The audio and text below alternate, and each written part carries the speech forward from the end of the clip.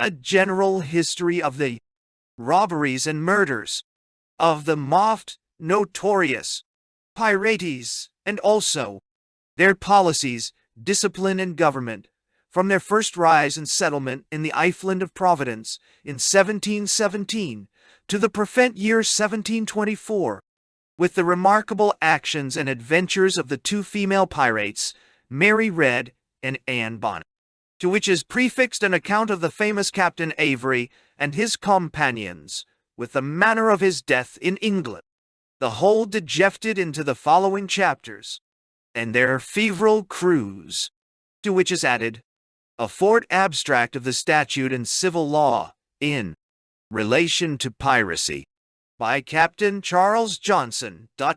London, printed for Ch.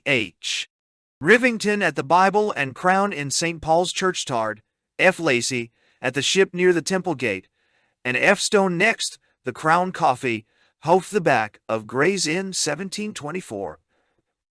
Title page of the first edition, 1724. Tart. Daniel Defoe. Introduction. The Life of Defoe. Daniel Defoe, author of Robinson Crusoe and Moll Flanders, acclaimed early master of English fiction, has also been a treasure for historians, and his reports on the island kingdom of King William and Queen Anne have continually occupied the central point of their thought and vision. It is therefore quite natural that we turn to this most representative of Englishmen, novelist, economist, journalist, hosier, tilemaker, and civil servant for more than a quarter of a century. For what has become the principal source for the lives of the pirates and pirate history during the first 25 years of the 18th century.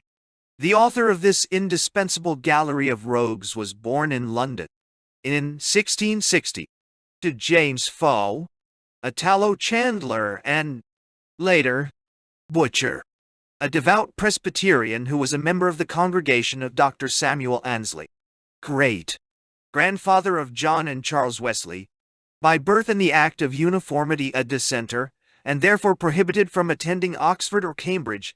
Defoe was sent to nonconformist schools for his education and preparation for the ministry. One of these was the Reverend Charles Morton's famous academy at Newington Green, then located in the country about 7 miles from London. Morton, who afterwards in 1686 was to become vice president of the fledgling Harvard College, provided his students with a regimen and an education which was in many respects finer than that which then prevailed at the universities.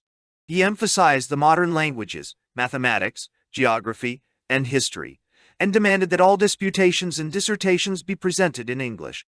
Morton not only gave his students an education relevant to the diverse and challenging society which they were to enter, but also perhaps was instrumental in forming that contemporaneity of mind and literary style with which his most famous graduate was to attract, cajole, and convince his English readership in his pamphlet controversies during 3 reigns. At the time of his marriage in 1684 to the daughter of a well-to-do dissenting merchant, with whom he received a comfortable dowry, Defoe had rejected the ministry as a profession and had established himself as an enterprising young tradesman with interests in wines, tobacco, and other merchandise, in addition to his haberdashery business. On record is Defoe's claim that as early as 1683 he had begun his political pamphleteering. For the next 20 years this commercial and political involvement went hand in hand. If Defoe's bankruptcy to the tune of £17 sterling, zero in 1692, is an indication that he had been conducting his business speculations in a grand way. His publishing record indicates that he had also invested heavily in the political fortunes of William III, for he wrote more than a dozen tracts, all published anonymously, supporting the foreign policy of the Dutch monarch, of whom, till the very end of his long life, Defoe spoke with gratitude, reverence, and love. 3.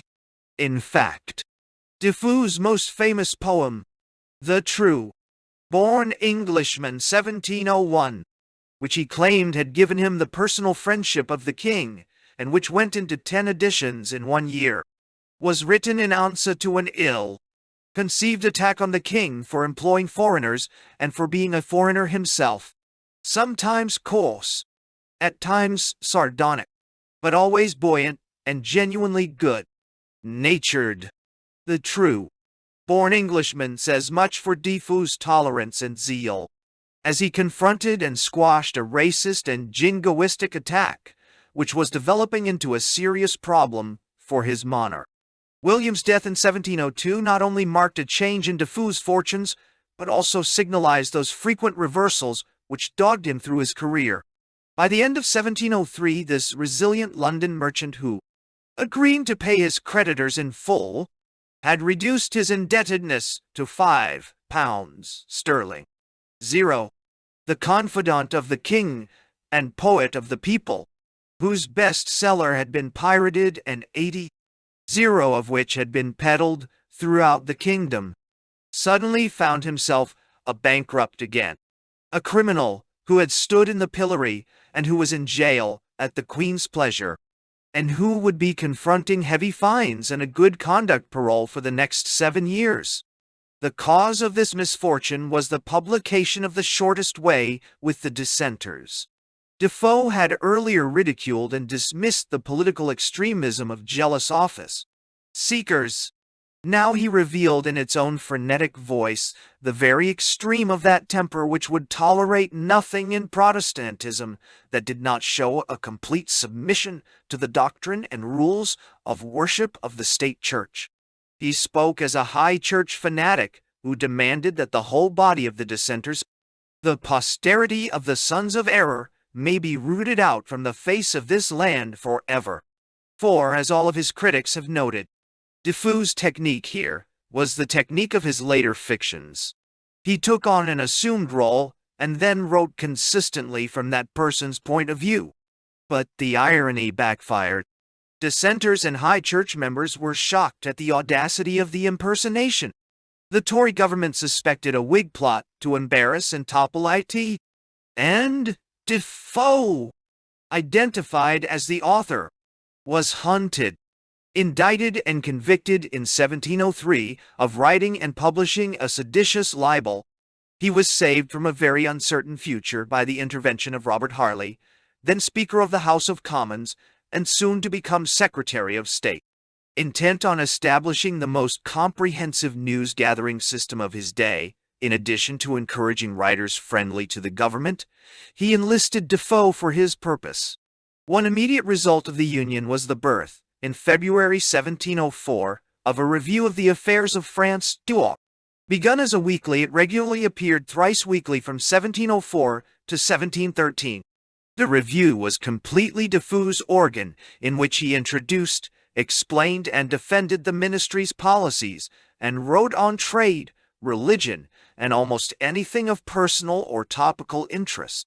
Defoe composed the review, not only during his stay in London, but also while he was on the road and in Scotland, where he was sent for long periods between 1706 and 1711. Enlisting public opinion for and reporting on responses to the Union of Scotland and England. 5. The change of ministries during these years and their conflicting programs posed little trouble for Defoe. Demanding a war economy for the Whigs, defending the peace negotiations which led to the Treaty of Utrecht for the Tories, Defoe was able to embrace wholeheartedly the arguments of his patrons. Their moderate policy for the economic expansion of England and for a balance of power in Europe was his policy. But he was also the born publicist. With all the publicist's tendency to become convinced by the Casey P.I. Is's presenting. 6. Even the folly of the Tory government after the death of the May Queen in 1714, and the ring accession of George I only momentarily disrupted the rhythm of diffuse journalism. The confidential agent of Harley and the Tories became the servant of the Hanoverian Whigs, but in a more disingenuous role. In the guise of a rejected and disaffected Whig, Defoe was to editorialize for the Tory journals, and by 1717, as a translator of the foreign news, Defoe had assumed so much control of Nathaniel Mist's weekly journal, or Saturday's Post, the most influential Tory weekly of the day, that it was dissembled and enervated, so as to do no mischief or give any offense to the government. And 7. No one I miss Sherwin's I see you with quick. But it was not until November 1718, when he was discovered to be writing for both Mist's Tory columns and the Whig Whitehall Evening Post, that the abuse directed at him became excessively virulent. Scurrilous poems and premature rumors of his death filled the weeklies, and it is quite possible that the exposure of this Proteus of the journals, reducing his effectiveness as a government propagandist, was instrumental in turning him, at the age of 59, to those works of fiction that have given him immortality. Robinson Crusoe, published in April 1719, was an immediate popular success. The theme of a man living in isolation from his fellow men was a favorite of the day, and scholars have shown that Defoe brought little to the story that was actually new.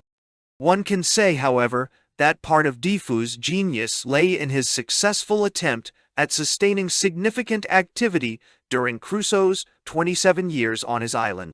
This he accomplished by making the island terrain varied enough for continued adventures. Danger and doom stalked Crusoe's plantation, and this everyman's simple but human triumph before the threat of annihilation has through the years engaged the attention of the world's readers. But perhaps it is the religious structure of the book that best reveals Defoe's artistry. His concrete images and actualities, like John Bunyan's, beautifully objectify spiritual experience.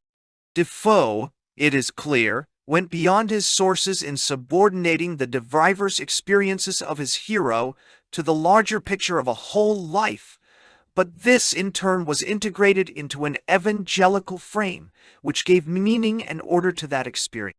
To read Robinson Crusoe today is to read it not only as a narrative of a plucky Englishman taming a wilderness, but also with a full awareness of man's spiritual development and the justification of the ways of his God. To him, 8. In a sense, Robinson Crusoe is a paradigm of all of Defoe's later fictions.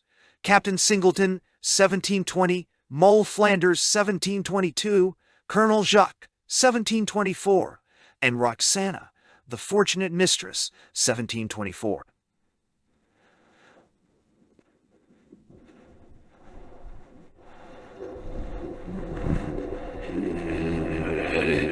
To them all he brought the same sense of detail, the same portrayal of frail humanity, somewhat innocent and alone, yielding to the temptations of a somewhat hostile world. Whether his protagonist was a victim of circumstance, or an aristocratic courtesan, a London vagabond, or a buccaneering rogue, he was invested by his creator with a robustness and an animal vitality that make him always interesting and never dull. It has been said that Defoe embraced too readily and uncritically the vision of his vagabonds and criminals, but it is this felt life imparted to them, this belief induced in us in the reality of his characters, that sustains them today. In spite of their moral confusions and time-saving piety, and to the non-fiction of his last years, Defoe brought the same energy, the same sympathy, and the same arguments for amelioration and reform which he gave to his autobiographical narratives. His lifelong interests and preoccupations are indicated by some of the longer works in the last decade of his life. Standards of Conduct by Religious Courtship 1722 and Conjugal Lewdness, or A Treatise Concerning the Use and Abuse of the Marriage Bed 1727, The Occult by the Political History of the Devil 1726, and A System of Magic 1727, Trade by the Complete English Tradesman 1725, 1727, and A Plan of English Commerce 1728. The Tour de War, Stye, a brilliant and socially illuminating product of a lifetime of inland travel, was a tour through the whole island of Great Britain, 1724, 1725, 1727, and one of his last documents, Augusta Triumphans, Owong, The Way to Make London the Most Flourishing City in the Universe, 1728. Proves that his lifelong concern for civic reform and the betterment of his country had not diminished. When he died, in April 1731, Defoe left behind an unparalleled body of work which has made him one of the greatest of English journalists, a teller of unforgettable tales, and a citizen of the world. Piracy, the historical background. When, in April 1718, Captain Woodes Rogers sailed from England, appointed by the Crown to the governorship of the Bahamas, and given the responsibility of suppressing piracy in the West Indies. It must have seemed to some reflective and historical-minded Englishmen the shameful end of an epic drama. From the grand nightly adventures of Drake and Hawkins against the Spaniards along the coasts of the Americas, the privateering campaigns of the English and European seamen had degenerated into the cruel and indiscriminate raidings of the merchant navies of Western civilization.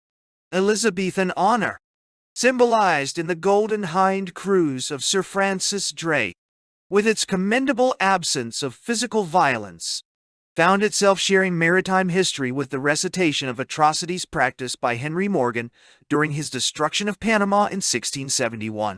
The thoughtless slaughter of heathens in the Indies and the Indies. In succeeding years, the sustained brutalities of Low, Spriggs and Anstis in American waters. 9. England's own maritime problems had started with the Restoration. The authorities were, in a sense, caught in a squeeze. The continually shifting political situation during Charles' reign made it expedient for the government to placate the buccaneers, once bona fide fleet personnel who were now out of the naval service. They were desperate men, the offshoots of continental hostilities, religious wars, and England's refuse population, which had been dumped on her West Indian islands, convict gaol, birds or riotous persons, rotten before they are sent forth, and at best idle and only fit for the mines. 10. With Spain technically at peace with England, and no commissions or letters of marque forthcoming from the authorities in the islands, the buccaneers were repeatedly tempted by the French governors in the Caribbean to lend their services to France, now more powerful than England militarily, and which, under Colbert's visionary policy, was beginning to rival her as a trading competitor. To keep these English seamen in the Restoration privateering trade inactive meant losing them to France. It was just such a situation which enabled Henry Morgan to mount and launch his treacherous attack on the Spanish dominions in 1668 without official condemnation. For its purpose was to silence the grumblings and fill the pockets of the beached adventurers throughout England's West Indian possessions. After the Anglo-Spanish Treaty of 1670, through which Spain recognized the English possession of Jamaica and allowed English ships freedom of movement in the Caribbean, the incidence of illegal attacks declined.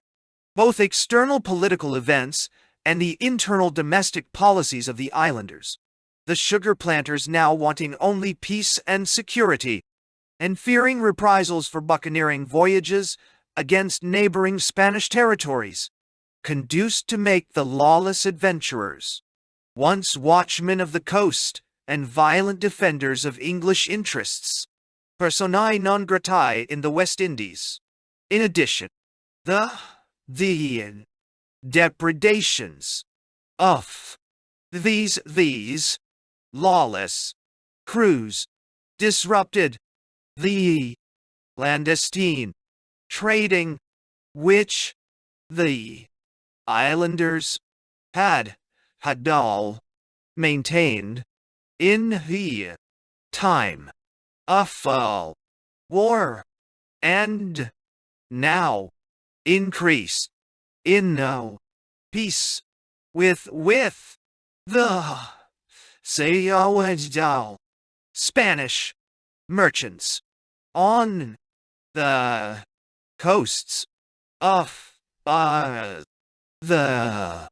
Americas. 11.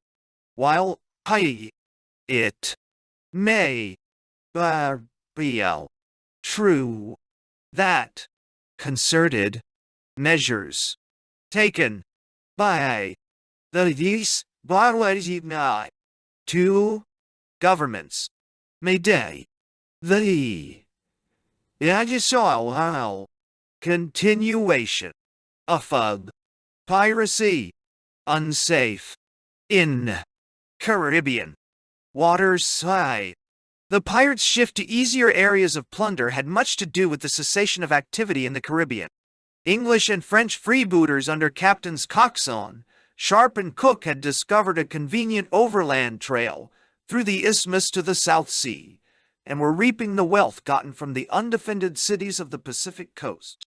Their exploits became an integral part of the most influential narrative of piracy before Defoe's John Exquemelin's Buccaneers of America, which, written in Dutch in 1678, had been translated into English in 1684. The full-length journal of their cruise was added to the second edition published the following year.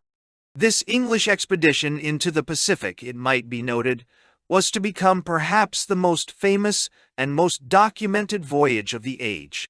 At least 6 different accounts were published before the end of the century, one of which was the famous William Dampier's. While these brethren of the coast were concentrating on the bulky Spanish treasure ships and the wealthy coastal trading towns, the wide-ranging English fleets discovered the glittering riches of the East, carried not only in the sturdy East Indiamen of European origin, but more advantageously for the pirates in the slower, smaller, and awkwardly defended masted grabs and gallivats of the Mughal and Arab fleets. While piracy had continued in these waters throughout the 17th century, it was not until the last decade that the English government became concerned. In the year 1695, the subject of these piracies had become one of serious consideration in England and engaged the earnest attention of the government. The East India Company, which even at that day was carrying on a vast and lucrative commerce with the East, represented to the government that vessels belonging to the Grand Mogul had been taken, and that they feared reprisals upon their ships, and the company petitioned that a vessel of war might be sent out for the special purpose of destroying these pirates. 13. To a great degree, the impression of the pirates' extent and power was derived from the sensational exploits of the half-legendary pirate Captain Henry Avery, or Every, mentioned in unpublished memoirs and Captain's reports to the Admiralty Office. He suddenly burst into public prominence as a result of the London trials of some of his shipmates in 1696 for the theft of the Grand Mogul's treasure ship with its enormous gold hoard near Surat, India. Ironically, for this high-handed act of piracy against a friendly prince, the jury, contrary to the expectation of the court, brought in all of the prisoners and Avery, who had not yet been taken, not guilty. But his men and he, in absentia, were retried and convicted of the theft of the merchant ship on which they had mutinied, and which started them on their pirate career. Tales of Avery's deeds, and of the growing strength of his pirate contingent, which had settled on the island of Madagascar, increased with the years. They were exaggerated by the wide coverage given the privateering adventures of Captain William Kidd in his subsequent trial for murder and piracy in 1701, and enhanced by the developing myth of a fabulous pirate commonwealth, replete with housekeeping Moslem maids in a tropical paradise, and by the mounting notices of the vast pirate holdings of gold and silver, jewels, silks and muslins which were, pardon, the pirates seemed willing to share with the depleting English exchequer. 15. Defoe was less than serious in his hastily improvised fictional autobiography of Avery published in 1719. But in 1707, he was as fascinated as any English moralist and mercantilist could be. Beyond the eyed prospect of repentant pirates and pardons, but with me a sum greater than usual, the nationals debt. 16 as lated as 1721 British and colonial ships were still supplying these Madagascar pirates with stores and ammunition in exchange for slaves which were disposed of in the West Indies. 17. And it should be remembered, anecdotes and accounts of these pirate crews, not only of Avery's, but also of Bowen's, Halsey's and White's, who had settled on Madagascar, were continually being brought home to London by Bristol and Bideford sea captains, and so were readily available to Defoe when he embarked on the historical reconstruction of piracy in those eastern seas for the second volume of the History of the Pirate, published in 1728.8. Because of these steady and successful attacks in eastern waters, the movement reached its zenith in the first half of 1700. But then, with dramatic suddenness, it began to decline. Pirate attacks on merchant shipping were substantially reduced in the first decade of the 18th century, for the mobs of unemployed seamen disintegrated as the War of the Spanish Succession, begun in 1701, took all available hands at loose ends into the naval and privateering services of their respective countries. England herself issued a general pardon for all buccaneers who would assist in the war. Another factor in the decline of piracy, which gained in significance during the century, was the change in naval vessels and strategies. Men of war increased in size, and there was a corresponding increase in their armament and the armament of merchant vessels. The convoy system was increasingly used for the merchant trade, though it should be recalled that Richard Worley in 1718 began his pirate reign in a small open boat, 19. With the war, these enemies to all mankind became privateering patriots, and in these years piracy almost disappeared from the seas. But the cloak of legitimacy seemed to have endangered their competency. For the Act of Parliament on Privateering of 1708 is directly attributable to the failure of the British fleets to inflict any appreciable damage on the shipping of the Crown's enemies. In this act, an effort was made to restore to privateering all the old spirit of adventure which permeated our sea story in the reign of Elizabeth. Previously, the Crown had reserved for itself 1/5 of all prizes taken by privateers. Now, the whole interest was transferred to the owner and crew. This act marks the close of the period of decline and the opening of a period of great activity. 20.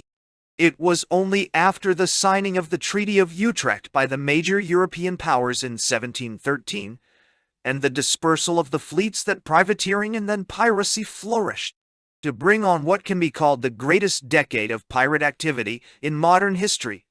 21. The area of most fruitful activity was again the Caribbean and North American waters. Mercantilist policies, asserting that colonies and carrying trade to the mother country assured national prosperity, stimulated trade with England's Western Empire, and the exploitation of the colonists' exports increased tremendously the chance for easy plunder.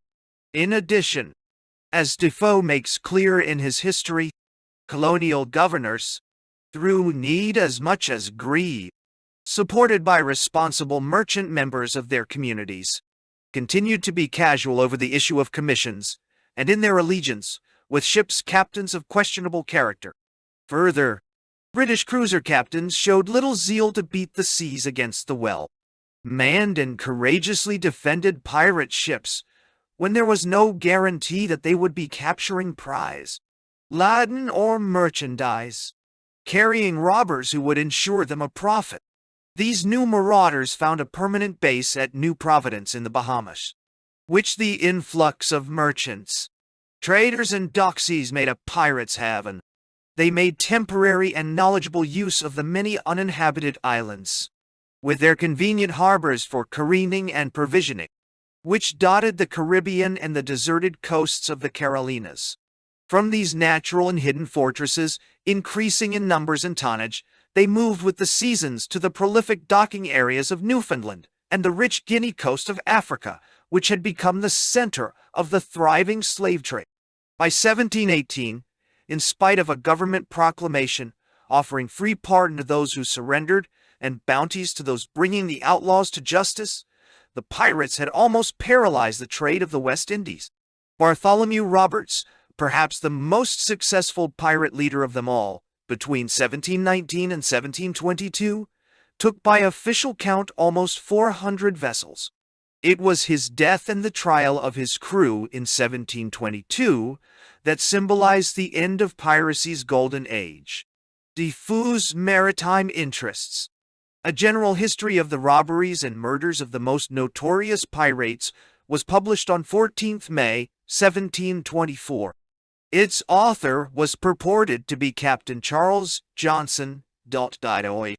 Remarkable though it may seem, less than a dozen of the more than 500 works now attributed to Defoe carried his name on the title page. After 1710, only 2 volumes were issued with his name, one of which was his Apologia Pro Vita Sua, an appeal to honor and justice, 1715. Such anonymity was the rule in the reigns of William and Anne. Party contests reached heights of insult, and polemical literature was characterized by an immoderate fervor that was not to be equaled for many decades. Tracts appeared anonymously to protect the writers from prosecution or sometimes serious thrashing. Defoe, because of the secretive nature of much of his written work for the government, deliberately concealed the authorship of nearly all his works. Aliases and impersonations, disguised handwriting, and the dissimulation of a double agent were the rules of the game, and it would not be unkind to say that the deceptions of authorship were by now second nature to him. The journalistic wars which Defoe had entered embraced the whole London establishment. Therefore, it would have been impossible for anything even non-controversial from his pen to receive a fair and impartial hearing. Quite obviously, also, a marine history, authored by a sea captain, guaranteed a more favorable reception by the public. The history of the pirates, then, was considered the production of an unidentified Captain Charles Johnson for more than 200 years. Not until 1932, when Professor John Robert Moore recognized Defoe's hand, was it made clear that Captain Johnson was but another mask of the indefatigable Daniel Defoe, like Andrew Morton, Esquire. Captain N. George Roberts, or the saddler who lived through the Great Plague of 1665. Professor Moore detailed evidence for his authorship in 2 ways. One was the style and idiom typical of Defoe. The idiomatic phrases, the comic or ironic turns of thought, the introduction of dialogue to dramatize a scene, the interspersed moral reflections, are all Defoe's. Also, distinctively, his were the hints of further volumes, the circumstantial realism, and the irrelevant allusions to minor matters. The other and stronger evidence is that of ideas and interests. Overseas trade, fisheries, storms at sea, colonial projects in Madagascar and the South Sea, shipbuilding, marriage relations, debtors' laws, and the origin of government. All these connect the pirate history with Defoe's innumerable writings. Even Defoe's favorite literary works, Aesop, Plutarch, and Don Quixote, crop up to give that distinctive and recognizable tone to the work and help to support the identification. 22. Professor Moore, conjecturing on the roots of Robinson Crusoe and cataloging the varied influences which illuminate that story's facts and form, concluded that no other author could have written this book. 23. That observation would seem to be more appropriately applied to the history of the pirates. For all of Defoe's observations and experiences, his family alignments, his business speculations and trading ventures, his political propaganda, colonial visions, and periodical journalism, contributed to the preparation of these most authoritative pirate biographies of his day. Even before his 30th year, Defoe, through familial and merchandising alliances, had accumulated many of those sources of information he was to draw upon not only for the history, but also for those fictional creations like Moll Flanders and Colonel Jacques, which preceded it. Defoe's elder sister Mary had married two shipwrights successively. Robert Davis, Defoe's brother, in Hull, Law, became his frequent traveling companion on those journeys he made for Robert Harley during 1705, reporting the political climate of the counties, and was also Defoe's confidential messenger to Harley before he finally settled as a shipbuilder in Leith, Scotland too. In 1708, Defoe's letters to Harley during these days not only reveal his pleasure in dissimulation, but also present his easy familiarity with maritime matters. For he relates how he alibied his presence in Edinburgh to promote the Union by posing as a merchant about to settle in trade and build ships. In a later letter, it can be noted, dealing with improvements in the trade of Scotland and the erection of shipyards and docks for the use of the English Navy, Defoe anticipated the construction of Rosyth Naval Base, begun in 1909 and completed in 1916.25. If we can believe Defoe, a good deal of his marine knowledge, of trading routes and harbors and neutral ports, was gathered in the 1680s when he traveled through most of the countries of Western and Central Europe as a commission merchant and importer. What is certain is that as early as 1688, Defoe was the owner of a ship which traded in France and Portugal, and he was also posting cargo to colonial merchants in Boston and Maryland. These merchants very readily might have remained his correspondents after the cessation of his business dealings with them, and from them he might have received much of that unreported news from abroad, which was eventually integrated into the history of the pirates. In his essay upon projects, 1697, his first major book, he admitted his indebtedness to contemporary publications for some of his ideas in his chapter, Off Seamen, but its statistical soundness and modern innovations. A registration office for seamen, much like the present-day union hiring hall, unemployment insurance from a guaranteed fund contributed to by captains and merchants, hazard insurance against bodily injury or death at sea, derived just as much from his intimate involvement in the maritime affairs of his day. 27. The preface to the essay upon projects was addressed to Delby Thomas, one of the great West India merchants of the day and a projector after Defoe's own heart. Thomas's propositions for general land banks, 1695, and his interest in friendly societies, an early form of mutual insurance associations, had provided Defoe with some hints for his own volume on projects, and Thomas's an historical account of the rise and growth of the West India colonies, 1690, helps us to understand many of Defoe's mercantilist ideals.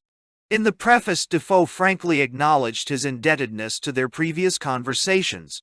When Thomas sailed for Guinea in 1703 as agentine general for the African Company's Gold Coast settlement, it is likely that Defoe maintained some kind of correspondence with him, or perhaps read his reports to the company in London, some of whose shares he owned. 28. As we have seen, Defoe's interest in maritime and naval concerns is contemporaneous with his first major publication, and followed from his close commercial involvement in the maritime life of the nation. But with his bankruptcy, ironically resulting from losses incurred insuring vessels during King William's War with France, and succeeding business failures arising from his flight and imprisonment in 1703, following the publication of The Shortest Way with the Dissenters, this London merchant with incidental literary interests became the pamphleteer, propagandist, and permanent civil servant of the successive juntas, coalition ministries, and Whig and Tory administrations in the reigns of Anne and George Vorsfort. As Professor Sutherland succinctly noted, he did not become bankrupt because he had taken to writing. He became an author because he had failed in business. 29. Defoe's presentation and manipulation of the news for the changing ministries. In the pages of his review, and in many of the more than 400 separate publications he issued in the quarter century before the publication of A General History of the Pirates, involved him in every aspect of England's maritime history, and only a few of such publications can be noted here. As early as 1700, Defoe was aware of France's obstruction of the freedom of navigation and commerce, and of the havoc her privateers and West Indian pirate vessels could do to English trade. In fact, he argued that to be a justifiable cause for the War of the Spanish Succession. But what is England without its trade, without its plantation trade, Turkey and Spanish trade? And where will that be when a French garrison is planted at Cadiz, and the French fleet brings home the plate from Havana? What will the Virginia colony be worth when the French come to be strong in the lakes of Blanc and Tex, and have a free commerce from Quebec to Mexico behind ye? What will our northern trade be worth in a war, when the ports of Ostend and Newport are as full of pirates as Dunkirk and St. Malo? His first policy statement, enclosed in a letter to Harley, was on the English fleet and carried a partisan attack on Admiral George Rooke for failing to prevent the concentration of the French Brest Squadron and the Toulon Squadron and the Toulon without a battle, permitting them to come safely into Toulon. 31. To his reformatory measures on the merchant marine, which he had first published in 1697.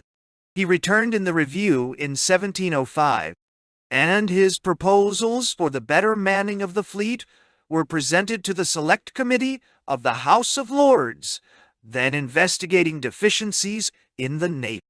To the end of his life, it must be said, Defoe continued this plea for a revitalized and debrutalized merchant marine, encouraging a more humane attitude toward England's downtrodden seamen. 32. In a later review, in 1707, Defoe repeated for his reader the gossip circulating about Captain Avery and the Madagascar pirates. In 1711, he wrote lengthy essays on the South Sea and African trade, and for the next decade, his promotion of the government's policies kept him abreast of the nation's rapidly expanding marine activity, which was to lay the foundations of her colonial empire. And in 1720, in his urgings to British merchants to colonize the mainland near Crusoe's Orinoco River, Defoe revealed a confident knowledge of a portion of those sea lanes over which his pirates were to roam.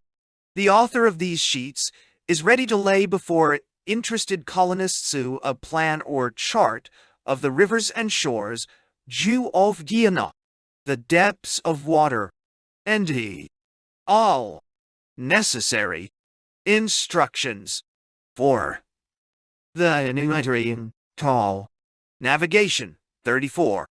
Diffuse many pamphlets, and his periodical journalism during these years brought him into contact with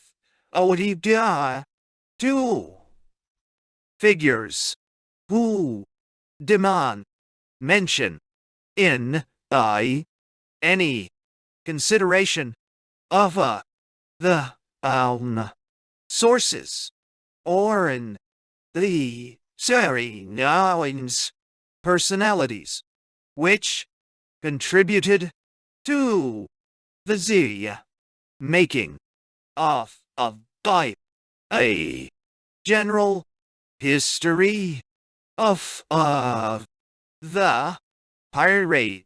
The first is Thomas Bowray, the second Woodes Rogers. Thomas Bowray was advanced into his 56th year when he made the acquaintance of Defoe, and he died only 5 years later in 1713. Yet in that short time, his business interests and personal memories could have provided Defoe with a substantial amount of loose information for the second volume of the history, the story of piracy in Madagascar and Indian waters from 1695 to 1705. Yet it must be admitted that Defoe does not exhibit any real knowledge of the island itself, nor does he present more than superficial comment on the pirate stronghold. In his concluding remarks to the Avery chapter in the first edition of the history, Bowray had spent 18 years as a sailor in those waters, and had finally settled in Wapping in 1690 as an East India merchant. Sir Richard Temple, the editor of his papers, writes, Bowray, from his travels all round the coast of southern Asia, from the Persian Gulf to Borneo and Sumatra, trading from port to port, probably knew as much of the conditions of life in those regions as any man of his time. 35. Not only was he shareholder in cargo on the Worcester, the tragedy of which Defoe thought necessary to retell in the life of pirate Captain John Bowen, he was also part owner of the Prosperous, the papers and records of which are indispensable for the story of piracy in those eastern seas. For the ship figures prominently in the exploits and movements of Bowen, Thomas Howard, Thomas White, David Williams, and Nathaniel North. Bowray's schemes for reducing the pirates infesting Madagascar, to increase the East Indian trade, and to set up sugar and indigo plantations in Jamaica, indicate the remarkable similarity of interests between the two. In fact, Bowray's manuscript, Proposal for Taking Valdivia in the South Seas, presented to Harley in 1711, which detailed plans for a British colony in Chile, is identical to Defoe's enclosures to Harley that same year, proposals which Defoe resubmitted to the public in semi-fictional form in his new voyage round the world, 1724. 36. Captain Woodes Rogers, before his tenure as governor of the Bahamas, had achieved fame as the able and brilliant leader of the most successful privateering expedition ever undertaken. It has been estimated that when he and his fleet docked in Bristol in October 1711, incidentally depositing Alexander Selkirk on English soil, the plunder brought home to his Bristol backers amounted to £800 sterling, 0, and the total value for distribution amounted to £170. 0.37. His entertaining and also realistic account of the voyage, published the following year, was read by Defoe, and while his recent biographer is unable to present any definite evidence of acquaintance between the two, the similarity of their past activities is especially noticeable, and would make such an acquaintance likely. Rogers' preface to his cruising voyage is less concerned with nautical details than it is with the enlargement of trade, and the soundness of his plans for promoting the South Sea trade. Brian Little, Rogers' biographer, thinks that the literary artistry and the economic bent of Rogers' highly readable account show the hand of Defoe. More particularly, I think it not unlikely that Defoe was more than a mere collaborator in the all-important, strongly political introduction.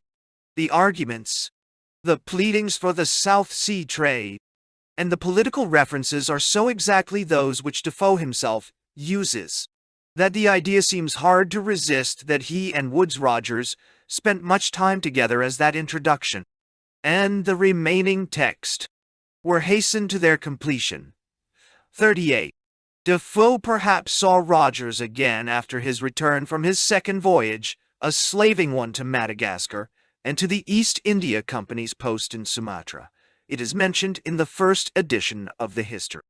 The Bristol captain's projects and plans during the next few years would also have led him to Defoe, for Rogers had made contact with the Madagascar pirates and was proposing their legitimate involvement in peacetime trade. When he was later granted his commission as governor of the Bahamas, he considered settling the Protestant Palatine refugees there under his auspices. A campaign which Defoe had taken a deep interest in and had promoted it zealously in the 79.39. There are few facts available about Rogers' personal life in the months before he left for the Bahamas in 1718, and during his tenure in London from 1721 to 1729, which included a confinement in a debtor's prison in 1723. What is clear is that while Defoe was assembling his notes for his general history of the pirate, the ex-governor of the Bahamas was immediately available, and it is probable again that Defoe garnered first-hand data from the most respected and most renowned pirate hunter of his day. As Robinson Crusoe and the steady publication of those sizable fictional and historical volumes which followed it show, Defoe himself was finally in a position in which he could make liberal use of his accumulated knowledge and wide-ranging contacts. Since 1714, he had been busy turning out innumerable six-penny pamphlets defending the Whigs, Walpole and Townshend, proclaiming the happiness of the Hanoverian succession, and concocting accounts of the Tory regime of Anne's reign, which defended the activities of his old patron, Robert Harley, now Earl of Oxford, who was tried for treason in 1717. The only major interruptions to these publications championing the new ministries and denouncing the Jacobite rebellion in Scotland were the 2 volumes of the Family Instructor, 1715-1718. As the exigencies of past loyalties and immediate commitments to propaganda diminished, Defoe turned his mind to those histories and fictions, travel accounts and rogue biographies which were exciting the popular imagination. In Captain Avery, 1719, and Captain Singleton, 1720, he sought to satisfy the insatiable appetite of the English reading public for travel literature, while at the same time contributing to that rogue literature which was a staple of the period, consisting of authentic biographies of outlaws and reprobates whose exploits in defiance of law and order had passed into legend as soon as they were dead, and in some cases before. 40 complementing his earlier reading and writing, and helping him immensely when he turned to pirate biographies and criminal narratives, was his editorial work on 2 periodicals, Mist's Weekly Journal and John Appleby's original weekly journal. As we have seen, Defoe was covertly slanting the news in Mist's journal, limiting its mischief and offense to the government. But he was also reporting in its columns the overseas dispatches, ship news, as it was called, and thus, until his probable departure from Mist, in 1725, accumulating the most current pirate reports of the moment. Defoe had also become a staff writer for Appleby's Journal in 1720, and during these years before the publication of a general history of the pirates, he had furnished the weekly with those lives and dying speeches of celebrated criminals which were the journal's specialty. Defoe thus gained knowledge of pirate history, unmatched in his day, by following the trials closely and also visiting the cells of Newgate and the Marshalsea during those years. For it is clear from some of the paragraphs recorded in Mists and Appleby's, and later rewritten for the history, that Defoe had heard countless tales of pirate adventures from the captured pirates themselves. A general history of the pirates. Exactly when Defoe conceived the idea of writing the history, it is impossible to say. Professor Moore has noted that Defoe was disposed to carry his longer works over a considerable period before they appeared in print. In addition, during his last years, Defoe was engaged in grand compilations, sporadically organizing the collectania of a lifetime. 41. It has also been suggested that when the Weymouth, carrying John Atkins, surgeon, purser, and the register at the trials of Bartholomew Roberts's crew at Cape Corso Castle, arrived from the West Indies in the spring of 1723, with the trial documents, indicted pirates, and Atkins' own personal account, Defoe set about his project. These complete records were then used by Defoe as a paradigm of all pirate adventures and trials, as Defoe himself admits in his preface, with the Roberts chapter, comprising almost 40% of the text. Atkins was thanked in the second edition for his geographical and nautical contribution, and he himself, in his later account of his cruise from Africa to the West Indies and then home, alluded to the aid he gave the author of the history, without mentioning Defoe's name. 42. But it was not necessary to await the return of the Weymouth, for a full account of the trials of the pirates taken by Captain Challoner Ogle had been published the previous February, and it became one of the half-dozen published trials from which Defoe shaped his own narrative for his chapters in the history. 43. Defoe earlier had commented cautiously on the engagement and victory in Appleby's Journal in July 1722, and the London periodicals throughout the year filled in the particulars of the battle and printed Captain Ogle's reports to the Admiralty. In any event, a careful collation of the published and unpublished material of the period and Defoe's journalism indicates that by the end of 1723 he had amassed and was able to control a respectable quantity of old news, and had already shaped the general outlines of the major events in the lives of the pirates to be included in the first edition of the history. The year 1723 was taken up with the pirates. As Defoe recalled old reports, he had prepared for his histories of the reign of George I, searched for published trials, and organized the sporadic reports of the weekly and the daily press. It is also very likely that he interviewed returned but now law-abiding pirates in the towns he was visiting that year, as he had visited the previous year, checking topography for his forthcoming tour through Great Britain, the first volume of which also appeared in May 1724.46. Defoe's literary program in 1723 was a staggering one. It is apparent that while he was working on the history, he was also preparing for the printers not only the aforementioned tour, but also Roxana, the Great Law of Subordination Considered, and A New Voyage Round the World, all of which were published in 1724. This frenzied literary activity no doubt accounts for the disorganization and the discontinuity and the numerous errors of the first edition. Yet it must be remembered that Defoe, like a good journalist, historian, was arranging, developing, and to some extent dramatizing what he was told and what was appearing in the news reports. And what was reported in the London press was often confusing, contradictory, or simply wrong.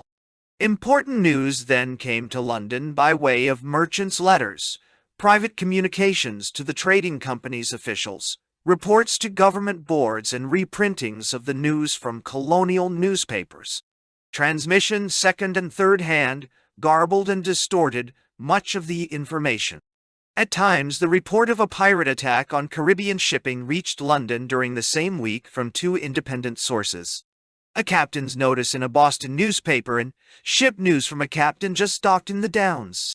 And sometimes they were both wrong. 47. Though it was published in May, the latest pirate news contained in the first edition, that concerning the movements of Lowther, was taken from newspaper accounts of the previous February 48. While the book was in the press, perhaps when he returned to the subject after the labors of the other publications were concluded, Defoe became aware of the extent of erroneous material in the history. At the same time, much new information suddenly became available.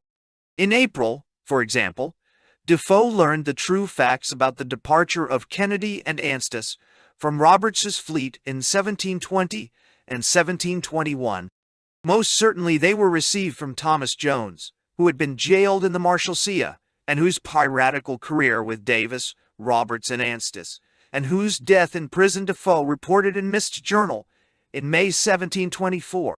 At this late date, though, Defoe was only able to note these corrections for his readers in the contents page, then in press.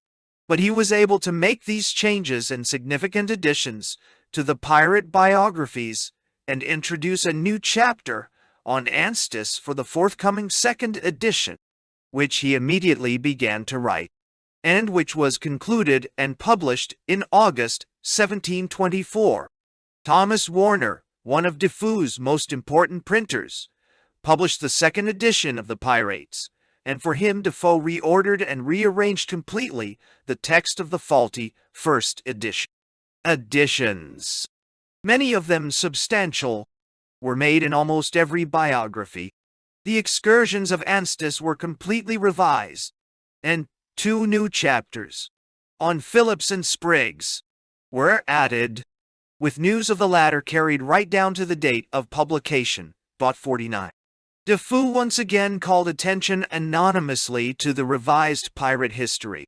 His lead essay in Mist's journal for 29 August was a facetious letter from a country correspondent who reported that this sham story of pirates was being read as an impudent libel upon great men, a device which was both a puff and why.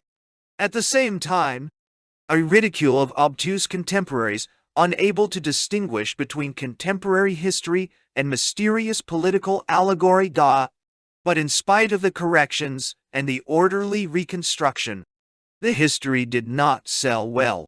Warner's third edition, published the following year with a new title page, was made up of old sheets of the second, and while the volume added the life of a celebrated but short-lived pirate of the day, Captain John Smith, alias Gow, who was executed for piracy and murder in June 1725.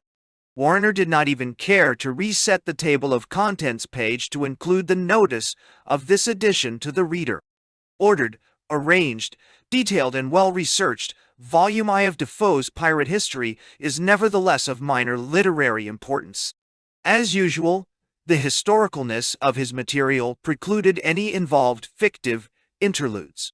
Also, confronted with an abundance of factual material, Defoe perhaps felt no need to expand the volume with dramatic or imaginative sequences. In this case, ships' names, armaments, locations, booty, and the many other incidentals of voyaging which he had gathered were organized in a coherent and readable structure, with a minimum of invention. Trial documents, some giving all the historical data, some providing important information which enabled Defoe to arrange satisfactorily other chapters, are pertinent to at least a dozen of the 17 chapters in the first volume. For example, the trials of Major Stede Bonnet provided Defoe with information about Teach and Vane, and further notices which he incorporated into the Vane biography had been presented in the trials of Rackham and his crew. With a few isolated reports from the London weeklies and a minimum of effort, Defoe was able to construct a very coherent and complete account of Vane's pirate career. But it must also be said that Defoe's chapters are much more than compilations of available data, capably, albeit mechanically arranged. The above-mentioned Trials of Major Stede Bonnet is a 56-page folio document, comprising a 6-page prefatory account of his capture, the court testimony in full of the 11 days of trial, totaling 43 pages, and a 7-page appendix of the depositions of pirates Harriet and Pell, and Captain Mainwaring. Defoe's account runs to 22 pages, contains all the important and dramatic events, comments on the melancholy inability of Bonnet to succeed in his new profession, and includes, for didactic purposes, the full text of Judge Trott's sentencing speech. Much of the time the reports were scanty and dull. Defoe elaborated and built up these disparate episodes, and his narrative skill and pertinent additions make them eminently readable and even exciting. For example, The Postboy, 1518 Septiti, 1722, carried the following news. The Amy, Captain A. Rowe, formerly Captain Watkins, from Carolina, that arrived in the river on Thursday last, hath brought the following advice, that the said ship being attacked off of Carolina by a pirate sloop, made a brave defense, killed above 30 of the pirates, and ran their sloop on shore. Captain Mediri Watkins, going afterwards in his boat to set fire to the said sloop, was unfortunately killed by the pirates, who fired at him from the shore, upon which the Amy's men did not think it proper to proceed any farther. Here is Defoe's rendition. The next adventure was not so fortunate for them, Elithair's crew, for coming pretty near the coast of South Carolina, they met with a ship just come out on her voyage to England. Lowther gave her a gun and hoisted his piratical colors, but this ship, which was called the Amy, happening to have a brave gallant man to command her, who was not anyways daunted with that terrible ensign, the black flag, he, instead of striking immediately as 'twas expected, let fly a broadside at the pirate. Lowther, not at all pleased with the compliment, though he put up with it for the present, was for taking leave.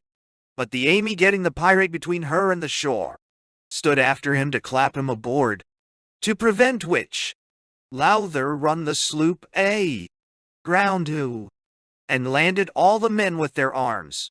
Captain Watkins, the captain of the Amy, was obliged to stand off, for fear of running his own ship ashore, but at the same time thought fit for the public good to destroy the enemy, and thereupon went into the boat, and rowed towards the sloop, in order to set her on fire.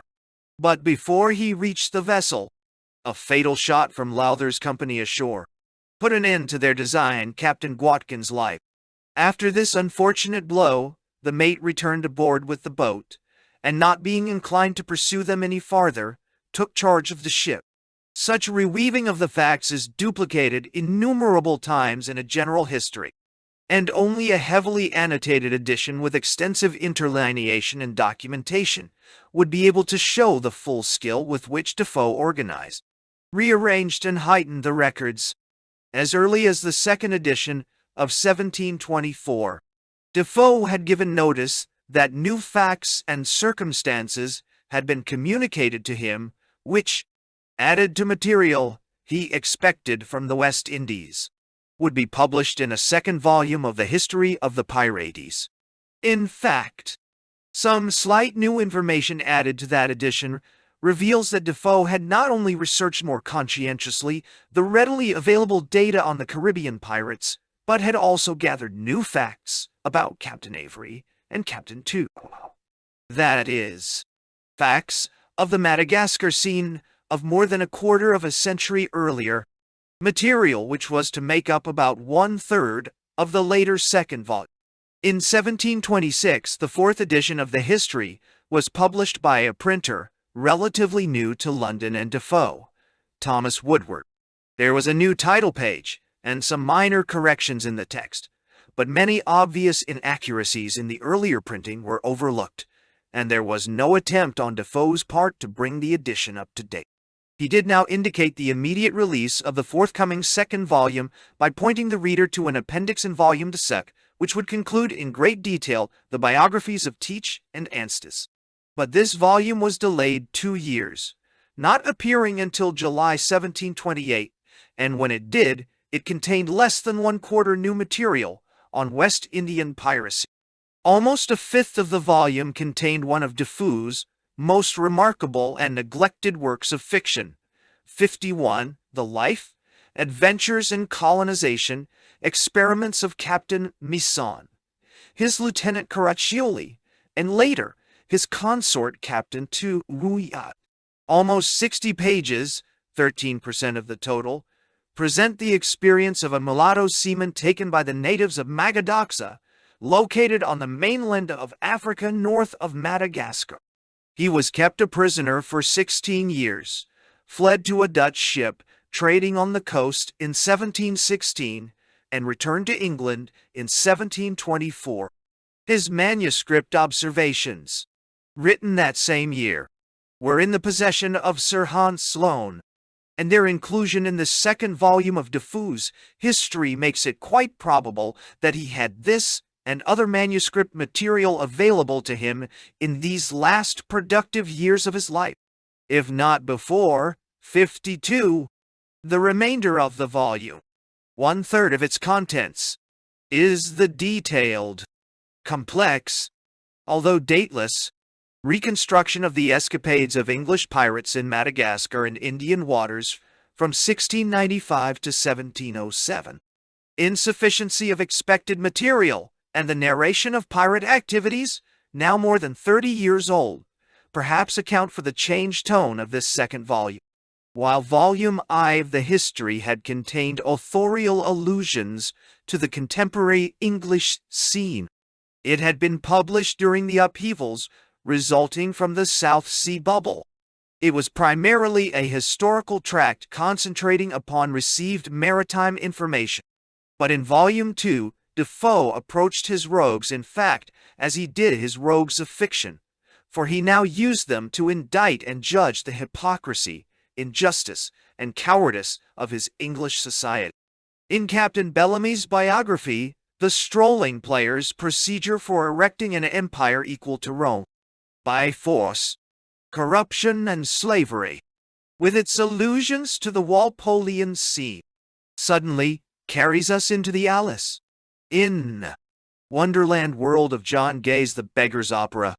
The laughter elicited diminishes, for Defoe has suddenly revealed another world shockingly analogous to the pirates, a world of politicians and statesmen, in which a more sophisticated group of robbers, thieves, and profligates resides. Captain Bellamy bluntly attacks the law of the rich and the connivance of the church in the deceptions practiced on the poor. Defoe's social satire impregnates many of the other historical chapters. Captain Thomas White protests that it is cruel to rob innocent children. Captain Lewis Quartermaster does not think it just that the innocent should suffer for the guilty, and Captain North's concepts of justice and societal harmony are a rebuke to the corruption and the scandalous egocentrism of government under Walpole. Defoe's most considered attack on the abuses of his day is found in the biography of Captain Misson, the leader of a floating commonwealth and the founder of the communist utopia, Libertalia. In this group's reassertion of that liberty which God and nature gave them, and in its withdrawal from a corrupt world order to the relative safety of unexplored Madagascar, Defoe presented his most radical questioning of the traditional bases of society. Misson's egalitarianism goes hand in hand with his insistent rationalism, and the generally sympathetic depiction of a deistic community sustains the image of Defoe as one who never lost his delight in paradoxes, and for whom even the most unpopular ideas held a certain fascination. Misson harshly criticizes the trading in slaves, abhors swearing and drunkenness, and supports his lieutenant's condemnation of capital punishment. At times, Defoe's characters are almost Swiftian in their affirmation of right and duty.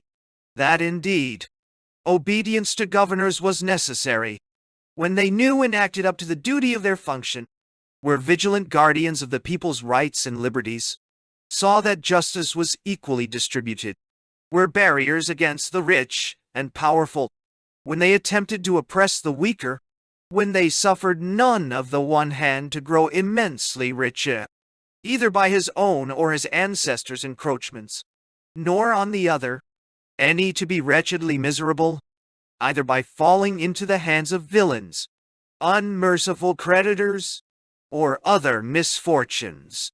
Libertalia fails, as do all of Defoe's reconstructed communities, but his actualizing of a Lockean ideal retains a fascination today, perhaps greater than it may have had in its own.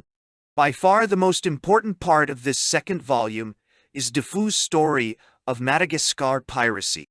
In spite of the distance in time, the inevitable lapses of memory of the aged seaman Defoe sought out, the lack of available reports, official and unofficial, and, most disconcerting for the historian, the erratic and transient nature of the pirate companies as they merged, split up, domesticated themselves on the island, and returned to England.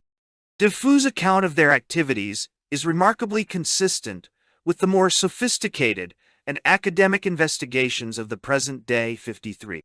Professor Moore has noted the rapid increase in Defoe's knowledge of Madagascar between 1719, when Robinson Crusoe was published, and 1729, and it is likely that much of the new information came from Robert Drury, whose Madagascar, or Robert Drury's journal was published that year at the request of his friends. 54. Drury shipped on the De Grave Indiaman as a teen-aged apprentice in 1701 for a voyage to the Coromandel coast. The De Grave foundered off the southern coast of Madagascar in 1703, and Drury survived the massacre of his comrades by unfriendly natives and spent almost 14 years on the island as a captive. From the very beginning of the cruise, Drury and the De Grave figure importantly in the events which were to enter Defoe's History of the Pirates, some 25 years later. For example, when the De Grave docked at Mauritius early in 1703, she picked up about 50 Lascars who had been deserted there by pirate Captain Bowen 2 months before. Remnants of the De Grave's crew roaming Madagascar joined pirate Captain Halsey's crew in 1705 in St. Augustine Bay and were members of pirate Captain Thomas White's expedition to the Red Sea in 1706. Drury, immediately before his return voyage to England in 1716, met on the coast John Proe, who had sailed with pirate Captains White and David Williams, and Samuel Burgess, one of the most enduring of the Madagascar buccaneers. 55 Burgess had been trading unlawfully with the pirates on Madagascar as early as 1691, was convicted but pardoned for piracy in 1702, together with Captain Culliford, and had ranged the eastern seas in pirate boats for at least a decade following Guy 56. Drury also met there one of his fellow apprentices on the De Grave, Nick Dove, who told him of his pirate cruises in the eastern shipping lanes until he retired in 1708 to live off the spoils made on the account and to trade in slaves on the mainland. Drury returned to claim property in Stoke Newington, where Defoe had settled as early as 1708, and to live in London. Except for a 2-year slaving voyage to Africa and Virginia between 1718 and 1720, Drury was available to any interested journalist who perhaps wished to learn the intimate details of piracy in those Madagascar waters. Possibly Defoe, whose involved interest in piracy had been sustained for more than a quarter of a century, tapped Drury's extensive reservoir of information tout 57. But, whatever the source, whoever the informant, taking into account The Errors of Commission and Omission, Volume de Soa de Fou's history has withstood every detailed modern examination and has become the chief source for piracy in those eastern seas. And in its entirety, the general history of the robberies and murders of the most notorious pirates has come down to us as something more than an accumulation of generally certified facts of an earlier age.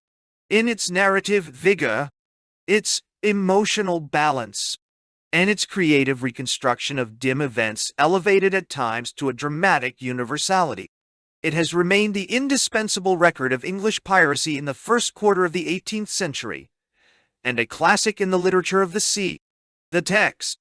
The present text is a reprint of Woodward's fourth edition of volume I published in 1726, and of volume second, published in 1728. As I have indicated in the introduction, Woodward's text, while it corrected a few minor inaccuracies of the earlier editions, added more than its fair share. Further, its typographical inconsistency within the volume and with the earlier edition suggests continual compromises among several printing styles.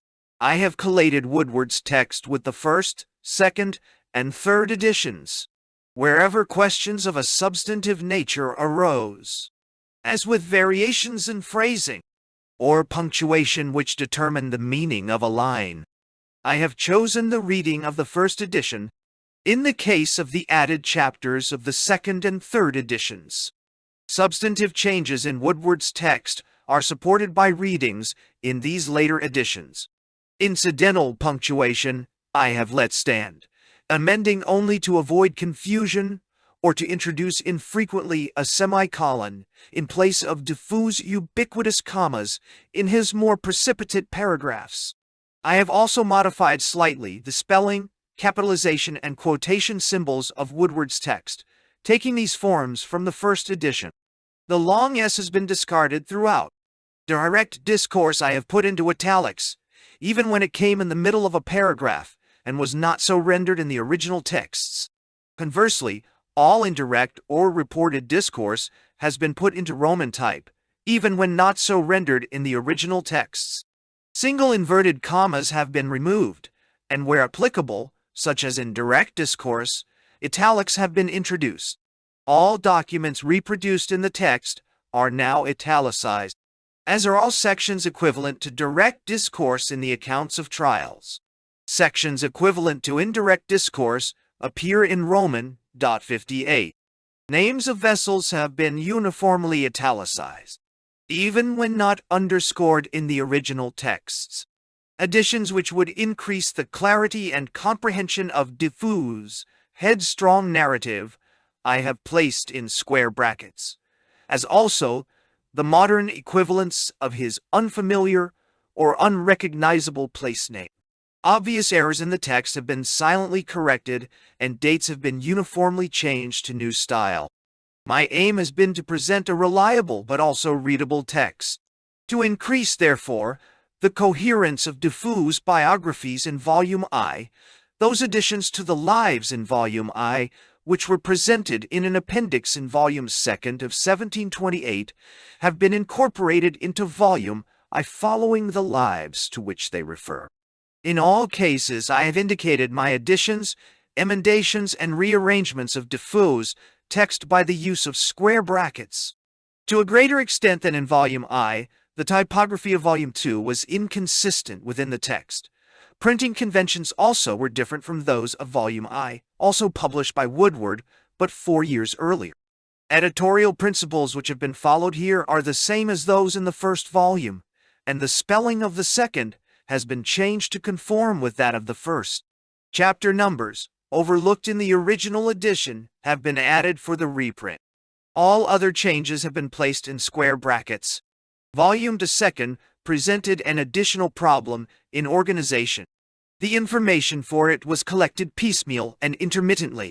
Defoe also found that the assembled historical material was of insufficient quantity for a full volume. As a result, the chapters finally encompassed a lengthy fictional biography, a discontinuous account of Madagascar pirates, a manuscript of captivity, and narrative renderings of easily available English and colonial trials, from Kids in London in 1701 to Flies in Boston in 1726. I have chosen, therefore, to reorganize the volume according to a general chronological frame, preserving the continuity in what is considered the most important and sustained segment of the work. The history of English pirates in Madagascar waters between 1695 and 1701. Square brackets again indicate the displacement of diffuse material. 1972. Manuel Schonhorn. 1. A description of a ship with all her tackling. Illustration and identifications. Reading from aft, from Captain John Smith's The Seaman's Grammar, 1692. In redrawing the original engraving for reproduction, certain errors have been corrected and unidentified items omitted. Mizzen mast and running, rigging mainmast and running rigging. 1 mizzen mast and topmast. 1 mainmast and main topmast. 2 mizzen yard and sail. 2 main yard and mainsail. 3. The crosstree yard. 3. Main topsail yard and sail. 4 mizzen topsail yard and sail. 4 topgallant yard and sail. 5 mizzen top and cap dot. 5 topgallant crosstrees and cap dot. 6 mizzen topsail lists. 6 main lifts. 7 mizzen topsail sheets. 8 topgallant lifts. 8 mizzen shrouds. 7 main topsail lifts. 9 mizzen topmast shrouds. 9 main braces. 10 mizzen chains. 10 main sheets. 11. The gallery. 11 main bowlines. 12. Taffrail door. 12 main clew garnets. 13. The cap ensign staff and ensign. 13 mainstays. 14 main shrouds. 14. The quarter deck. 15 main chains and chain plates. 15 the half deck. 16 backstays for the main topmast. 16. The mizzen sheet. 17 main topmast stay. 17 mizzen topsail braces. 18 main topsail braces. 18 mizzen topsail bowlines. 19 main topsail clewlines. 19 mizzen topsail clewlines. 20 main topsail bowlines. 20 mizzen brails stay. 21 main topmast shrouds. 21 mizzen topmast stay. 22 main topgallant shroud. 22 mizzen stay. 23 topgallant clewlines. 23 mizzen sheet. 24 topgallant braces. 24 yards and oars for the boat. 25 topgallant bowlines. 25 the ship's boat. 26 the horse for the main topsail yard. 26 a hoisting line for pennant. 27 mizzen bowline. 27 main topsail leaf line. 28 a mizzen crowfoot. 28 main topsail buntlines. 29 crosstree braces. 29 a crowfoot from the top to the stay. 30 mizzen tack. 31 the lanyards. 30 main tacks. 32 the mizzen topmast, crowfoot. 31 main sheet. 32 the main tie and fall of the garnet. 33 the main horse and tackle. 34 the tie of the main topsail jeers. 35 the main topgallant sails tie and jeers. Foremast and rigging bowsprit and rigging. 1 foremast and topmast. 1 bowsprit. 2 foreyard and sail. 2 spritsail yard and sail. 3 foretopsail yard and sail. 3 spritsail top and crosstrees. 4 topgallant yard and sail. 4 spritsail topsail yard and sail. 5 forelifts. 5 spritsail topmast. 6 foretopsail lifts. 6 spritsail sheets. 7 foretopgallant lifts. 7 standing lifts for the spritsail yard. 8 crosstrees and cap. 9 forebraces. 8 spritsail braces. 10 and foretopsail braces. 9 spritsail sheets. 11 foretopgallant braces. 10 spritsail clewlines, 12 foresheets and tacks, 11 spritsail topsail braces, 13 forebowlines, 12 spritsail topsail lifts, 14 fore topsail bowlines, 13 spritsail topmast shrouds, 15 fore topgallant bowlines, 14 jackstaff and jack, 16 fore clew garnets, 15 the ship's head, 17 fore topsail clewlines, 16 the cathead, 18 fore shrouds, 17 19 fore topmast shrouds, 18 the forecastle, 24 topgallant shrouds, 19 the crane line, 21 forestay, 20 the horse on the bowsprit, 22 fore topmast stay, 21 steps on the side, 23 fore topgallant stay, 22 the main spritsail, 24 horse for the fore topsail yard, 23 the main spritsail tie and jeers, 25 fore topgallant clewlines, 26 fore topmast backstays, 24 the spritsail topsail clewlines, 27 fore chains and plates, 25 the spritsail topsails jeer, 28 fore topsail leaf lines, 26 the spritsail topsail crowfoot dot, 29 fore topsail buntlines, 27 the trends bowsprit, 34 leaflines die away, 31 fore buntlines, 32 the fore topsails tie and jeer, 33 the yard of the fore topsail, 34 the forehorse and tackle, 35 the fore topgallant sails tie and jeer, 36 the fore tacks. 2. Definitions of old sea craft. Illustrations from William Falconer's Dictionary of the Marine, 1769, and definitions from his Marine Dictionary, improved and enlarged by Dr. William Burney, 1815. Brig or brigantine under sail. Barca longa, a large Spanish fishing boat having 2 or 3 masts, employed for coastal trading and some offshore fishing. Brig or brigantine, a 2-masted merchant ship, square-rigged on the foremast and fore and aft-rigged on the mainmast. Flyboat, a large flat-bottomed Dutch vessel of 400 to 600 tons berth. It is distinguished by a stern remarkably high, resembling a Gothic turret, and by very broad buttocks below. Frigate, a light nimble ship mounting from 20 to 38 guns. Frigate. Built implies the disposition of the decks of such merchant ships as have a descent of 4 or 5 steps from the quarterdeck and castle into the waist, in contradistinction to those whose decks are on a continued line for the whole length of the ship, which are called galley. Built, daiwai. Galleon, a name formerly given to ships of war furnished with 3 or 4 batteries of cannon. By the 18th century, the term referred specifically to the largest of the Spanish merchant ships employed on West Indian voyages and usually furnished with 4 decks. Galley, a kind of low, flat-built vessel, furnished with 1 deck and navigated with sails and oars. Galley, rowing. Galley under sail. Galliot under sail. Galliot, a Dutch or Flemish vessel, almost flat bottom. It carried a main and a mizzenmast. The mainmast was sometimes square-rigged, and the mizzenmast right in the stern.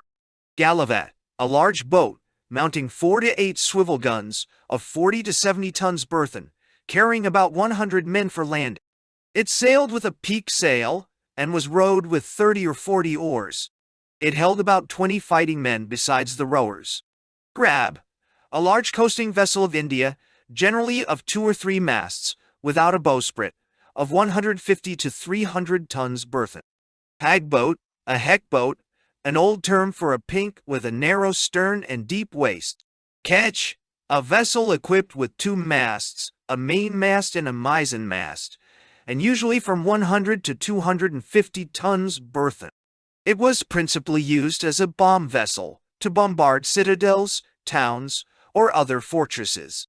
It was usually square-rigged on the foremast and fore and aft-rigged on the mainmast, which was stepped well aft.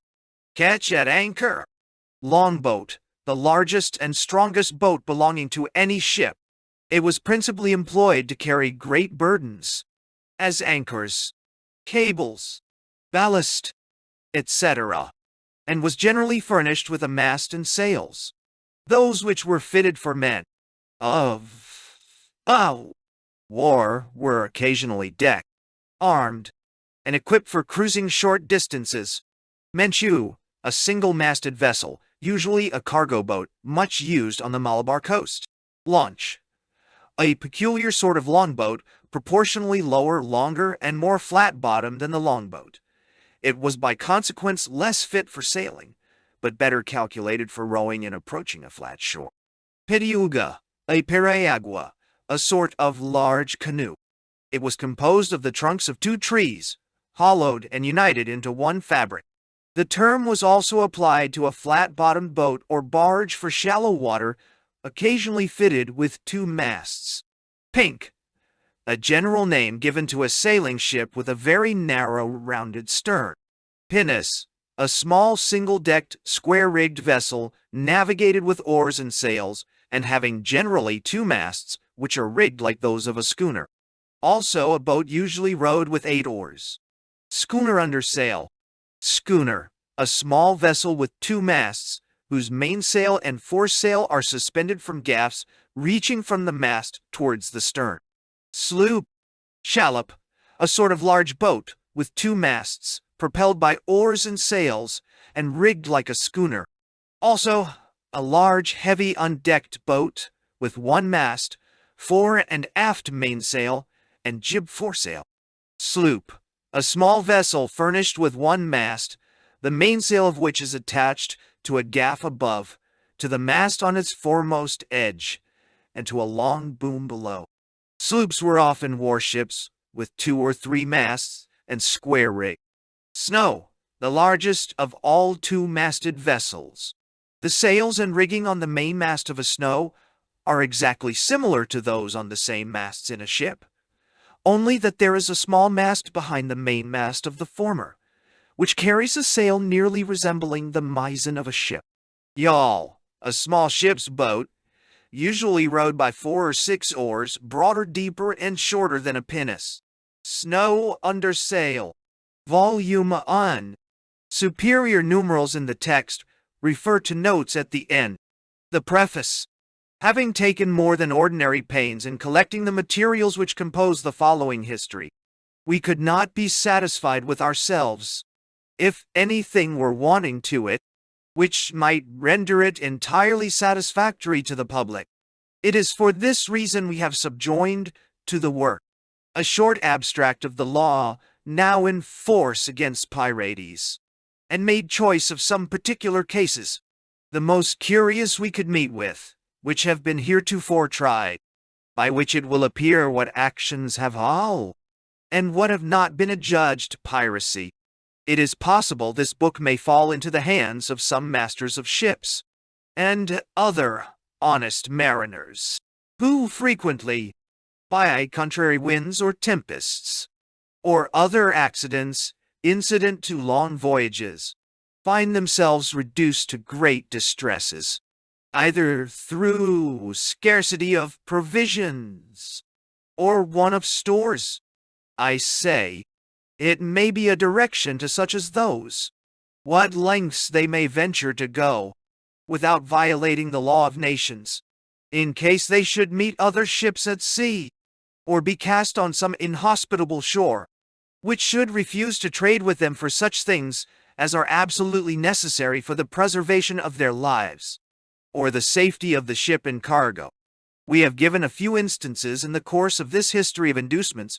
Men have to engage themselves headlong in a life of so much peril to themselves, and so destructive to the navigation of the trading world, to remedy which evil there seems to be but 2 ways, either to find employment for the great numbers of seamen turned adrift at the conclusion of a war, and thereby prevent their running into such undertakings, or to guard sufficiently the coast of Africa, the West Indies, and other places whereto pirates resort, I cannot but take notice in this place that during this long peace, one I have not so much as heard of a Dutch pirate. It is not that I take them to be honester than their neighbors, but when we account for it, it will, perhaps, be a reproach to ourselves for our want of industry. The reason I take to be that after a war, when the Dutch ships are laid up, they have a fishery where their seamen find immediate business, and as comfortable bread as they had before. Had ours the same recourse in their necessities, I am certain we should find the same effect from it, for a fishery is a trade that cannot be overstocked. The sea is wide enough for us all. We need not quarrel for elbow room.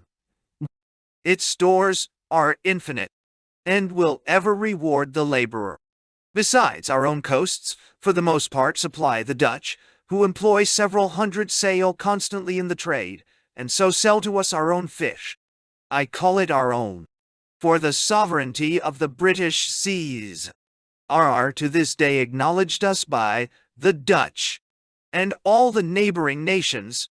Wherefore, if there was a public spirit among us, it would be well worth our while to establish a national fishery, which would be the best means in the world to prevent piracy, employ a number of the poor, and ease the nation of a great burthen by lowering the price of provision in general, as well as of several other commodities. I need not bring any proofs of what I advance, viz., that there are multitudes of seamen at this day unemployed. It is but too evident by their straggling and begging all over the kingdom.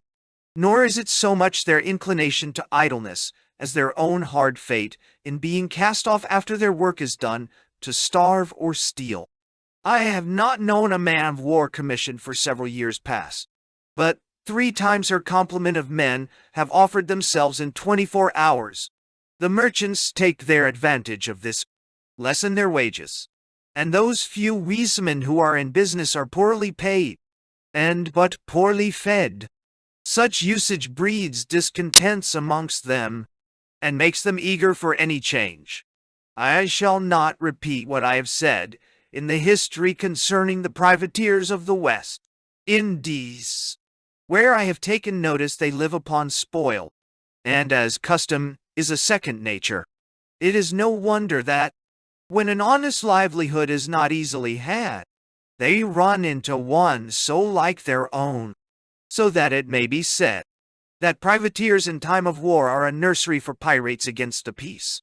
Now we have accounted for their rise and beginning, it will be natural to inquire why they are not taken and destroyed before they come to any head, seeing that there are seldom less than 12 men of war stationed in our American plantations. Even in time of peace, a force sufficient to contend with a powerful enemy. This inquiry, perhaps, will not turn much to the honor of those concerned in that service. However, I hope I may be excused if what I hint is with a design of serving the public. I say, 'tis strange that a few pirates should ravage the seas for years, without ever being light upon by any of our ships of war, when in the meantime, they, the pirates, shall take fleets of ships. It looks as if one was much more diligent in their affairs than the other. Roberts and his crew alone took 400 sail before he was destroyed. This matter I may probably set right another time, and only observe for the present that the pirates at sea have the same sagacity with robbers at land, as the latter understand what roads are most frequented, and where it is most likely to meet with booty, so the former know what latitude to lie in order to intercept ships, and as the pirates happen to be in want of provisions, stores, or any particular lading, they cruise accordingly for such ships, and are morally certain of meeting with them, and by the same reason, if the men of war cruise in those latitudes, they might be assured of finding the pirates, as the pirates are to find the merchant ships, and if the pirates are not to be met with by the men of war in such a latitude, then surely down the same latitude may the merchant ships arrive safely to their port.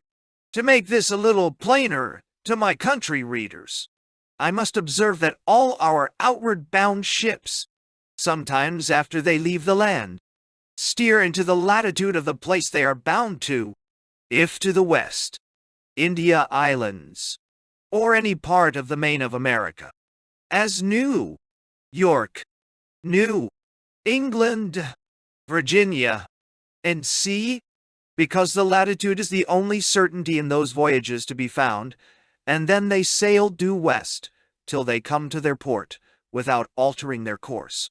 In this west way lie the Pirates, whether it be to Virginia, and C, or Nevis, St. Christopher's, Montserrat, Jamaica, and C, so that if the merchant ships bound thither do not fall a prey to them one day, they must another. Therefore I say, if the men of war take the same track, the Pirates must unavoidably fall into their mouths, or be frighted away. For where the game is, there will the vermin be.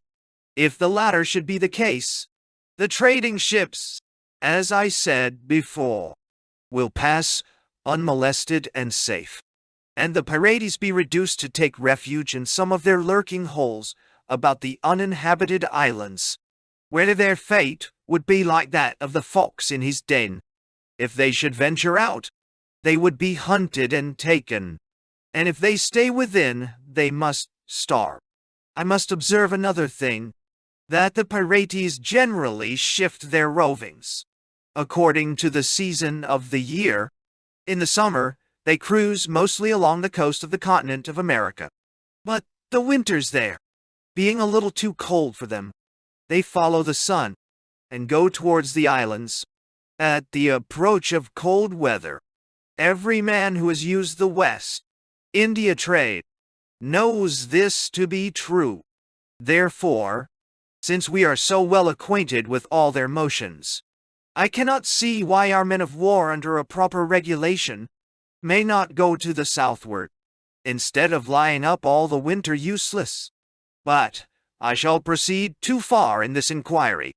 I shall therefore quit it, and say something of the following sheets, which the author may venture to assure the reader that they have one thing to recommend them, which is truth, those facts which he himself was not an eye witness of the he had from the authentic relations of the persons concerned in taking the pirates, as well as from the mouths of the pirates themselves, after they were taken, and he conceives no man can produce better testimonies to support the credit of any history. It will be observed that the account of the actions of Roberts runs into a greater length than that of any other pirate, for which we can assign two reasons. First, because he ravaged the seas longer than the rest, and of consequence there must be a greater scene of business in his life. Secondly, being resolved not to weary the reader with tiresome repetitions, when we found the circumstances in Robert's life and other pirates, either as to piratical articles or anything else, to be the same, we thought it best to give them but once, and chose Roberts's life for that purpose, he having made more noise in the world than some others. As to the lives of our two female pirates, we must confess they may appear a little extravagant, yet they are nevertheless true for seeming so. But as they were publicly tried for their piracies, there are living witnesses enough to justify what we have laid down concerning them. It is certain we have produced some particulars which were not so publicly known. The reason is, we were more inquisitive into the circumstances of their past lives than other people, who had no other design than that of gratifying their own private curiosity. If there are some incidents and turns in their stories which may give them a little the air of a novel, they are not invented or contrived for that purpose. It is a kind of reading this author is but little acquainted with but as he himself was exceedingly diverted with them, when they were related to him, He thought they might have the same effect upon the reader. I presume we need make no apology for giving the name of a history to the following sheets, though they contain nothing but the actions of a parcel of robbers. It is bravery and stratagem in war which make actions worthy of record, in which sense the adventures here related will be thought deserving that name. Plutarch is very circumstantial in relating the actions of Spartacus, the slave, and makes the conquest of him one of the greatest glories of Marcus Crassus. And it is probable, if this slave had lived a little longer, Plutarch would have given us his life at large. To Rome, the mistress of the world, was no more at first than a refuge for thieves and outlaws. And if the progress of our pirates had been equal to their beginning, had they all united, and settled in some of those islands, they might, by this time, have been honored with the name of a commonwealth, and no power in those parts of the world could have been able to dispute it with them, if we have seemed to glance with some freedom at the behavior of some governors of provinces abroad. It has been with caution, and, perhaps, we have not declared as much as we knew. However, we hope those gentlemen in the same station, who have never given occasion for the like censure, will take no offense.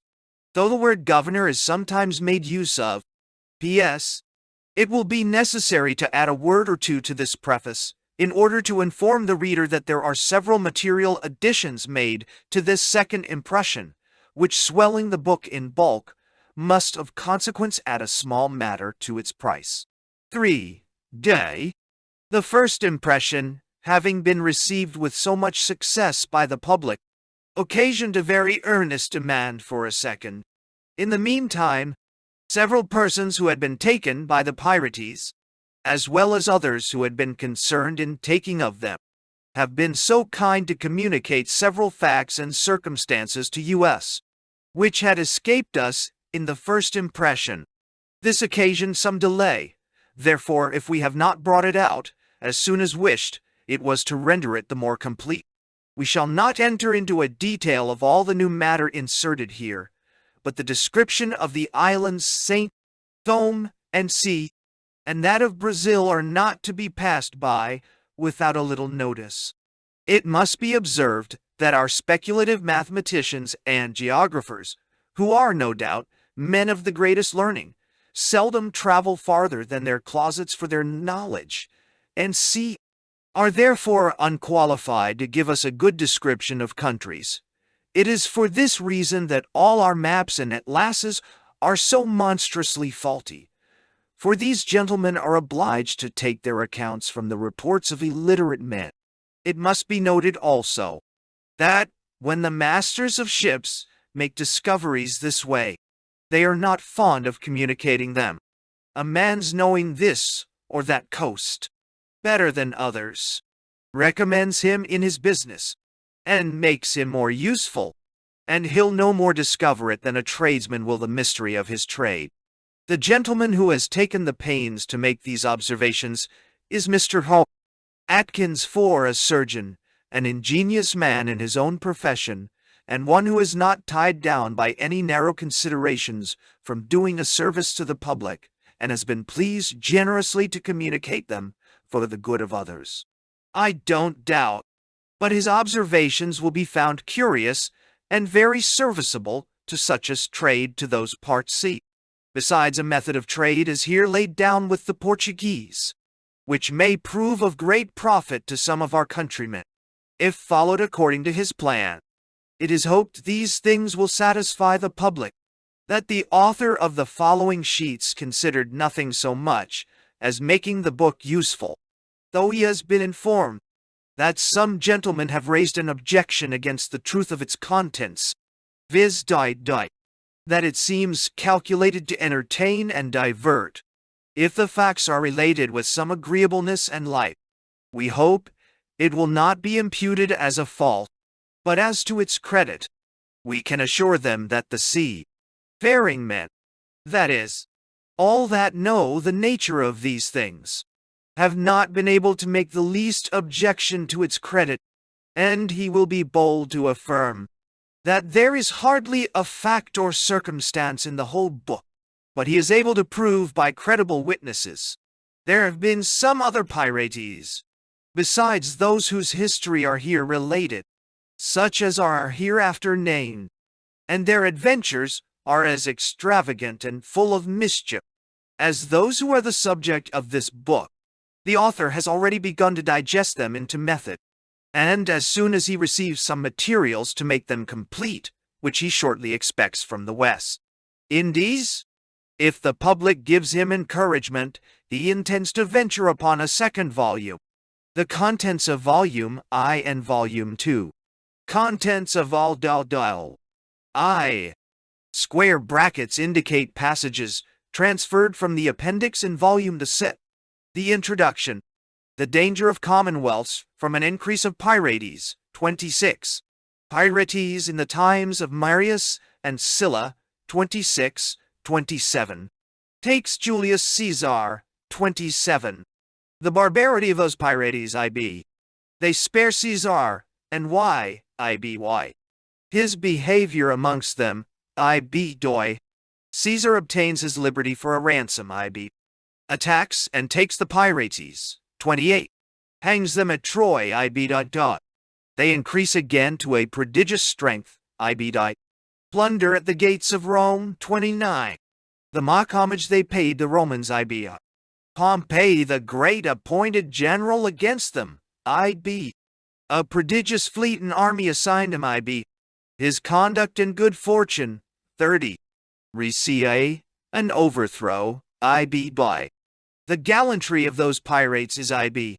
Barbaros, a pirate, his beginning, IBO. His great strength. 31.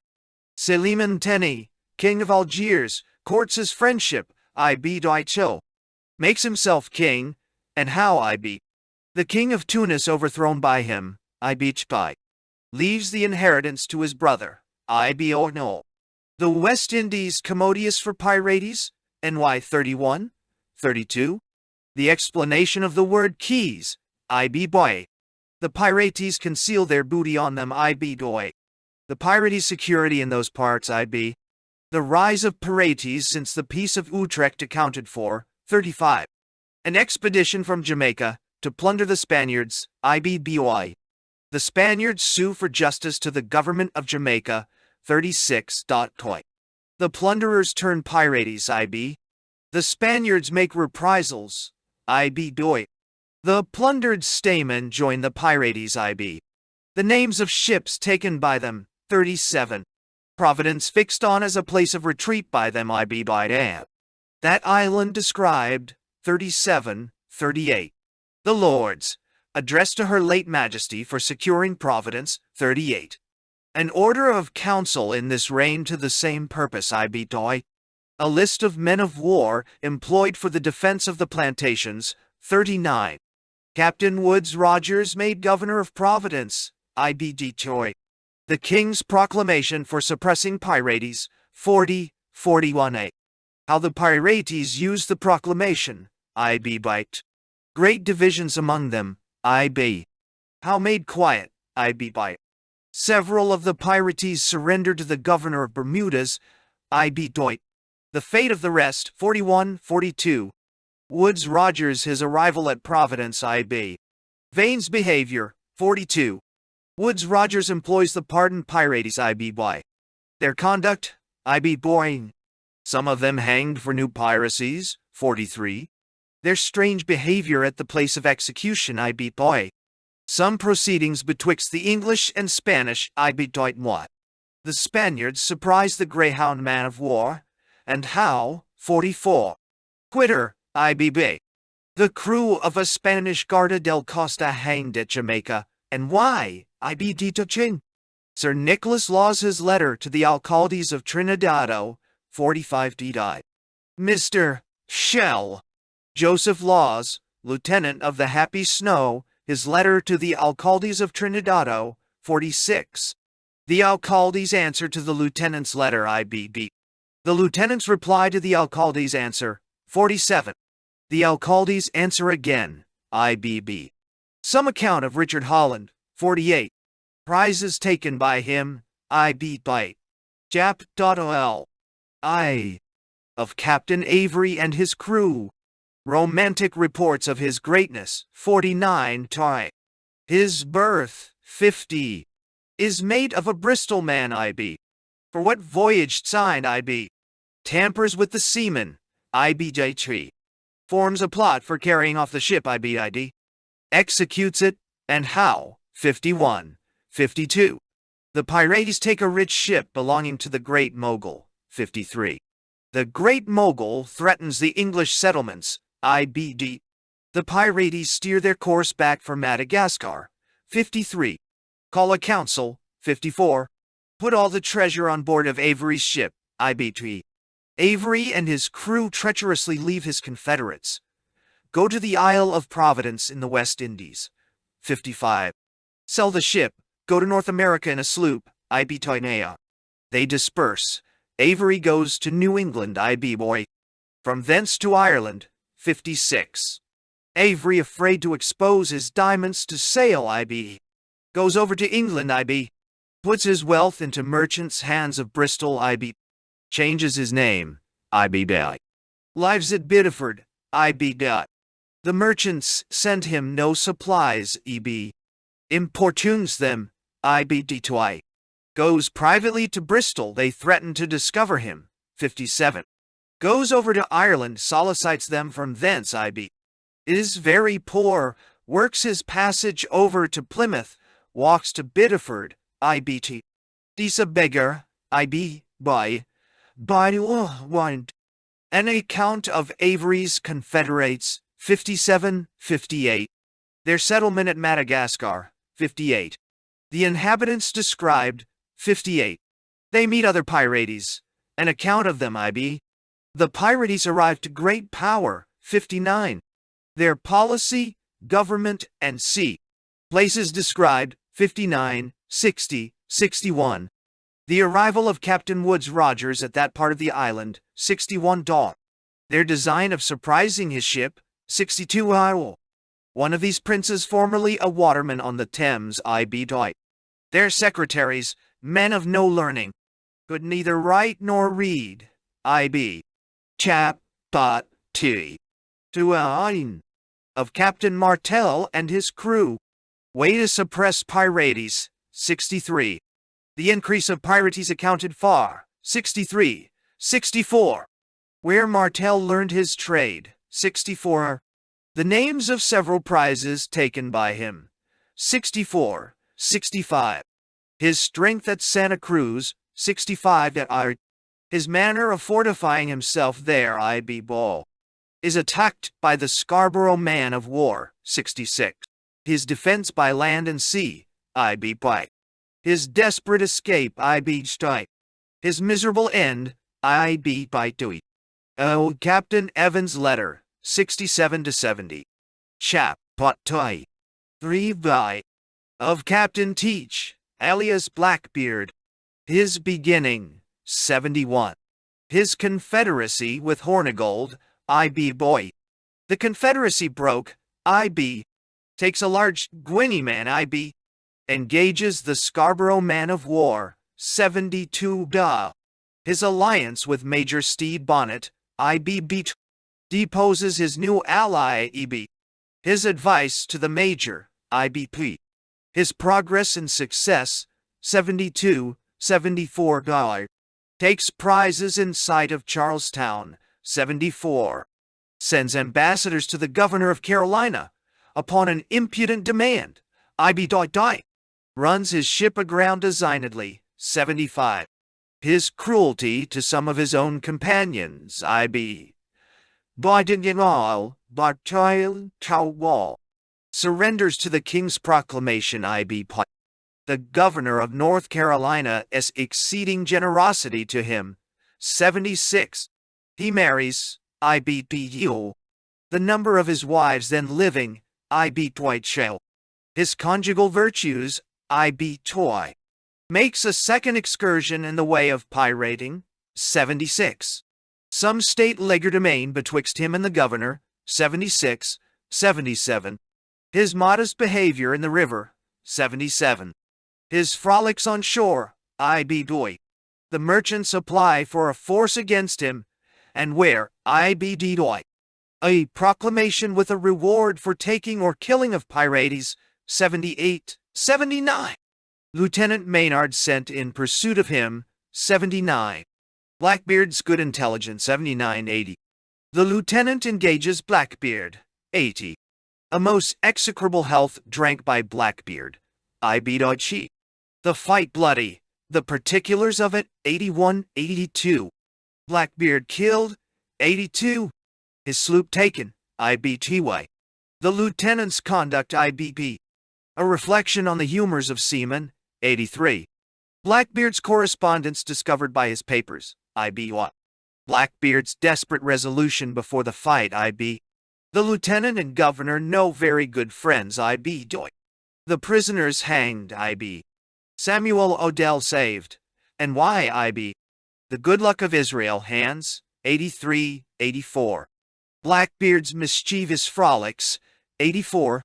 His beard described, I.B. or several instances of his wickedness, 85, 86.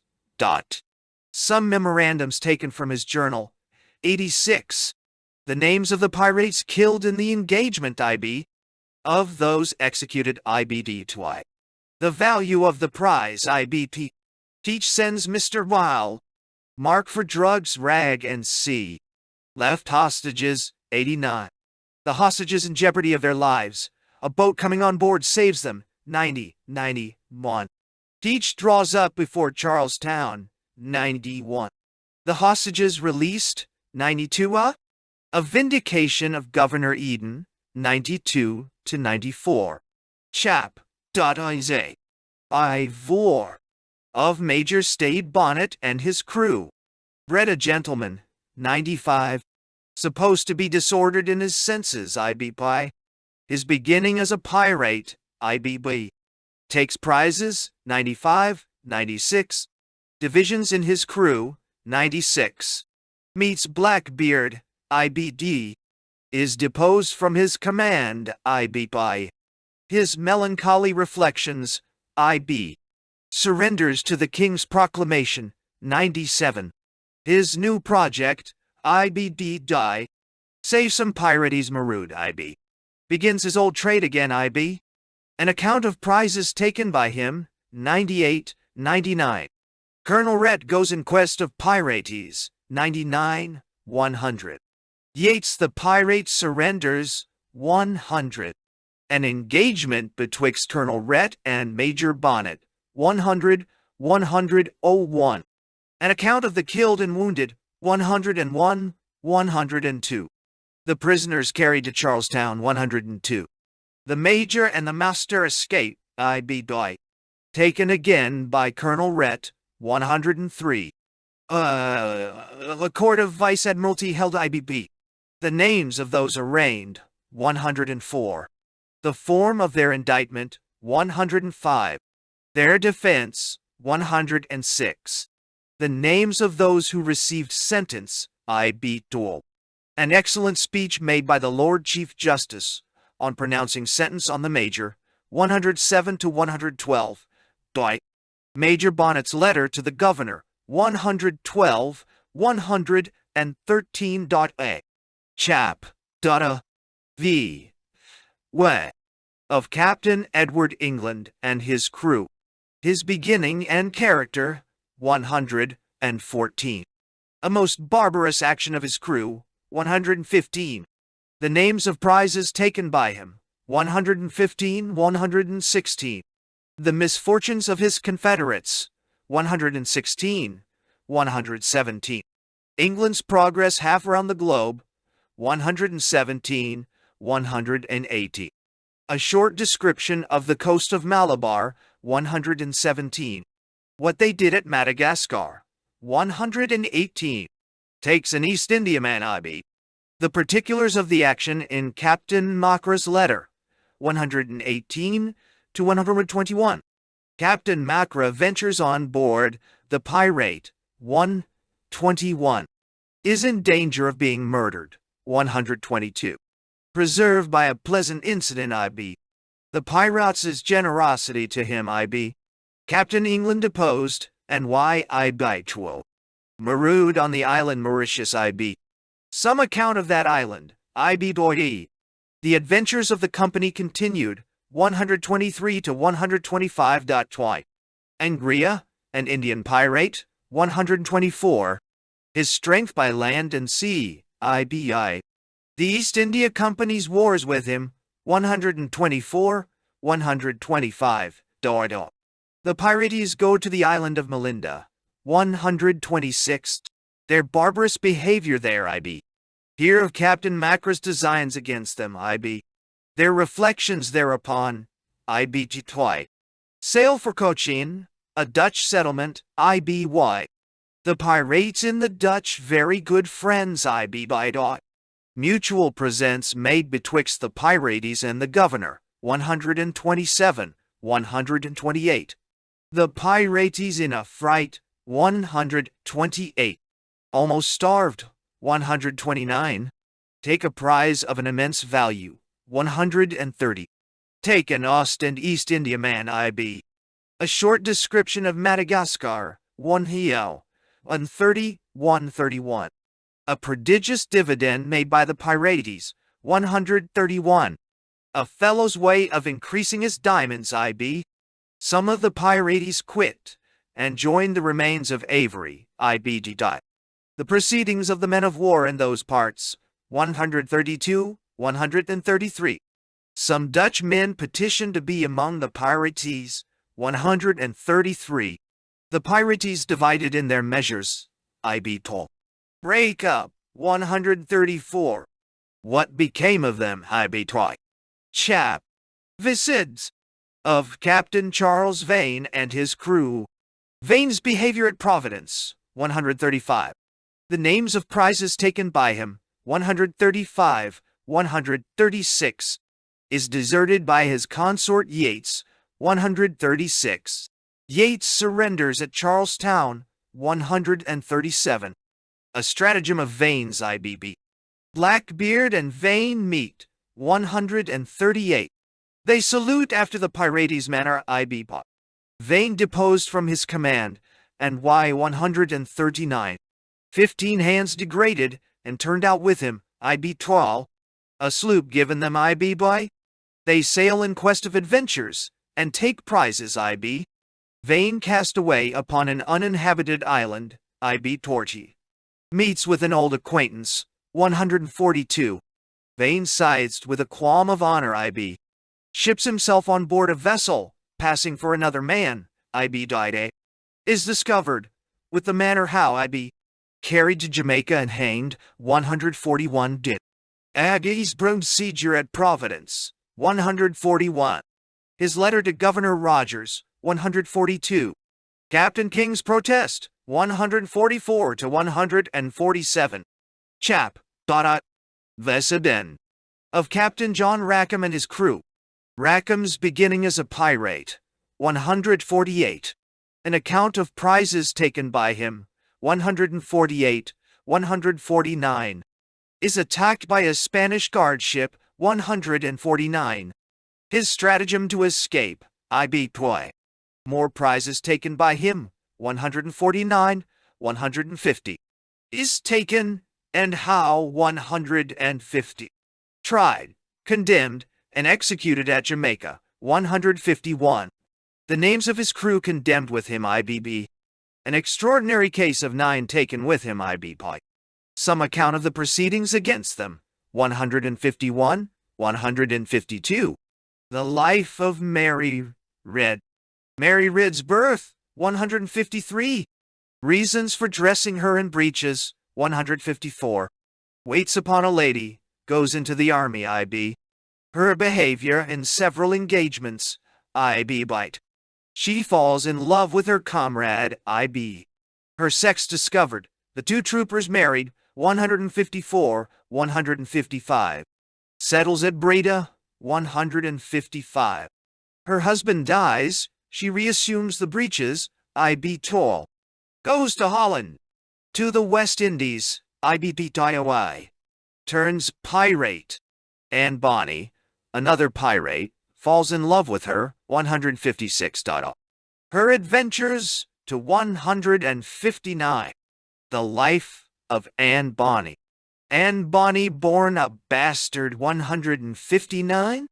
Her mother's intrigues strangely discovered, her father lies with his own wife, by mistake, 163. She proves with child, the husband jealous, He separates from his wife, lives with Anne Bonny's mother, 163, 164. Anne Bonny put into breeches for a disguise, how discovered, 164. The father becomes poor. Goes to Carolina, improves his fortune. Anne Bonny marries against his consent. Her fierce temper, 164, 165. Goes to Providence with her husband, 165. Enticed to sea in men's clothes by Rackham the pirate, reproaches Rackham with cowardice at his execution, Chap. 8. Tell of Captain Howell Davis and his crew. The original of Davis, 166, is taken by the pirate England, England's generosity to him, is cast into prison at Barbados, and 167. Goes to Providence, employed in a trading vessel, seizes the ship, An instance of his great courage and good conduct, 168, 169. Goes to Cape de Verde Islands, 169. Takes several prizes, title. Takes the fort of St. Jago by storm, 170. A council called, 171. Sails for Gambia, Detroit. Takes Gambia Castle by stratagem, 171 to 173. Meets La Bouche, a French pirate, 173. His adventures with Coquelin the pirate, at Sierra Leone, 174. The fort attacked and taken by the three Confederate pirates, The pirates quarrel and part, 175. The laconic speech of Davis to them, His fierce engagement with a large Dutch ship, An account of several prizes taken by him, A description of the island of St. Thome, del Principe, and Anobono, from 177 to 191. The Dutch governor of Accra taken by Davis, 191. Davis well received by the governor of Princes, 192. His stratagem to come at the wealth of the island, 192. 193. Is counterplotted and killed by an ambuscade, 193. Chap. Then. Of Captain Barthow Roberts and his crew. His beginning, 194. Elected captain in the room of Davis, to it. The speech of Lord Dennis at the election, 194, 195. Lord Simpson objects against a papist, 195. The death of Davis revenged, 195, 196. Roberts sails southward in quest of adventures, 196. The names of the prizes taken by them, Brazil described from 196 to 204. Roberts falls into a fleet of Portuguese, 204. Boards and takes the richest ship amongst them, 204, 205. Makes the Devil's Islands, 205. An unfortunate adventure of Roberts, 206. Kennedy's treachery, Irishman excluded by Roberts and his crew, 210. Articles sworn to by them, A copy of them, 211, 212. Some account of the laws and customs of the pirates, 213, 124.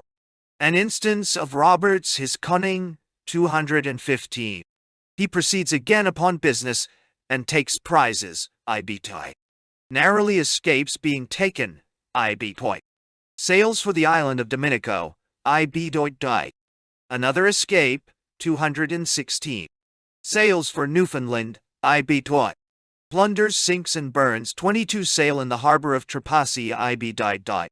Plunders, 10 sail of Frenchmen, IB. The mad behavior of the crew, 217. A correspondence hinted at, 218. The Pirates caressed at the island of St. Bartholomew, IB. In extreme distress, 219, 220. Sail for Martinico, 220. A stratagem of Roberts, IBB.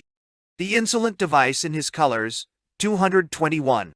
An odd compliment paid to Roberts, IB. 3 men desert the Pirates and are taken by them, 222. Their trial, 222, 223. 2 executed and 1 saved, 223. The brigantine deserts them, 224. Great divisions in the company, 224, 225. A description of Searailing River, 226. The names of English settled there and way of life, 226, 227, 228. The Onslow belonging to the African Company taken, 228. The Pirates' contempt of soldiers, IB. They are for entertaining a chaplain, 229. Their skirmish with the Calabar Negroes, 230. The King's Solomon, belonging to the African Company, taken, 230. The frolics of the Pirates, IB. Shuri. Take 11 sail in Whitehall Road, 234. A comical receipt given by the Pirates, 235. A cruel action of Roberts, 235. 236. Sales for Anabono, 236. The progress of the Swallow man of war, in pursuit of Roberts, from 237 to 240. Roberts' consort taken, 240. The bravery of Skyrm, a Welsh pirate, 241. The surly humor of some of the prisoners, 241, 242. The Swallow comes up with Roberts, 242. Roberts' dress described, 243. Is killed, IB. His character, 244. His ship taken, 245. The behavior of the Pirates, when prisoners, 246. A conspiracy of theirs discovered, 246, 247.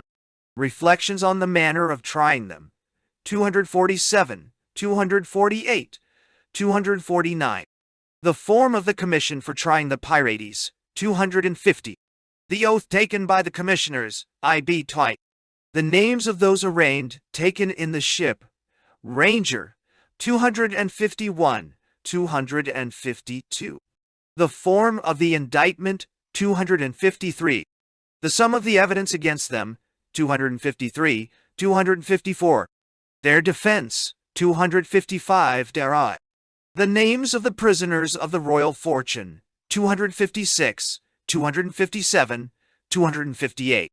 Proceedings against them, 258 to 281. Harry Glasby acquitted, 268. The particular trial of Captain James Skyrm, 269. Of John Walden, 269, 270, 271. Of Peter Scudamore, 271, 272, 273. Of Robert Johnson, 274. Of Geo. Wilson, 274 to 278. Of Benj. Jeffries, 278, 279. Of Joe. Mansfield, 279, 280. Of Will. Davis, 280, 281. The names of those executed at Cape Corso, 281, 282. The petition of some condemned, 282, 283. The court's resolution, 283. The form of an indenture of a pardoned pirate, 283, 284. The names of those pardoned upon indenture to serve 7 years, 284, 285. The pirates how disposed of, 285. The dying behavior of those executed, 285, 286, 287. Chapter X of Captain Anstis and his crew. His beginning as a pirate, 288. A most brutish action supposed to be committed by his crew, 288, 289. Civil discords amongst them, 289.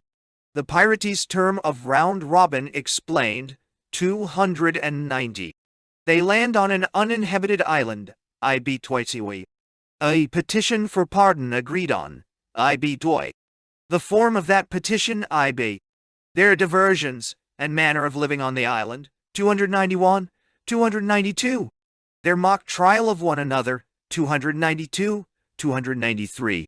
Their petition not answered, 294. The Morning Star wrecked, IB. Anstis narrowly escapes being taken, IB Dwight. A plot discovered, 295. The crew gathers strength again, IB Boy. Surprised by the Winchelsea man of war at Tobago, IB Boy. Fire one of their ships, IB. Anstis escapes, IB. Is killed by conspiracy of his own men, IB Boy. The ship surrendered at Curacoa, 296. Several hanged there, IB. Fenn hanged at Antigua, IB. The good luck of those who fled to the woods, IB. Chap. What always yet of Captain Worley and his crew. His mad beginning, 297. His success, 298. Bind themselves by oaths to take no quarters, IB. A false alarm at Jamestown, 299. Worley catches a Tartar, IBB. The desperate resolution of the pirates, IB Doi. Worley hanged, 300. The manner of taking Captain Worley, 300 to 303. Chap. Duddle. 12. Of Captain George Lowther and his crew. His beginning, 304. Plots with Massey, 305. Massey's conduct, 304, 305. Lowther's proposal, 306. A copy of articles drawn up and sworn to, 307, 308. The pirates going by the ears, 308, 309. How rogues are made friends, 309. Lowther and Massey part, IBP. A digression concerning Massey's mad conduct, 310, 311. Lowther and Low meet, 312. An alliance betwixt them, IB by. A list of prizes taken by them, 312, 313. An unlucky adventure at Cape Mayo, 313. Lowther and Low break the alliance, and part, 314 Dio. The bravery of Captain Watkins, IB Dwight. The pirates much reduced, 315. Winter in North Carolina, IB Dwight. Put to sea again, IB Dwight. Make for the island of Blanco, IB. The island described, 316. Are surprised and taken, IB. Lowther escapes, IB. The names of the prisoners and fate, 317. Lowther's death, IBBK. Chap. Pot. Dole. Threatenee. Of Captain Low and his crew. Low's original, 318. The virtues of his family, IB Boral. His bold beginnings, 319. Declares war against the whole world, IB. His success, 320, 321. Like to perish by a storm, 321, 322. Sails for the Western Islands, 323. Treats with the governor of St. Michael for water, IB.08. Several instances of their wanton cruelty, 323, 324. Low's consort taken and how, 325. A horrid massacre committed by Low, 326. Takes a multitude of prizes, IB. Another barbarous massacre, 326. 327.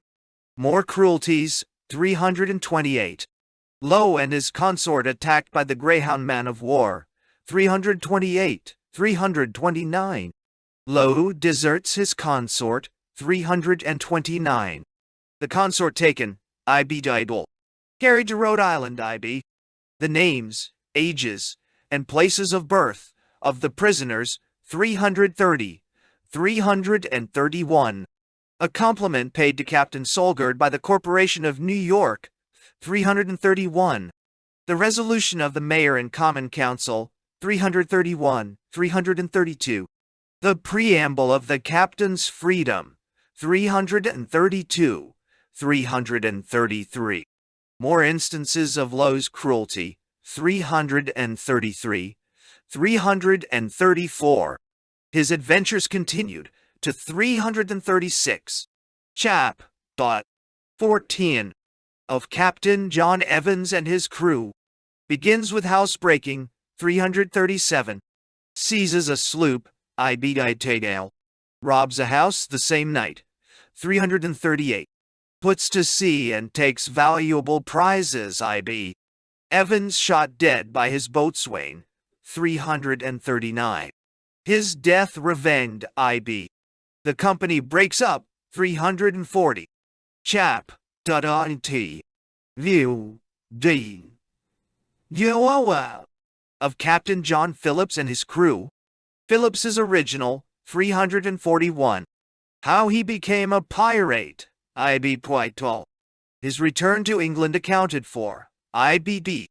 Ships again for Newfoundland, IB Patrol. Deserts his ship in Peter Harbor, IB Bite. He and 4 others seize a vessel, 342. Sail out of pirating, IB Bite. Article sworn to upon a hatchet, IB Bite. Copy of the articles, 342, 343, Dwar. Ill blood amongst them, and why, 343. Are almost starved, IB. Take prizes, IB Bite. Phillips proposes to clean at Tobago, and why, 343, 344. Meets an old acquaintance, 344. Frightened from the island, IB. A conspiracy to run away with the prize, IB. A skirmish, IB Boy. The carpenter's dexterity in cutting off legs, IB By. Fern killed by Phillips. And why? 344, 345. The danger of attempting an escape among the pirates, IB Day. Captain Mortimer's bravery and hard fate, 345. Captain Mortimer's brother escapes, and how, 346. Cheeseman's steps for overthrowing the pirates' government, IB Bite. A digression concerning Newfoundland and its trade, 346, 347. The pirates recruited with men from thence, 347, 348. Phillips's conscience pricks him, IB.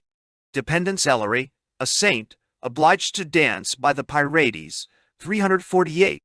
A brave action performed by Cheeseman, 349, 350. Carries the pirate ship into Boston, 350. The dying declarations of John Rose Archer and William White, 350, 351. Chap. 6-9. Of Captain Spriggs and his crew. Spriggs his beginning, 352. How he set up for himself, IB. Sweats his prisoners for diversion, 352, 353.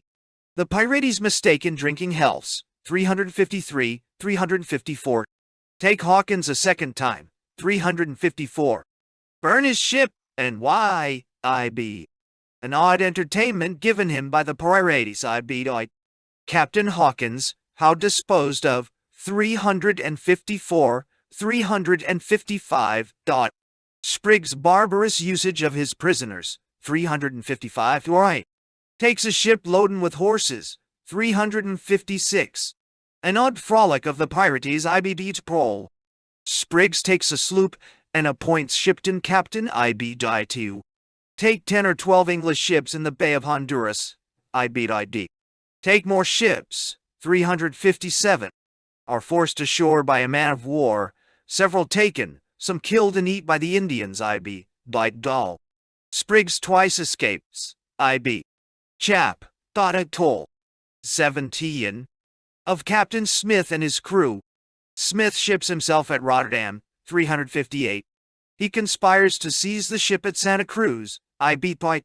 Murder the officers and Smith is declared captain. 359. Commit piracies. 360. Are reduced to straits. Their stratagem to get provisions. 361. They take more prizes. 361. 362. The pirates quarrel. The lieutenant attempts to blow up the ship. 362. 363. They deliver him up.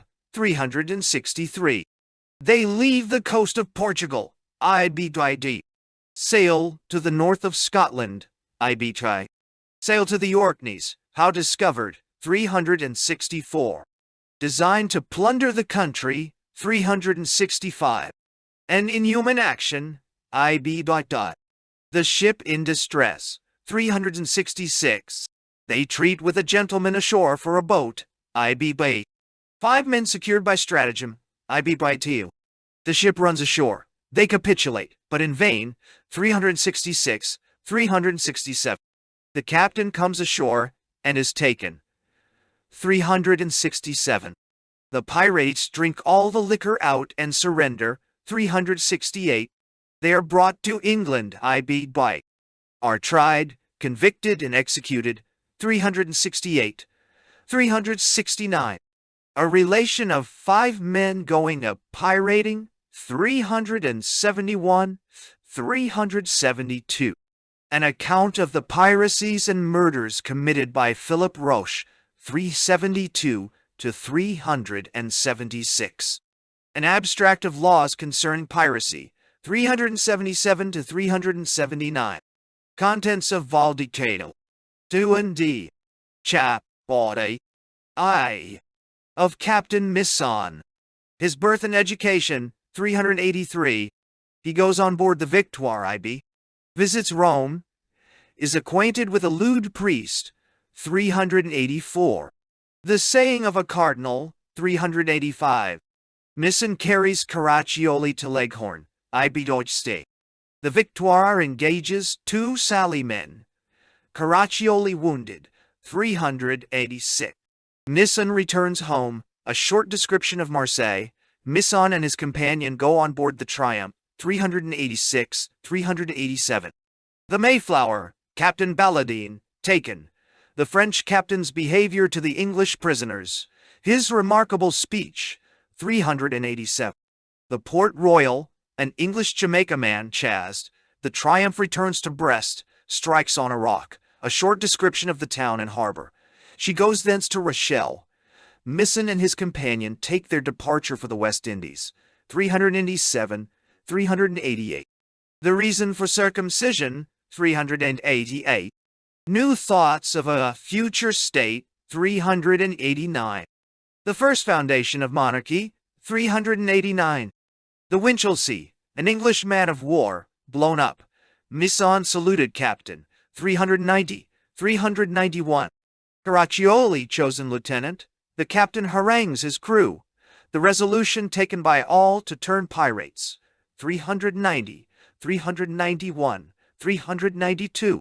The character of a good and bad magistrate. 392.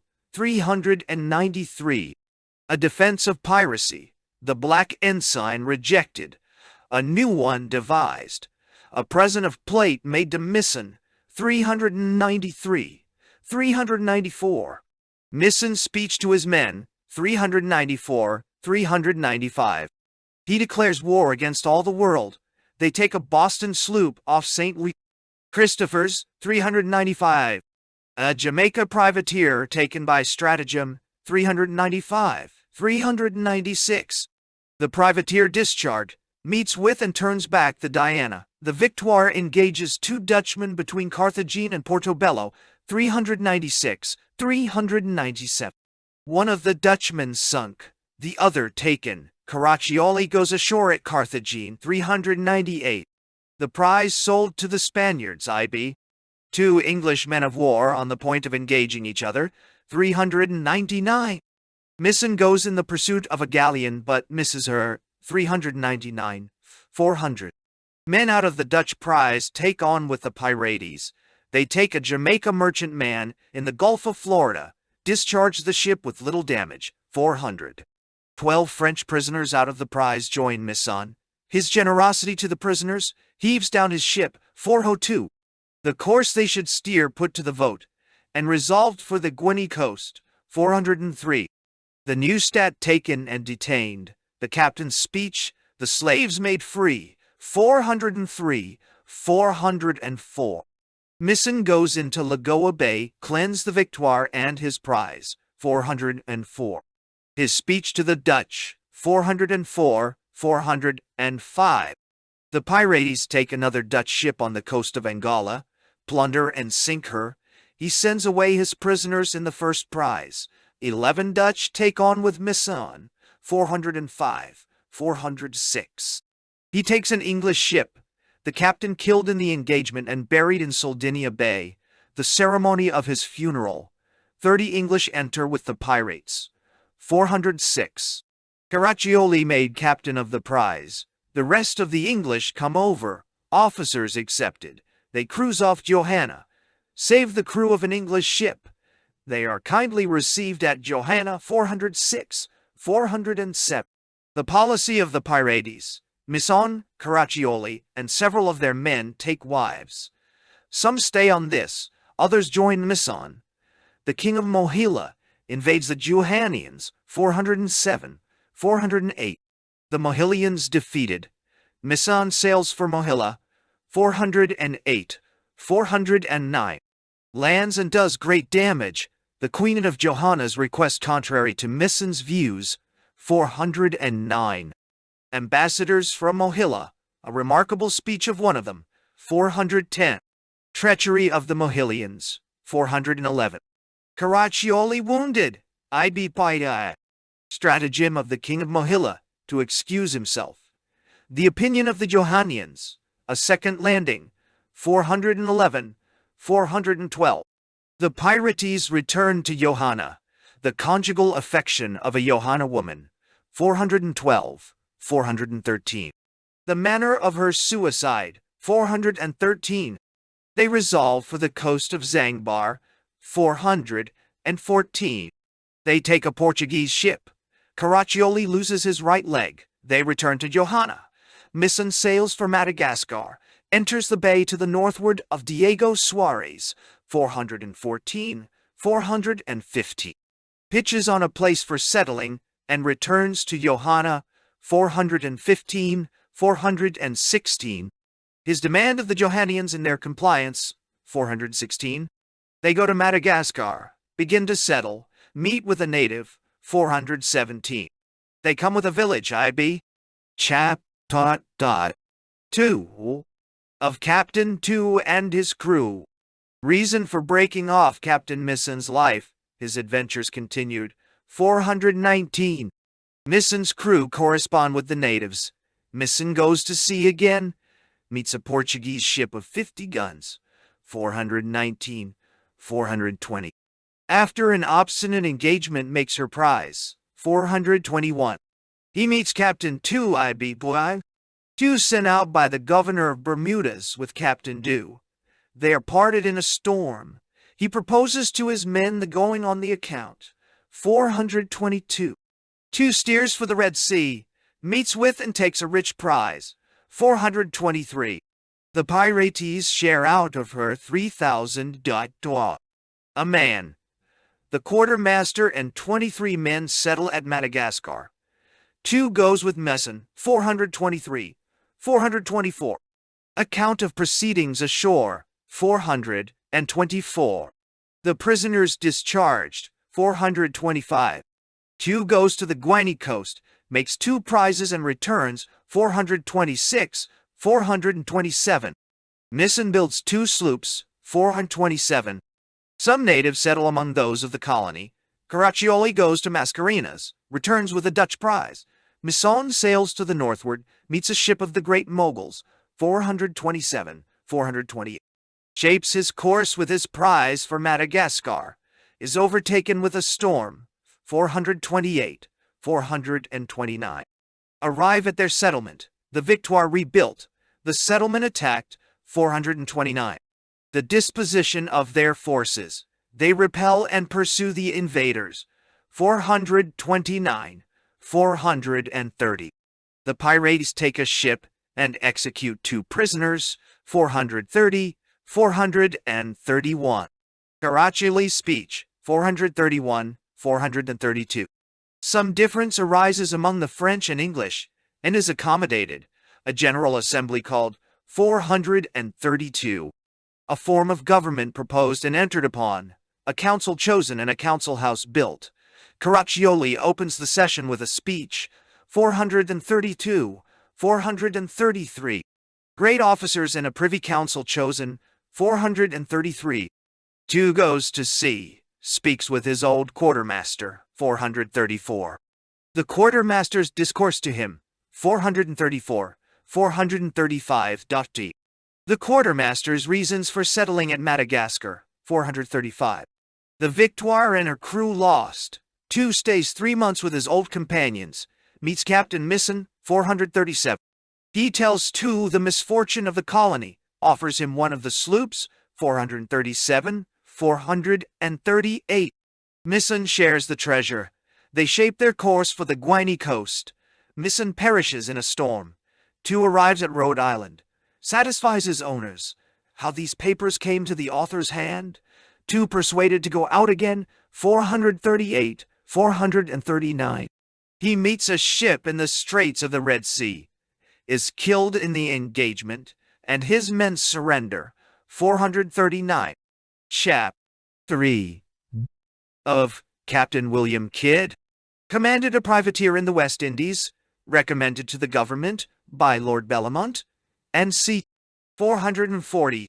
Not encouraged, he is sent out in a private man of war with the King's Commission, 440, 441. He sails for New York. In his way, takes a French banker arrived there. Ships more hands, 442. Sails to Madeira, Bonavista, Cape de Verde Islands, and Madagascar. Meets 3 English men of war. Meets with nothing at Madagascar. Goes to the Malabar coast, cruises about Mohilla and Johanna, borrows money, and repairs his ship. 442, 443. At Mabby he takes some corn. From thence, steers for Bab's Key. He sends a boat along the coast, and gains intelligence, 443, 444. He falls in with a fleet, but is obliged to sheer off. Goes to the Malabar coast, takes a Moorish vessel, treats the men cruelly and discharges the vessel, touches at Carwer, and is suspected of piracy, 444. Engages a Portuguese man of war sent after him and gets off. Takes a Moor ship, under pretense of her being French, 445.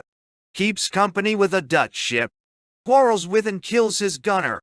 Plunders a Portuguese ship on the Malabar coast and lets her go. His cooper is murdered in one of the Malabar Islands. He burns and pillages several houses. Commands a native to be shot. 445. 446. He takes the Quetta and shares 200 L. A man amongst his crew. 446. 447. He cheats the Indians, goes to Madagascar, meets there Culliford the pirate, shifts into the Quetta, and shares the rest of her cargo, 447. His men desert from him to 40.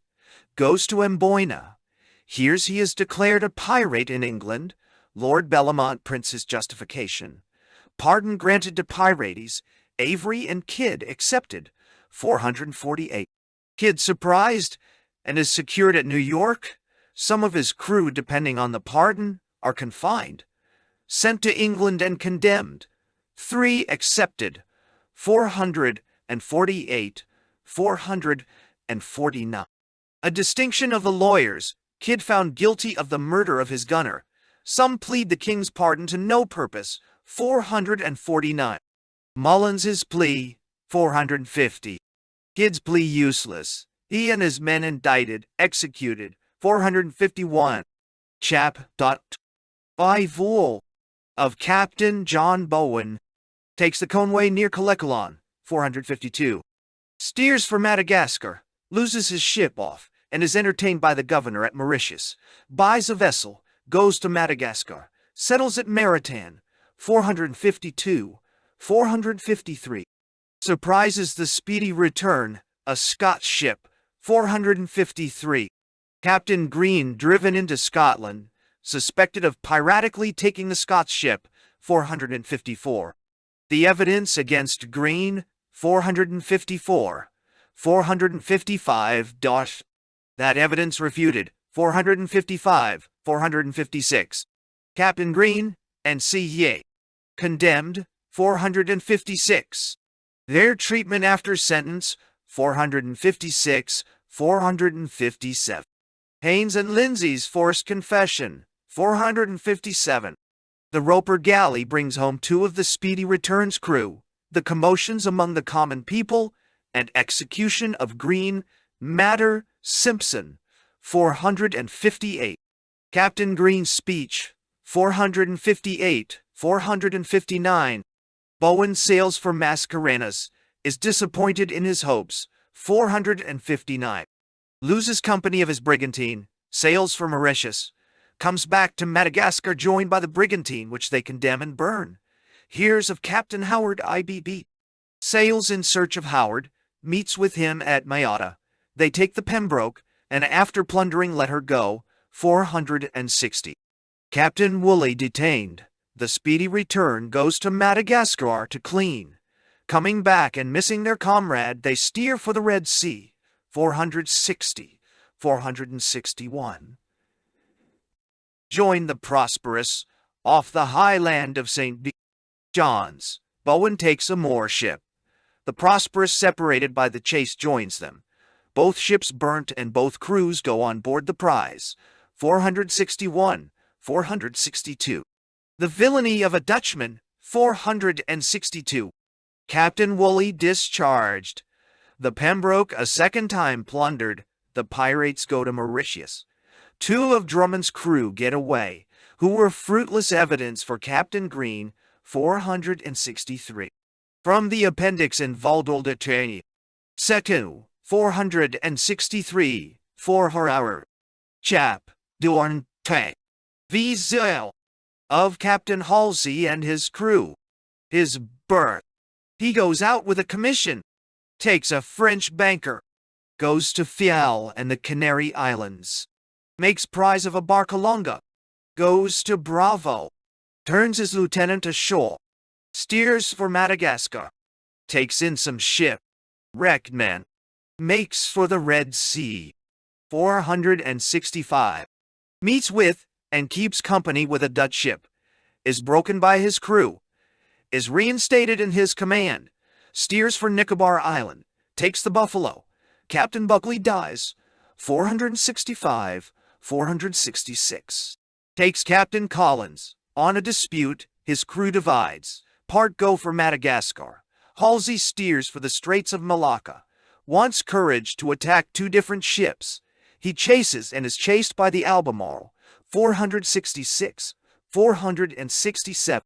Makes for Madagascar, falls in with Mascarenas. Arrives at Madagascar.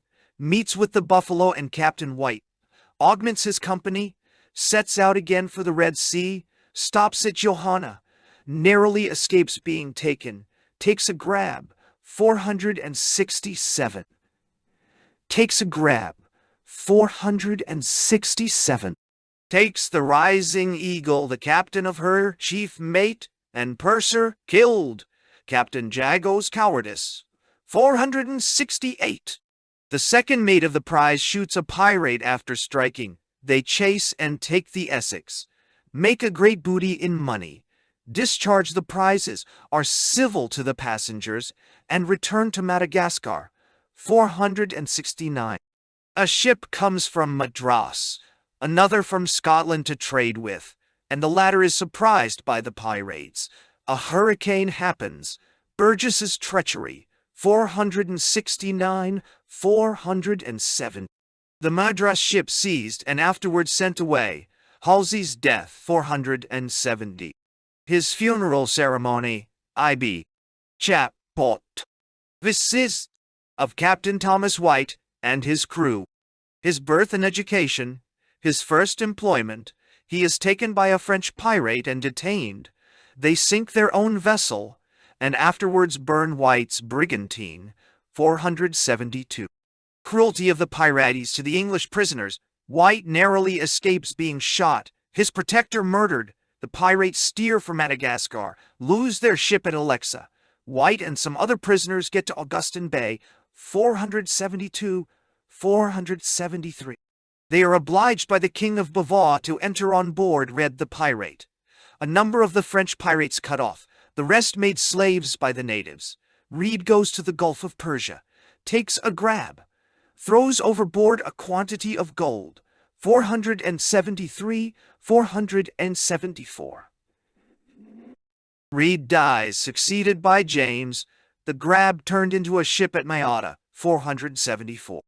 The Ruby East Indiaman left. The pirates go for Madagascar. Meet forget its vessel IB. The manner of taking this vessel, 474, 475, that. They go to St. Mary's. Captain Misson and his crew cut off. The two ships join company. Come to an anchor in Mathelage. A large ship enters the river, 475, 476. Frights the pirates. One of their ships sunk. The vanity and behavior of the captain of the Speaker, 476. The purser of the Speaker taken prisoner and released. Treachery of Hugh Man, 477.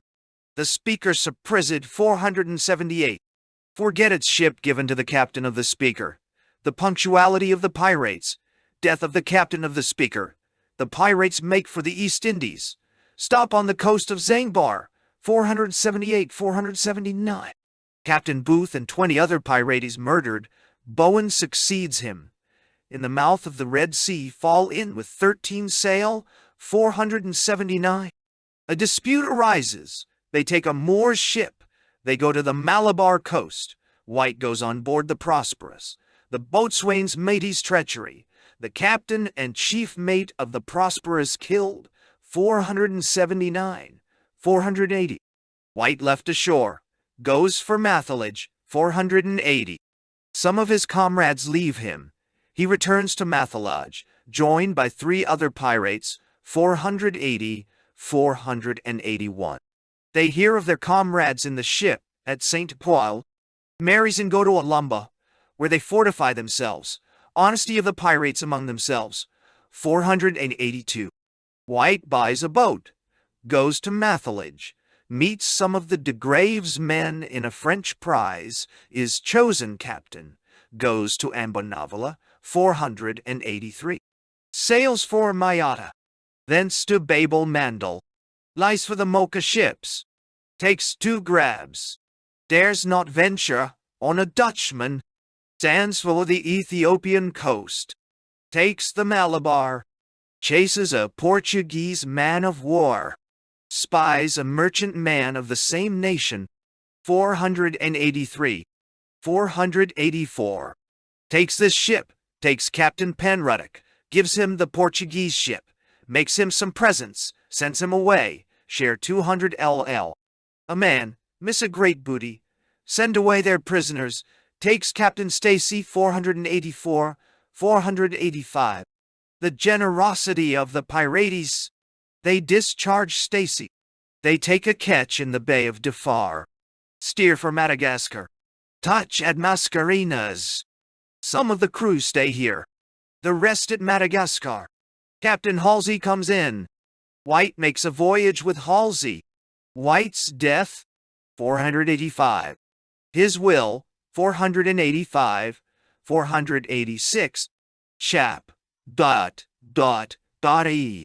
The 17th of Captain Thomas Howard and his crew. He sets out a pirating in a canoe, 487. Takes an Irish brigantine and several other prizes, 487. 488. The cowardice of a Portuguese captain, 488. Mr. Y. Godley of Bristol, his ship plundered, 489. Howard like to be carried off. The pirates lose their ship. Howard robs his comrades, 490. The Ahai. Pirates taken off the island by another pirate, I.B. Bite. Howard himself robbed, 491. The thief robbed by his comrades, I.B. Pui. Howard goes on board the Speaker, declared captain of the Prosperous, 492. His design on a Dutchman. Howard wounded, 493. He is joined by Bowen, I.B. Bite. 2 more ships taken, 494. Howard's death, I.B.B. Chap. Dottle. 8. Of Captain David Williams and his crew. His birth, 495. He is left on Madagascar, 498. He is taken prisoner, I.B. Dot. Taken a second time, 499. He is a third time taken, 500.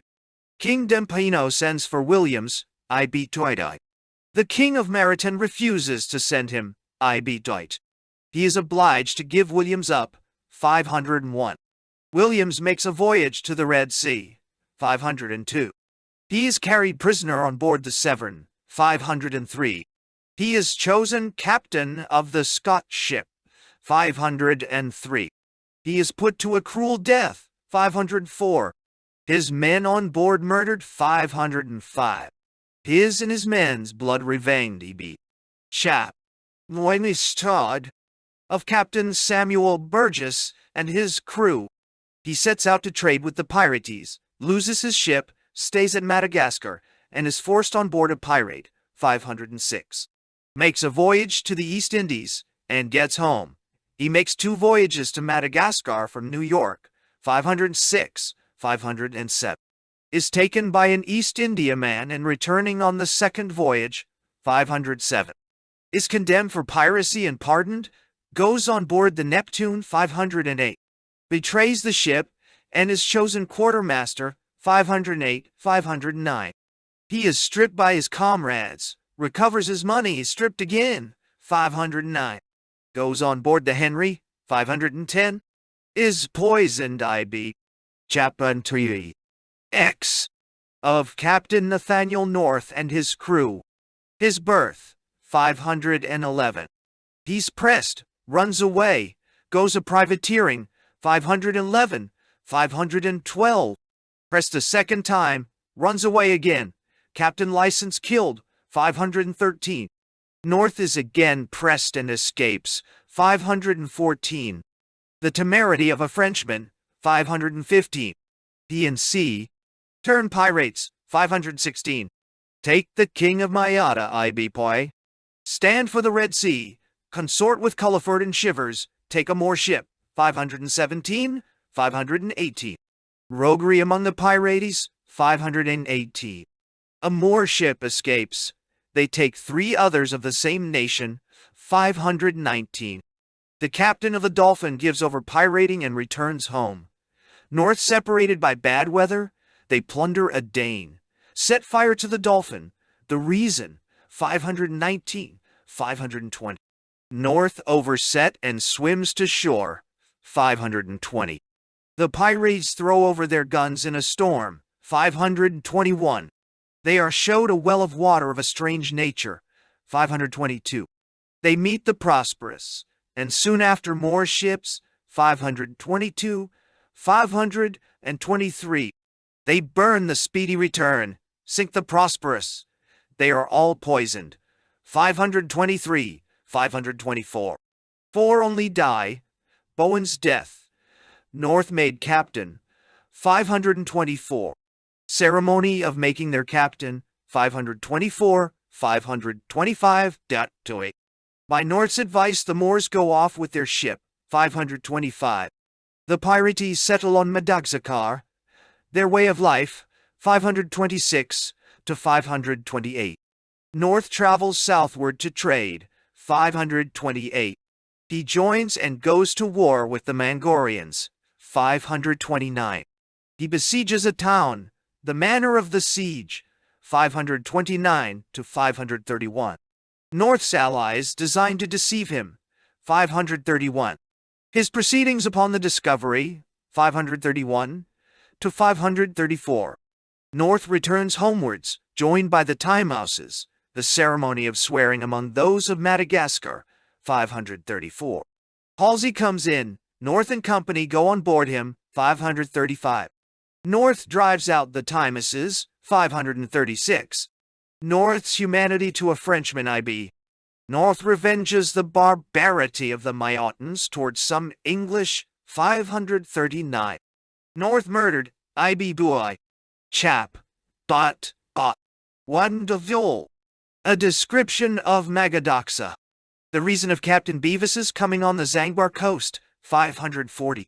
His third mate goes ashore. 541. He describes the people at his return on board. 541, 542. The fourth mate and a mulatto go ashore and return. He goes further to the westward. 542, 543. The third mate and gunner land again.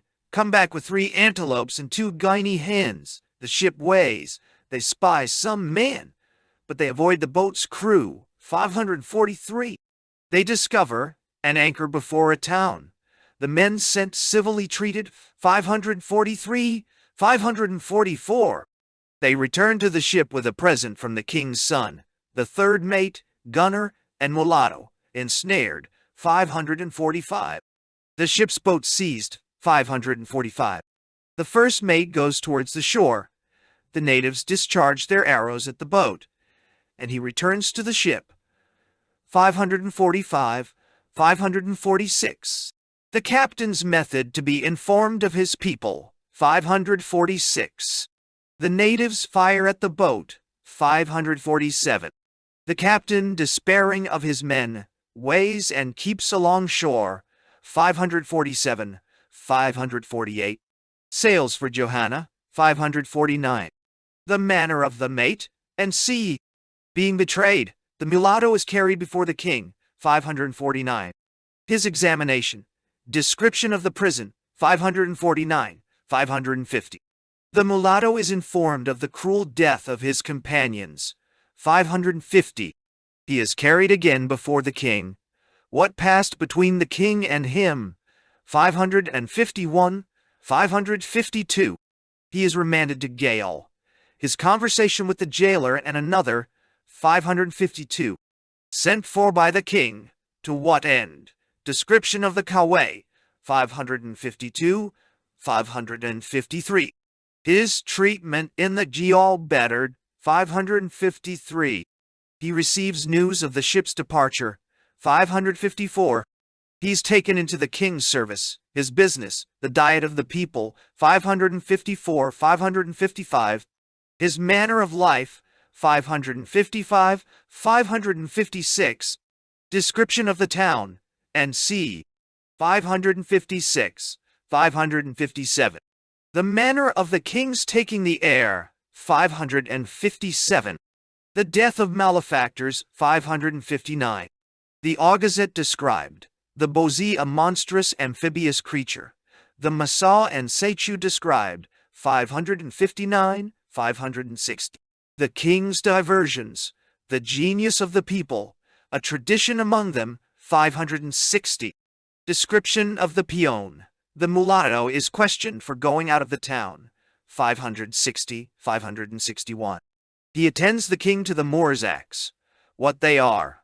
The conversation of the day. 561, 562. The mulatto under great apprehensions. He is ordered to the Morzaks. 562. He is taught his duty. 563. Description of a Pohalik. 564. He is sent for to the city, clapped into prison. The reason of it. 564, 565. But his conversation with the jailer, and afterwards with the king. 565, 566. The manner of his passing his time being remanded back to the Morzaks, 566. By what accident he comes into favor, 567. He teaches the way of fishing with a line, 567, 568. Tips. The execution of a Passaw, 568, 569. A particular description of the Morzaks, 569 to 572. The funeral ceremony of the Magadoxians, 572, 573. The religion, 573, 574. A rebellion, a ship appears, the mulatto brought to the army, 574, 575. Treachery of the king, 575. A great slaughter, the mulatto hears of a ship, meditates his escape, 575, 576. He gets away in the night, 576. He comes up to a large river, discovers 6 men his pursuit, swims over the river, 577. Escapes a large alligator, spies the ship, 578. Is taken on board a Dutch boat, IB Poi. 2 of his pursuers swim on board the boat, give an account of one being devoured by an alligator, 579. The mulatto goes to Batavia, sails in the Dutch service. From Holland comes to England, 508. Chap. Ole. Dwell. Of Captain Condent and his crew.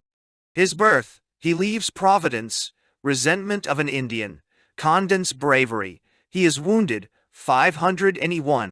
A shocking piece of inhumanity. The Duke of York taken. The crew divides. Condent chosen captain of one party. Makes for the Cape de Verde Islands. Takes a ship from Madeira. Arrives at the Isle of May. And takes 20 sail. Turns justice of peace. Sails to St. Jago takes and goes on board a Dutch ship. Makes several prizes on the Brazil coast, 581, 582.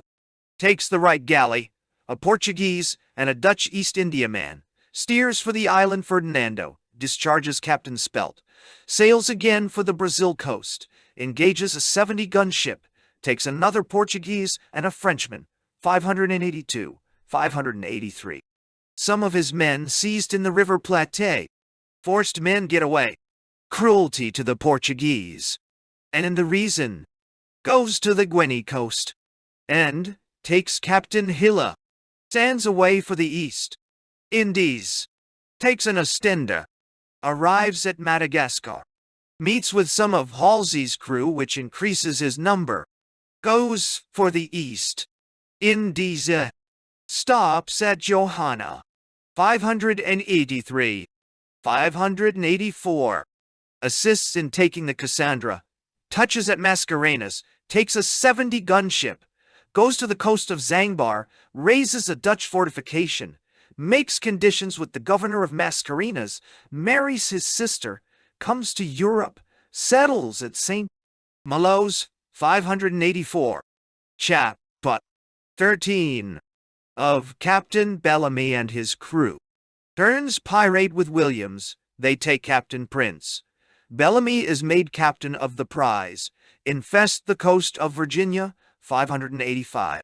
A great storm, 585. 586. Captain Beer taken, 587. Bellamy's speech to Beer IB. An odd accident, 588, 589. Williams takes a vessel off Cape Cod, 589. Description of Nova Scotia. The pirates careen in the river Mechises, 589, 590.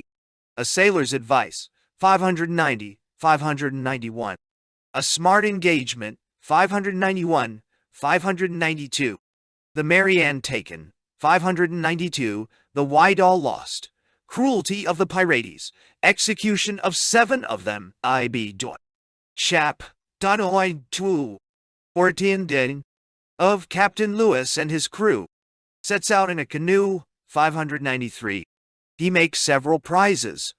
Folly of the Bermudas Men, Bravery of one Tucker, 593, 594. Louis Justice, 594, 595. Darda. His cruelty to the English takes the Herman, his quartermaster seized ashore, 595. He is released. The Sheerness man of war narrowly misses the Pirates, 596. Takes a large Frenchman by stratagem, 596, 597. A remarkable accident. Captain Smith taken. The company parts. The consequence to the French, 597, 598. Lewis murdered, 598. Chap, pot, MVL, of Captain Cornelius and his crew. Makes many prizes, burns most of the Portuguese vessels, 599. Sinks a Guineaman in engagement, 600. The firing minute guns. The loss of a ship, IB. The fatal consequence of revenge. The pirates arrive at Madagascar, 601. The history of King Chiminato, 602, 603. The pirates in danger of being taken, 604. Cornelius, his death, 605. Chap. 16. Of Captain William Fly and his crew. He is shipped by Captain Green, 66 style. Conspiracy against and barbarous murder of Captain Green, and C. 67, 608. Fly chosen captain. Falker taken, 608, 609. Barbarity used towards Falker, 609, 610. Captain Gale taken, 610. A florid speech of Flies, 610, 611. Harris taken, 611. A schooner taken, 612. Fly surprised and taken, 613. D and C are executed. IB. Contents of the appendix. Items in square brackets have been transferred to the body of the text at the places shown. The reception of Captain Rogers, Governor of and at Providence, 615. Rackham in vain part, 621. Rackham's ship taken, he and his crew escape ashore, 622. Rackham gets to Providence, and is allowed the benefit of the king's pardon, 623. Anne Bonny proposes to her husband his selling her to Rackham, IB. Rackham seizes a sloop, 624. He forces some of Turnley's men, 626. Died. Governor Rogers his sloop seized, 628, 629. Turnley and C. Marood, 630. Their hardships, 630 to 632. The pirates catch a Tartar, 632, 633. They are all taken, the forced men sent to Providence, 637. Governor Rogers sends to fetch the maroon men, 638. The pirates who escaped on shore entrapped by Governor Rogers, 638 to 640. Round Civil's generosity, 641. Deach sends Mr. D. Mark for drugs, rag, and C. Left hostages, 89. The hostages in jeopardy of their lives. A boat coming on board saves them. Go, 91. Deach draws up before Charlestown, 91. The hostages released, 92. A vindication of Governor Eden, 92 to 94. D. Major Bonnet's letter to the governor, 92. The manner of taking Captain Worley, 300 to 303. The particulars of Captain Evans his being taken, from his own letter, 67 to 7. Chap. 18. The trial of the pirates at Providence. Trial of the pirates, 642 to 657. Their behavior and execution, 657 to 660. Captain Vane's procedure at Providence, 141. His letter to Governor Rogers, 142. Giccio Captain King's protest, 144 to 147. Geo Captain Bowen's birth and first employment, 463. 464. Vibchi is taken by a French pirate, 464. Anichi is taken by a French pirate. The introduction. As the pirates in the West Indies have been so formidable and numerous that they have interrupted the trade of Europe into those parts, and our English merchants, in particular, have suffered more by their depredations than by the united force of France and Spain. That in the late war, one we do not doubt but the world will be curious to know the origin and progress of these desperadoes, who were the terror of the trading part of the world. But, before we enter upon their particular history, it will not be amiss, by way of introduction, to show, by some examples drawn from history, the great mischief and danger which threaten kingdoms and commonwealths, from the increase of these sort of robbers, when either by the troubles of particular times, or the neglect of governments, they are not crushed before they gather strength. It has been the case heretofore, that when a single pirate has been suffered to range the seas, as not being worth the notice of a government, he has by degrees grown so powerful as to put them to the expense of a great deal of blood and treasure, before he was suppressed. We shall not examine how it came to pass that our pirates in the West Indies have continually increased till of late. This is an inquiry which belongs to the legislature, or representatives of the people in Parliament, and to them we shall leave. Our business shall be briefly to show what, from beginnings as inconsiderable as these, other nations have suffered. But, in the times of Marius and Sylla, too, Rome was in her greatest strength, yet she was so torn in pieces by the factions of those two great men, that everything which concerned the public good was altogether neglected. When certain pirates broke out from Cilicia, a country of Asia Minor, situate on the coast of the Mediterranean, betwixt Syria on the east, from whence it is divided by Mount Taurus, and Armenia Minor on the west. This beginning was mean and inconsiderable, having but 2 or 3 vessels, and a few men, with which they cruised about the Greek islands, taking such ships as were very ill armed or weakly defended. However, by the taking of many prizes, they soon increased in wealth and power. The first action of theirs which made a noise was the taking of Julius Caesar, who was as yet a youth, and who, being obliged to fly from the cruelties of Sylla, who sought his life, went into Bithynia, and sojourned a while with Nicomedes, king of that country. In his return back by sea, he was met and taken by some of these pirates near the island of Pharmacusa. 3 These pirates had a barbarous custom of tying their prisoners back to back and throwing them into the sea. But, supposing Caesar to be some person of a high rank, because of his purple robes and the number of his attendants, they thought it would be more for their profit to preserve him, in hopes of receiving a great sum for his ransom.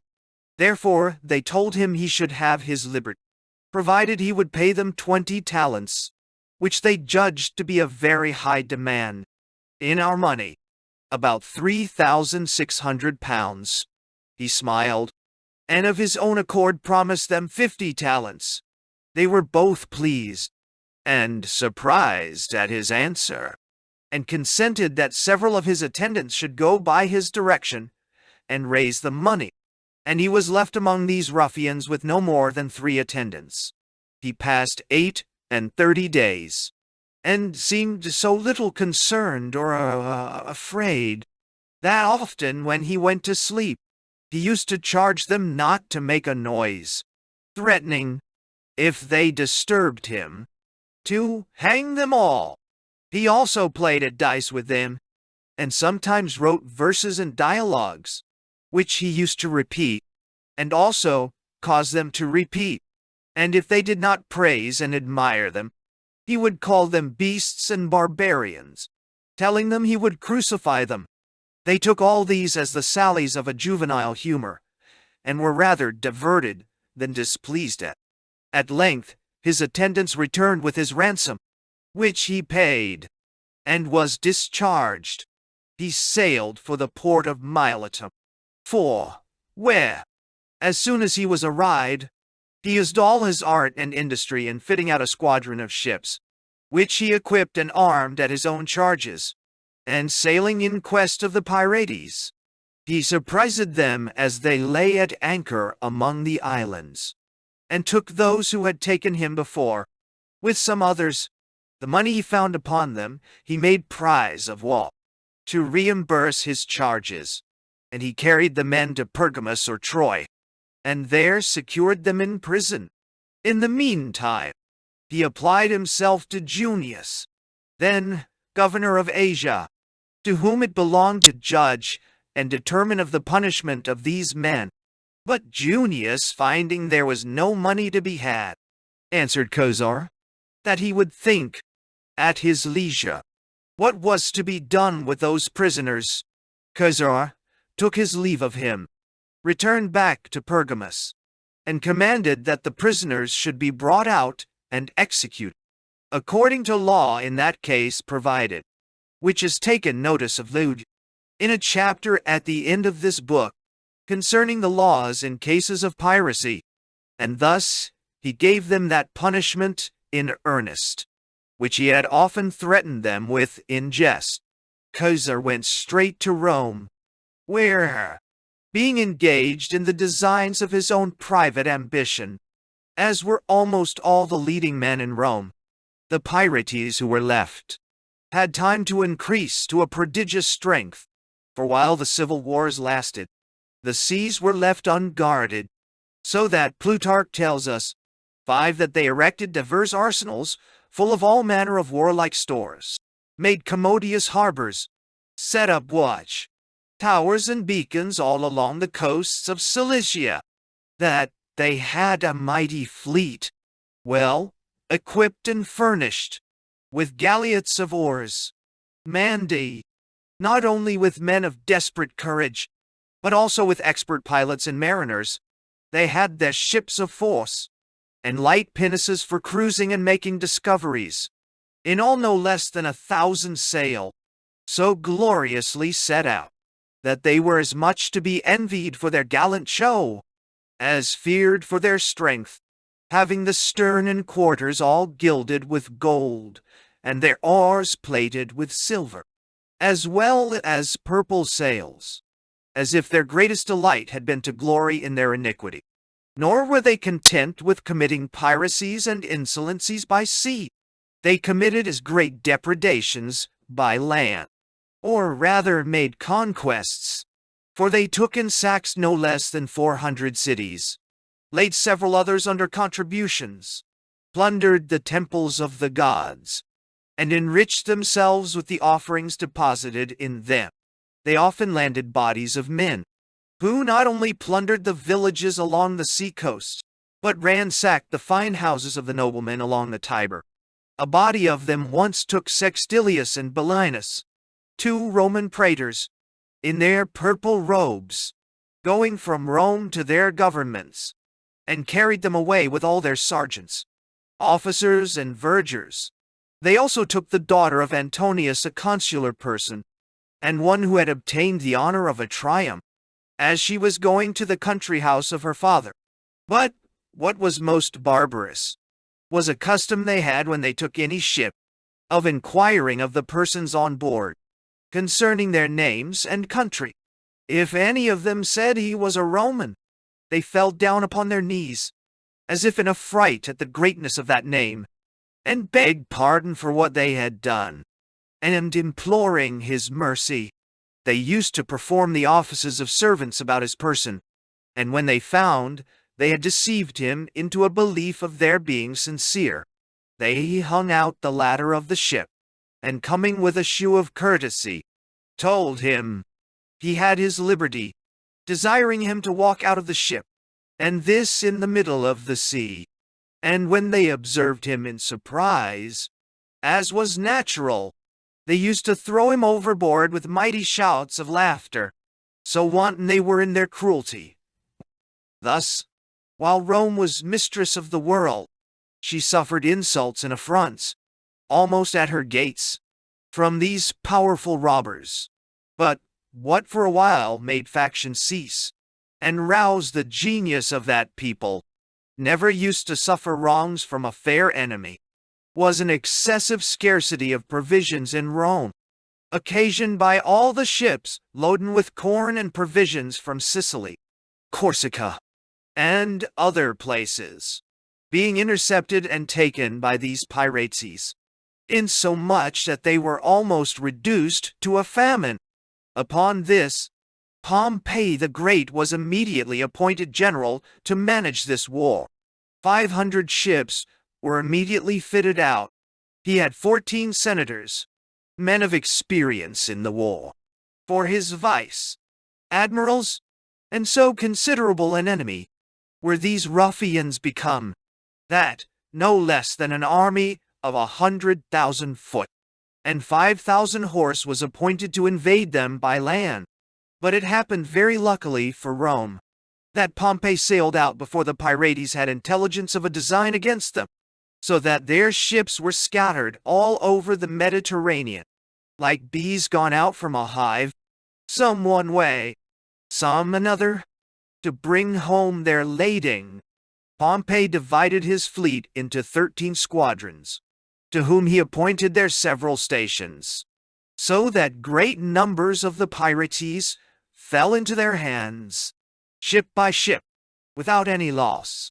40 days he passed in scouring the Mediterranean, some of the fleet cruising along the coast of Africa, some about the islands, and some upon the Italian coasts, so that often those pirates who were flying from one squadron fell in with another. However, some of them escaped, and these making directly to Cilicia, and acquainting their confederates on shore with what had happened, they appointed a rendezvous of all the ships that had escaped at the port of Corsica, in the same country. Pompey, finding the Mediterranean quite clear, appointed a meeting of all his fleet at the haven of Brundisium, and from thence sailing round into the Adriatic, he went directly to attack these pirates in their hives.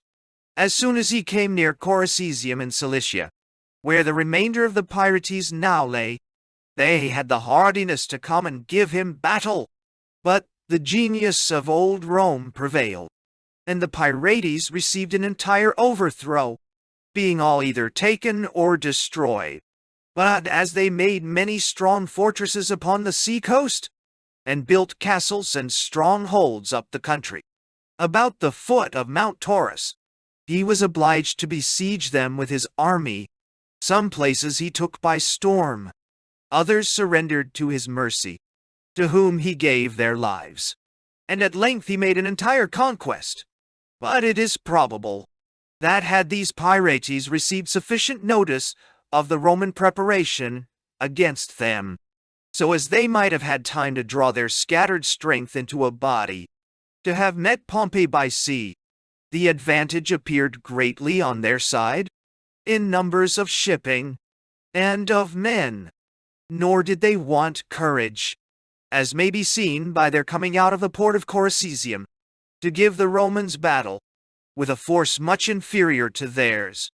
I say, had they overthrown Pompey, it is likely they would have made greater attempts, and Rome, which had conquered the whole world, might have been subdued by a parcel of pirates. This is a proof how dangerous it is to governments to be negligent, and not take an early care in suppressing these sea banditti before they gather strength. The truth of this maxim may be better exemplified in the history of Barbaros. 7. A native in the city of Mytilene, in the island of Lesbos, in the Aegean Sea, a fellow of ordinary birth, who being bred to the sea, first set out from thence upon the pirating account with only one small vessel.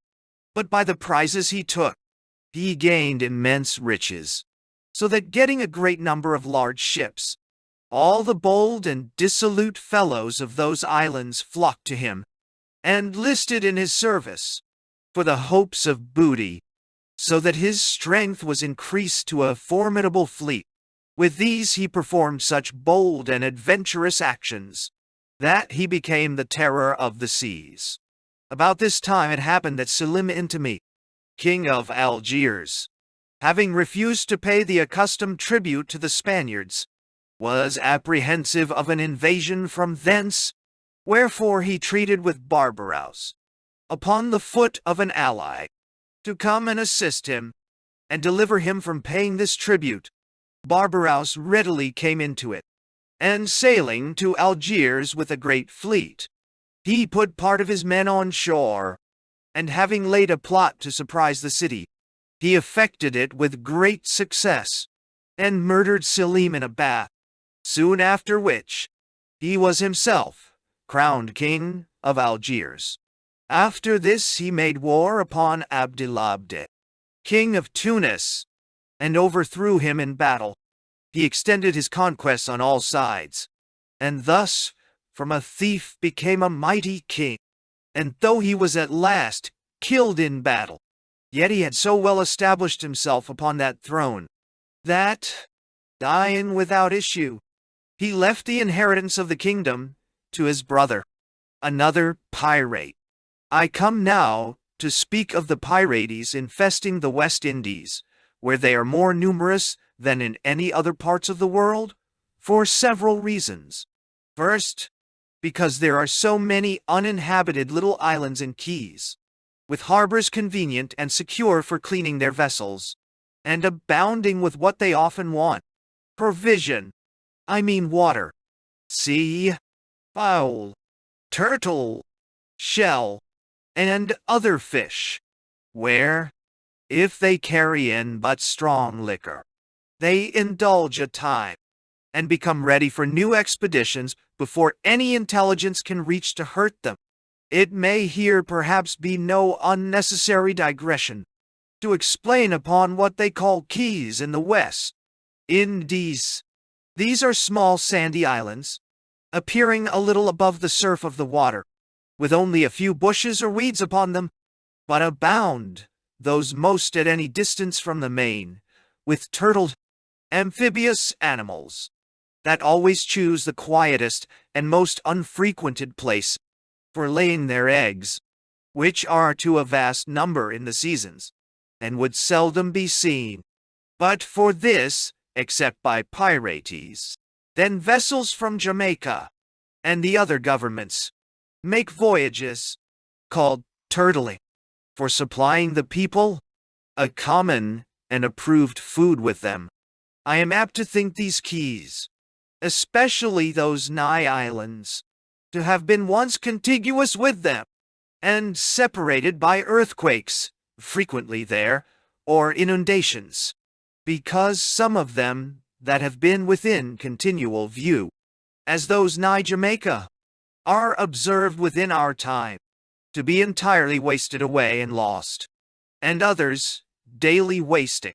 These are not only of the use above taken notice of to pirates, but it is commonly believed were always in buccaneering piratical times, the hiding places for their riches, and often times a shelter for themselves, till their friends on the main had found means to obtain indemnity for their crimes. For you must understand, when acts of grace were more frequent, and the laws less severe, these men continually found favors and encouragers at Jamaica. And perhaps they are not all dead yet. I have been told many of them still living have been of the same trade, and left it off only because they can live as well honestly, and gain now at the hazard of others' necks. A map of the middle part America and the Caribbean. Secondly, another reason why these seas are chosen by pirates is the great commerce thither by French, Spaniards, Dutch, and especially English ships. They are sure in the latitude of these trading islands to meet with prizes, booties of provision, clothing, and naval stores, and sometimes money. There being great sums remitted this way to England, the returns of the Asiento, 8, and private slave trade to the Spanish West Indies, and in short, by someone or other, all the riches of Potosi. A third reason is the inconveniency and difficulty of being pursued by the men of war. The many small inlets, lagoons, and harbors on these solitary islands and keys is a natural security. 'Tis generally here that the pirates begin their enterprises, setting out at first with a very small force, and by infesting these seas, and those of the continent of North America, in a year's time, if they have good luck on their sides, they accumulate such strength as enables them to make foreign expeditions. The first is usually to Guinea, taking the Azores and Cape de Verde Islands in their way, and then to Brazil and the East Indies, where if they meet with prosperous voyages, they set down at Madagascar or the neighboring islands, and enjoy their ill-gotten wealth among their elder brethren, with impunity. But that I may not give too much encouragement to the profession, I must inform my maritime readers that the far greater part of these rovers are cut short in the pursuit by a sudden precipitation into the other world. The rise of these rovers, since the Peace of Utrecht, 1713, or at least the great increase of them, may justly be imputed to the Spanish settlements in the West Indies, the governors of which, being often some hungry courtiers, sent thither to repair or make a fortune, generally countenance all proceedings that bring in profit. They grant commissions to great numbers of vessels of war, on pretense of preventing an interloping trade, with orders to seize all ships or vessels whatsoever within 5 leagues of their coasts, which our English ships cannot well avoid coming in their voyage to Jamaica. But, if the Spanish captains chance to exceed this commission, and rob and plunder at discretion, the sufferers are allowed to complain, and exhibit a process in their court, and after great expense of suit, delay of time, and other inconveniences, perhaps a decree is obtained in their favor. But then when the ship and cargo comes to be claimed, with costs of suit, they find, to their sorrow, that it has been previously condemned, and the plunder divided among the crew.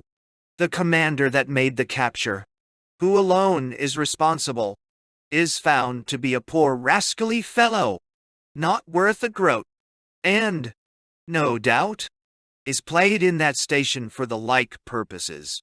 The frequent losses sustained by our merchants abroad, by these pirates, was provocation enough to attempt something by way of reprisal, and a fair opportunity offering itself in the year 1716, the traders of the West Indies took care not to slip it over, but made the best use of it their circumstances would permit.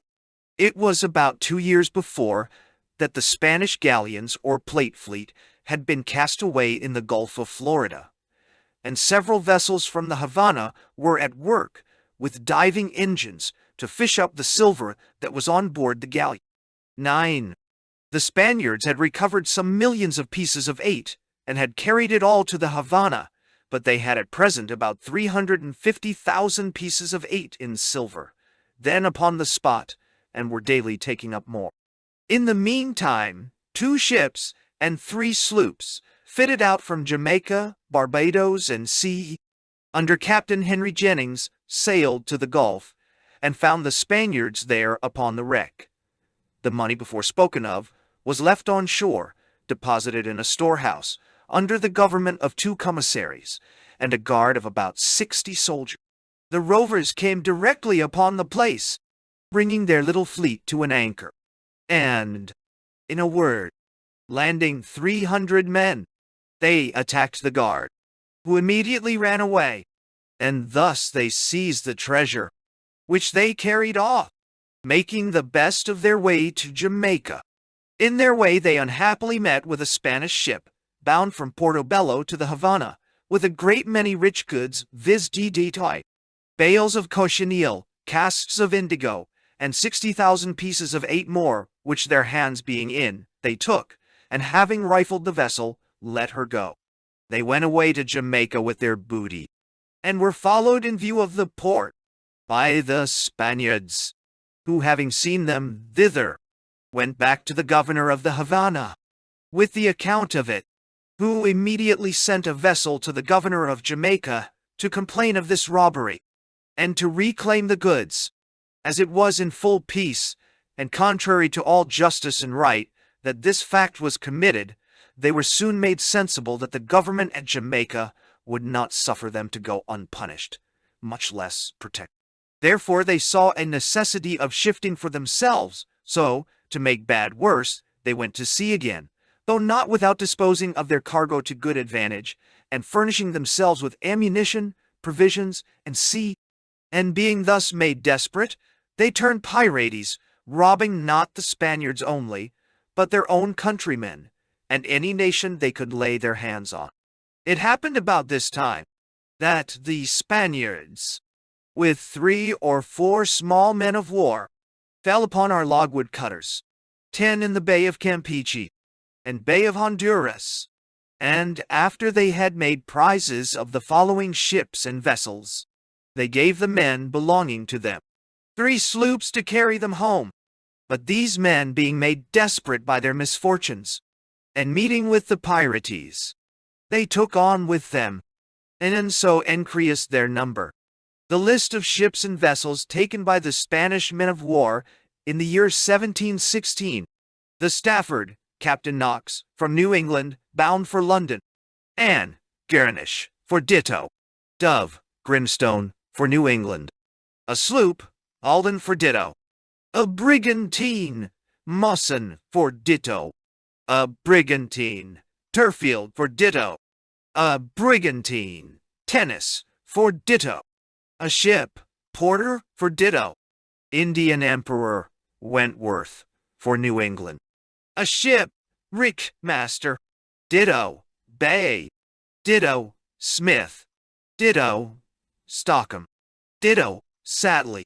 A sloop, Richards, belonging to New England. 2 sloops, belonging to Jamaica. 1 sloop of Barbados. 2 ships, from Scotland. 2 ships, from Holland.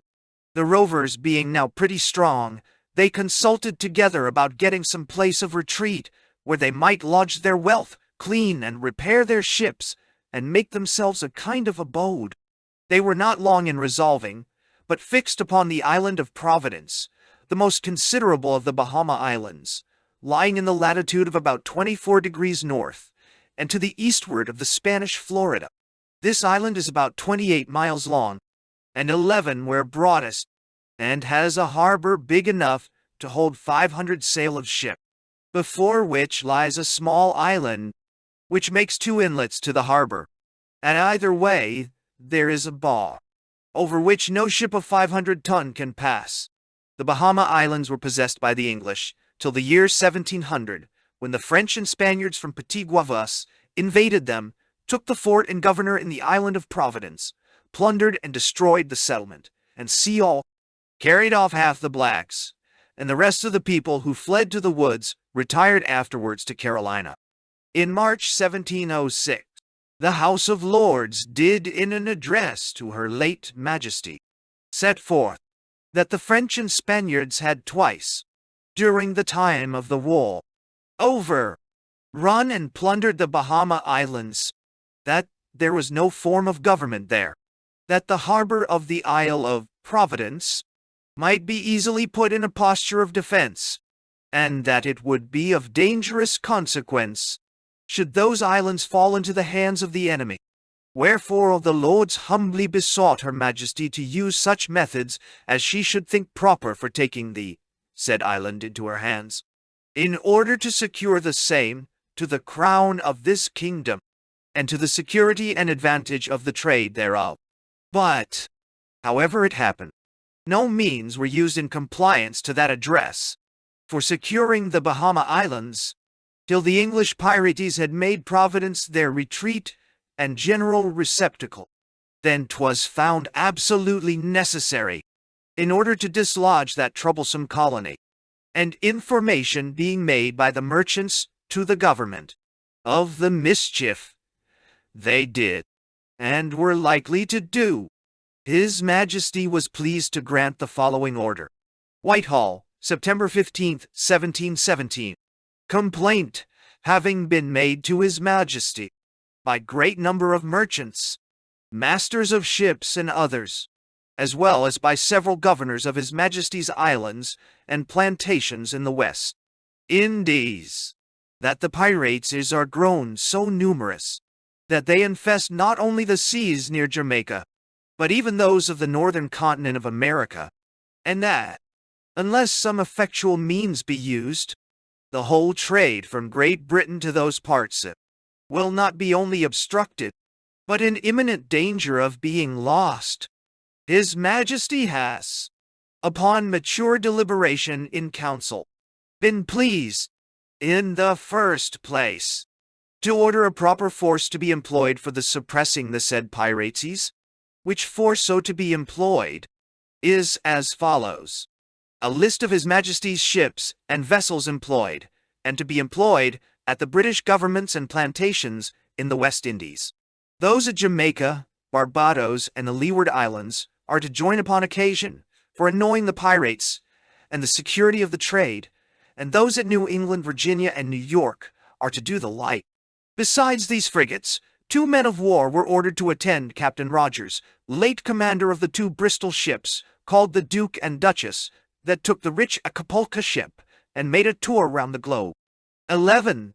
This gentleman received a commission from His Majesty to be governor of the island of Providence, and was vested with power to make use of all possible methods for reducing the pirates, and that nothing might be wanting, he carried with him the King's proclamation of pardon to those who should return to their duty by a certain time. The proclamation is as follows: by the King, a proclamation for suppressing of pirates. George R. Orry.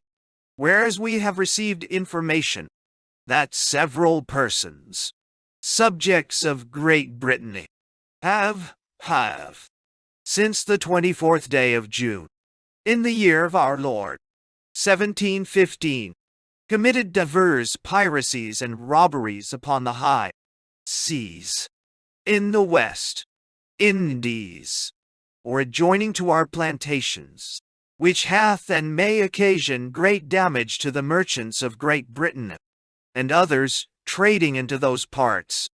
And though we have appointed such a force as we judge sufficient for suppressing the said piracies, yet, the more effectually to put an end to the same, we have thought fit, by and with the advice of our Privy Council, to issue this our royal proclamation. And we do hereby promise and declare that in case any of the said pirates shall on, or before, the 5th of September, in the year of our Lord 1718, surrender him or themselves to one of our principal secretaries of state in Great Britain or Ireland, or to any governor or deputy governor of any of our plantations beyond the seas, every such pirate and pirates so surrendering him or themselves, as aforesaid, shall have our gracious pardon. And for such, his or their piracy, or piracies, by him or them committed, before the 5th of January, next ensuing. And we do hereby strictly charge and command all our admirals, captains, and other officers at sea, and all our governors and commanders of any forts, castles, or other places in our plantations, and all other our officers, civil and military, to seize and take such of the pirates, who shall refuse or neglect to surrender themselves accordingly.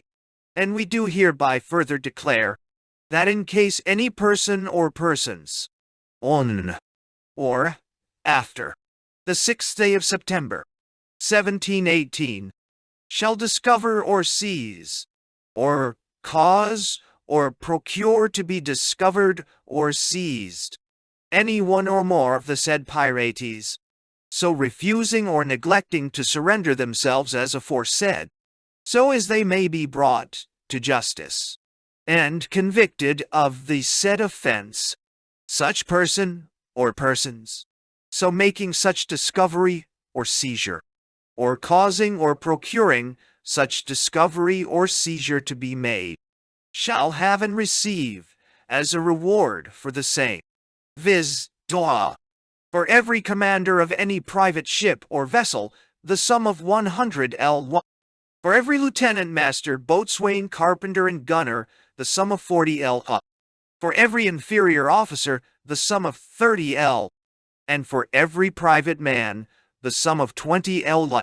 And if any person or persons belonging to and being part of the crew of any such pirate ship and vessel shall, on or after the said 6th day of September, 1718, seize and deliver, or cause to be seized or delivered, any commander or commanders of such pirate ship or vessel, so as that he or they be brought to justice, and convicted of the said offense, such person or persons, as a reward for the same, shall receive for every such commander the sum of 201, which said sums the Lord Treasurer or the Commissioners of our Treasury for the time being are hereby required and desired to pay accordingly. Given at our court, at Hampton Court, the 5th day of September, 1717, in the 4th year of our reign. God save the King. Before Governor Rogers went over, the proclamation was sent to them, which they took as Teague took the covenant. That is, they made prize of the ship and proclamation too. However, they sent for those who were out a cruising, and called a general council. But there was so much noise and clamor that nothing could be agreed on. Some were for fortifying the island, to stand upon their own terms, and treating with the government upon the foot of a commonwealth.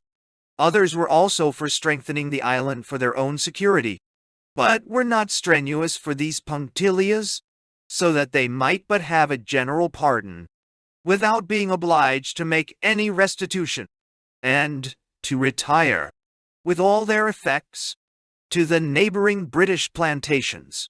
But Captain Jennings, who was their commodore, and who always bore a great sway among them, being a man of good understanding, and a good estate, before this whim took him of going a pirating, resolved upon surrendering, without more ado, to the terms of the proclamation, which so disconcerted all their measures, that the Congress broke up very abruptly without doing anything, and presently Jennings, and by his example, about 150 more, came in to the governor of Bermudas, and had their certificates, though the greatest part of them returned again, like the dog to the vomit.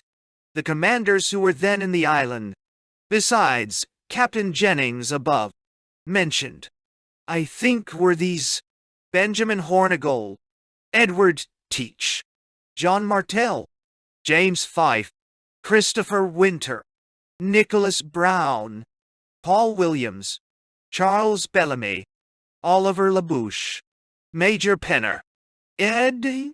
England, T. Burgess, though, Coughlin, R. Sample, Charles Vane, and 2 or 3 others. Hornigold, Thomas Burgess, and LaBouche were afterwards cast away. Teach and Penner killed, and their crews taken. James Fife killed by his own men. Martell's crew destroyed, and he forced on an uninhabited island. Coughlin, Sample, and Vane hanged. Winter and Brown surrendered to the Spaniards at Cuba, and England lives now at Madagascar. In the month of May or June, 1718, Captain Rogers arrived at his government with 2 of His Majesty's ships, and found several of the above-said pirates there, who, upon the coming of the men of war, all surrendered to the pardon, except Charles Vane and his crew, which happened after this manner. I have before described the harbor to have 2 inlets, by means of a small island lying at the mouth of it, at one of which both the men of war entered, and left the other open, so that Vane slipped his cable, set fire to a large prize he had there, and resolutely put out, firing at the man of war as he went off. As soon as Captain Rogers had settled himself in his government, he built a fort for his defense, and garrisoned it with the people he found upon the island, the quondam pirates, to the number of 400. He formed into companies, appointed officers of those whom he most confided in it, and then set about to settle trade with the Spaniards in the Gulf of Mexico, in one of which voyages Captain Burgess, above mentioned, D.A.D., and Captain Hornigold, another of the famous pirates, was cast away upon rocks, a great way from land, and perished.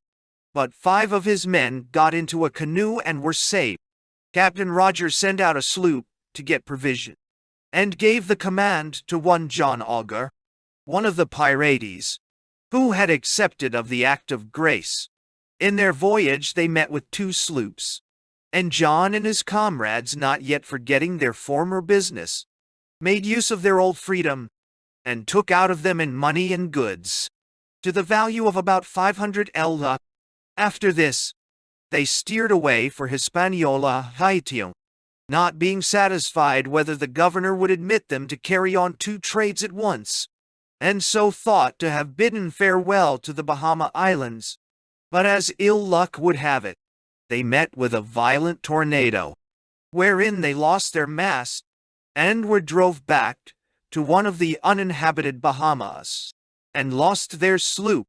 The men got all ashore, and lived up and down in the wood, for a little time, till Governor Rogers, happening to hear of their expedition, and where they had got to, sent out an armed sloop to the aforesaid island, the master of which, with good words and fair promises, got them on board, and brought them all to Providence, being 11 persons, 10 of which were tried at a court of admiralty, convicted, and hanged by the others' evidence, in the sight of all their former companions and fellow thieves. The criminals would fain have spirited up the pardoned pirates, to rescue them out of the hands of the officers of justice, telling them from the gallows that they never thought to have seen the time when 10 such men as they should be tied up and hanged like dogs, and 300 of their sworn friends and companions quietly standing by to behold the spectacle. One Thomas Morris urged the matter further than the rest, taxing them with pusillanimity and cowardice, as if it were a breach of honor in them not to rise, and save them from the ignominious death they were going to suffer. But 'twas all in vain. They were now told it was their business to turn their minds to another world, and sincerely to repent of what wickedness they had done in this. Yes, answered one of them, I do heartily repent. I repent I had not done more mischief, and that we did not cut the throats of them that took us, and I am extremely sorry that you had hanged as well as we. So do I, says another. And I, says a third.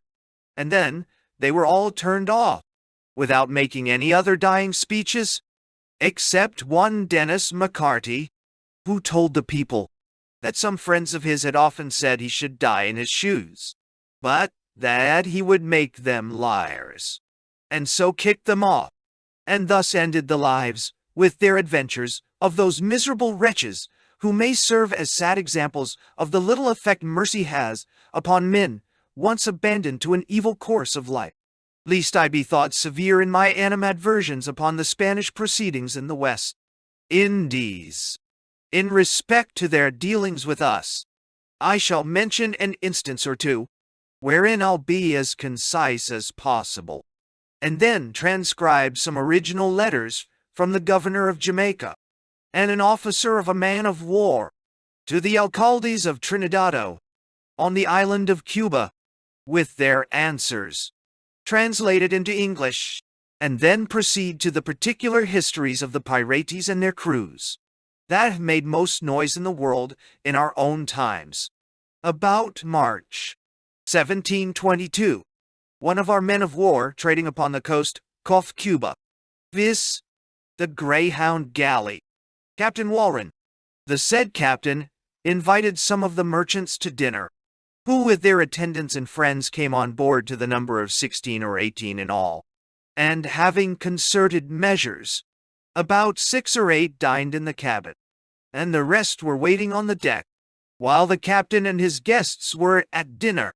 The boatswain pipes for the ship's company to dine.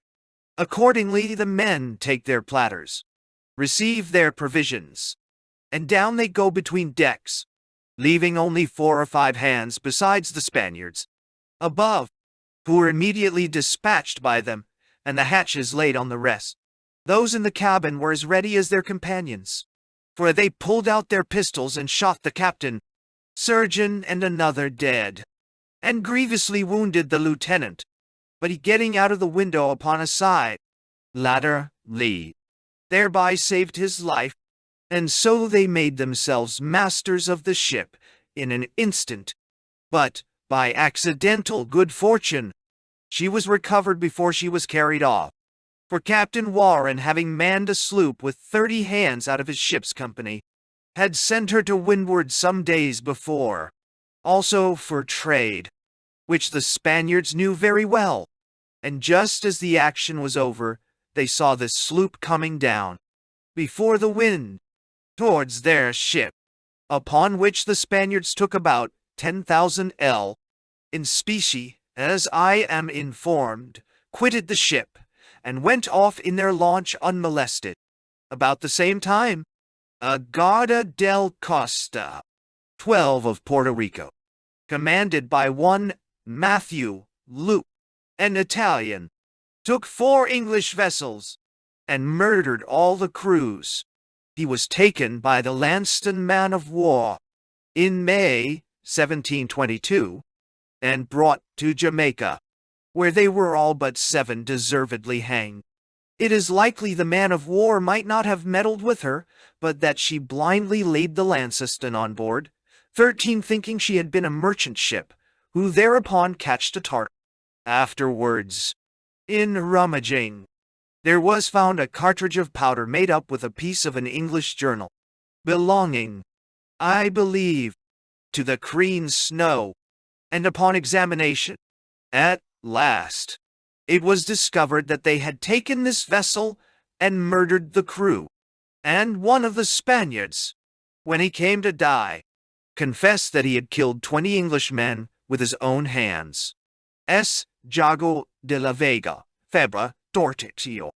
20. A letter from His Excellency, Sir Nicholas Laws, our governor, to the alcaldes of Trinidado on Cuba, dated the 26th of Jan, 1721. Gentlemen, the frequent depredations, robberies, and other acts of hostility, which have been committed on the king, my royal master's subjects, by a parcel of banditti, who pretend to have commissions from you, and in reality are sheltered under your government, is the occasion of my sending the bearer Captain Chamberlain, commander of His Majesty's Snow, happy, to demand satisfaction of you for so many notorious robberies which your people have lately committed on the king's subjects of this island, particularly by those traitors, Nicholas Brown and Christopher Winter, to whom you have given protection. Such proceedings as these are not only a breach of the law of nations, but must appear to the world of a very extraordinary nature, when considered that the subjects of a prince in amity and friendship with another should give countenance to and encourage such vile practices. I confess I have had long patience, and declined using any violent measures to obtain satisfaction. hoping this cessation of arms, 14, so happily concluded upon between our respective sovereigns, would have put an effectual stop to those disorders. But, on the contrary, I now find the port of Trinidado a receptacle of villains of all nations. I do therefore think fit to acquaint you, and assure you in the king my master's name, that if I do meet with any of your rogues for the future upon the coast of this island, I will order them to be hanged directly without mercy, and I expect and demand of you to make ample restitution to Captain Chamberlain of all the negroes which the said Brown and Winter have lately taken off from the north side of this island, and also of such sloops and other effects as they have been taken and robbed of since the cessation of arms, and that you will deliver up to the bearer such English men as are now detained, or otherwise remain at Trinidado, and also expect you will hereafter forbear granting any commissions, or suffer any such notorious villains to be equipped and fitted out from your port. Otherwise you may depend upon it, those that I can meet without shall be esteemed pirates, and treated as such, of which I thought proper to give you notice, and am, and see.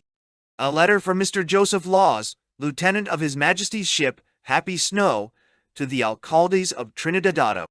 Gentlemen, I am sent by Commodore Vernon, Commander-in-Chief of all His Majesty's ships in the West Indies, to demand in the King our master's name all the vessels, with their effects, and see, and also the negroes taken from Jamaica since the cessation of arms.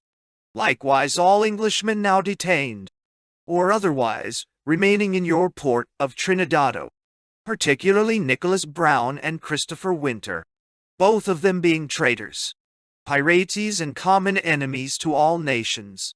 And the said Commodore hath ordered me to acquaint you that he is surprised that the subjects of a prince in amity and friendship with another should give countenance to such notorious villains.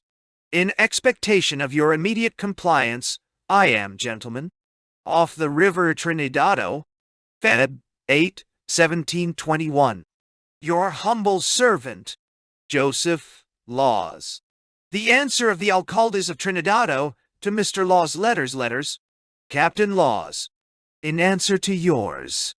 This serves to acquaint you that neither in this city nor port are there any negroes or vessels which have been taken at your island of Jamaica, nor on that coast, since the cessation of arms, and what vessels have been taken since that time have been for trading in an unlawful commerce on this coast.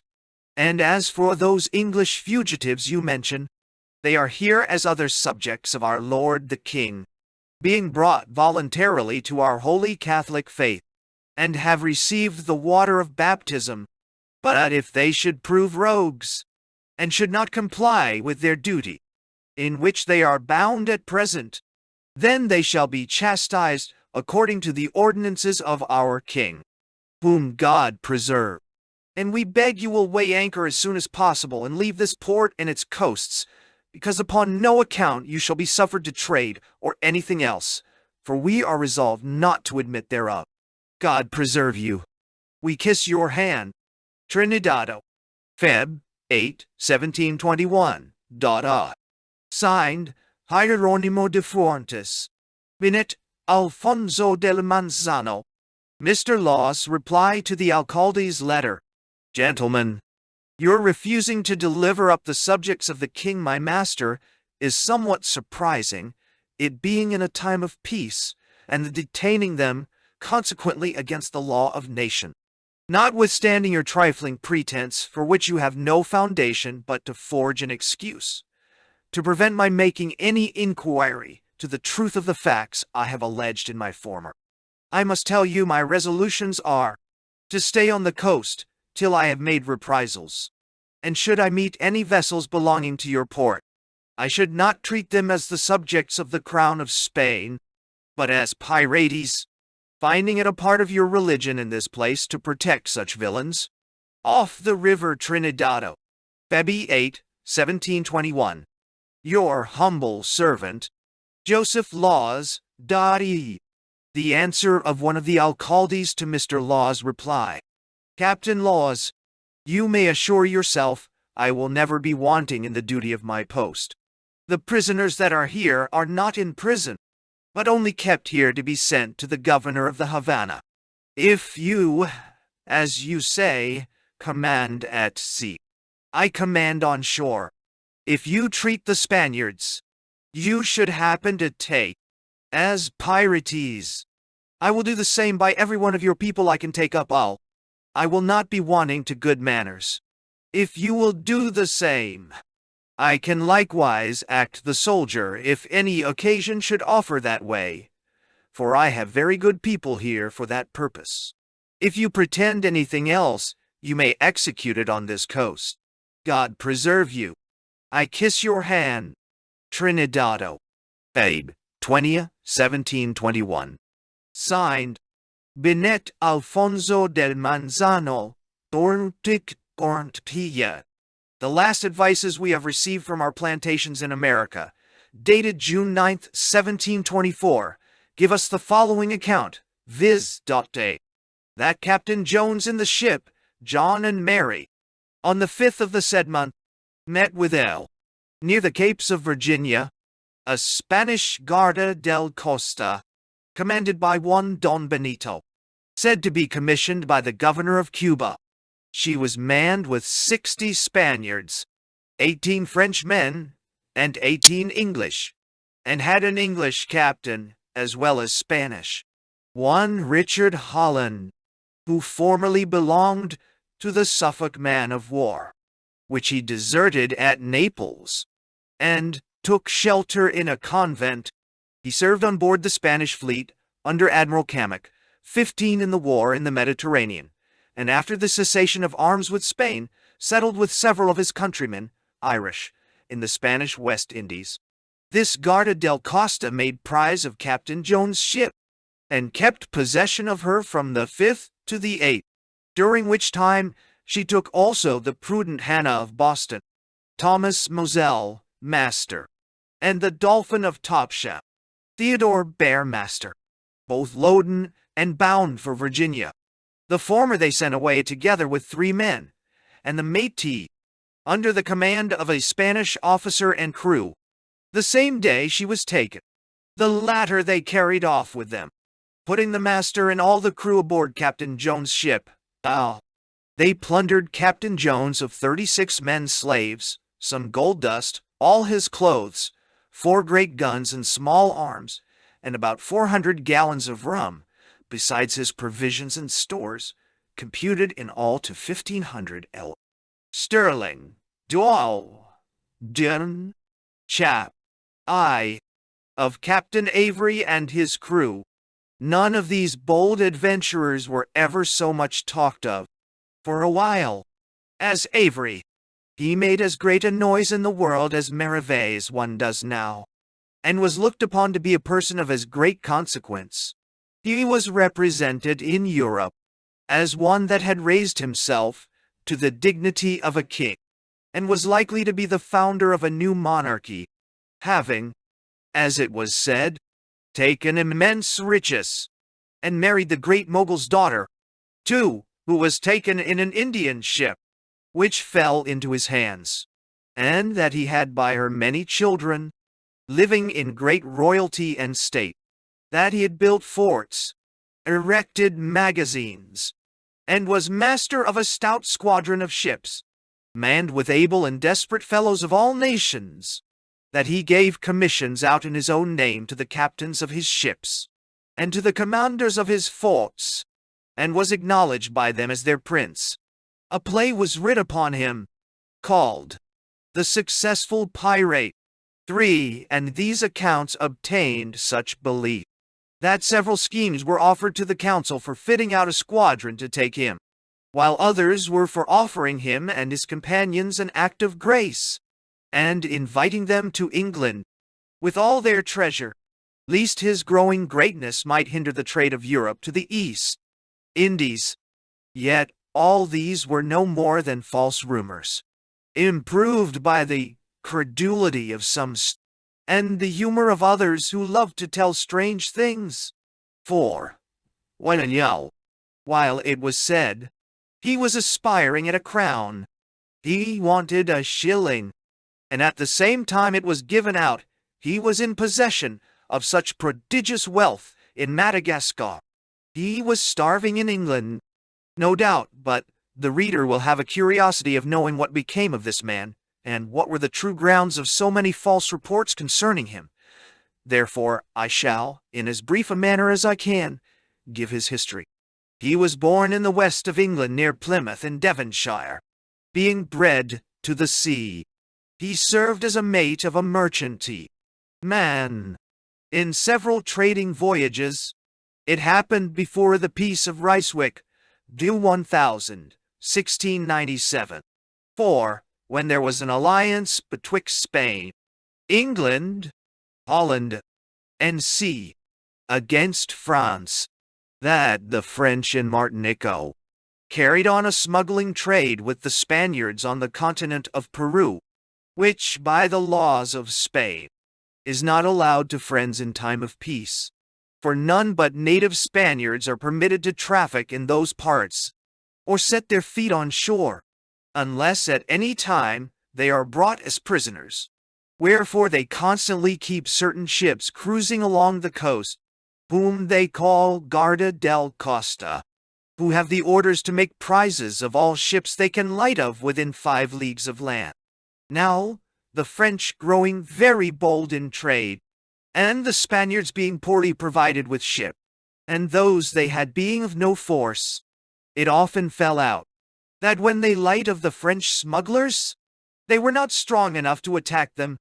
Therefore, it was resolved in Spain to hire 2 or 3 stout foreign ships for their service, which being known at Bristol, some merchants of that city fitted out 2 ships of 30-odd guns, and 120 hands each, well furnished with provision and ammunition, and all other stores, and the hire being agreed for by some agents for Spain, they were commanded to sail for Corona, the Groin, there to receive their orders, and to take on board some Spanish gentlemen, who were to go passengers to New Spain. 5. Of one of these ships, which I take to be called the Duke, Captain, Gibson commander, Avery was first mate, and being a fellow of more cunning than courage, he insinuated himself into the good will of several of the boldest fellows on board the other ship, as well as that which he was on board of Rob, having sounded their inclinations before he opened himself, and finding them ripe for his design, he, at length, proposed to them to run away with the ship, telling them what great wealth was to be had on the coast of India. It was no sooner said than agreed to, and they resolved to execute their plot at 10 o'clock the night following. It must be observed, the captain was one of those who are mightily addicted to punch, so that he passed most of his time on shore, in some little drinking ordinary. But this day he did not go on shore as usual. However, this did not spoil the design, for he took his usual dose on board, and so got to bed before the hour appointed for the business. The men also, who were not privy to the design, turned into their hammocks, leaving none upon deck but the conspirators, who, indeed, were the greatest part of the ship's crew. At the time agreed on, the Duchess's longboat appeared, which Avery, hailing in the usual manner, was answered by the men in her, "Is your drunken boatswain on board?" which was the watchword agreed betwixt them, and Avery replying in the affirmative, the boat came aboard with 16 stout fellows, and joined the company. When our gentry saw that all was clear, they secured the hatches, so went to work. They did not slip the anchor, but weighed it leisurely, and so put to sea without any disorder or confusion, though there were several ships then lying in the bay, and among them a Dutch frigate of 40 guns, the captain of which was offered a great reward to go out after her. But Mynheer, who perhaps would not have been willing to have been served so himself, could not be prevailed upon to give such usage to another, and so let Mr. Avery pursue his voyage, whither he had a mind to. The captain, who by this time was awaked, either by the motion of the ship or the noise of working the tackles, rung the bell. Avery and 2 others went into the cabin. The captain, half asleep, and in a kind of fright, asked, "What was the matter?" Avery answered coolly, "Nothing," the captain replied. "Something's the matter with the ship. Does she drive? What weather is it?" Thinking nothing less than that it had been a storm, and that the ship was driven from her anchors. "No, no," answered Avery. "We're at sea with a fair wind and good weather." "At sea," says the captain. "How can that be?"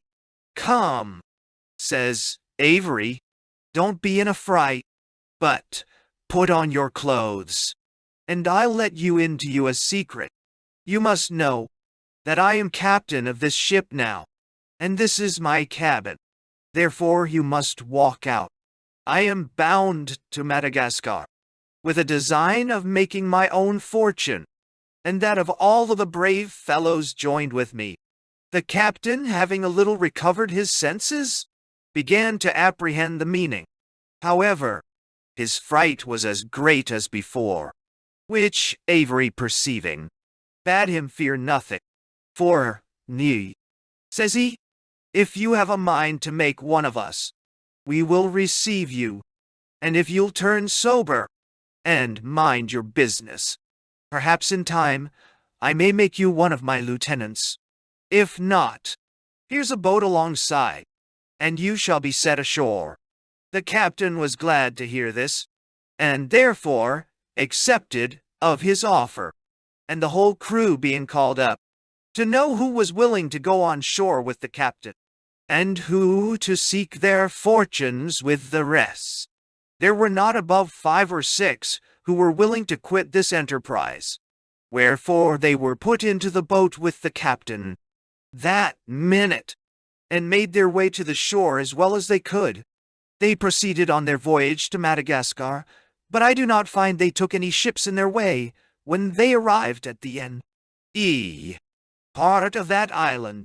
They found 2 sloops at anchor, who, upon seeing them, slipped their cables and run themselves ashore, the men all landing, and running into the woods. These were 2 sloops which the men had run away with from the West Indies, and seeing Avery, they supposed him to be some frigate sent to take them, and therefore not being a force to engage him, they did what they could to save themselves. He guessed where they were, and sent some of his men on shore to let them know they were friends, and to offer they might join together for their common safety. The sloop's men were well armed, and had posted themselves in a wood, with sentinels just on the outside, to observe whether the ship landed her men to pursue them, and they observing only 2 or 3 men to come towards them without arms, did not oppose them, but having challenged them, and they answering they were friends, they led them to their body, where they delivered their message.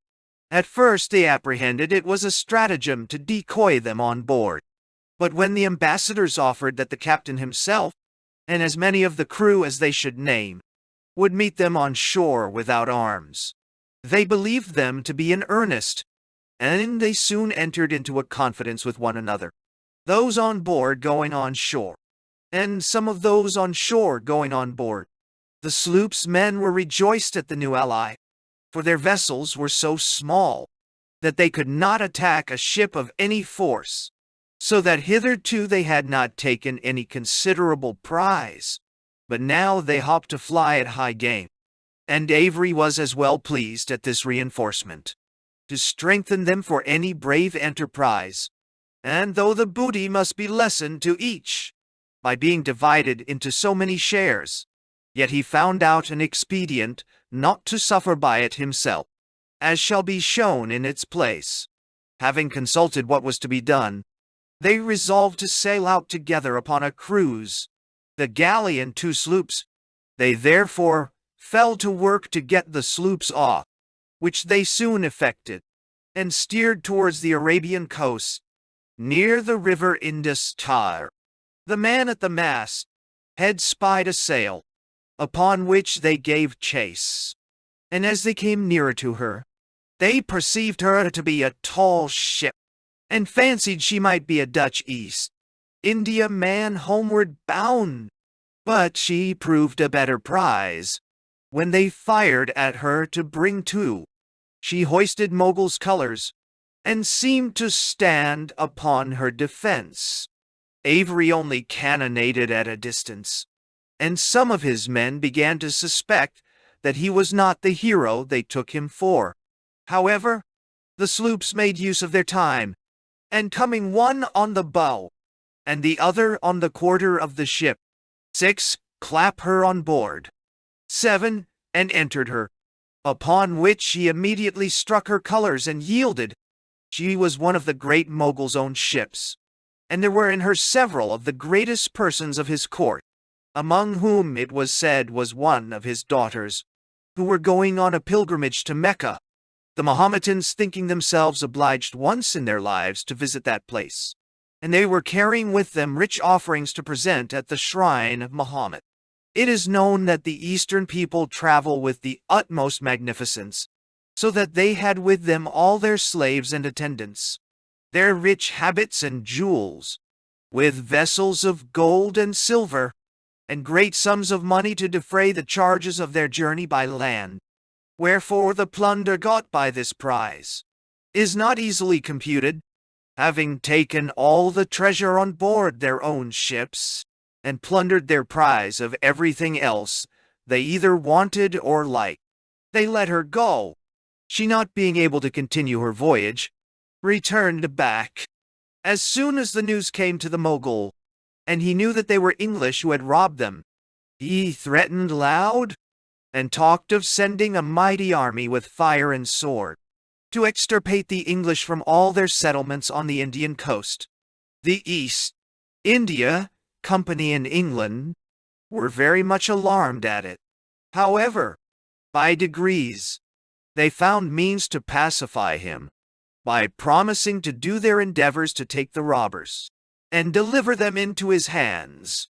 However, the great noise this thing made in Europe, as well as India, was the occasion of all these romantic stories which were formed of Avery's greatness. In the meantime, our successful plunderers agreed to make the best of their way back to Madagascar, intending to make that place their magazine or repository for all their treasure, and to build a small fortification there, and leave a few hands always ashore to look after it, and defend it from any attempts of the natives. But Avery put an end to this project, and made it altogether unnecessary. As they were steering their course, as has been said, he sends a boat on board of each of the sloops, desiring the chief of them to come on board of him, in order to hold a council. They did so, and he told them he had something to propose to them for the common good, which was to provide against accidents. He bade them consider the treasure they were possessed of would be sufficient for them all, if they could secure it in some place on shore. Therefore, all they had to fear was some misfortune in the voyage. He bade them consider the consequences of being separated by bad weather, in which case, the sloops, if either of them should fall in with any ships of force, 8 must be either taken or sunk, and the treasure on board her lost to the rest, besides the common accidents of the sea. As for his part, he was so strong, he was able to make his party good with any ship they were like to meet in those seas, that if he met with any ship of such strength, and could not take her, he was safe from being taken, being so well manned. Besides, his ship was a quick sailer, and could carry sail when their sloops could not. Wherefore, he proposed to them to put the treasure on board his ship, to seal up each chest with 3 seals, whereof each was to keep one, and to appoint a rendezvous in case of separation. Upon considering this proposal, it appeared so reasonable to them that they readily came into it, for they argued to themselves that an accident might happen to one of the sloops, and the other escape, wherefore it was for the common good. The thing was done as agreed to. The treasure put on board of Avery, and the chest sealed. They kept company that day and the next, the weather being fair, in which time Avery tampered with his men, telling them they now had sufficient to make them all easy, and what should hinder them from going to some country where they were not known, and living on shore all the rest of their days in plenty. They understood what he meant, and, in short, they all agreed to bilk their new allies, the sloop's men. Nor do I find that any of them felt any qualms of honor rising in his stomach to hinder them from consenting to this piece of treachery. In fine, they took advantage of the darkness that night, steered another course, and, by morning, lost sight of. I leave the reader to judge what swearing and confusion there was among the sloop's men in the morning, when they saw that Avery had given them the slip, for they knew by the fairness of the weather, and the course they had agreed to steer, that it must have been done on purpose. But we leave them at present to follow Mr. B. Avery died. Avery and his men, having consulted what to do with themselves, came to a resolution to make the best of their way towards America, and none of them being known in those parts, they intended to divide the treasure, to change their names, to go ashore, some in one place, some in other, to purchase some settlements, and live at ease. The first land they made was the island of Providence, then newly settled.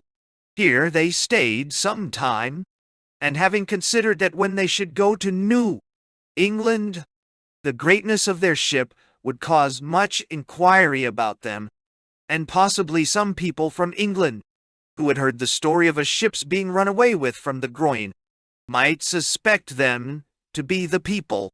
They therefore took a resolution of disposing of their ship at Providence, upon which, Avery, pretending that the ship being fitted out upon the privateering account, and having had no success, he had received orders from the owners to dispose of her to the best advantage. He soon met with a purchaser, and immediately bought a sloop. In this sloop, he and his companions embarked. They touched at several parts of America, where no person suspected them, and some of them went on shore, and dispersed themselves about the country, having received such dividends as Avery would give them, for he concealed the greatest part of the diamonds from them, which in the first hurry of plundering the ship, they did not much regard, as not knowing their value. At length he came to Boston, in New England, and seemed to have a desire of settling in those parts sea, and some of his companions went on shore there also. But he changed his resolution, and proposed to the few of his companions who were left to sail for Ireland, which they consented to. He found out that New England was not a proper place for him, because a great deal of his wealth lay in diamonds, and should he have produced them there, he would have certainly been seized on suspicion of piracy. In their voyage to Ireland, they avoided St. George's Channel, and sailing north about, they put into one of the northern ports of that kingdom. There they disposed of their sloop, and coming on shore they separated themselves, some going to Cork, and some to Dublin, 18 of whom obtained their pardons afterwards of K. William all. When Avery had remained some time in this kingdom, he was afraid to offer his diamonds to sale, lest an inquiry into his manner of coming by them should occasion a discovery. Therefore, considering with himself what was best to be done. He fancied there were some persons at Bristol whom he might venture to trust, upon which he resolved to pass over into England. He did so, and going into Devonshire, he sent Ito, one of these friends, to meet him at a town called Biddeford. When he had communicated himself to his friend, and consulted with him about the means of his effects, they agreed that the safest method would be to put them in the hands of some merchants, who being men of wealth and credit in the world, no inquiry would be made how they came by them. This friend telling him he was very intimate with some who were very fit for the purpose, and if he would but allow them a good commission, would do the business very faithfully. Avery liked the proposal, for he found no other way of managing his affairs, since he could not appear in them himself. Therefore, his friend going back to Bristol, and opening the matter to the merchants, they made Avery a visit at Biddeford, where, after some protestations of honor and integrity, he delivered them his effects, consisting of diamonds and some vessels of gold. They gave him a little money for his present subsistence, and so they parted. He changed his name and lived at Biddeford, without making any figure, and therefore there was no great notice taken of him. Yet, let one or two of his relations know where he was, who came to see him. In some time his little money was spent, yet he heard nothing from his merchants. He writ to them often, and after much importunity they sent him a small supply, but scarce sufficient to pay his debts. In fine, the supplies they sent him from time to time were so small that they were not sufficient to give him bread, nor could he get that little without a great deal of trouble and importunity. Wherefore, being weary of his life, he went privately to Bristol to speak to the merchants himself, where, instead of money, he met a most shocking repulse. For when he desired them to come to an account with him, they silenced him by threatening to discover him, so that our merchants were as good pirates at land as he was at sea. Whether he was frightened by these menaces, or had seen somebody else he thought knew him, is not known. But he went immediately over to Ireland, and from thence solicited his merchants very hard for a supply, but to no purpose, for he was even reduced to beggary. In this extremity he was resolved to return and cast himself upon them, let the consequence be what it would. He put himself on board a trading vessel, and worked his passage over to Plymouth, from whence he travelled on foot to Biddeford, where he had been but a few days before he fell sick and died, not being worth as much as would buy him a coffin. Thus have I given all that could be collected of any certainty concerning this man, rejecting the idle stories which were made of his fantastic greatness, by which it appears that his actions were more inconsiderable than those of other pirates, since him, though he made more noise in the world. Now we shall turn back and give our readers some account of what became of the two sloops. We took notice of the rage and confusion which must have seized them upon their missing of Avery. However, they continued their course, some of them still flattering themselves that he had only outsailed them in the night, and that they should find him at the place of rendezvous. But when they came there, and could hear no tidings of him, there was an end of hope. It was time to consider what they should do with themselves. Their stock of sea provision was almost spent, and though there was rice and fish, and fowl to be had ashore, yet these would not keep for sea, without being properly cured with salt, which they had no conveniency of doing. Therefore, since they could not go a-cruising any more, it was time to think of establishing themselves at land, to which purpose they took all things out of the sloops, made tents of the sails, and encamped themselves, having a large quantity of ammunition. and abundance of small arms. Here they met with several of their countrymen, the crew of a privateer sloop, which was commanded by Captain Thomas Tew, and since it will be but a short digression, we will give an account how they came here. Where? Captain George Dew and Captain Thomas Tew had received commissions from the then governor of Bermudas to sail directly for the river Gambia in Africa. There, with the advice and assistance of the agents of the Royal African Company, to attempt the taking the French factory at Goury-Egoré, lying upon that coast. 9. In a few days after they sailed out, Dew in a violent storm not only sprung his mast, but lost sight of his consort. Dew therefore returned back to refit, and Tew, instead of proceeding on his voyage, made for the Cape of Good Hope, and doubling the said cape, shaped his course for the Straits of Babel, Mandel, Babab, El Mondeb, being the entrance into the Red Sea. Here he came up with a large ship, richly loaden, bound from the Indies to Arabia, with 300 soldiers on board, besides seamen. Yet Tew had the hardiness to board her, and soon carried her. And, 'tis said, by this prize, his men shared near 3,000 pounds apiece. They had intelligence from the prisoners of 5 other rich ships to pass that way, which Tew would have attacked, though they were very strong, if he had not been ruled by the quarter master and others. This differing in opinion created some ill blood amongst them, so that they resolved to break up pirating, and no place was so fit to receive them as Madagascar.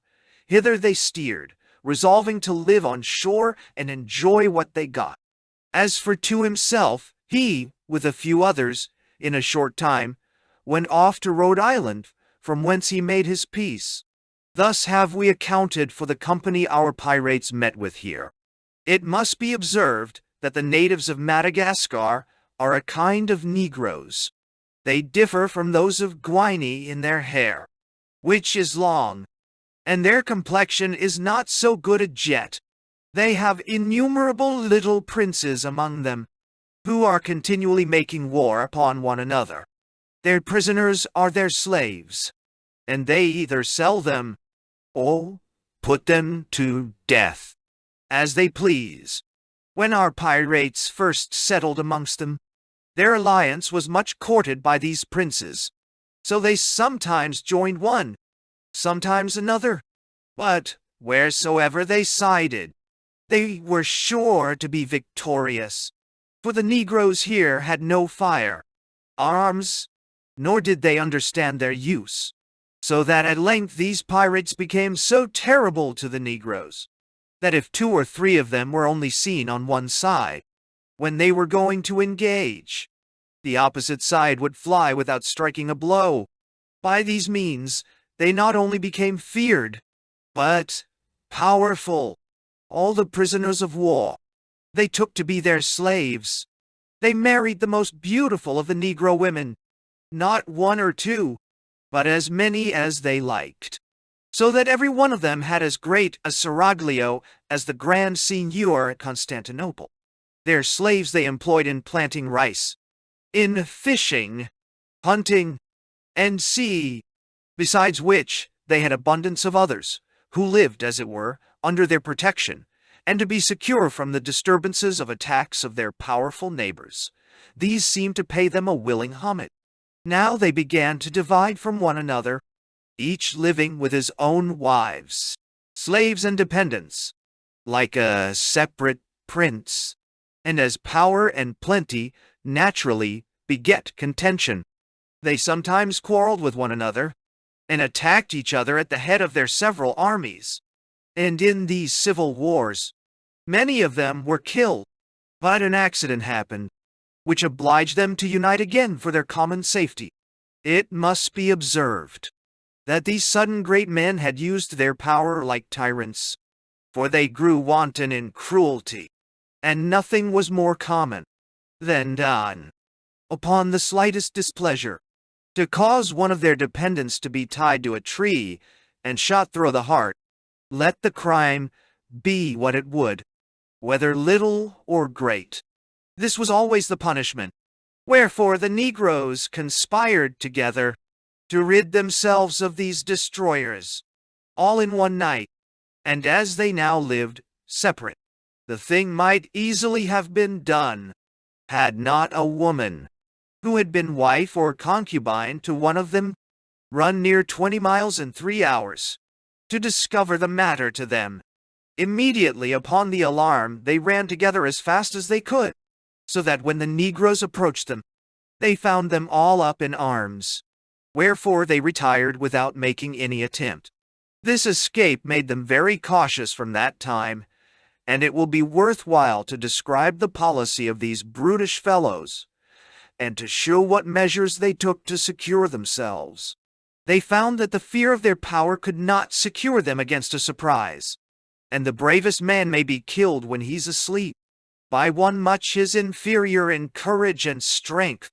Therefore, as their first security, they did all they could to foment war betwixt the neighboring Negroes, remaining neuter themselves, by which means those who were overcome constantly fled to them for protection. Otherwise they must be either killed or made slaves. They strengthened their party, and tied some to them by interest. When there was no war, they contrived to spirit up private quarrels among them, and issuer upon every little dispute or misunderstanding, push on one side or other to revenge, instruct them how to attack or surprise their adversaries, and lend them loaded pistols or firelocks to dispatch them without, the consequence of which was that the murderer was forced to fly to them for the safety of his life, with his wives, children, and kindred. Such as these were fast friends, as their lives depended upon the safety of the protectors. For as we observed before, our pirates were grown so terrible that none of their neighbors had resolution enough to attack them in an open war. By such arts as these, in the space of a few years, their body was greatly increased. They then began to separate themselves, and remove at a greater distance from one another, for the convenience of more ground, and were divided like Jews into tribes, each carrying with him his wives and children, of which, by this time, they had a large family, as also their quota of dependents and followers. And if power and command be the thing which distinguish a prince, these ruffians had all the marks of royalty about them. Nay, more, they had the very fears which commonly disturb tyrants, as may be seen by the extreme caution they took in fortifying the places where they dwelt. In this plan of fortification they imitated one another. Their dwellings were rather citadels than houses. They made choice of a place overgrown with a wood, and situate near a water. They raised a rampart or high ditch round it, so straight and high that it was impossible to climb it, and especially by those who had not the use of scaling ladders. Over this ditch there was one passage into the wood. The dwelling, which was a hut, was built in that part of the wood which the prince, who inhabited it, thought fit, but so covered that it could not be seen till you came at it. But the greatest cunning lay in the passage which led to the hut, which was so narrow that no more than one person could go abreast, and contrived in so intricate a manner that it was a perfect maze or labyrinth, it being round and round, with several little crossways, so that a person that was not well acquainted with the way might walk several hours round and cross these ways without being able to find the hut. Moreover, all along the sides of these narrow paths, certain large thorns which grew upon a tree in that country were struck into the ground with their points uppermost, and the unadil back sorava nor down to have no thought If a man should attempt to come near the hut at night, he would certainly have stuck upon these thorns, though he had been provided with that clue which Ariadne gave to Theseus when he entered the cave of the Minotaur. Thus tyrant-like they lived, fearing and feared by all, and in this situation they were found by Captain Woodes Rogers, when he went to Madagascar, in the Delicia, a ship of 40 guns, with a design of buying slaves, in order to sell to the Dutch at Batavia or New Holland. 10. He happened to touch upon a part of the island where no ship had been seen for 7 or 8 years before, where he met with some of the pirates, at which time they had been upon the island above 25 years, having a large motley generation of children and grand all children descended from them, there being about that time 11 of them remaining alive. Upon their first seeing a ship of this force and burthen, they supposed it to be a man of war sent to take them. They therefore lurked within their fastnesses. But when some from the ship came on shore, without any show of hostility, and offering to trade with the negroes, they ventured to come out of their holes, attended like princes, and since they actually are kings de facto, which is a kind of a right, we ought to speak of them as such, having been so many years upon this island, it may be imagined. Their clothes had long been worn out, so that their majesties were extremely out at the elbows. I can't say they were ragged, since they had no clothes. They had nothing to cover them but the skins of beasts without any tanning, but with all their hair on, nor a shoe nor stocking. So they looked like the pictures of Hercules in the lion's skin, and being overgrown with beard and hair upon their bodies, they appeared the most savage figures that a man's imagination can frame. However, they soon got rid, for they sold great numbers of those poor people under them, for clothes, knives, saws, powder and ball, and many other things, and became so familiar that they went aboard the Delicia, and were observed to be very curious, examining the inside of the ship, and very familiar with the men, inviting them ashore.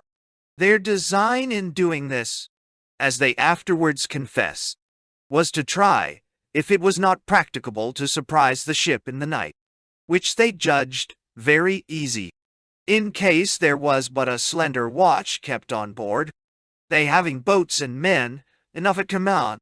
But, it seems, the captain was aware of them, and kept so strong a watch upon deck, that they found it was in vain to make any attempt. Wherefore, when some of the men went ashore, they were for inveigling them, and drawing them into a plot for seizing the captain, and securing the rest of the men under hatches, when they should have the night watch, promising a signal to come on board and join them, proposing, if they succeeded, to go a-pirating together, not doubting but with that ship they should be able to take anything they met on the sea. But the captain, observing an intimacy growing betwixt them and some of his men, thought it could be for no good. He therefore broke it off in time, not suffering them so much as to talk together. And when he sent a boat on shore with an officer to treat with them about the sale of slaves, the crew remained on board the boat, and no man was suffered to talk with them, but the person deputed by him for that purpose. Before he sailed away, and they found that nothing was to be done, they confessed all the designs they had formed against him. Thus he left them, as he found them, in a great deal of dirty state and royalty, but with fewer subjects than they had, having, as we observed, sold many of them. And if ambition be the darling passion of men, no doubt they were happy. One of these great princes had formerly been a waterman upon the Thames, where, having committed a murder, he fled to the West Indies, and was of the number of those who run away with the sloops. The rest had been all foremast men, nor was there a man amongst them who could either read or write, and yet their secretaries of state had no more learning than themselves. This is all the account we can give of these kings of Madagascar, some of whom it is probable are reigning to this day. Chapter 2 of Captain Martel and his crew. I come now to the pirates that have rose since the Peace of Utrecht. In wartime there is no room for any, because all those of a roving, adventurous disposition find employment in privateers. So there's no opportunity for pirates. Like our mobs in London, when they come to any height, our superiors order out the train bands, and when once they are raised, the others are suppressed, of course. I take the reason of it to be that the mob go into the tame army, and immediately from notorious breakers of the peace, become, by being put in order, solemn preservers of it. And should our legislators put some of the pirates into authority, it would not only lessen their number, but, I imagine, set them upon the rest, and they would be the likeliest people to find them out. According to the proverb, set a thief to catch a thief. To bring this about, there needs no other encouragement, but to give all the effects taken aboard a pirate vessel to the captors. For in case of plunder and gain, they like it as well from friends as enemies, but are not fond, as things are carried, of ruining poor fellows, say the Creolians, with no advantage to themselves.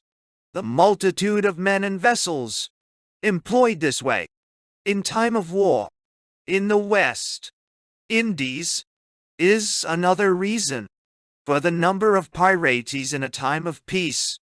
This cannot be supposed to be a reflection on any of our American governments, much less on the king himself, by whose authority such commissions are granted, because of the reasonableness and absolute necessity there is for the doing of it. Yet the observation is just for so many idle people employing themselves in privateers, for the sake of plunder and riches, which they always spend as fast they get, that when the war is over, and they can have no further business in the way of life they have been used to, they too readily engage in acts of piracy, which being but the same practice without a commission, they make very little distinction betwixt the lawfulness of one and the unlawfulness of the other. I have not inquired so far back as to know the original of this rover, but I believe he and his gang were some privateers men belonging to the island of Jamaica. In the preceding war, his story is but short, for his reign was so an end, having been put to his adventures in good time, when he was growing strong and formidable. We find him commander of a pirate sloop of 8 guns and 80 men in the month of September 1716, cruising off Jamaica, Cuba, and Ca. About which time he took the Berkeley galley, Captain Saunders, and plundered him of 1,000 L in money, and afterwards met with a sloop called the King Solomon, from whom he took some money and provisions, besides goods, to a good value. They proceeded after this to the port of Cavina y Carbonell, at the island of Cuba, and in their way took 2 sloops, which they plundered, and let go, and off the port fell in with a fine galley, with 20 guns, called the John and Martha, Captain Wilson, which they attacked under the piratical black flag, and made themselves masters of her.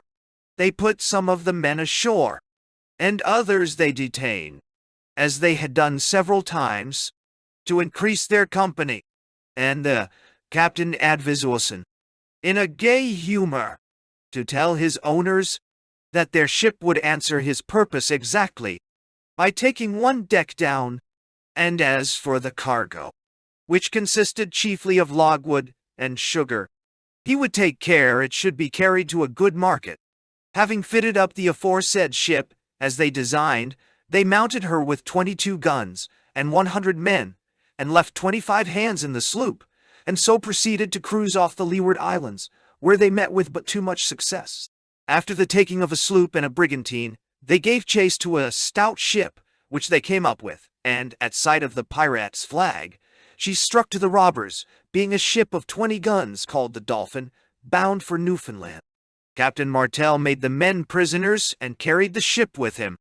The middle of December the pirates took another galley in her voyage home from Jamaica, called the Kent, Captain Lawton. They shifted her provisions aboard their own ship and let her go, which obliged her to sail back to Jamaica for a supply for her voyage. After this, they met with a small ship and a sloop belonging to Barbados. Out of both they took provisions, and then parted with them, having first taken out some of their hands, who were willing to be forced to go along with them. The Greyhound galley of London, Captain Evans, from Guinea to Jamaica, was the next that had the misfortune to fall in their way, which they did not detain long, for so soon as they could get out all her gold, dust, elephants' teeth, and 40 slaves, they sent her onwards upon her voyage. They concluded now that 'twas high time to get into harbor and refit, as well as to get refreshments themselves, and wait an opportunity to dispose of their cargo. Therefore 'twas resolved to make the best of their way to Santa Cruz, a small island in the latitude of 18° 30', 10 miles long and 2 broad, lying southeast of Puerto Rico, belonging to the French settlements. Here they thought they might lie privately enough for some time, and fit themselves for further mischief. They met with a sloop by the way, which they took along with them, and in the beginning of the year 1717 they arrived at their port, having a ship of 20 guns, a sloop of 8, and 3 prizes, viz. another ship of 20 guns, a sloop of 4 guns, and the sloop last taken. With this little fleet, they got into a small harbor, or road, the N.F.W., part of the island, and warped one up 2 creeks, which were made by a little island lying within the bay. I am the more particular now, because I shall take leave of the gentlemen. At this place, they had here bare 16-foot water, at the deepest, and but 13 or 14 at the shallowest, and nothing but rocks and sands without, which secured them from wind and sea, and likewise from any considerable force coming against them. When they had all got in shoal, the first thing they had to do was to guard themselves in the best manner they could. They made a battery of 4 guns upon the island, and another battery of 2 guns on the north point of the road, and warped in one of the sloops with 8 guns, at the mouth of the channel, to hinder any vessels from coming in. When this was done, they went to work on their ship, unrigging and unloading her, in order to clean, where I shall leave them a while, till I bring other company to the place. In the month of November, 1716, General Hamilton, Commander-in-Chief of all the Leeward Caribbean Islands, sent a sloop express to Captain Hume, at Barbados, commander of His Majesty's ship, Scarborough, of 30 guns, and 140 men, to acquaint him that 2 pirate sloops of 12 guns each molested the colonies, having plundered several vessels.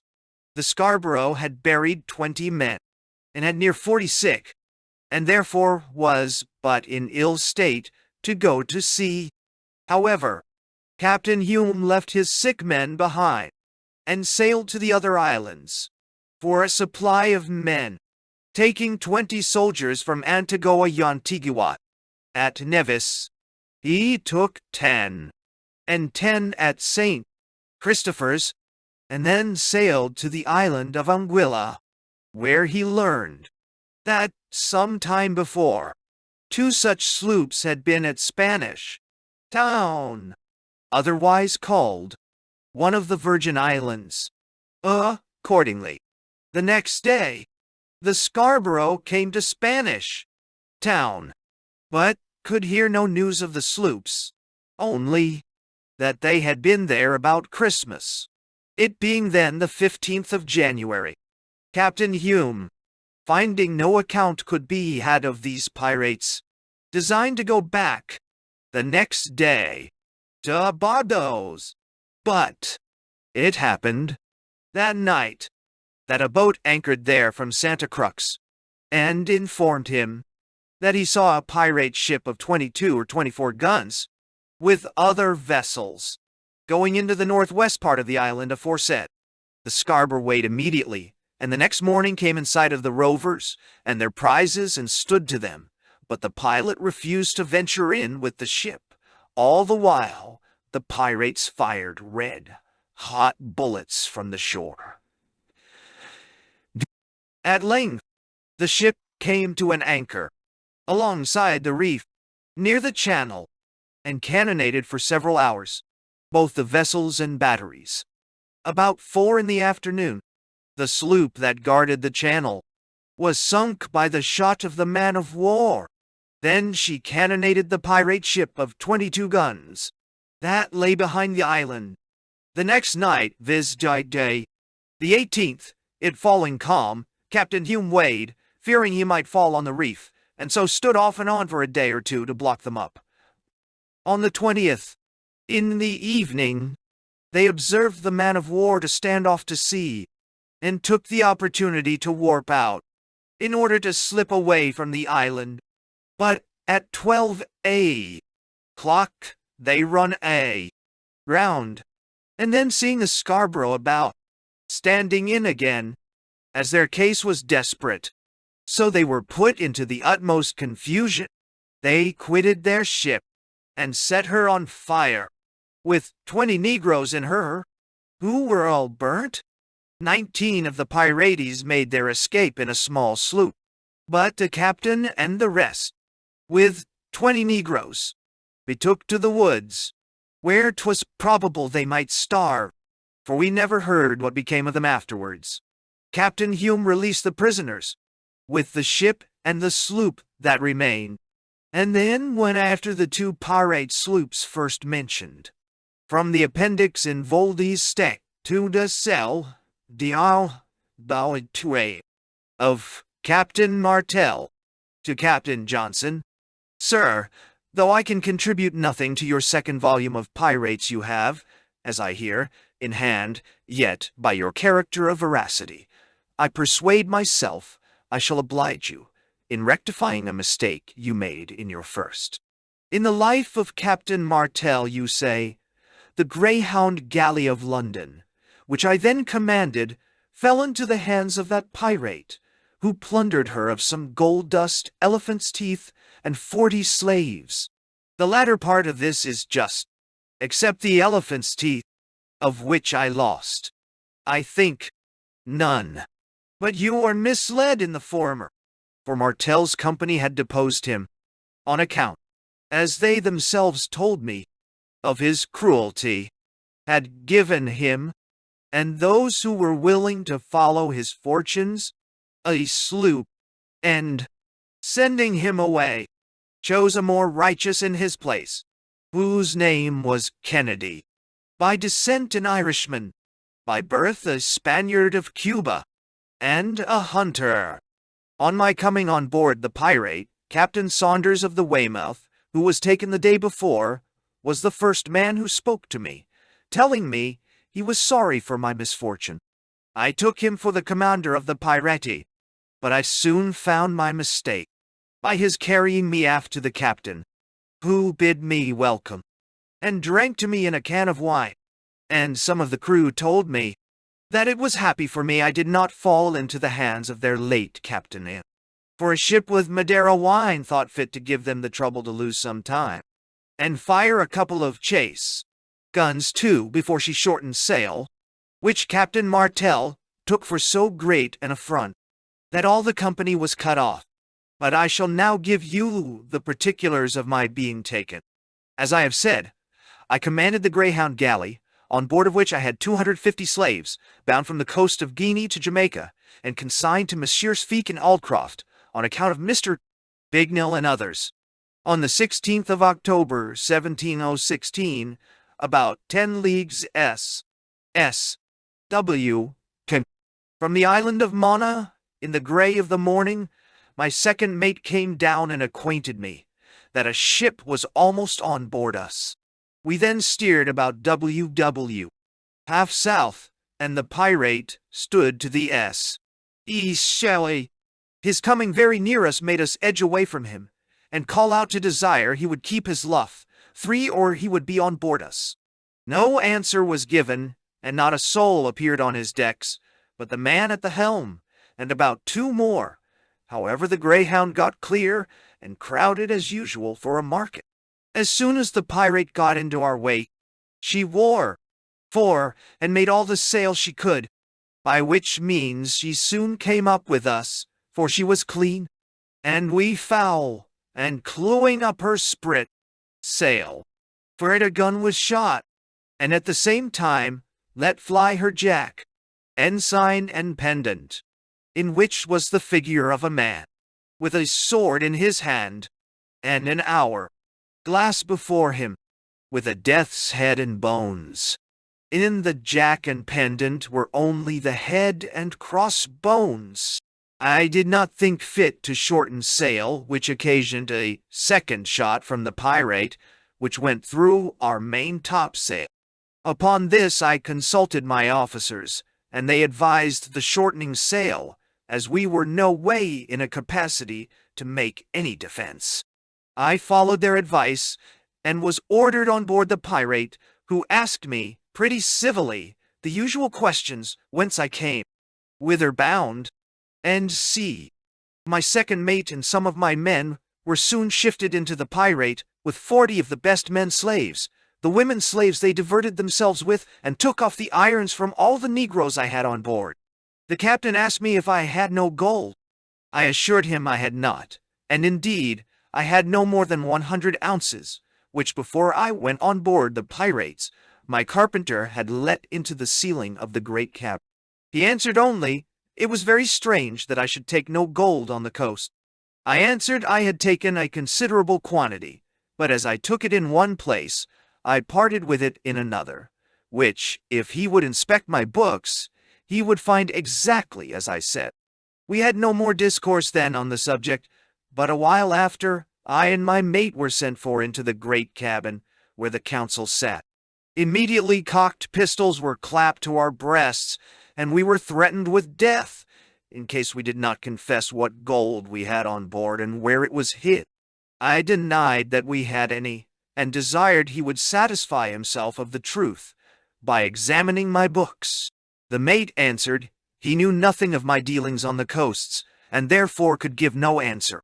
He knew, indeed, I had received gold on the coast, as he had seen it brought on board, but he had seen a considerable quantity carried out of the ship. Upon this, we were ordered to withdraw, and nothing more was said. But I hearing their design was to torture me with lighted matches betwixt my fingers, I thought the loss of the use of my hands would be but poorly compensated with the saving 100 ounces of gold, and therefore desired to speak to the captain himself.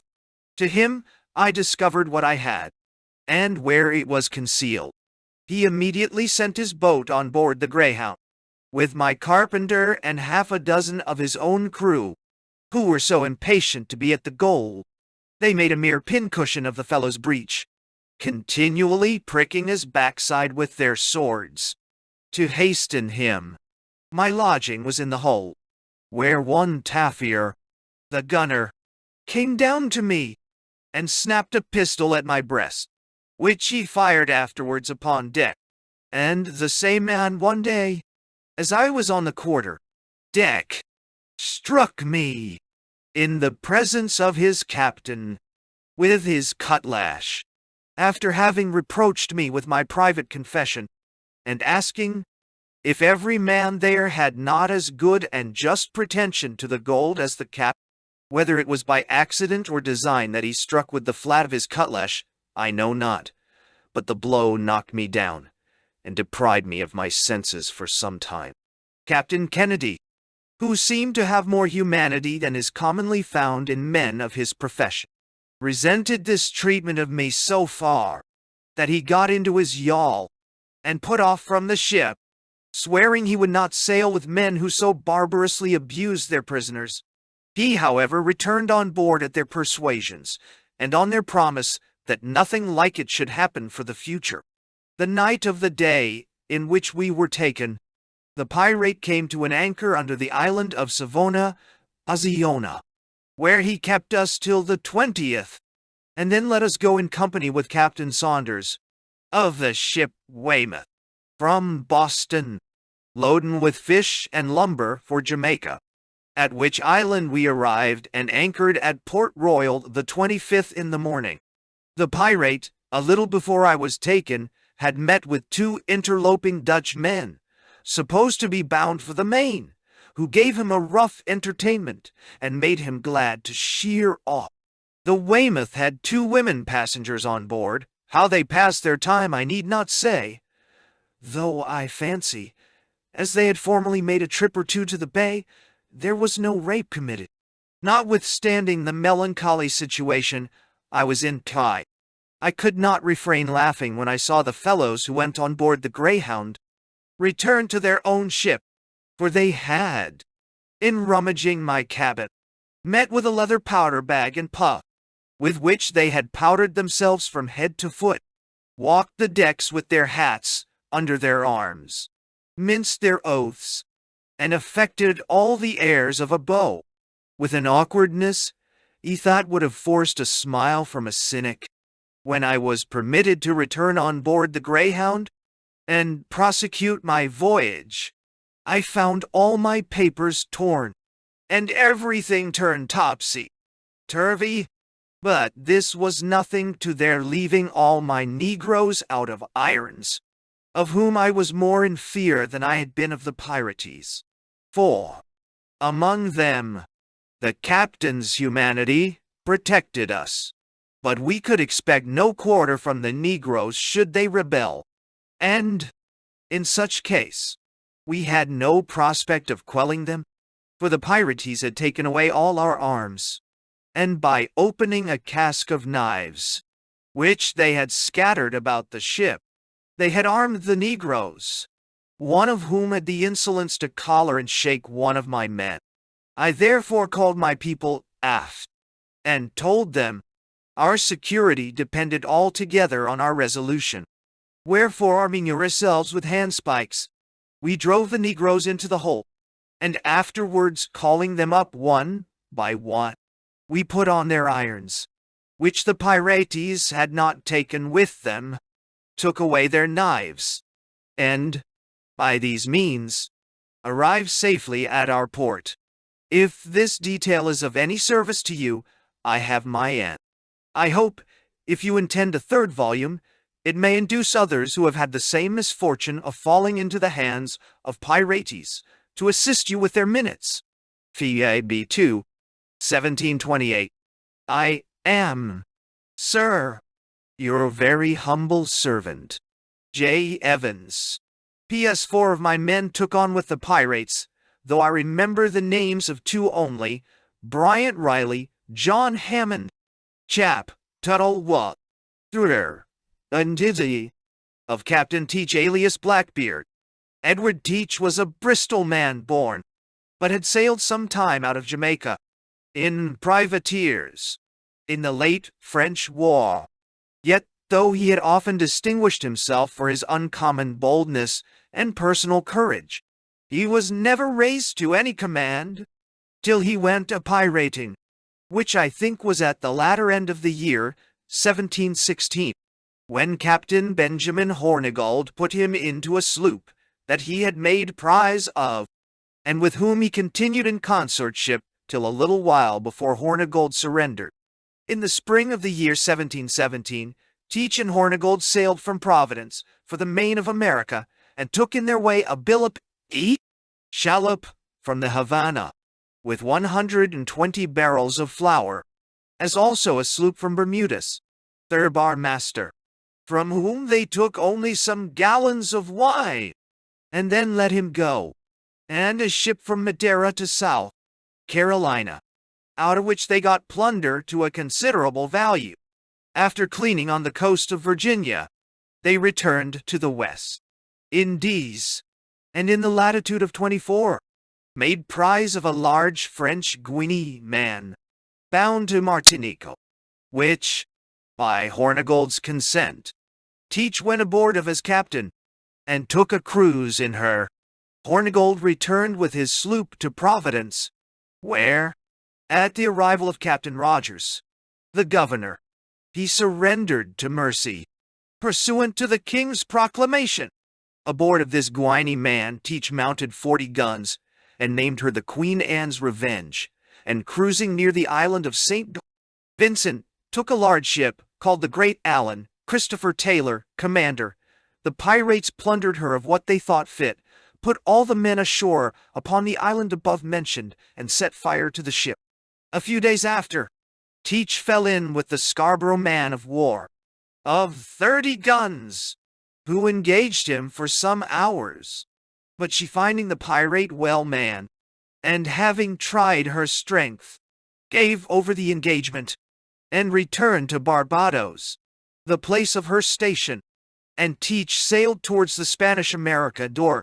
In his way he met with a pirate sloop of 10 guns, commanded by one Major Bonnet, lately a gentleman of good reputation and estate in the island of Barbados, whom he joined.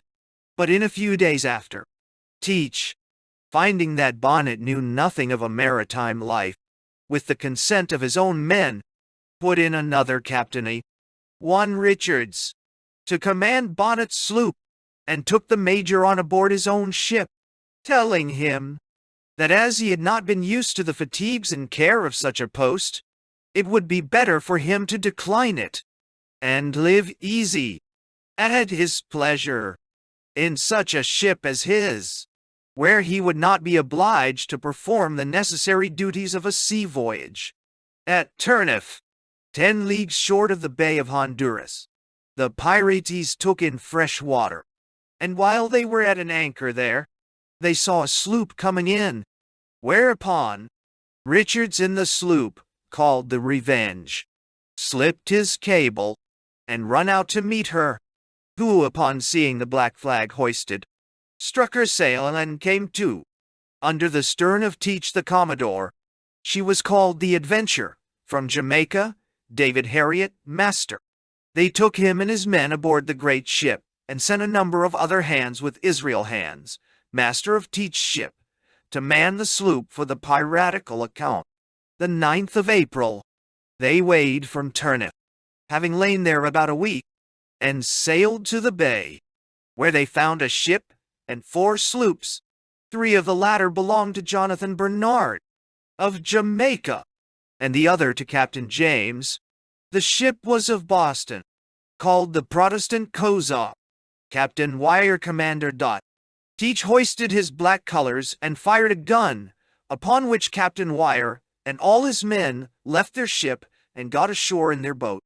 Teach's quarter master and 8 of his crew took possession of Wire's ship, and Richard secured all the sloops, one of which they burnt out of spite to the owner. The Protestant Kozar they also burnt, after they had plundered her, because she belonged to Boston, where some men had been hanged for piracy, and the 3 sloops belonging to Bernard they let go. First edition, 1724. Blackbeard the Pirate. From hence the rovers sailed to Turkill, and then to the Grand Caimans, a small island about 30 leagues to the westward of Jamaica, where they took a small turtler, and so to the Havana, and from thence to the Bahama wrecks, and from the Bahama wreck they sailed to Carolina, taking a brigantine and 2 sloops in their way, where they lay off the bar of Charles town for 5 or 6 days. They took here a ship as she was coming out, bound for London, commanded by Robert Clark, with some passengers on board for England. The next day they took another vessel coming out of Charles town, and also 2 pinks coming into Charles town, likewise a brigantine with 14 negroes aboard. all which being done in the face of the town, struck a great terror to the whole province of Carolina, having just before been visited by Vine, another notorious pirate, that they abandoned themselves to despair, being in no condition to resist their force. There were 8 sail in the harbor, ready for the sea, but none dared to venture out, it being almost impossible to escape their hands. The inward-bound vessels were under the same unhappy dilemma, so that the trade of this place was totally interrupted. What made these misfortunes heavier to them was a long, expensive war the colony had had with the natives, which was but just ended when these robbers infested them. Teach detained all the ships and prisoners, and, being in want of medicines, resolved to demand a chest from the government of the province. Accordingly, Richards, the captain of the Revenge sloop, with 2 or 3 more pirates, were sent up along with Mr. Marks, one of the prisoners, whom they had taken in Clark's ship, and very insolently made their demands, threatening that if they did not send immediately the chest of medicines, and let the pirate ambassadors return, without offering any violence to their persons, they would murder all their prisoners, send up their heads to the governor, and set the ships they had taken on fire. Whilst Mr. Marks was making application to the council, Richards and the rest of the pirates walked the streets publicly, in the sight of all people, who were fired with the utmost indignation, looking upon them as robbers and murderers, and particularly the authors of their wrongs and oppressions, but durst not so much as think of executing their revenge, for fear of bringing more calamities upon themselves, and so they were forced to let the villains pass with impunity. The government were not long in deliberating upon the message, though it was the greatest affront that could have been put upon them, yet for the saving so many men's lives, among them Mr.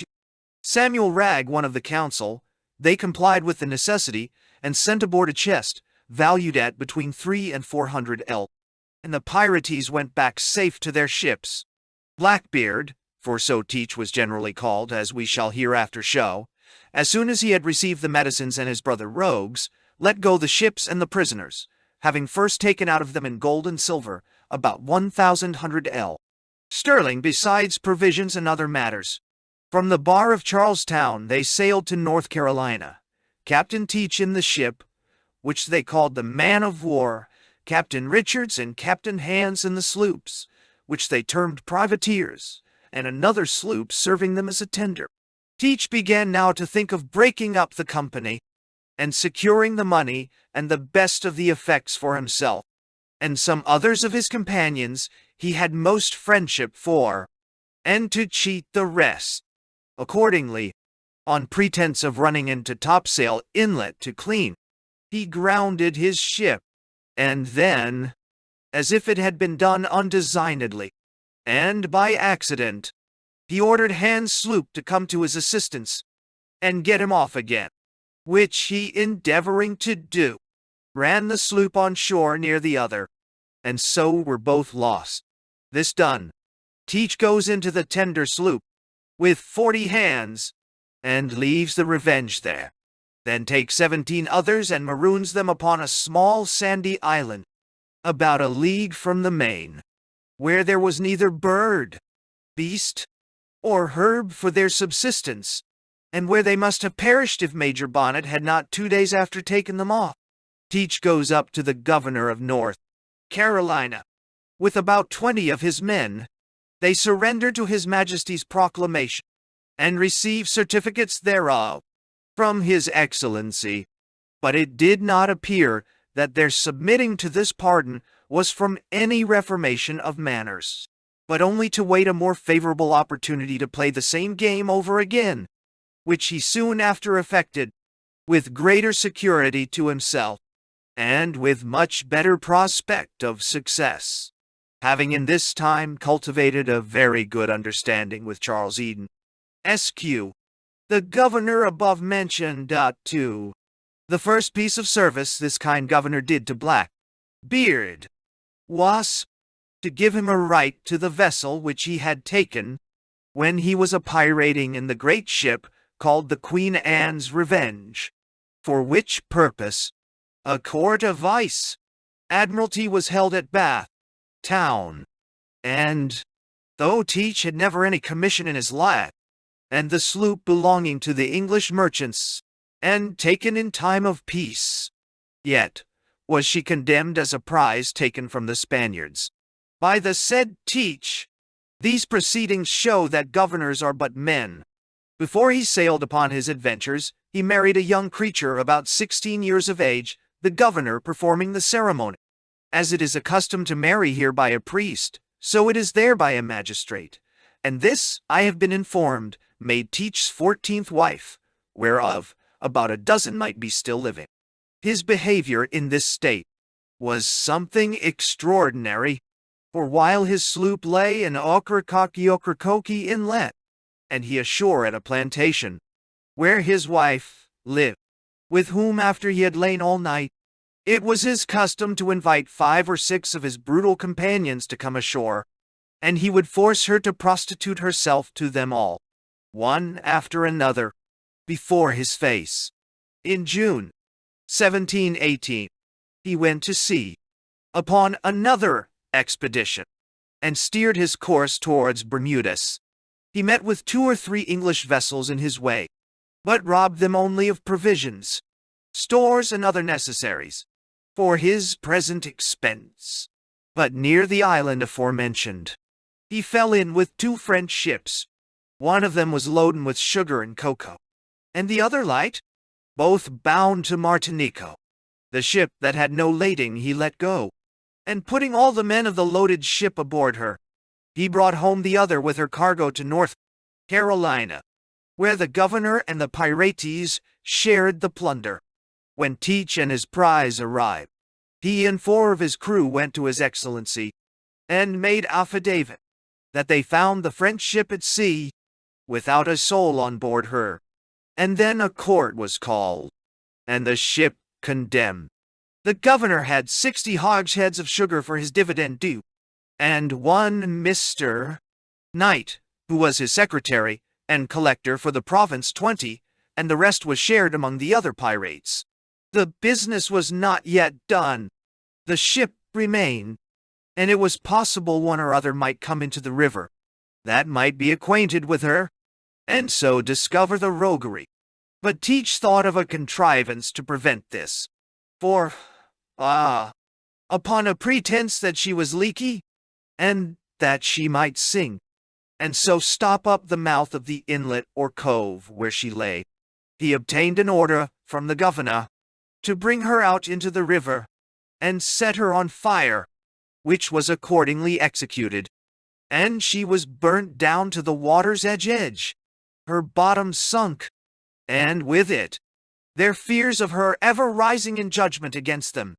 Captain Teach, alias Blackbeard, passed 3 or 4 months in the river, sometimes lying at anchor in the coves, at other times sailing from one inlet to another, trading with such sloops as he met, for the plunder he had taken, and would often give them presents for stores and provisions he took from them.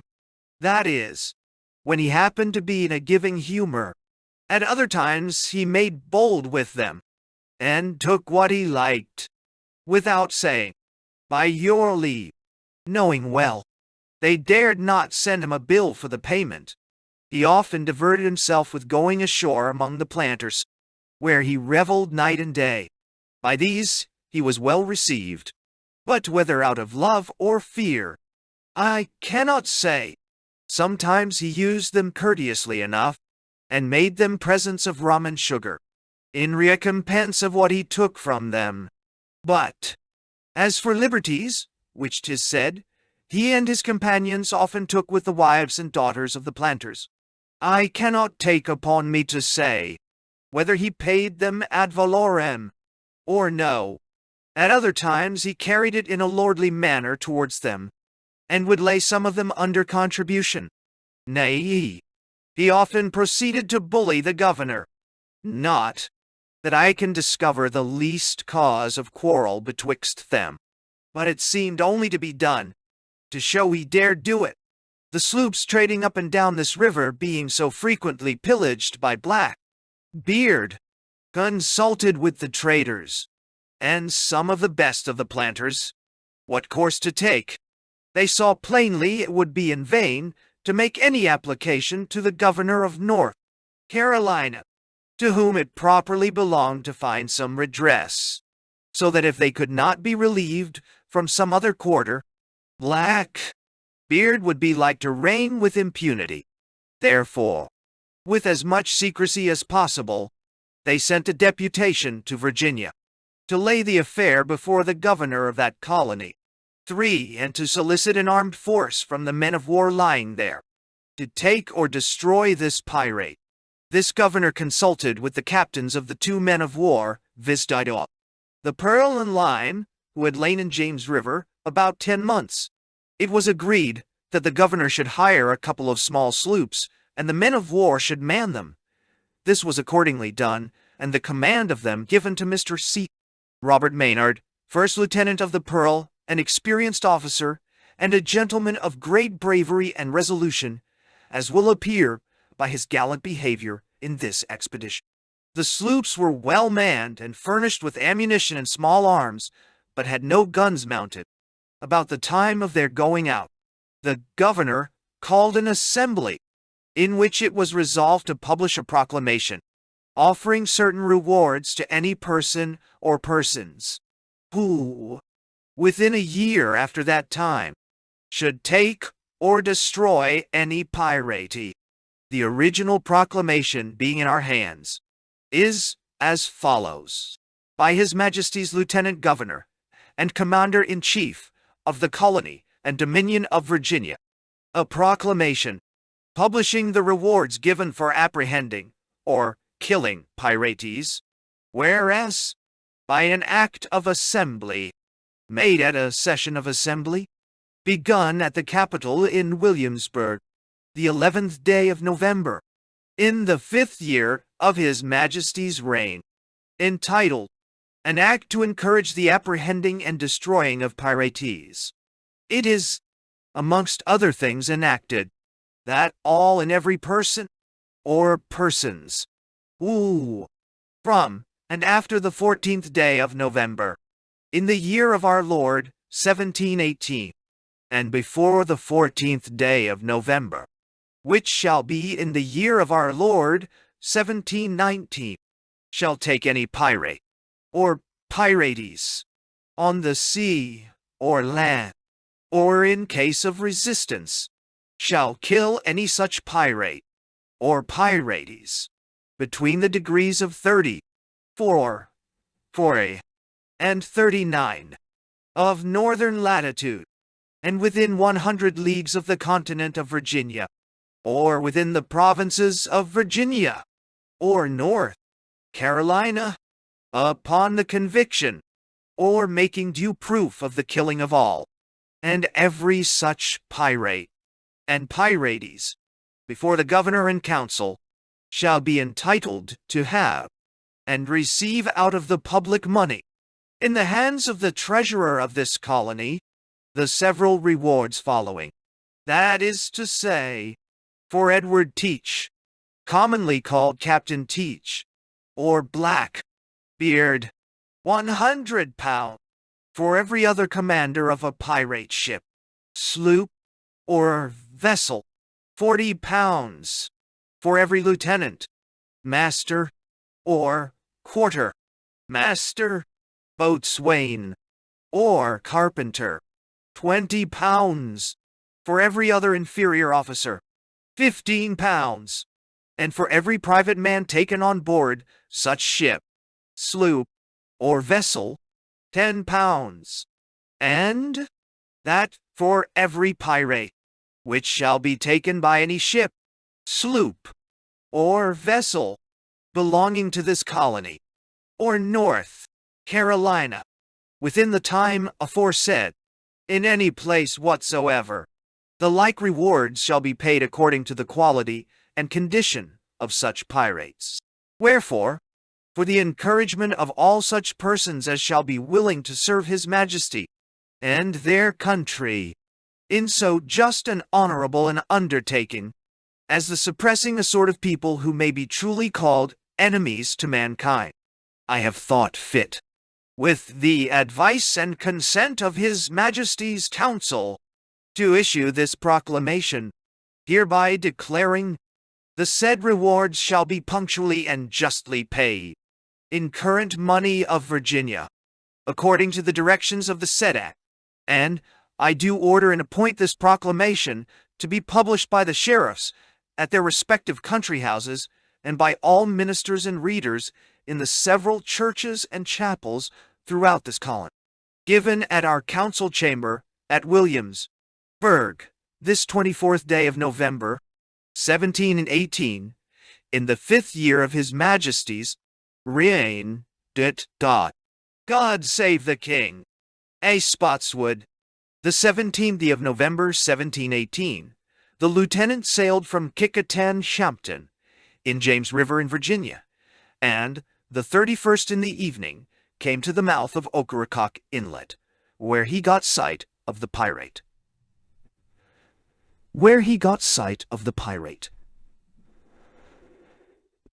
This expedition was made with all imaginable secrecy, and the officer managed with all the prudence that was necessary, stopping all boats and vessels he met with in the river from going up, and thereby preventing any intelligence from reaching Blackbeard, and receiving at the same time an account from them all of the place where the pirate was lurking.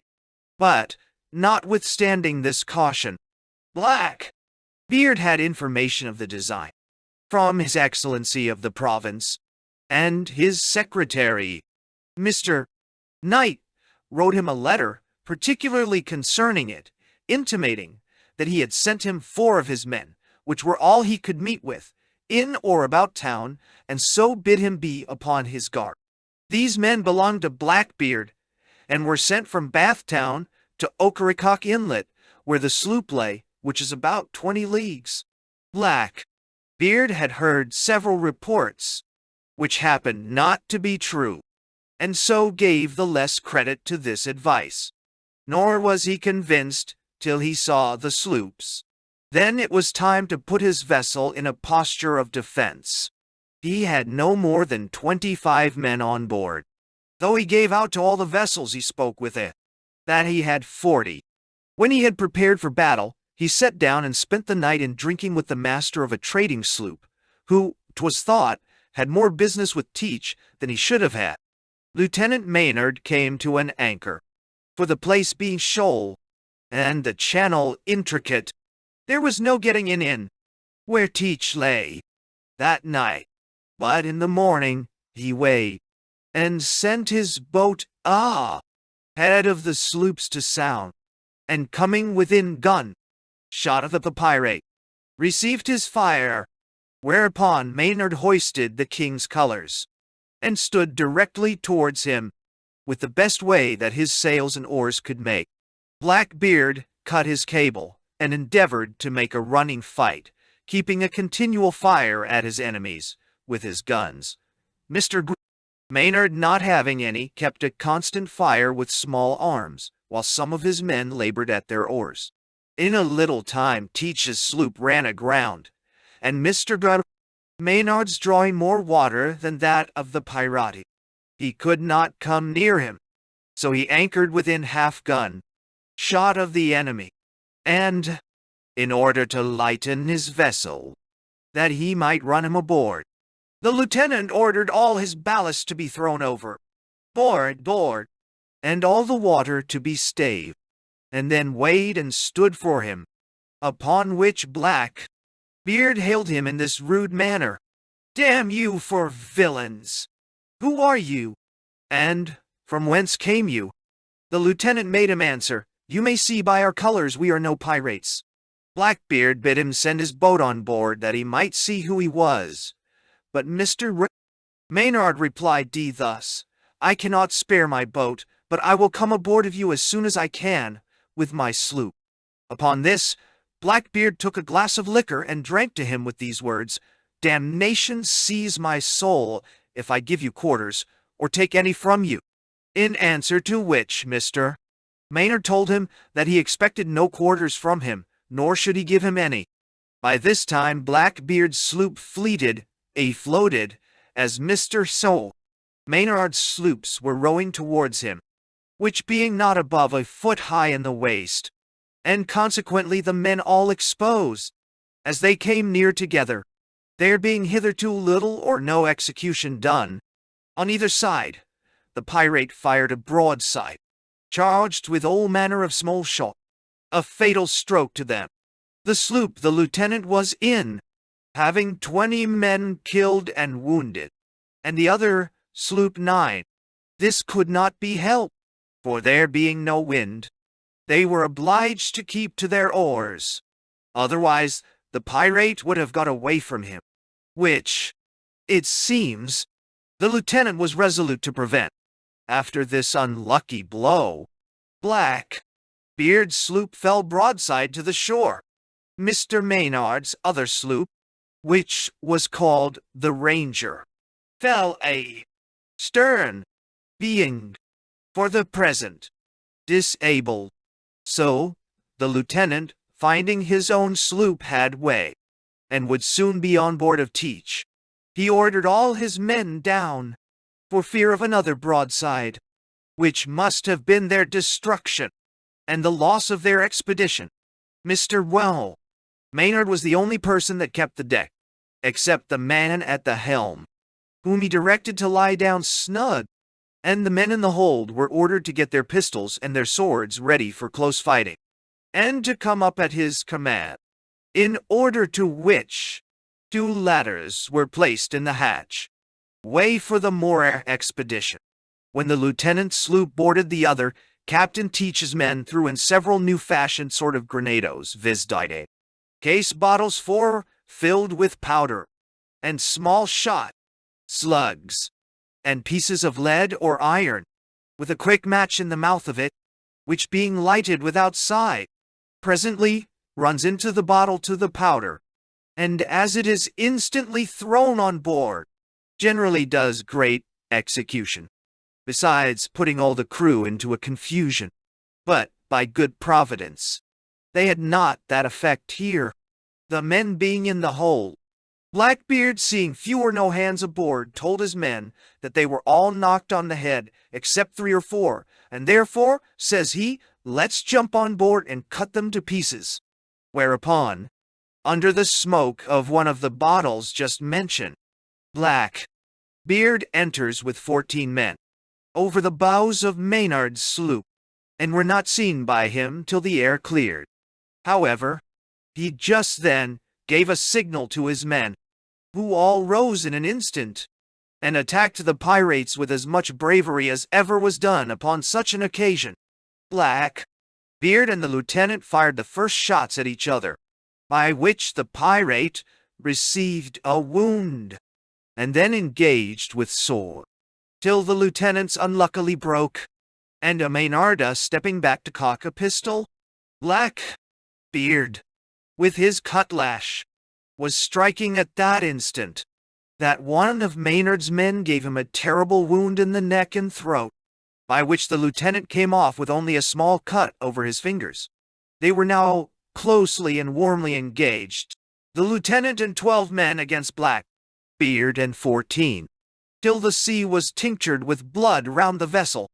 Blackbeard received a shot into his body from the pistol that Lieutenant Maynard discharged, yet he stood his ground, and fought with great fury, till he received 25 wounds, and 5 of them by shot. At length, as he was cocking another pistol, having fired several before, he fell down dead, by which time 8 more out of the 14 dropped, and all the rest, much wounded, jumped over board, and called out for quarters, which was granted, though it was only prolonging their lives a few days. The sloop Ranger came up, and attacked the men that remained in Blackbeard's sloop with equal bravery, till they likewise cried for quarters. Here was an end of that courageous brute, who might have passed in the world for a hero, had he been employed in a good cause. His destruction, which was of such consequence to the plantations, was entirely owing to the conduct and bravery of Lieutenant Maynard and his men, who might have destroyed him with much less loss, had they had a vessel with great guns. But they were obliged to use small vessels, because the holes and places he lurked in would not admit of others of greater draught, and it was no small difficulty for this gentleman to get to him, having grounded his vessel at least 100 times in getting up the river, besides other discouragements, enough to have turned back any gentleman without dishonor, had he been less resolute and bold than this lieutenant. The broadside that did so much mischief before they boarded, in all probability saved the rest from destruction. For before that, each had little or no hopes of escaping, and therefore had posted a resolute fellow, a negro, whom he had bred up with a lighted match in the powder room, with commands to blow up when he should give him orders, which was as soon as the lieutenant and his men could have entered, that so he might have destroyed his conquerors with himself. And when the negro found how it went with Blackbeard, he could hardly be persuaded from the rash action by 2 prisoners that were then in the hold of the sloop. What seems a little odd is that some of these men, who behaved so bravely against Blackbeard, went afterwards a-pirating themselves, and one of them was taken along with Roberts. But I do not find that any of them were provided for, except one that was hanged. But this is a digression. The lieutenant caused Blackbeard's head to be severed from his body, and hung up at the bowsprit end. Then he sailed to Bathtown, to get relief for his wounded men. It must be observed that in rummaging the pirate sloop, they found several letters and written papers, which discovered the correspondence betwixt Governor Eden, the secretary and collector, and also some traders at New York, and Blackbeard. It is likely he had regard enough for his friends to have destroyed these papers before the action, in order to hinder them from falling into such hands, where the discovery would be of no use, either to the interest or reputation of these fine gentlemen, if it had not been his fixed resolution to have blown up together, when he found no possibility of escaping. When the lieutenant came to Bathtown, he made bold to seize in the governor's storehouse the 60 hogsheads of sugar, and from honest Mr. Gore, Knight, 20, which it seems was their dividend of the plunder taken in the French ship. The latter did not long survive this shameful discovery, for being apprehensive that he might be called to an account for these trifles, fell sick as thought with the fright, and died in a few days, after the wounded men were pretty well recovered. The lieutenant sailed back to the man-of-war in James River in Virginia, with Blackbeard's head still hanging at the bowsprit end, and 15 prisoners, 13 of whom were hanged. It appearing upon trial that one of them, viz. Doit, Samuel Odell, was taken out of the trading sloop, but the night before the engagement. This poor fellow was a little unlucky at his first entering upon his new trade, there appearing no less than 70 wounds upon him after the action, notwithstanding which he lived and was cured of them all.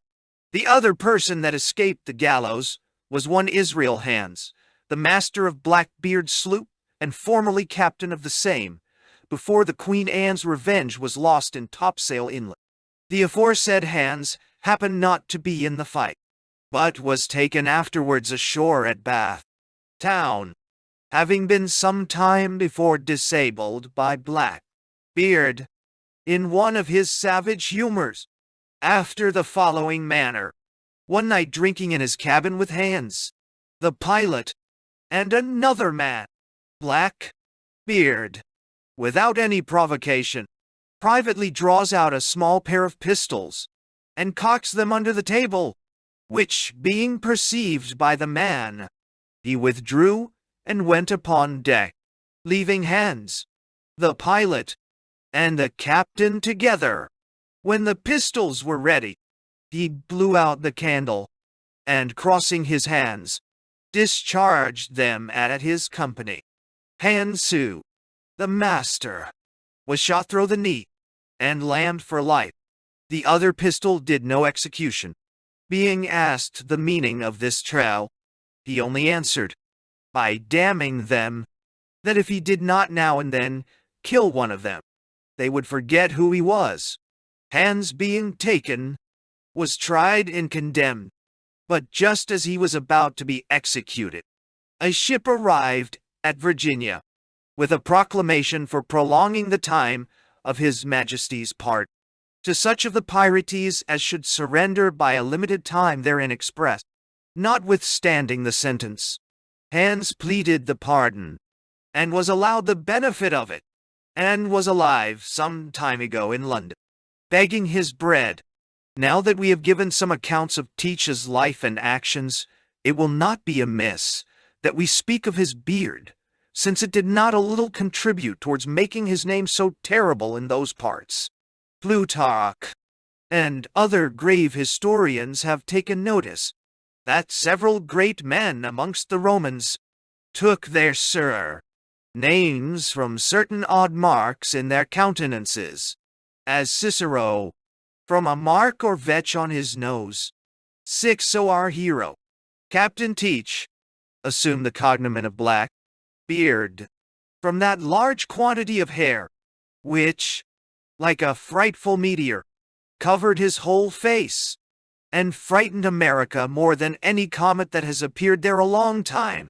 This beard was black, which he suffered to grow of an extravagant length. As to breadth, it came up to his eyes. He was accustomed to twist it with ribbons, in small tails, after the manner of our Ramillies Wig 7, and turn them about his ears. In time of action, he wore a sling over his shoulders, with 3 brace of pistols, hanging in holsters like bandoliers, and stuck lighted matches under his hat, which appearing on each side of his face, his eyes naturally looking fierce and wild, made him altogether such a figure that imagination cannot form an idea of a fury from hell to look more frightful. If he had the look of a fury, his humors and passions were suitable to it. We shall relate 2 or 3 more of his extravagancies, which we omitted in the body of his history, by which it will appear to what a pitch of wickedness human nature may arrive, if its passions are not checked. In the commonwealth of pirates, he who goes the greatest length of wickedness is looked upon with a kind of envy amongst them, as a person of a more extraordinary gallantry, and is thereby entitled to be distinguished by some post. And if such a one has but courage, he must certainly be a great man. The hero of whom we are writing was thoroughly accomplished this way, and some of his frolics of wickedness were so extravagant, as if he aimed at making his men believe he was a devil incarnate. For being one day at sea, and a little flushed with drink, "Come, Ball," says he, "let us make a hell of your own, and try how long we can bear it." Accordingly, he, with 2 or 3 others, went down into the hold, and closing up all the hatches, filled several pots full of brimstone and other combustible matter, and set it on fire, and so continued till they were almost suffocated, when some of the men cried out for air. At length he opened the hatches, not a little pleased that he held out the longest. The night before he was killed, he sat up and drank till the morning, with some of his own men, and the master of a merchant man, and having had intelligence of the 2 sloops coming to attack him, as has been before observed, one of his men asked him, in case anything should happen to him in the engagement with the sloops, whether his wife knew where he had buried his money. He answered that nobody but himself and the devil knew where it was, and the longest liver should take all. Those of his crew who were taken alive told a story which may appear a little incredible. However, we think it will not be fair to omit it, since we had it from their own mouth. That once upon a cruise, they found out that they had a man on board more than their crew. Such a one was seen several days amongst them, sometimes below, and sometimes upon deck. Yet no man in the ship could give an account who he was, or from whence he came, but that he disappeared a little before they were cast away in their great ship. But it seems they verily believed it was the devil. One would think these things should induce them to reform their lives. But so many reprobates together encouraged and spirited one another up in their wickedness, to which a continual course of drinking did not a little contribute. For in Blackbeard's journal, which was taken, there were several memorandums of the following nature, found writ with his own hand. Such a day, rum all out, our company somewhat sober, a damned confusion amongst us, rogues applauding, great talk of separation. So I looked sharp for a prize. Such a day took one, with a great deal of liquor on board, so kept the company hot, damned hot. Then all things went well again. Thus, it was these wretches passed their lives with very little pleasure or satisfaction, in the possession of what they violently take away from others, and sure to pay for it at last, by an ignominious death. The names of the pirates killed in the engagement are as follow: Edward Teach, commander; Philip Morton, gunner. Garrett Gibbons, boatswain; Owen Roberts, carpenter, dormitory; Thomas Miller, quartermaster; John Husk; Joseph Curtis; Joseph Brooks, Nath, Jackson. All the rest, except the two last, were wounded, and afterwards hanged in Virginia. John Carnes, Joseph Phillips, Joseph Brooks, 2, James Robbins, James Blake, John Martin, John Gills, Edward Salter, Thomas Gates, Stephen Daniel, James White, Richard Greensail, Richard Stiles, Israel Hands, pardoned. Kezar, Samuel Odell, acquitted. There were in the pirate sloops, and ashore in a tent, near where the sloops lay, 25 hogsheads of sugar, 11 tierces, and 145 bags of cocoa, a barrel of indigo, and a bale of cotton, which, with what was taken from the governor and secretary, and the sale of the sloop, came to 2,500 L, besides the rewards paid by the governor of Virginia, pursuant to his proclamation, all which was divided among the companies of the two ships, Lime and Pearl, that lay in James River. The brave fellows that took them coming in for no more than their dividend amongst the rest, and were paid it not till 4 years afterwards, from the appendix in volume the second of Captain Teach. We shall add here a few particulars, not mentioned in our first volume, of the famous Blackbeard, relating to his taking the South Carolina ships, and insulting that colony.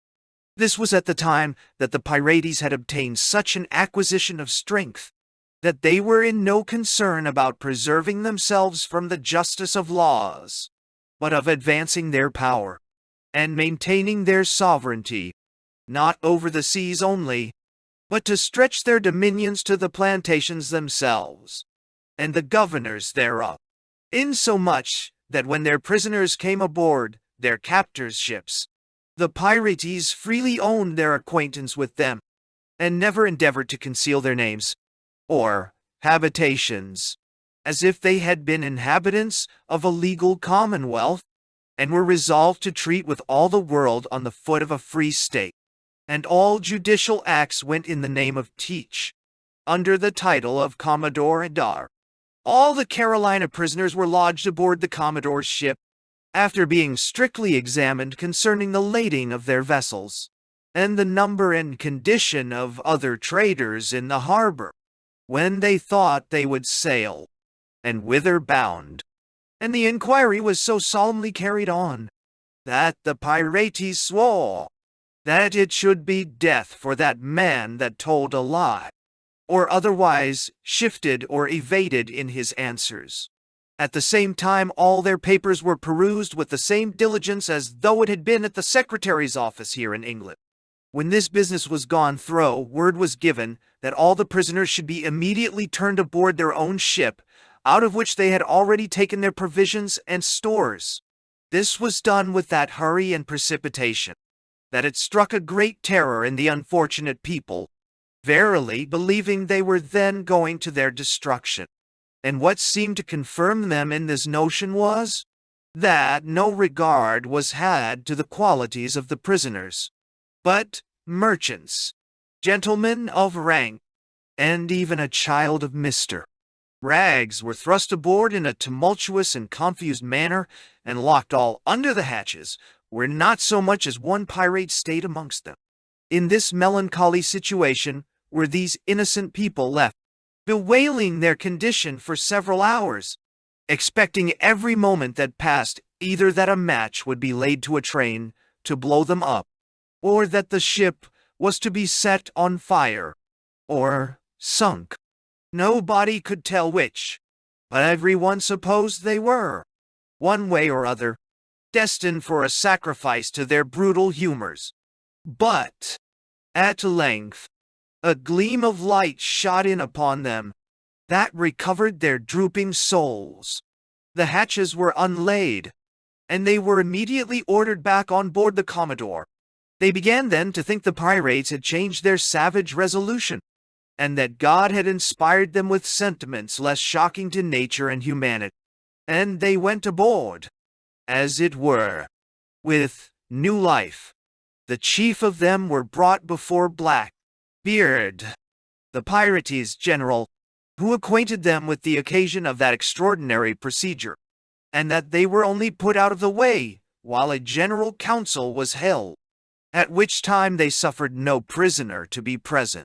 He told them the company was in want of medicines, and must be supplied from the province, that their first surgeon had drawn up a catalogue, which he would send to the governor and council, by 2 of his own officers, for whose safe return, as well as for the chest itself, they had come to a resolution of keeping all the prisoners as hostages, who would all be put to death, if such their demands were not complied with punctually. Mr.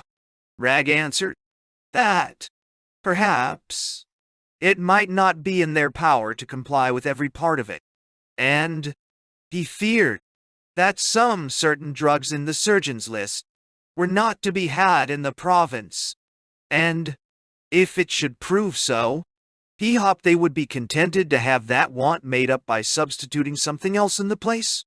He likewise proposed that one of them might go with the 2 gentlemen that were to be sent on the embassy, who might truly represent the danger they were into, and induce them more readily to submit, in order to save the lives of so many of the king's subjects, and further, to prevent any insult from the common people, for whose conduct, on such an occasion, they could not answer, on the persons of his envoys. His Excellency Blackbeard thought this advice reasonable, and therefore called another council, who likewise approved of the amendment. Thereupon Mr. Rag, who was the first in authority, and known to be a man of good understanding among the Carolinians, was offered, and the gentleman himself was willing to leave a young son in the hands of the pirates, till he should return, which he promised to do, though the government should refuse the terms of their releasement. But Blackbeard positively denied this request, saying he knew too well of what consequence he was in the province, and he would be equally so to them, and therefore he should be the last man they would part with. After some debate, Mr. Marks was agreed upon to accompany the ambassadors, and accordingly they went off from the fleet in a canoe, and 2 days were appointed for their return. In the meanwhile the Commodore lay to at 5 or 6 leagues distance from the land, expecting the conditions of peace. But, the time expiring, and nothing appearing from the harbor, Mr. Mel Rag was sent for up before Teach, who, putting on a terrible countenance, told him they were not to be trifled with, that he imagined some foul treachery was played them, and that nothing but immediate death to them all should be the consequence of it. Mr. D. Rag begged to respite the dreadful execution 1 day longer, for, that he was sure the province regarded their lives so much that they would be solicitous to the last degree to redeem them, that perhaps some misfortune might have befallen the canoe in going in sea, or it might be their own men that occasioned the delay, for either of which it would be hard for them to suffer. Teach was pacified for the present, and allowed a day more for their coming back. But at the end of that time, how was he enraged to find himself disappointed, calling them villains 1,000 times, and swearing they should not live 2 hours. Mr. Rag humored him all he could, and desired a good lookout should be kept. Matters seemed now to be coming to extremities, and nobody thought their lives worth a day's purchase. The innocent people were under great agonies of mind, expecting that nothing but a miracle could preserve them from being crushed by the weight of the enemy's power, when word was given from the forecastle that a small boat appeared in sight. This raised their drooping spirits and revived their hopes. Blackbeard went forward himself with his spying glass, and declared he could perceive his own scarlet cloak he lent Mr. Marks to go ashore in. This was thought to be a sure reprieve, till the boat came aboard, and then their fears returned, seeing neither the pirates, Mr. Marks, nor the chest of medicines in the boat. This boat, it seems, was sent off by Mr. Grond. Marks very discreetly, lest a misconstruction should be put upon the stay, that an unfortunate accident had occasioned, and which the men that belonged to her acquainted the Commodore of, viz. That the boat they had sent ashore was cast away, being overset by a sudden squall of wind, and the men with great trouble had got ashore at the uninhabited island of in Texel 3 or 4 leagues from the main, that having stayed there some time till reduced to extremity, there being no provision of any kind, and fearing what disaster might befall the prisoners aboard, the persons belonging to their company set Mr. Marks upon a hatch and floated it upon the sea, after which they stripped and flung themselves in, and swimming after it, and thrust the float forward, endeavoring by that means to get to town. This proved a very tedious conveyance, and in all likelihood they had perished, had not this fishing boat sailed by in the morning, and perceiving something in the water, made to it, and took them in, when they were near spent with their labor. When they were thus providentially preserved, Mr. Marks went into in Texel, and there hired a boat which carried them to Charlestown. In the meantime, he had sent this boat to give them an account of the accident. Mr. Teach was pacified with this relation, and consented to stay 2 days longer, since there appeared no fault of theirs in causing this delay. At the end of 2 days, they lost all patience, and the Commodore could not be prevailed on to give them any longer time than the next morning to live, if the boat did not return by that time. Still expecting and still disappointed, the gentlemen knew not what to say, nor how to excuse their friends at land. Some of them told the pirates that they had equal reason with them to blame their conduct, that they doubted not, by what had already happened, of Mr. Marks doing his duty faithfully, and since they had received notice of the boat's going safe into Charlestown, they could not conceive what should hinder the execution of the business, unless they put a greater value on the chest of medicines than on the lives of 4 score men now on the verge of destruction.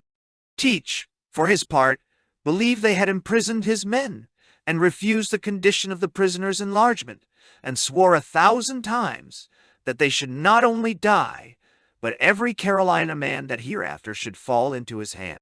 The prisoners at last petitioned to have this one favor granted, viz., that the fleet should weigh and stand off the harbor, and if they should not then see the boat coming out, that they, the prisoners, would pilot them in before the town, which, if they pleased to batter down, they would stand by them to the last man. This proposal of taking revenge for the supposed treachery, as the Commodore was pleased to term it, suited well enough the savage temper of the general and his brutes, and he acquiesced at once. The project was likewise approved on by the Myrmidons, and accordingly they weighed anchor, being in all 8 sail of ships, which were the prizes they had in custody, and ranged along the town. The inhabitants then had their share of the fright, expecting nothing less than a general attack.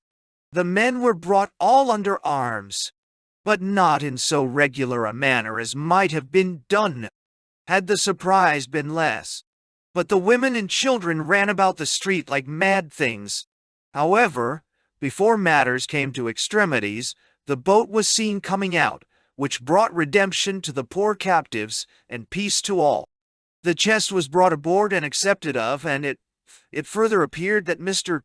Marks had done his duty, and the blame of the delay was deservedly thrown on the 2 pirates that were sent on the embassy. For while the gentlemen attended the governor and council upon the business, the other fine gentlemen were visiting and drinking with their quondam friends and acquaintances, and going from house to house, so that they were not to be found when the medicines were ready to go aboard. And Mr.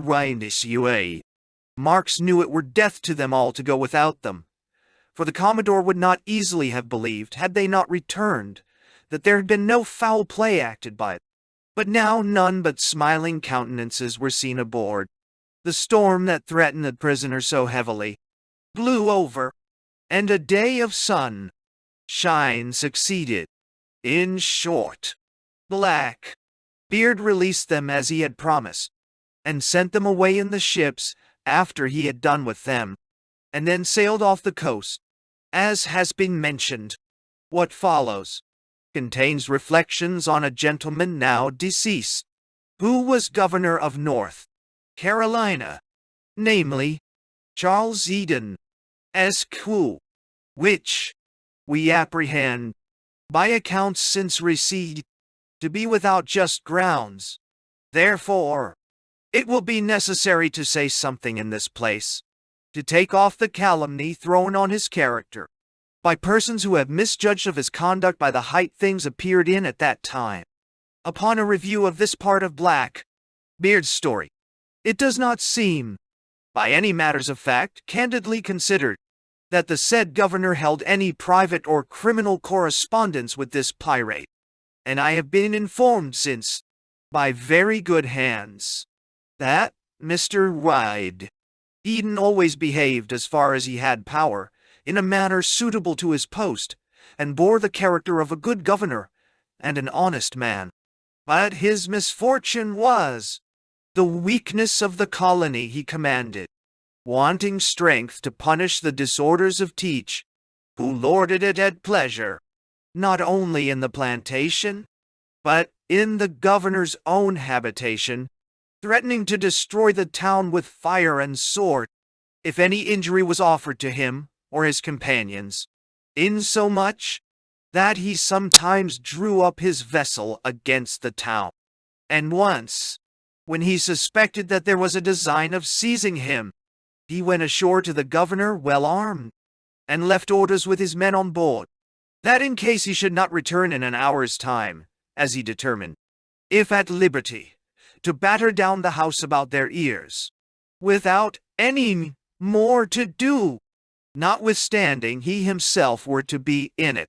Such were the outrageous insolencies of this villain, who was so big with mischief, that he resolved to be revenged upon his enemies at all events, even though he should give up his own life as a sacrifice to obtain those wicked ends. It is to be observed that Blackbeard, nevertheless, as to his piracies, had complied with the proclamation, and thereby satisfied the law, and having a certificate thereof from under the hand of his Excellency, he could not be prosecuted for any of those crimes committed heretofore, because they were wiped off by the said proclamation of pardon. And as to condemning the French Martinico man that Blackbeard brought into North Carolina afterwards, the governor proceeded judicially upon her. He called a court of vice admiralty, by virtue of his commission, at which 4 of the crew swore they found the ship at sea, with no person on board her. So the court condemned her, as any other court must have done, and the cargo was disposed of according to law. As to the secret expedition from Virginia, undertaken by the governor and the 2 captains of men of war, they had their secret views in it. The men of war had lain up these 10 months, whilst the pirates infested the coast, and did great mischief, for which, 'tis likely, they might have been called to an account. But the success of the enterprise against Teach, alias Blackbeard, perhaps prevented such inquiry, though I am at a loss to know what acts of piracy he had committed after this surrender to the proclamation. The French ship was lawfully condemned, as has been said before, and if he had committed any depredations amongst the planters, as they seem to complain of, they were not upon the high sea, but either in the river or on shore, and could not come within the jurisdiction of the Admiralty, nor under any laws of piracy. The governor of Virginia found his interest in the affair, for he sent, at the same time, a force by land, and seized considerable effects of Blackbeard's in Eden's province, which was certainly a new thing for the governor of one province, whose commission was limited to that jurisdiction, to exercise authority in another government, and the governor himself upon the spot. Thus was poor Mr. Eden insulted and abused on all sides, without having the power of doing himself justice, and asserting his lawful rights. In fine, to do justice to Governor Eden's character, who is since dead, there did not appear from any writings or letters found in Blackbeard's sloop, or from any other evidence whatsoever, that the said governor was concerned at all in any malpractice, but on the contrary, that during his continuance in that post, he was honored and beloved by his colony, for his uprightness, probity, and prudent conduct in his administration. What affairs were carried on privately by his then secretary, I know not. He died a few days after Blackbeard's destruction, and no inquiry was made. Perhaps there might be no occasion for it. Chap.o. IV. Of Major Stede-Bonnet and his crew. The Major was a gentleman of good reputation in the island of Barbados, was master of a plentiful fortune, and had the advantage of a liberal education.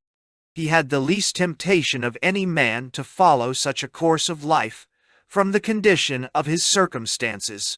It was very surprising to everyone to hear of the Major's enterprise in the island where he lived, and as he was generally esteemed and honored, before he broke out into open acts of piracy, so he was afterwards rather pitied than condemned by those that were acquainted with him, believing that this humor of going a-pirating proceeded from a disorder in his mind, which had been but too visible in him some time before this wicked undertaking, and which is said to have been occasioned by some discomforts he found in a married state.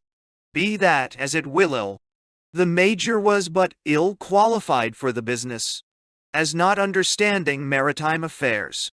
However, he fitted out a sloop with 10 guns and 70 men, entirely at his own expense, and in the night-time sailed from Barbados.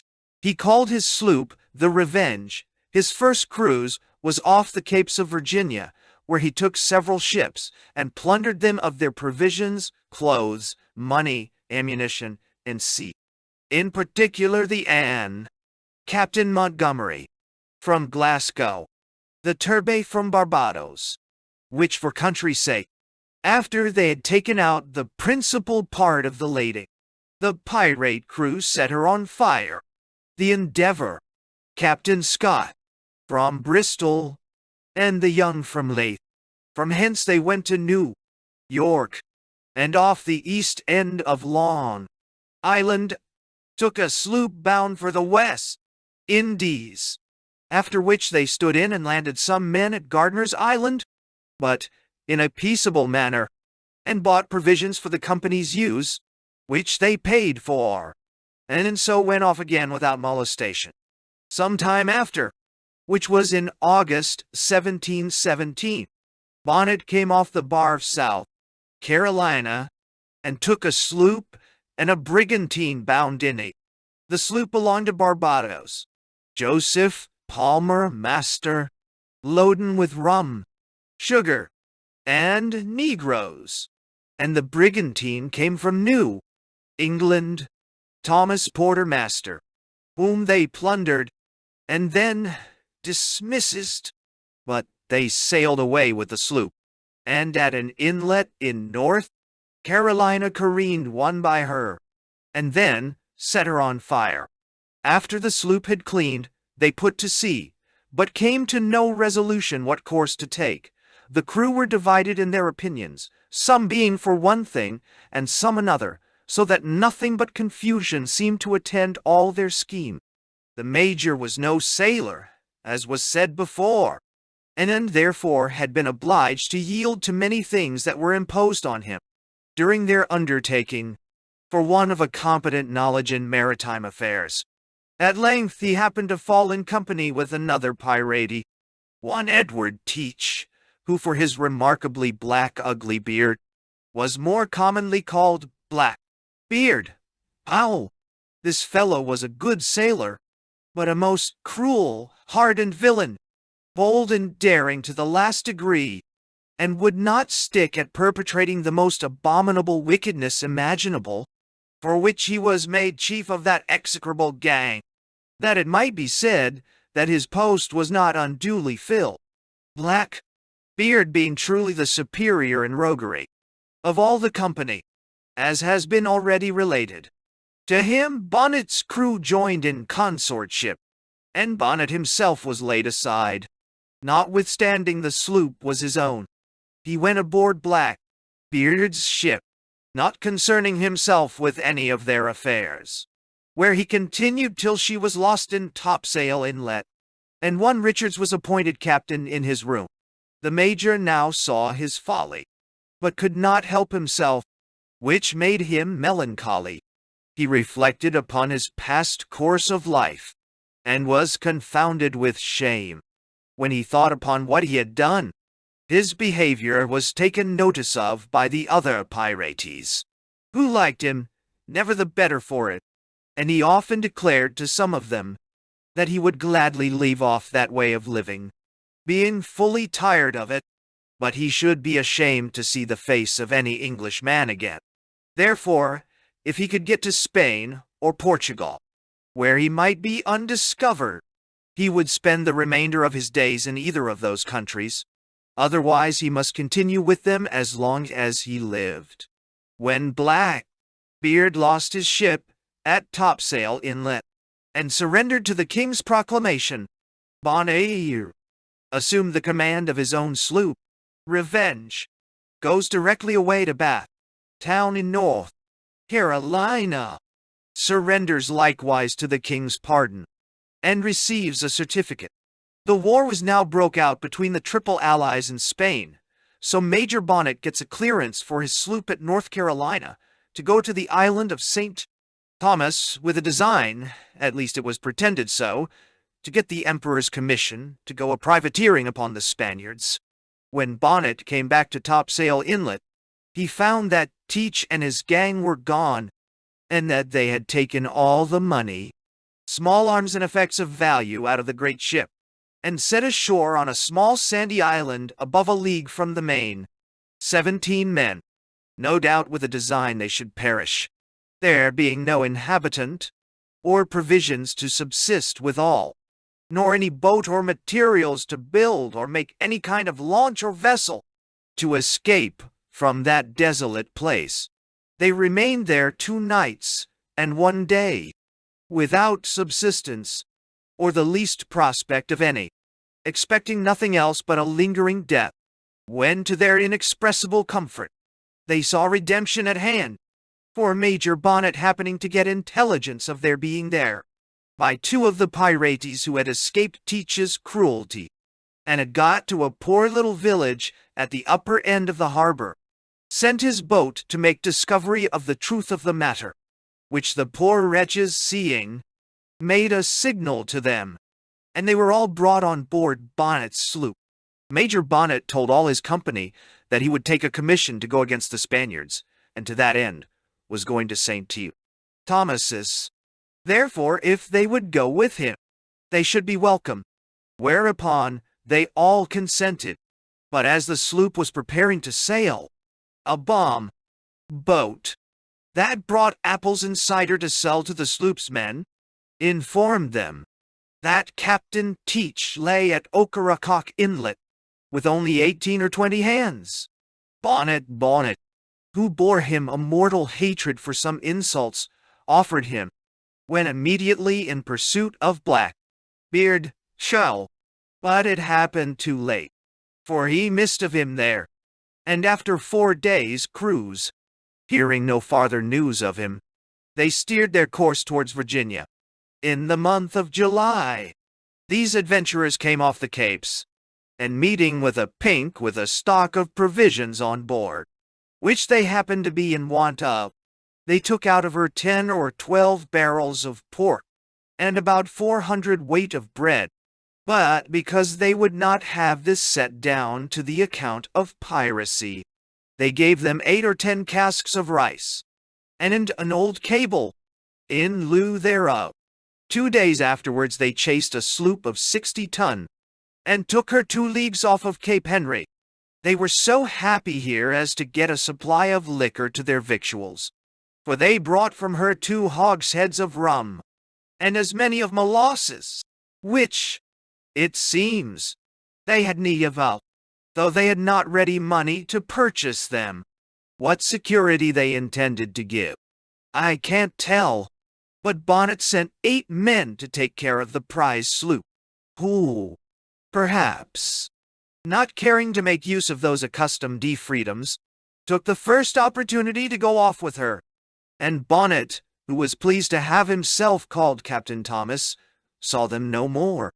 After this, the Major threw off all restraint, and though he had just before received His Majesty's mercy, in the name of Stede Bonnet, he relapsed in good earnest into his old vocation, by the name of Captain Thomas, and recommenced a downright pirate, by taking and plundering all the vessels he met with. What he took off Cape Henry 2 ships from Virginia, bound to Glasgow, out of which they had very little besides 100 weight of tobacco. The next day they took a small sloop bound from Virginia to Bermudas, which supplied them with 20 barrels of pork, some bacon, and they gave her in return 2 barrels of rice, and a hogshead of molasses. Out of this sloop 2 men entered voluntarily. The next they took was another Virginia man, bound to Glasgow, out of which they had nothing of value, save only a few combs, pins, and needles, and gave her instead thereof a barrel of pork and 2 barrels of bread. From Virginia they sailed to Philadelphia, and in the latitude of 38 north, they took a schooner, coming from North Carolina, bound to Boston. They had out of her only 2 dozen of calf skins to make covers for guns, and 2 of their hands, and detained her some days. All this was but small game, and seemed as if they designed only to make provision for their sloop against they arrived at St. Thomas's, for they hitherto had dealt favorably with all that were so unhappy as to fall into their hand. But those that came after fared not so well, for in the latitude of 39 off of Delaware River, near Philadelphia. They took 2 snows bound to Bristol, out of whom they got some money, besides goods, perhaps to the value of 150 pounds. At the same time they took a sloop of 60 tons, bound from Philadelphia to Barbados, which after taking some goods out, they dismissed along with the snows. The 29th day of July, Captain Thomas took a sloop of 50 tons, 6 or 7 leagues off Delaware Bay, bound from Philadelphia to Barbados. Thomas ridden master, loaden with provisions which they kept, and put 4 or 5 of their hands on board. The last day of July, they took another sloop of 60 tons, commanded by Peter Manwaring, bound from Antigua to Philadelphia, which they likewise kept with all the cargo, consisting chiefly of rum, molasses, sugar, cotton, indigo, and about 25 pounds in money, valued in all to 500 pounds. The last day of July, our rovers with the vessels last taken left Delaware Bay and sailed to Cape Fear River, where they stayed too long for their safety. For the pirate sloop which they now knew, named the Royal James, proved very leaky, so that they were obliged to remain here almost 2 months. To refit and repair their vessel, they took in this river a small shallop, which they ripped up to mend the sloop, and retarded the further prosecution of their voyages, as before mentioned, till the news came to Carolina of a pirate sloop's being there, to careen with her prizes. Upon this information, the Council of South Carolina was alarmed, and apprehended they should receive another visit from them speedily, to prevent which, Colonel William Rhett, of the same province, waited on the governor, and generously offered himself to go with 2 sloops to attack this pirate, which the governor readily accepted, and accordingly gave the colonel a commission and full power to fit such vessels as he thought proper for the design.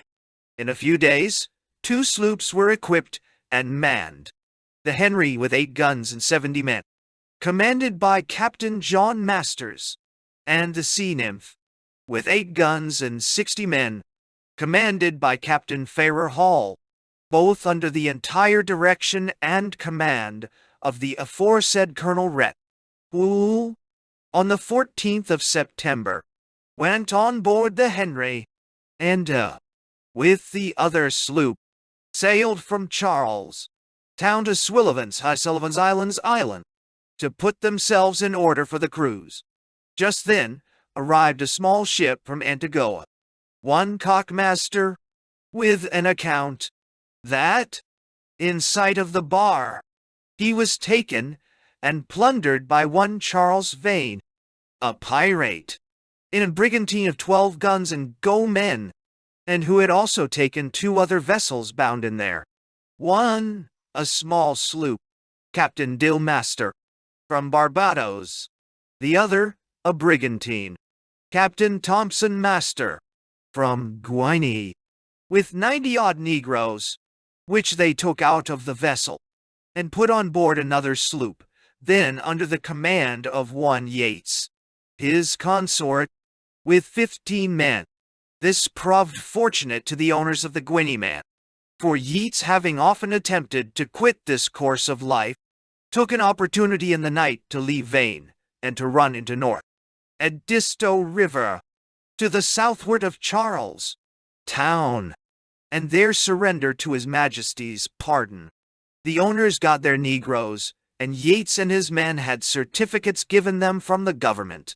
Vane cruised some time off the bar, in hopes to catch Yeats, and, unfortunately for them, took 2 ships coming out, bound to London, and while the prisoners were aboard, some of the pirates gave out that they designed to go into one of the rivers to the southward. Colonel Rhett, upon this advice, sailed over the bar the 15th of September, with the 2 sloops before mentioned, and having the wind northerly, went after the pirate Vane, and scoured the rivers and inlets to the southward, but, not meeting with him, tacked and stood for Cape Fear River, in prosecution of his first design. On the 26th following, in the evening, the colonel with his small squadron entered the river and saw, over a point of land, 3 sloops at an anchor, which were Major Bonnet and his prizes. But it happened that in going up the river, the pilot run the colonel's sloop aground, and it being dark before they were on float, it hindered their getting up that night. The pirates soon discovered the sloops, but not knowing who they were, or upon what design they came into that river, they manned 3 canoes, and sent them down to take them meat. But they quickly found their mistake, and returned to the sloops with unwelcome news. Major Bonnet made preparations that night for engaging, and took all the men out of the prizes. He showed Captain Manwaring, one of his prisoners, a letter he had just wrote, which he declared he would send to the governor of Carolina. The letter was to this effect, viz., that if the sloops, which then appeared, were sent out against him by the said governor, and he should get clear off, that he would burn and destroy all ships or vessels going in or coming out of South Carolina. The next morning they got under sail, and came down the river, designing only a running fight. Colonel Rhett's sloops got likewise under sail, and artooed for Bonnet, getting upon each quarter of the pirate, with intent to board him, which he perceiving, edged in towards the shore, and being warmly engaged, their sloop ran aground. The Carolina sloops being in the same shoal water, were in the same circumstances.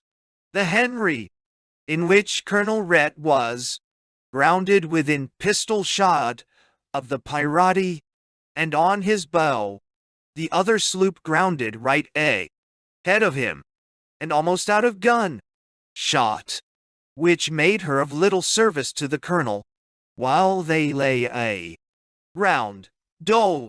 At this time, the pirate had a considerable advantage, for their sloop, after she was aground, listed from Colonel Rhett's, by which means they were all covered, and the colonel's sloop listing the same way, his men were much exposed, notwithstanding which, they kept a brisk fire the whole time they lay thus aground, which was near 5 hours. The pirates made a whiff in their bloody flag, to and beckoned several times with their hats in derision to the colonel's men, to come on board, which they answered with cheerful huzzas, and said that they would speak with them by and by, which accordingly happened. For the colonel's sloop being first floaty, he got into deeper water, and after mending the sloop's rigging, which was much shattered in the engagement, they stood for the pirate to give the finishing stroke, and designed to go directly on board him, but were prevented by his sending a flag of truce, and after some time capitulating, the pirates surrendered themselves prisoners. The colonel took possession of the sloop, and was extremely pleased to find that Captain Thomas, who commanded her, was the individual person of Major Stede Bonnet, who had done them the honor several times to visit their own coast of Carolina. There were killed in this action, on board the Henry, 10 men and 14 wounded. On board the Sea Nymph, 2 killed and 4 wounded. The officers and sailors in both sloops behaved themselves with the greatest bravery, and had not the sloop so unluckily run aground, they had taken the pirate with much less loss of men. But as he designed to get by them, and so make a running fight, the Carolina sloops were obliged to keep near him, to prevent his getting away. Of the pirates there were 7 killed and 5 wounded, 2 of which died soon after of their wounds. Colonel Rhett weighed the 30th of September from Cape Fear River, and arrived at Charlestown the 3rd of October, to the great joy of the whole province of Carolina. Bonnet and his crew, 2 days after, were put ashore, and there not being a public prison, the pirates were kept at the watch, house under a guard of militia.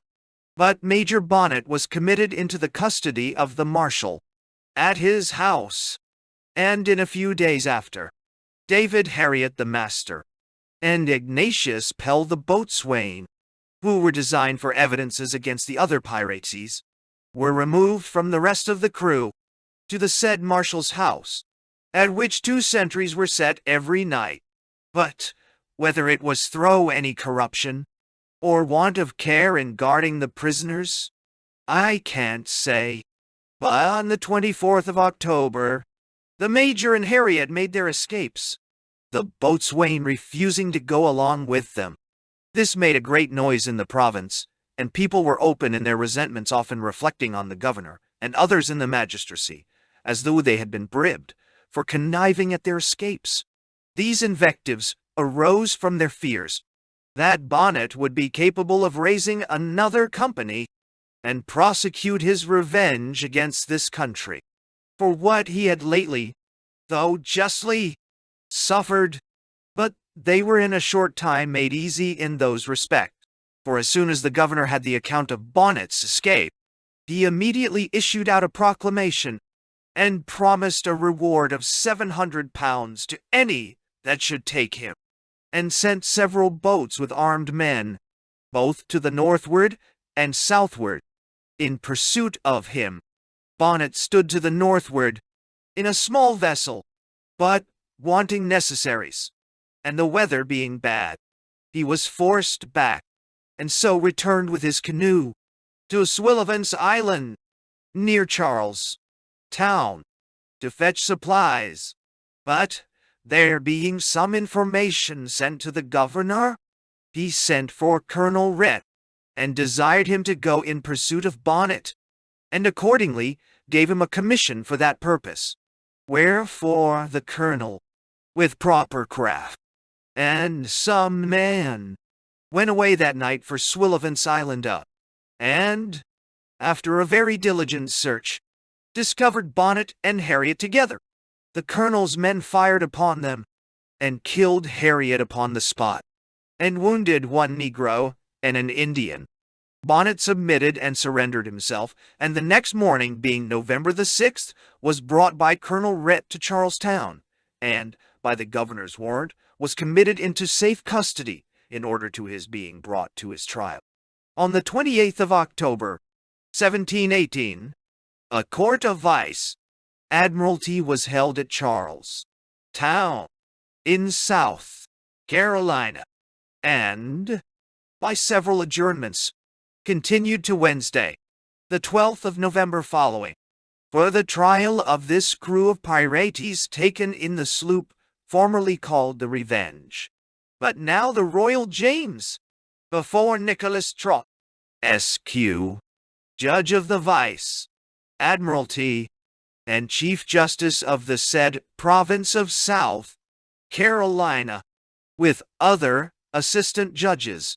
The King's commission to Judge Trott was read, and a grand jury sworn, for the finding of the several bills, and a learned charge given them by the said judge, wherein he first showed that the sea was given by God for the use of men, and is subject to dominion and property, as well as the land.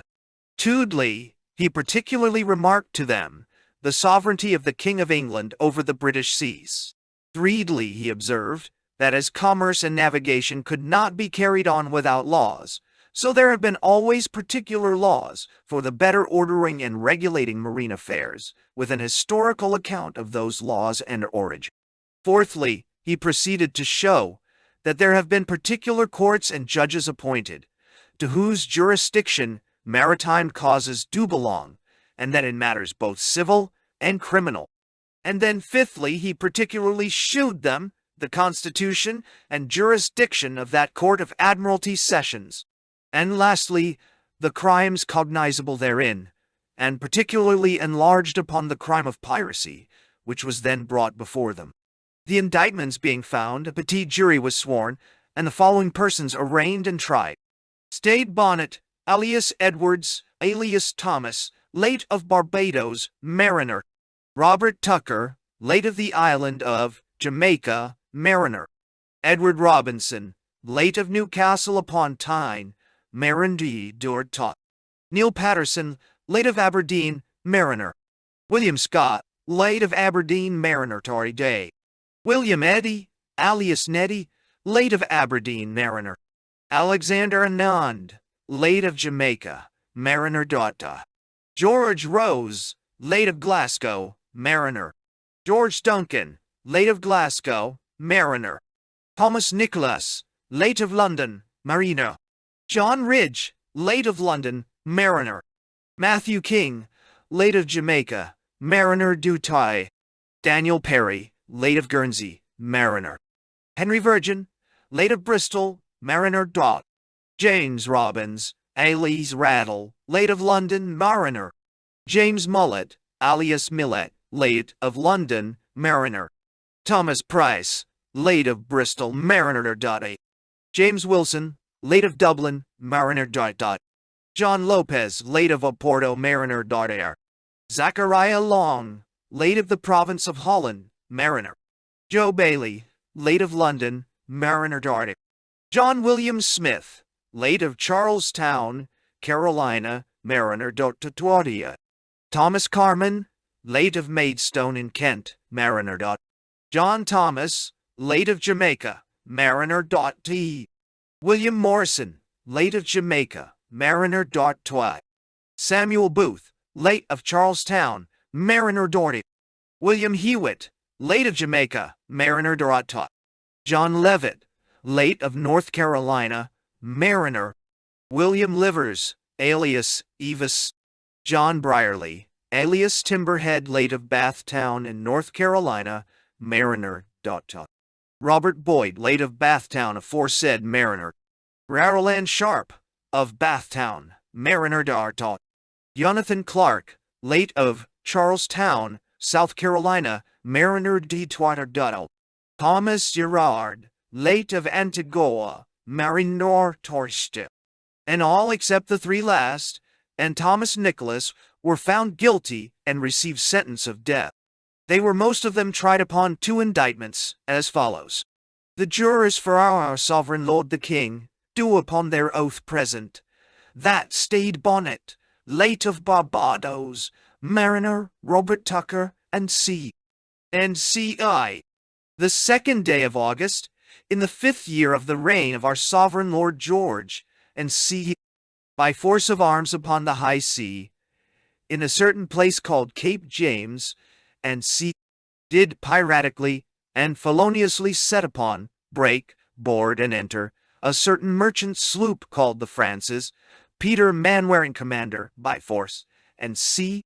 upon the high sea, in a certain place called Cape James, alias Cape Inlopen, about 2 miles distant from the shore, in the latitude of 39, or thereabouts, and within the jurisdiction of the Court of Vice, Admiralty, of South Carolina, being a sloop of certain persons, to the jurors, unknown, and then, and there, piratically, and feloniously did make an assault, in, and upon the said Peter Manwaring, and others his mariners, whose names to the jurors aforesaid are unknown, in the same sloop, against the peace of God, and of our said, now sovereign Lord the King. Then, and there being, piratically, and feloniously, did put the aforesaid Peter Manwaring, and others, his mariners, of the same sloop, in the sloop aforesaid, then being, in corporal fear of their lives, then and there, in the sloop aforesaid, upon the high sea, in the place aforesaid, called Cape James, alias Cape Inlopen, about 2 miles from the shore, in the latitude of 39, or thereabouts, as aforesaid, and within the jurisdiction aforesaid, piratically, and feloniously did steal, take and carry away all the said merchant sloop, called the Francis, and also 26 hogsheads, and C, and C, and C, being found in the aforesaid sloop, in the custody and possession of the said Peter Manwaring, and others, his mariners of the said sloop, and from their custody and possession, then and there, upon the high sea aforesaid, called Cape James, alias Cape Inlopen, as aforesaid, and within the jurisdiction aforesaid, against the peace of our now sovereign Lord the King, his crown and dignity. This was the form of the indictment they were arraigned upon, and though they might have proved several more facts upon the major part of the crew, the court thought fit to prosecute but two. The other was for seizing in a piratical and felonious manner the sloop Fortune, Thomas Reed commander, which indictment running in the same form with the above mentioned, it will be unnecessary to say more of it. All the prisoners arraigned pleaded not guilty and put themselves upon their trials, except James Wilson and John Levitt, who pleaded guilty to both indictments, and Daniel Perry to one only. The major would have gone through both the indictments at once, which the court not admitting, he pleaded not guilty to both indictments, but being convicted of one, he retracted his former plea to the second indictment. The prisoners made little or no defense, everyone pretending only that they were taken off a maroon shore, and were shipped with Major Bonnet to go to St. Thomas's, but being out at sea and wanting provisions, they were obliged to do what they did by others, and so did Major Bonnet himself, pretend that was force, not inclination, that occasioned what had happened. However, the facts being plainly proved, and that they had all shared 10 or 11 pounds a man, excepting the three last, and Thomas Nichols, they were all but them found guilty. The judge made a very grave speech to them, setting forth the enormity of the crimes, the condition they were now in, and the nature and necessity of an unfeigned repentance, and then recommended them to the ministers of the province for more ample directions, to fit them for eternity. For, concluded he, the priest's lips shall keep knowledge, and you shall seek the law at their mouths, for they are the messengers of the Lord. Mal. 2:7. And the ambassadors of Christ, and unto them is committed the word, or doctrine, of reconciliation, to Orvish 1920, and then pronounced sentence of death upon them. On Saturday, November the 8th, 1718, Robert Tucker, Edward Robinson, Neil Patterson, William Scott, Job Bailey, John, William Smith, John Thomas, William Morrison, Samuel Booth, William Hewitton, William Eddy, alias Neddy, Alexander Anand, George Ross, George Duncan, Matthew King, Daniel Perry, Henry Virgin, James Robbins, James Mullet, alias Millet, Thomas Price, John Lopez, and Zachariah Long were executed at the White Point near Charles Town, pursuant to their sentence. As for the captain, his escape protracted his fate, and spun out his life a few days longer, for he was tried the 10th, and being found guilty, received sentence in like manner as the former, before which Judge Trott made a most excellent speech to him, rather somewhat too long to be taken into our history. Yet I could not tell how to pass by so good and useful a piece of instruction, not knowing whose hands this book may happen to fall into. The Lord Chief Justice speech upon his pronouncing sentence on Major Stede Bonnet.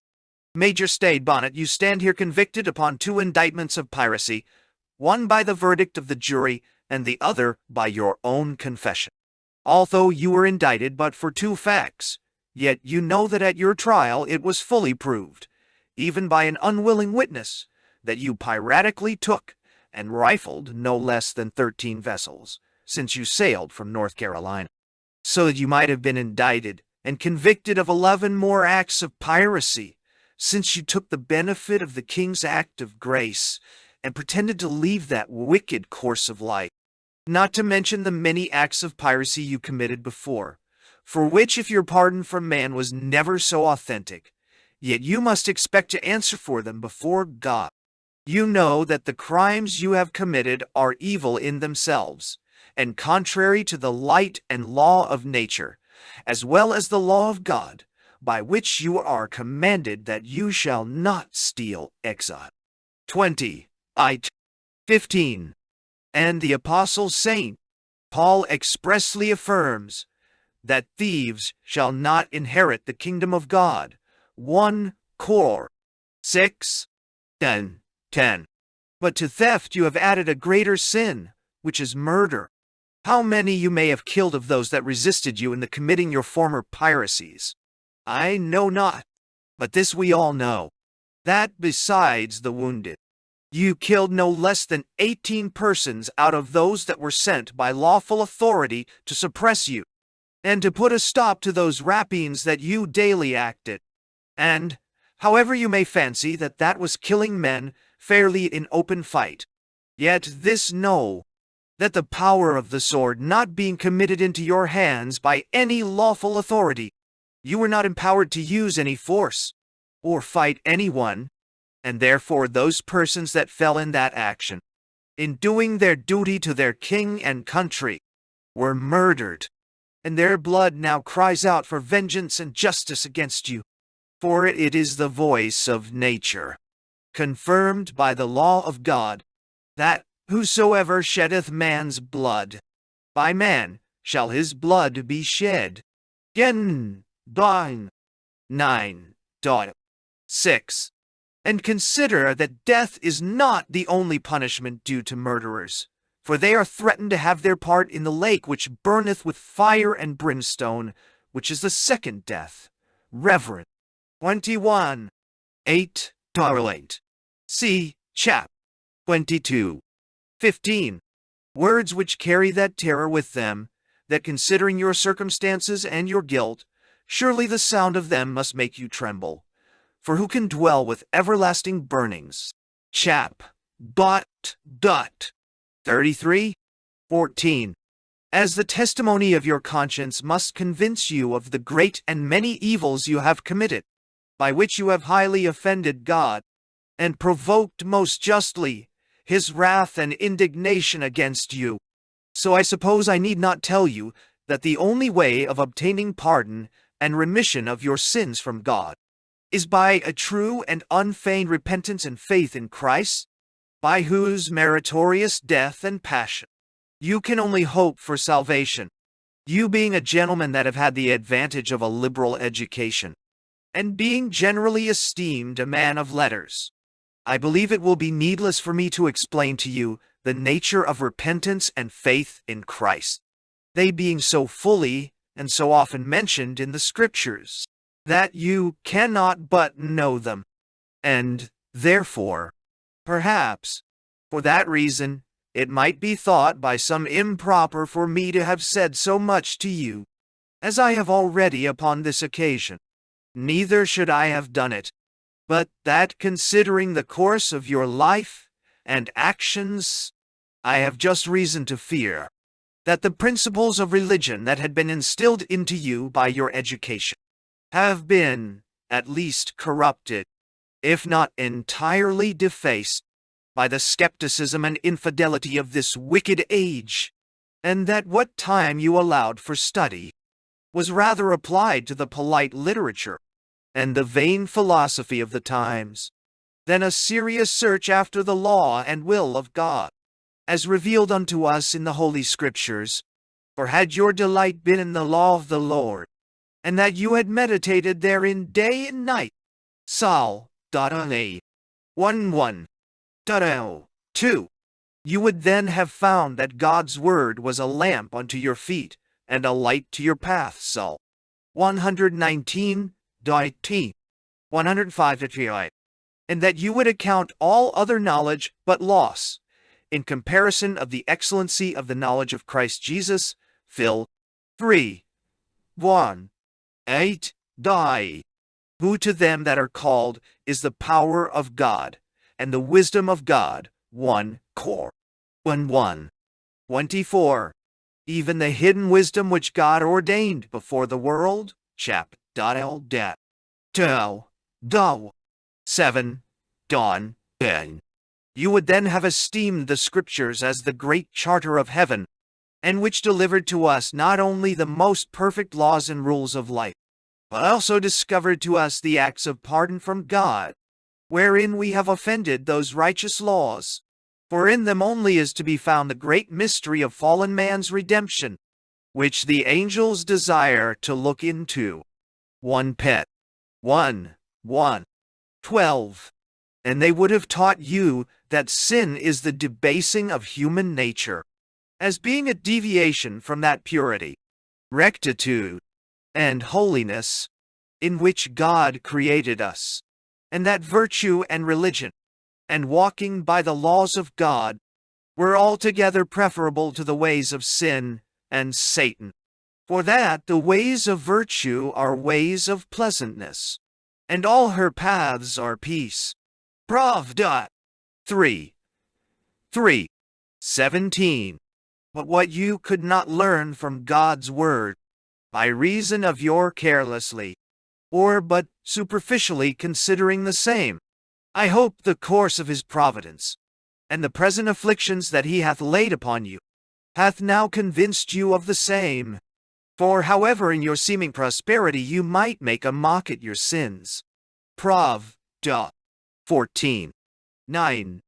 Yet, now that you see that God's hand hath reached you, and brought you to public justice, I hope your present unhappy circumstances hath made you seriously reflect upon your past actions and course of life, and that you are now sensible of the greatness of your sin, and that you find the burthen of them is intolerable, and that therefore being thus laboring, and heavy laden with sin, Matt.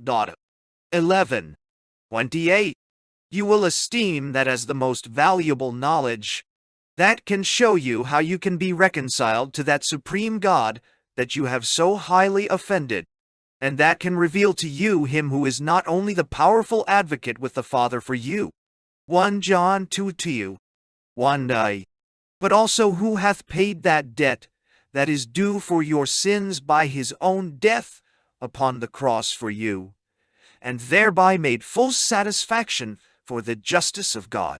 And this is to be found nowhere but in God's word, which discovers to us that Lamb of God, which takes away the sins of the world. John 1, 29, which is Christ the Son of God. For this know, and be assured, that there is none other name under heaven given among men, whereby we must be saved. Acts 4, 12. But only by the name of the Lord Jesus. But then consider how he invites all sinners to come unto him, and that he will give them rest. Matt. 11, 28. For he assures us that he came to seek and to save that which was lost. Luke 19, 10, 18, 11. And hath promised that he that cometh unto him he will in no wise cast out. John 6, 37. So that if now you will sincerely turn to him, though late, even at the 11th hour, Matt. 20, 6, 9, he will receive you. But surely I need not tell you that the terms of his mercy is faith and repentance. And do not mistake the nature of repentance to be only a bare sorrow for your sins, arising from the consideration of the evil and punishment they have now brought upon you. But your sorrow must arise from the consideration of your having offended a gracious and merciful God. But I shall not pretend to give you any particular directions as to the nature of repentance. I consider that I speak to a person whose offenses have proceeded not so much from his not knowing as his slighting and neglecting his duty. Neither is it proper for me to give advice out of the way of my own profession. You may have that better delivered to you by those who have made divinity their particular study, and who, by their knowledge, as well as their office, as being the ambassadors of Christ, 2 Cor. 5 at 20, are best qualified to give you instructions therein. I only heartily wish that, what, in compassion to your soul, I have now said to you upon this sad and solemn occasion, by exhorting you in general to faith and repentance, may have that due effect upon you, that thereby you may become a true penitent. And therefore, having now discharged my duty to you as a Christian, by giving you the best counsel I can with respect to the salvation of your soul, I must now do my office as a judge. The sentence that the law hath appointed to pass upon you for your offenses, and which this court doth therefore award, is, that you, the said Stede Bonnet, shall go from hence to the place from whence you came, and from thence to the place of execution, where you shall be hanged by the neck till you are dead. And the God of infinite mercy be merciful to your soul. From the appendix in volume 2 of Major Bonnet. I have but few words to add to Major Bonnet's life and actions. When his dissolution drew nigh, all his resolution failed him, and his fears and agonies so wrought upon him that he was scarce sensible when he came to the place of execution. His piteous behavior under sentence very much affected the people of the province, particularly the women, and great application was made to the governor for saving his life, but in vain. Not that His Excellency Colonel Johnson pleased himself in acts of severe justice, but he knew his duty too well to be misled by the tears and prayers of weak and inconsiderate people. When the public good, as well as his own honor, stood in question, had not Bonnet escaped out of his keeper's hand, after he was taken, and occasioned the death of his fellow prisoner Harriet, by resisting the governor's authority, and therein given a new specimen of his disloyal intentions. Something might have been done in his favor, but he was become too notorious and too dangerous a criminal to give life to. However, the governor, who conducted himself in his post as well as in his private capacity, with great probity, honor, and candor, hearkened to a proposal of Bonnet's friends, which was to send him prisoner to England, that his case might be referred to His Majesty. Colonel Red offered to go with him, and sufficient security was to be given for yielding him up there, to be dealt with according to His Majesty's pleasure. But the Major's friends considered, at last, that it would be a great expense and trouble to no manner of purpose, except the lengthening out a wretched life some small time longer. For they conceived as little hope of obtaining a pardon in England as in South Carolina. So they even submitted to the execution of that sentence upon the Major, that had with so much justice passed upon him. I shall subjoin here a copy of a letter, writ to the governor from the prisoner some time before he died.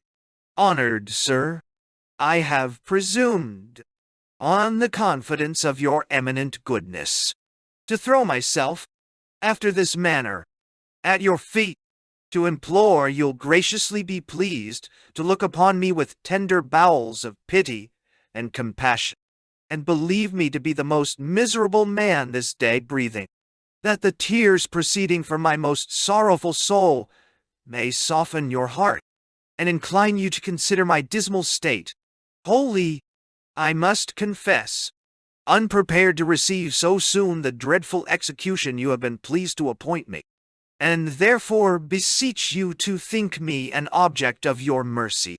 For God's sake, good sir, let the oaths of 3 Christian men weigh something with you, who are ready to depose, when you please to allow them the liberty, the compulsions I lay under in committing those acts for which I am doomed to die.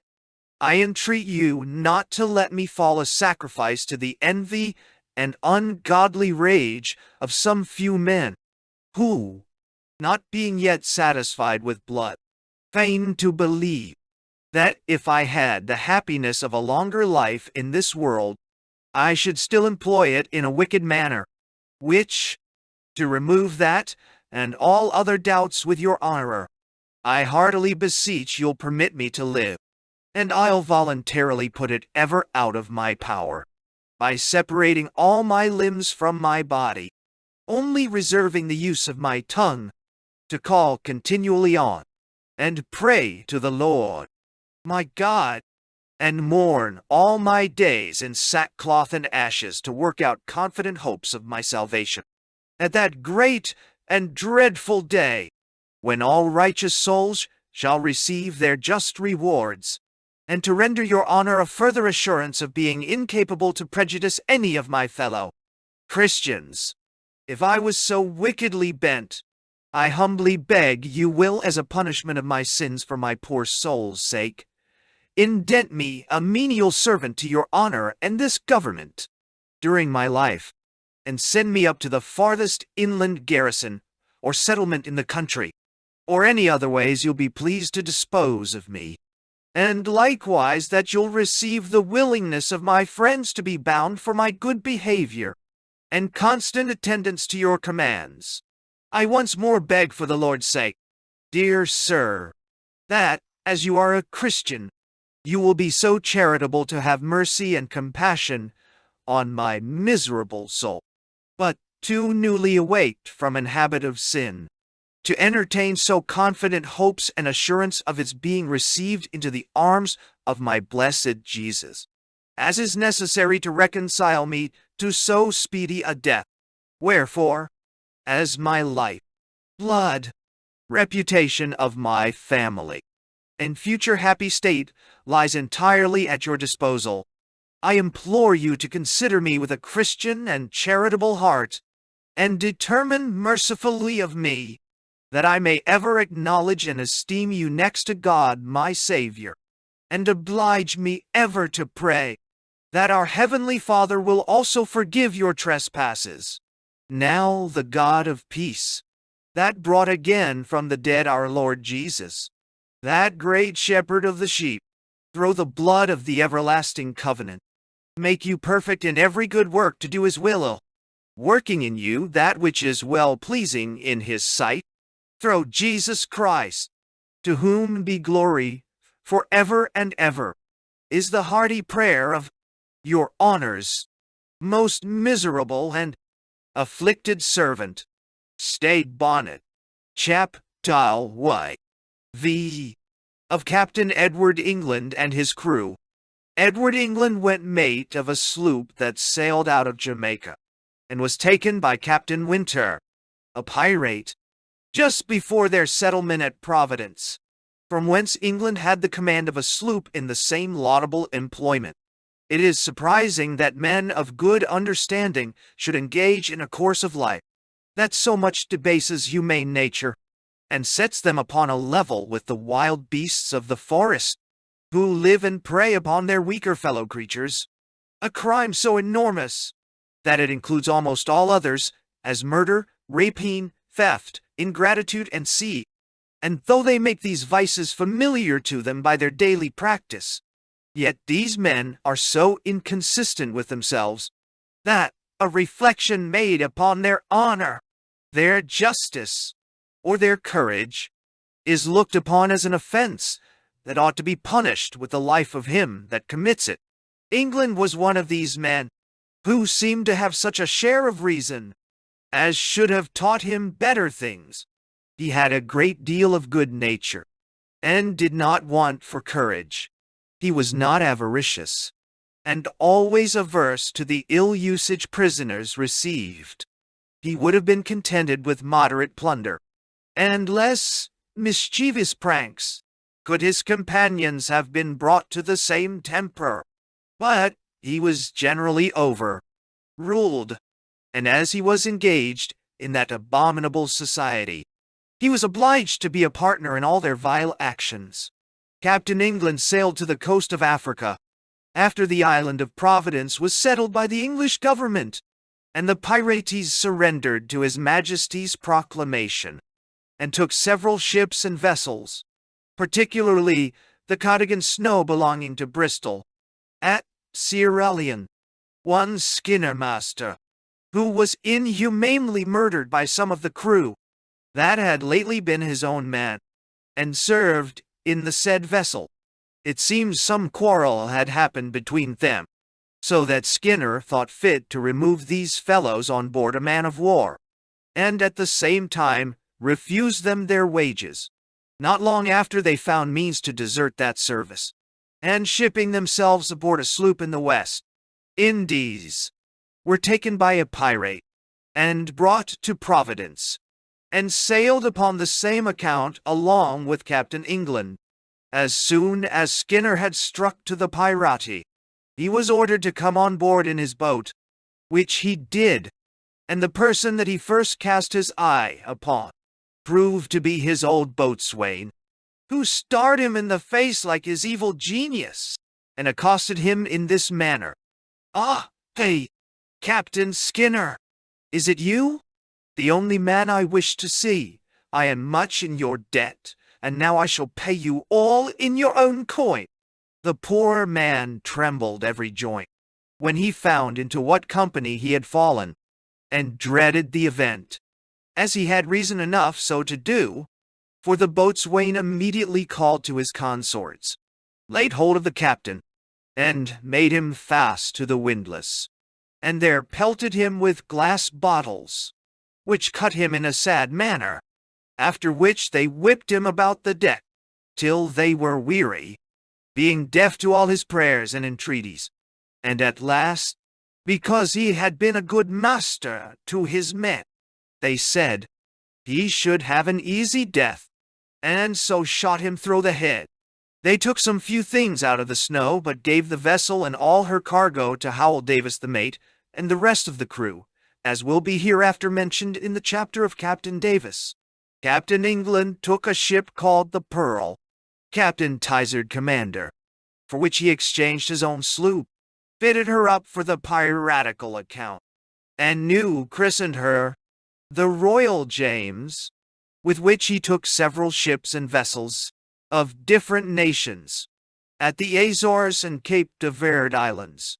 In the spring 1719, the rovers returned to Africa, and beginning at the river Gambia, sailed all down the coast, and between that and Cape Corso one took the following ships and vessels: the Eagle Pink, Captain Ricketts commander, belonging to Cork, taken the 25th of March, having 6 guns and 17 men on board, 7 of which turned pirates. The Charlotte, Captain Oldson of London, taken May the 26th, having 8 guns and 18 men on board, 13 of which turned pirates. The Sarah, Captain Stunt of London, taken the 27th of May, having 4 guns and 18 men on board, 3 of which turned pirates. The Bentworth, Captain Garner, of Bristol, taken the 27th of May, having 12 guns and 30 men on board, 12 of which turned pirate. The Buck sloop, Captain Sylvester, of Gambia, taken the 27th of May, having 2 guns and 2 men on board, and both turned pirates. The Carteret, Captain Snow of London, taken the 28th of May, having 4 guns and 18 men on board, 5 of which turned pirates. The Mercury, Captain Maggot, 2 of London, taken the 29th of May, having 4 guns and 18 men on board, 5 of which turned pirates. The Coward Galley, Captain Creed of London, taken the 17th of June, having 2 guns and 13 men on board, 4 of which turned pirates. The Elizabeth and Catherine, Captain Bridge of Barbados, taken June the 27th, having 6 guns and 14 men on board, 4 of which turned pirates. The Eagle Pink being bound to Jamaica, the Sarah to Virginia, and the Buck to Maryland. They let them go. But the Charlotte, the Bentworth, the Carteret, and the Coward Galley, they burnt, and the Mercury and the Elizabeth and Catherine were fitted up for pirate ships. The former was new named Queen Anne's Revenge, and commanded by one Lane, and the other was called the Flying King, of which Robert Sample was appointed captain. These 2 left England upon the coast, sailed to the West Indies, where they took some prizes, cleaned, and sailed to Brazil in November. They took several Portuguese ships there, and did a great deal of mischief, But in the height of their undertakings, a Portuguese man of war, which was an excellent sailor, came a very unwelcome guest to them, and gave them chase. The Queen Anne's Revenge got off, but was lost a little while after upon the coast, and the Flying King, giving herself over for lost, ran ashore. There were then 70 men on board, 12 of which were killed, and the rest taken prisoners, of whom the Portuguese hanged 38, of which 32 were English, 3 Dutch, 2 French, and 1 of their own nation. England, in going down the coast, took the Peterborough galley of Bristol, Captain Owen, and the Victory, Captain Redoubt. The former they detained, but plundered the latter, and let her go. In Cape Corso Road, they saw 2 sail at anchor, but before they could reach them, they slipped their cables and got close under Cape Corso Castle. These were the Whydah, Captain Prince, and the John, Captain Ryder. The pirates upon this made a fire, ship of a vessel they had lately taken, and attempted to burn them, as though they had been a common enemy, which, if effected, they could not have been 1 farthing the better for it. But the castle firing warmly upon them, they withdrew, and sailed down to Whydah Road, where they found another pirate, 1 Captain Labouche. 3 who, getting thither before England arrived, had forestalled the market, and greatly disappointed their brethren.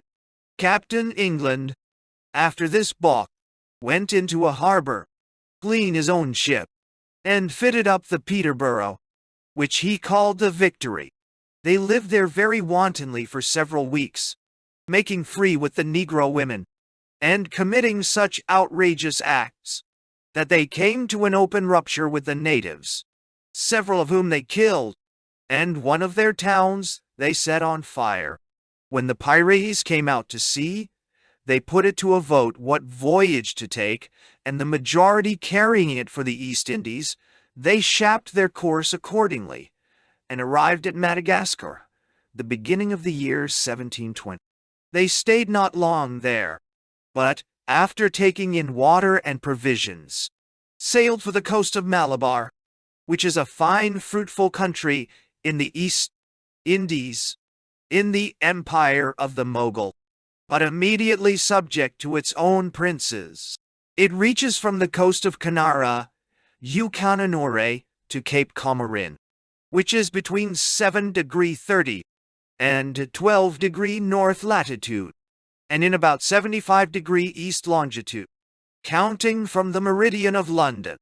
The old natives are pagans, but there are a great number of Mahometans inhabiting among them, who are merchants and generally rich.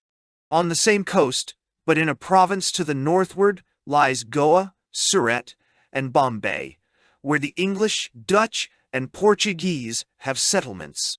Hither our pirates came, having made a tour of half the globe, as the psalmist says of the devils, going about like roaring lions, seeking whom they might devour. They took several country ships, that is, Indian vessels, and 1 European, a Dutch ship, which they exchanged for 1 of their own, and then came back to Madagascar.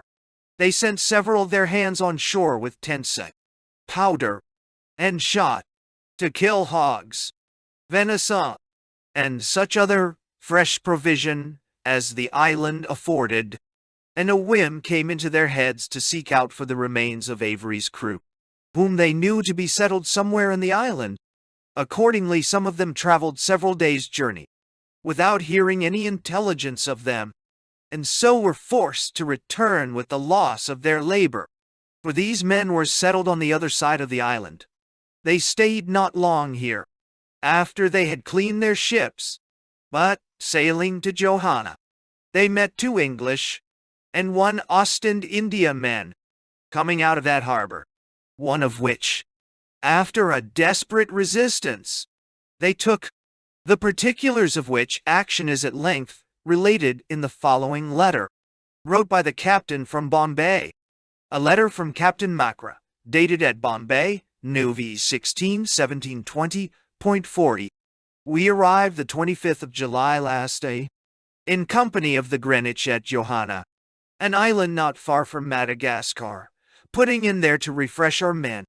We found 14 pirates that came in their canoes from Mayotta, where the pirate ship to which they belonged, viz. The Indian Queen, 250 tons, 28 guns, and 90 men, commanded by Captain Oliver de la Bouche, bound from the Guinea coast to the East Indies, had been bulged and lost. They said they left the captain and 40 of their men building a new vessel to proceed on their wicked design. Captain Kirby and I concluding it might be of great service to the East India Company to destroy such a nest of rogues, were ready to sail for that purpose the 17th of Augusta, about 8 o'clock in the morning, when we discovered 2 pirate ships standing into the bay of Johanna, one of 34, and the other of 30 guns. I immediately went on board the Greenwich, where they seemed very diligent in preparations for an engagement, and I left Captain Kirby with mutual promises of standing by each other. I then unmoored, got under sail, and brought 2 boats ahead to row me close to the Greenwich. But he, being open to a valley and a breeze, made the best of his way for me, which an ostender in our company, of 22 guns, seeing did the same, though the captain had promised heartily to engage with us, and I believe would have been as good as his word, if Captain Kirby had kept his. About half an hour after 12, I called several times to the Greenwich to bear down to our assistance, and fired shot at him, but to no purpose. For though we did not doubt but he would join us, because, when he got about a league from us, he brought his ship to, and looked on. Yet both he and the ostender basely deserted us, and left us engaged with barbarous and inhuman enemies, with their black and bloody flags hanging over us, without the least appearance of escaping being cut to pieces. But God, in his good providence, determined otherwise, for notwithstanding their superiority, we engaged them both about 3 hours, during which the biggest received some shot betwixt wind and water, which made her keep off a little to stop her leaks. The other endeavored all she could to board us, by rowing with her oars, being within half a ship's length of us above an hour. But by good fortune we shot all her oars to pieces, which prevented them, and by consequence saved our lives. About 4 o'clock, most of the officers and men posted on the quarter deck being killed and wounded, the largest ship, making up to us with all diligence, being still within a cable's length of us, often giving us a broadside, and no hopes of Captain Kirby's coming to our assistance, we endeavored to run ashore, and though we drew 4 foot water more than the pirate, it pleased God that he stuck fast on a higher ground than we happily fell in with it, so was disappointed a second time from boarding us. Here we had a more violent engagement than before. All my officers, and most of my men, behaved with unexpected courage, and as we had a considerable advantage by having a broadside to his bow, we did him great damage, so that had Captain Kirby come in then, I believe we should have taken boat, for we had one of them sure. But the other pirate, who was still firing at us, seeing the Greenwich did not offer to assist us, he supplied his consort with 3 boats full of fresh men. About 5 in the evening the Greenwich stood clear away to sea, leaving us struggling hard for life in the very jaws of death, which the other pirate, that was afloat, seeing, warp out 5, and was hauling under our stern, by which time many of my men being killed and wounded, and no hopes left us from being all murdered by enraged barbarous conquerors, I ordered all that could to get into the long boat under the cover of the smoke of our guns, so that with what some did in boats, and others by swimming, most of us that were able got ashore by 7 o'clock. When the pirates came aboard, they cut 3 of our wounded men to pieces. I, with a few of my people, made what haste I could to the king's town, 25 miles from us, where I arrived next day, almost dead with fatigue and loss of blood, having been sorely wounded in the head by a musket ball. At this town I heard that the pirates had offered $10,000 to the country people to bring me in, which many of them would have accepted, only they knew the king, and all his chief people were in my interests. Meantime, I caused a report to be spread that I was dead of my wounds, which much abated their fury. About 10 days after, being pretty well recovered, and hoping the malice of our enemies was nigh over, I began to consider the dismal condition we were reduced to, being in a place where we had no hopes of getting a passage home, all of us in a manner naked, not having had time to get another shirt or a pair of shoes, having obtained leave to go on board the pirates, and a promise of safety. Several of the chief of them knew me, and some of them had sailed with me, which I found of great advantage, because, notwithstanding their promise, some of them would have cut me, and all that would not enter with them, to pieces, had it not been for the chief captain, Edward England, and some others I knew. They talked of burning one of their ships, which we had so entirely disabled, as to be no farther useful to them, and to fit the Cassandra in her room. But in the end I managed my tack so well, that they made me a present of the said shattered ship, which was Dutch built, called the Fancy, about 300 tons, and also 129 bales of the company's cloth. They would not give me a rag of my clothes. They sailed the 3rd of September, and with jewelry, masts, 6 and such old sails as they left me, I made shift to do the like on the 8th, together with 43 of my ship's crew, including 2 passengers and 12 soldiers, having but 5 tons of water aboard, and, after a passage of 48 days, I arrived here October 26th, almost naked and starved, having been reduced to a pint of water a day, and almost in despair of ever seeing land, by reason of the calms we met with between the coasts of Arabia and Malabar.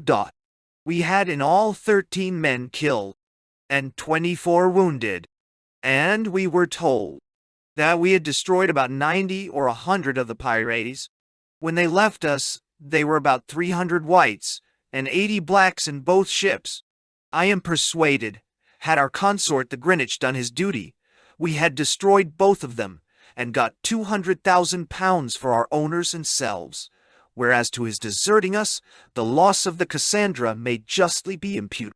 I have delivered all the bales that were given me into the company's warehouse, for which the governor and council have ordered me a reward. Our governor, Mr. Mao, Boone 7, who is extreme kind and civil to me, has ordered me home with this paquet, but Captain Harvey, who had a prior promise, being come in with the fleet, goes in my room. The governor hath promised me a country voyage to help make me up my losses, and would have me stay to go home with him next year. Captain Macra certainly ran a great hazard in going aboard the pirate, and began quickly to repent his credulity, for though they had promised that no injury should be done to his person, he found their words were not to be trusted to, and it may be supposed that nothing but the desperate circumstances Captain Macra imagined himself to be in could have prevailed upon him to fling himself and company into their hands, perhaps not knowing how firmly the natives of that island were attached to the English nation. For about 20 years ago, Captain Cornwall, Commodore of an English squadron, assisted them against another island called Mohilla, for which they have ever since communicated all the grateful offices in their power, insomuch that it became a proverb that an Englishman and a Johanna man were all 1-8.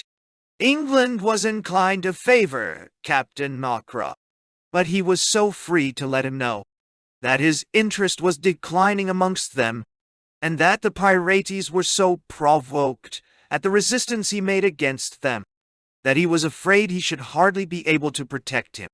He therefore advised him to soothe up and manage the temper of Captain Taylor, a fellow of a most barbarous nature, who was become a great favorite amongst them, for no other reason than because he was a greater brute than the rest.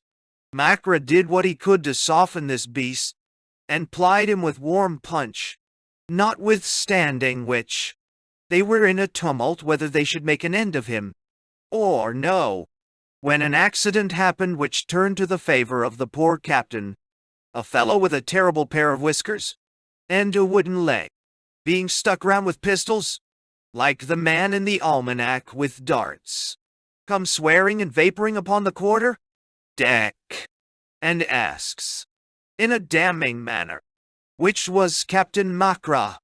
The captain expected no less than that this fellow would be his executioner.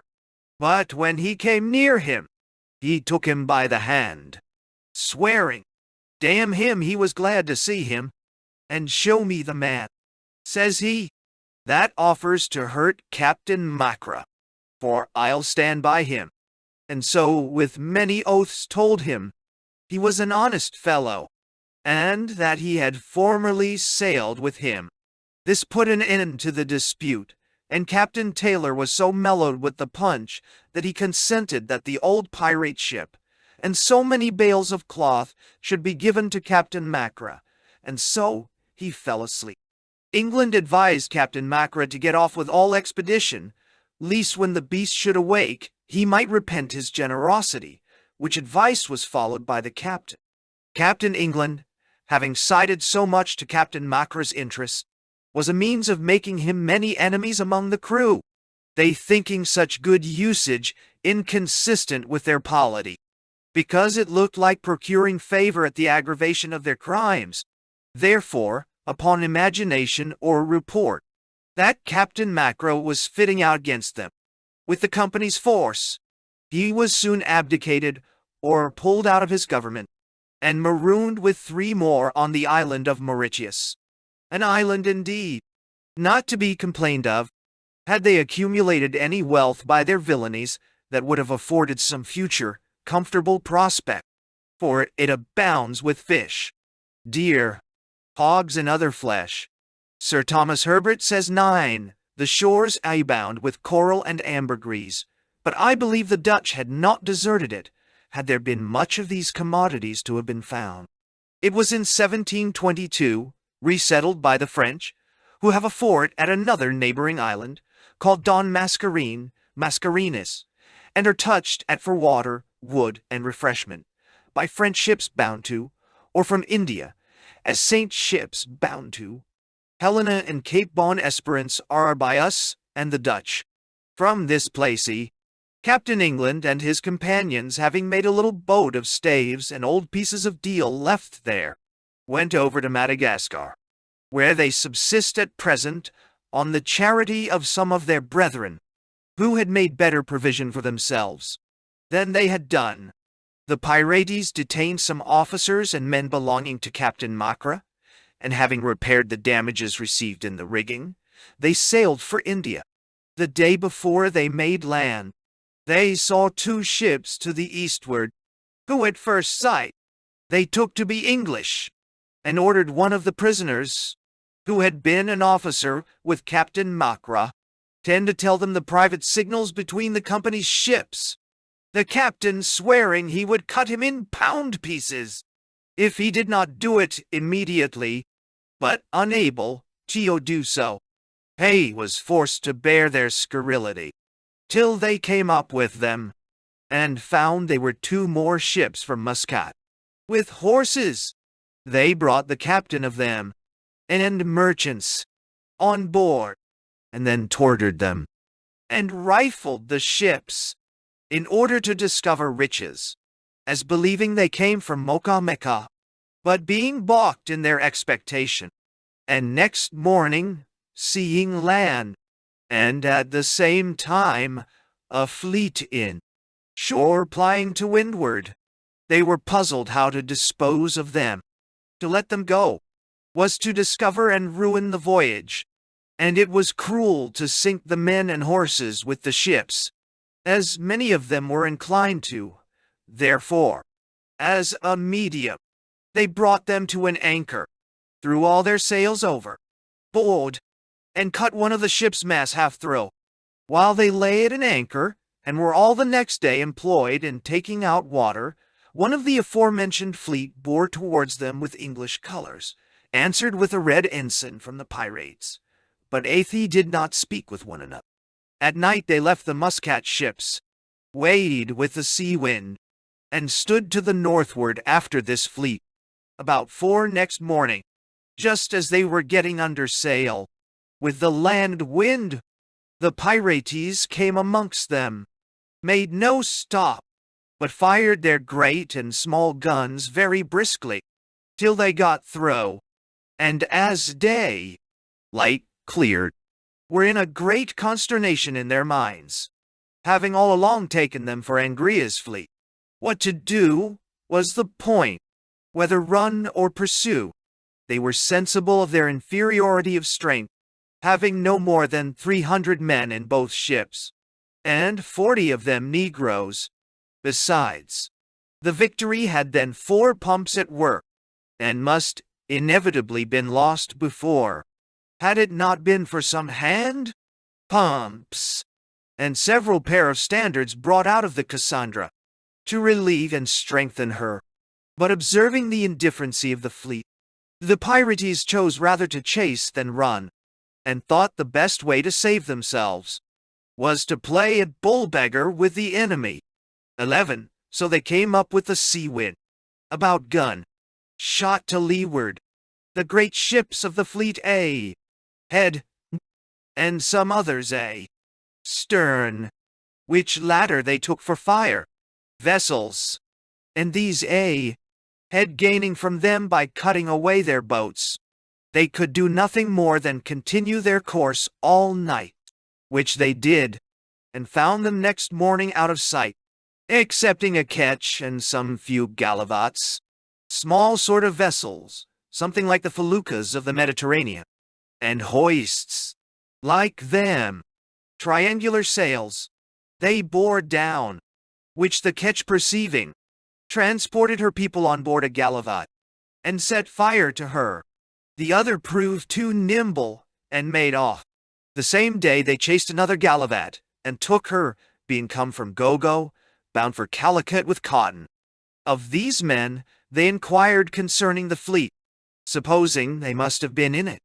And although they protested they had not seen a ship or boat since they left Gogo, and pleaded very earnestly for favor, yet they threw all their cargo overboard, and squeezed their joints in a vice, to extort confession.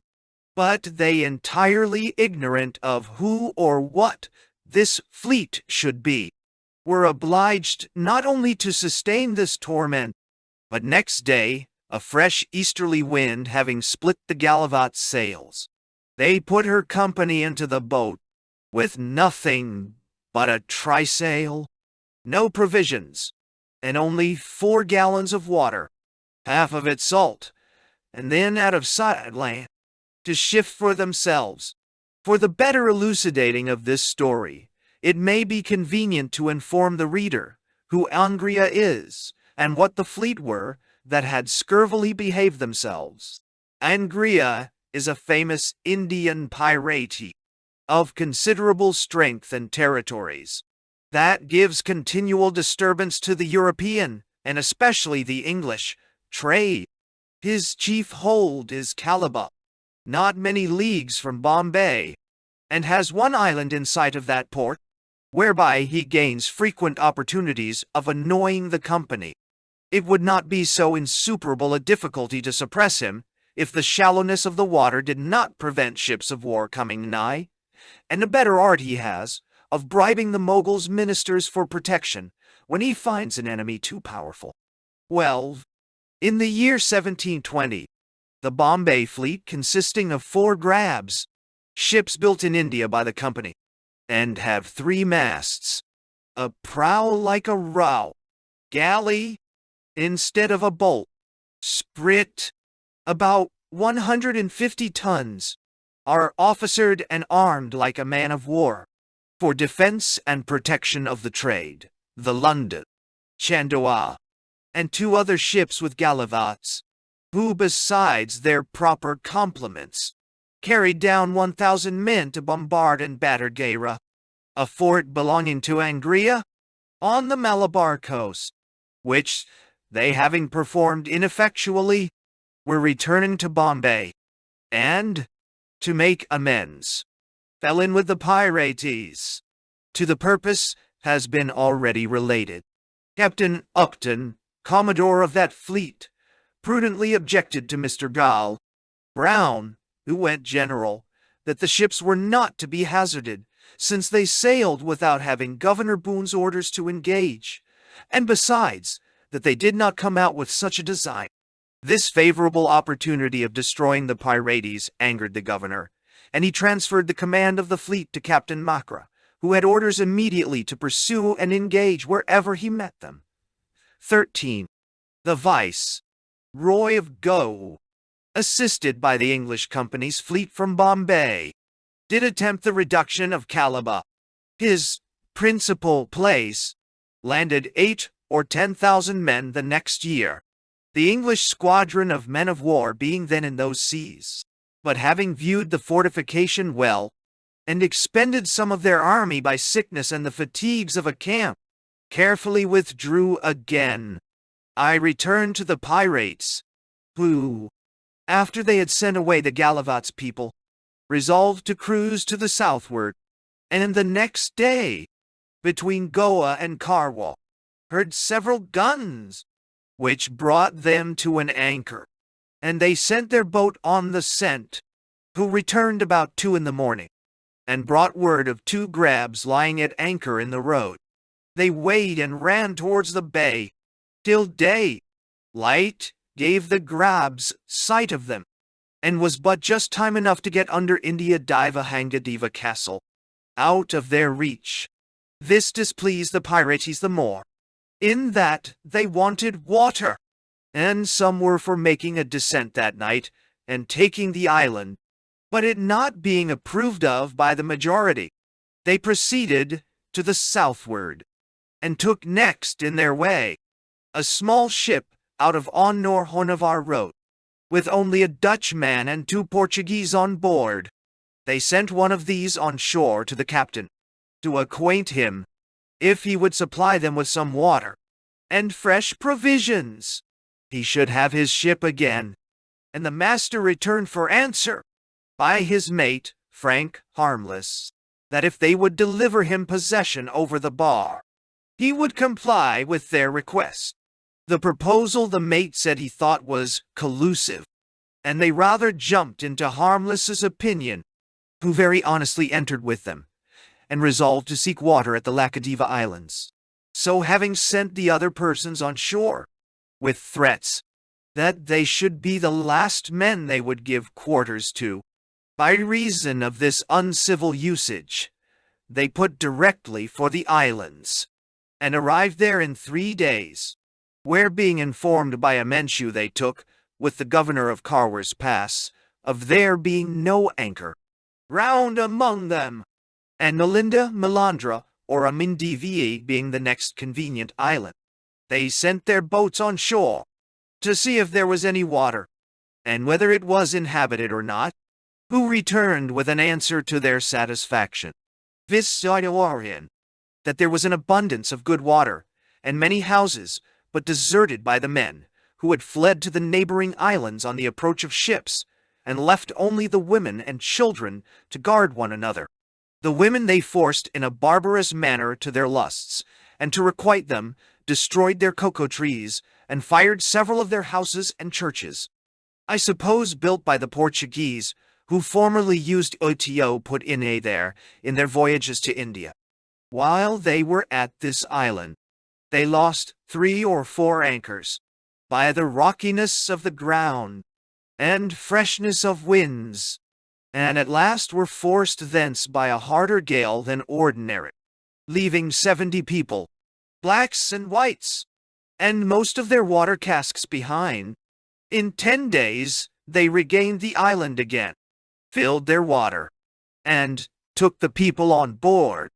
Provisions were very scarce, and they now resolved to visit their good friends the Dutch at Cochin, who, if you will believe these rogues, never fail of supplying gentlemen of the profession.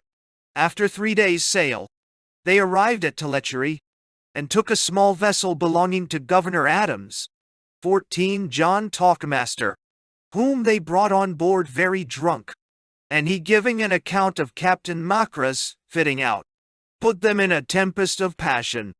A villain, say they, that we have treated so civilly, as to give him a ship and other presents, and now to be armed against us. He ought to be hanged. But since we cannot show our resentment on him, let us hang the dogs, his people, who wish him well, and would do the same, if clear.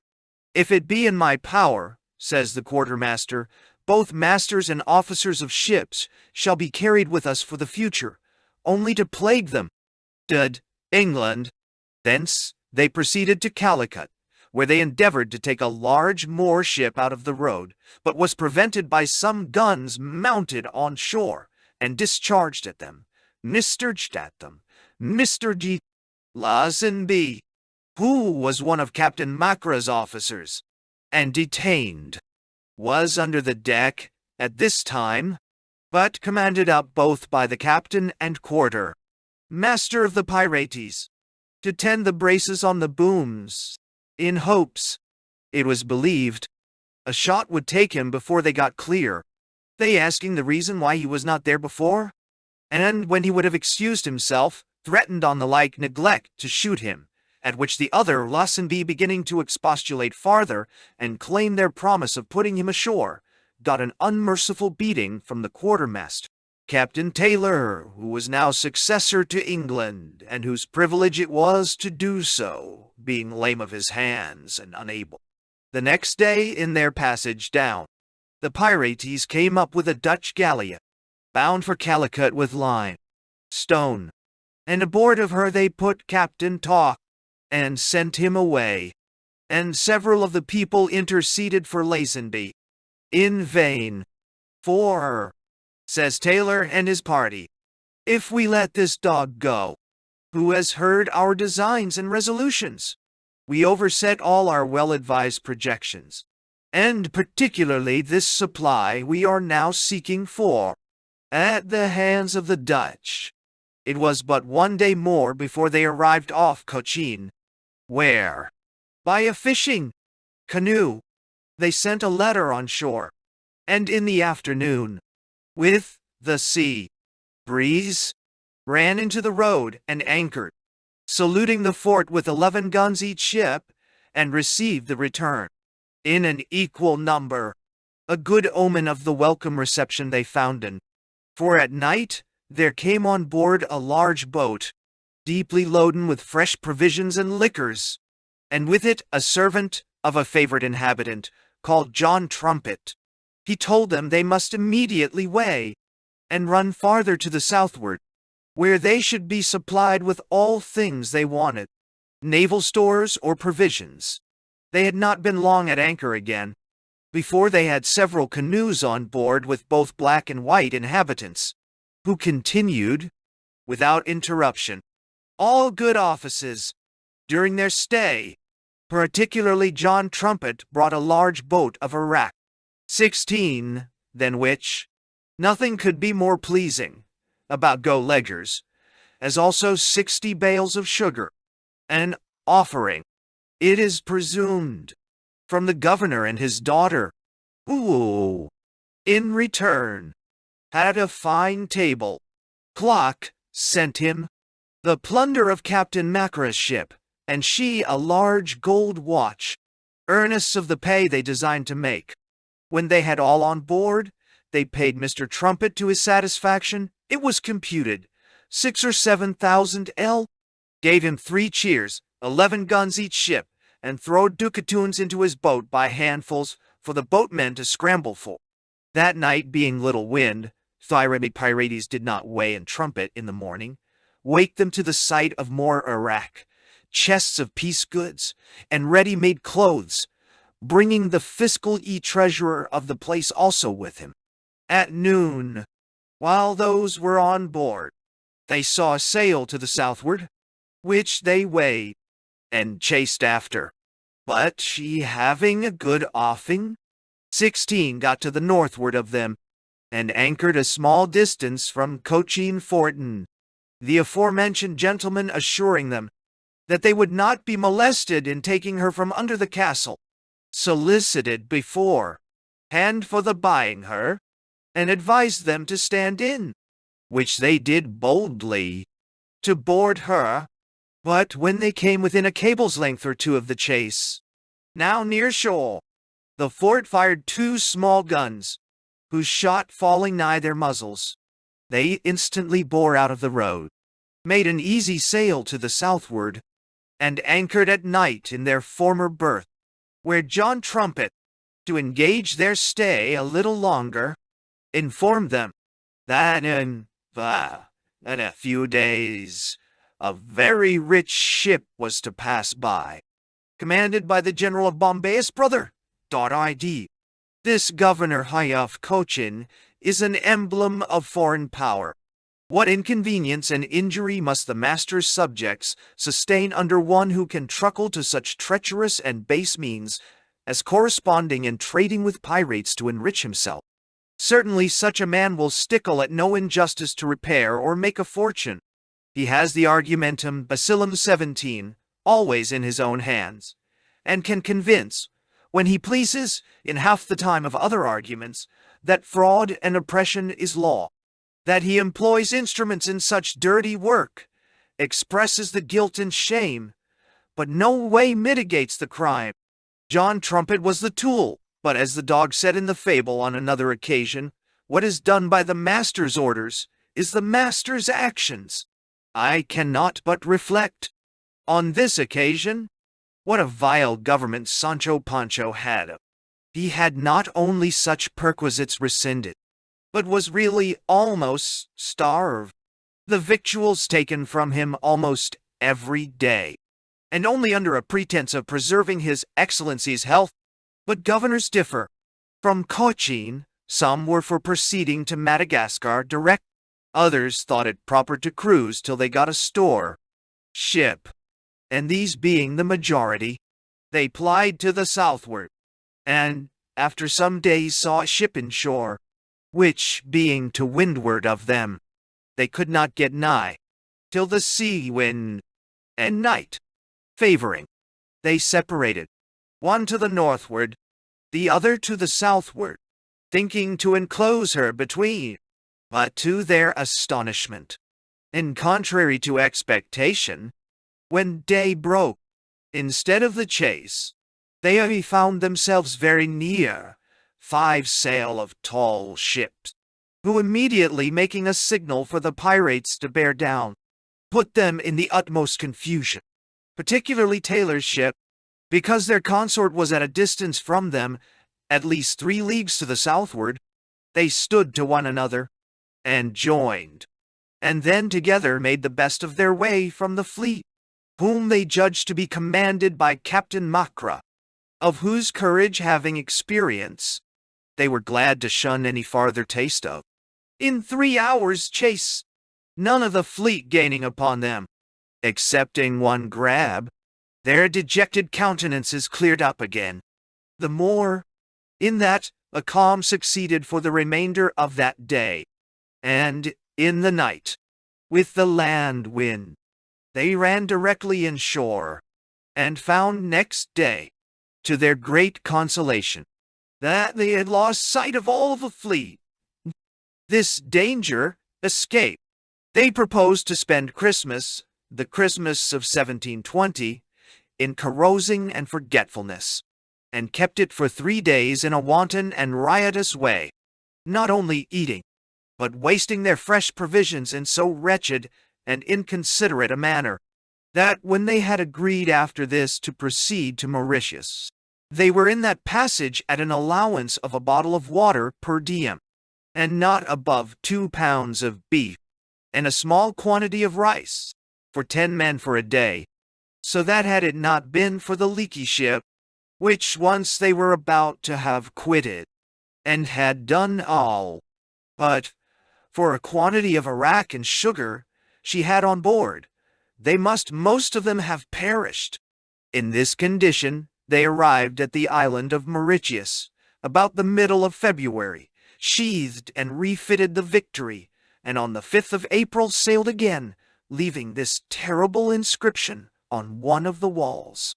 Left this place the 5th of April to go to Madagascar for limes, and this, least, like lawyers and men of business, any visits should be paid in their absence. However, they did not sail directly for Madagascar, but the island Mascari, and luckily, as rogues could wish, they found at their arrival on the 8th a Portuguese ship at anchor, of 70 guns, but most of them thrown overboard, her masts lost, and so much disabled by a violent storm they had met with in the latitude of 13 degrees south, that she became a prize to the pirates, with very little or no resistance, and a glorious one indeed, having the Conde de Ericeira, Vice Roy of Go, who made that fruitless expedition against Angria, the Indian, and several other passengers on board, who, as they could not be ignorant of the treasure she had in ill, did assert that, in the single article of diamonds, there was to the value of between 3 and 4 millions of dollars.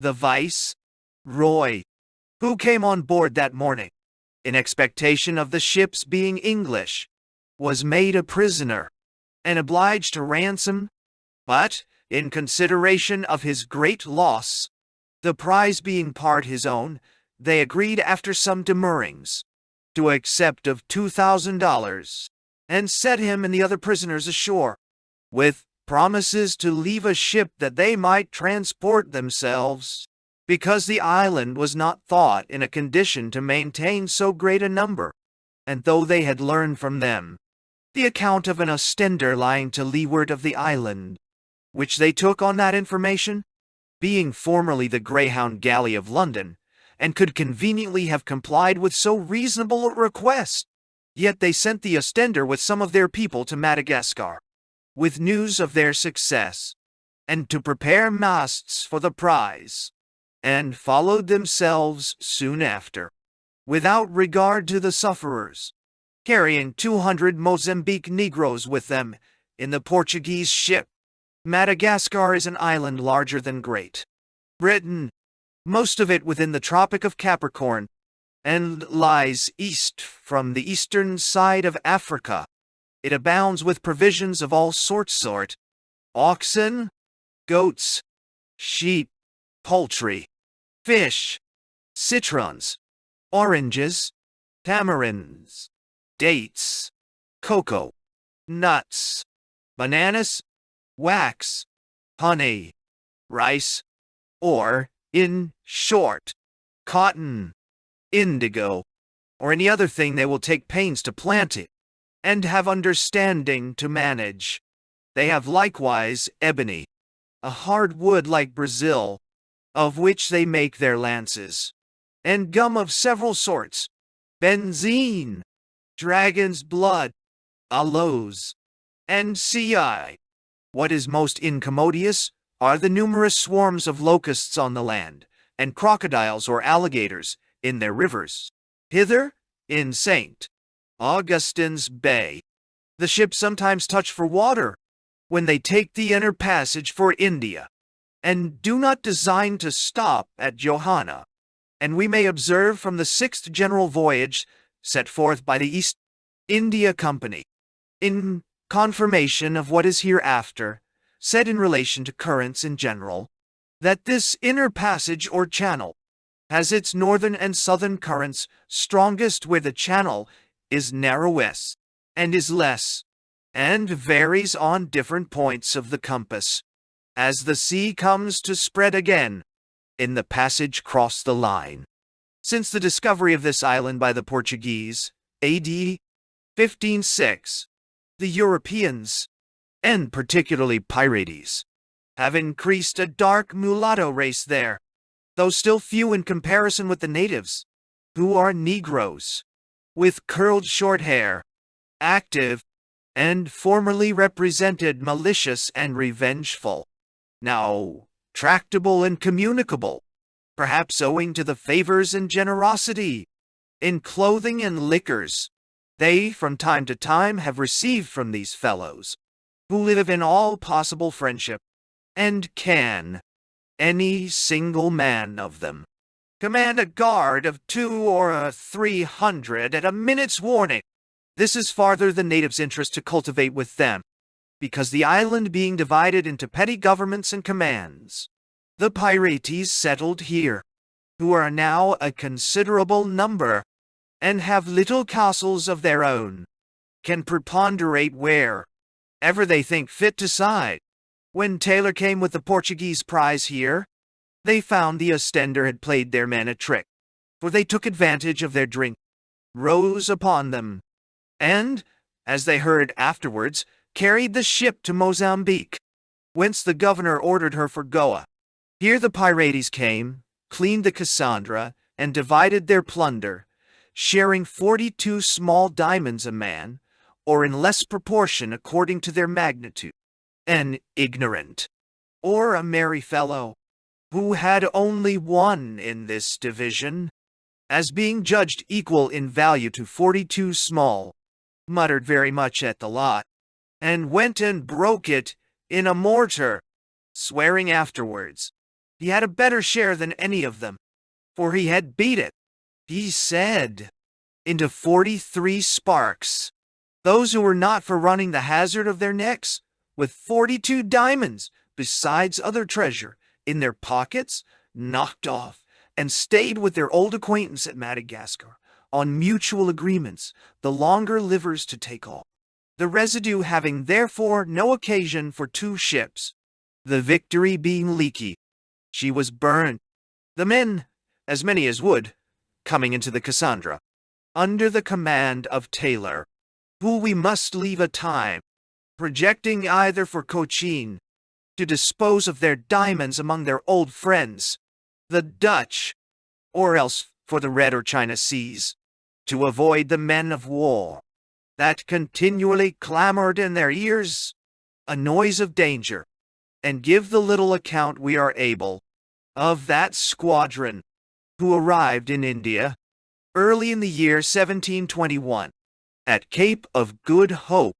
In June, the Commodore met with a letter, which was left for him by the governor of Madras, to whom it was wrote by the governor of Pondicherry, a French factory, on the Coromandel coast, signifying, the pirates at the writing of it were then strong in the Indian seas, having 11 sail and 1,500 men, but that many of them went away about that time, for the coast of Brazil and Guinea.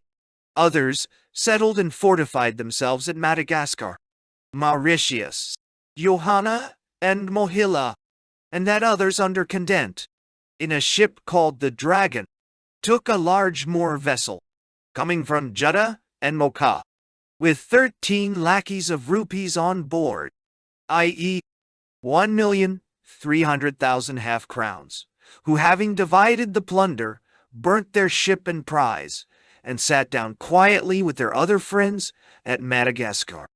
19a. The account contains several other things which we have before related.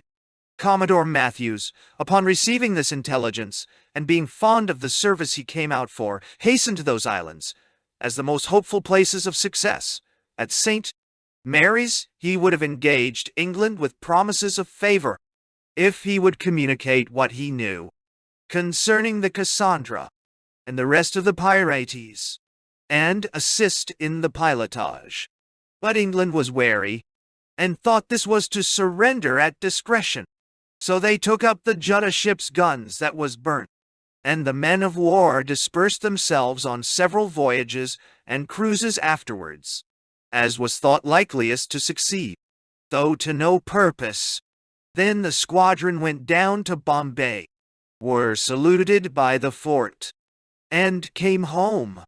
The pirates, I mean those of the Cassandra, now Captain Taylor, fitted the Portuguese man of war, and resolved upon another voyage to the Indies, notwithstanding the riches they had heaped up.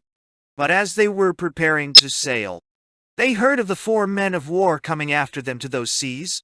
Therefore they altered their minds, sailed for the main of Africa, and put in at a little place called Delagoa, near the river de Spiritu Sancto, on the coast of Monomotapa, Lourenço Marque, in 26 degrees south latitude.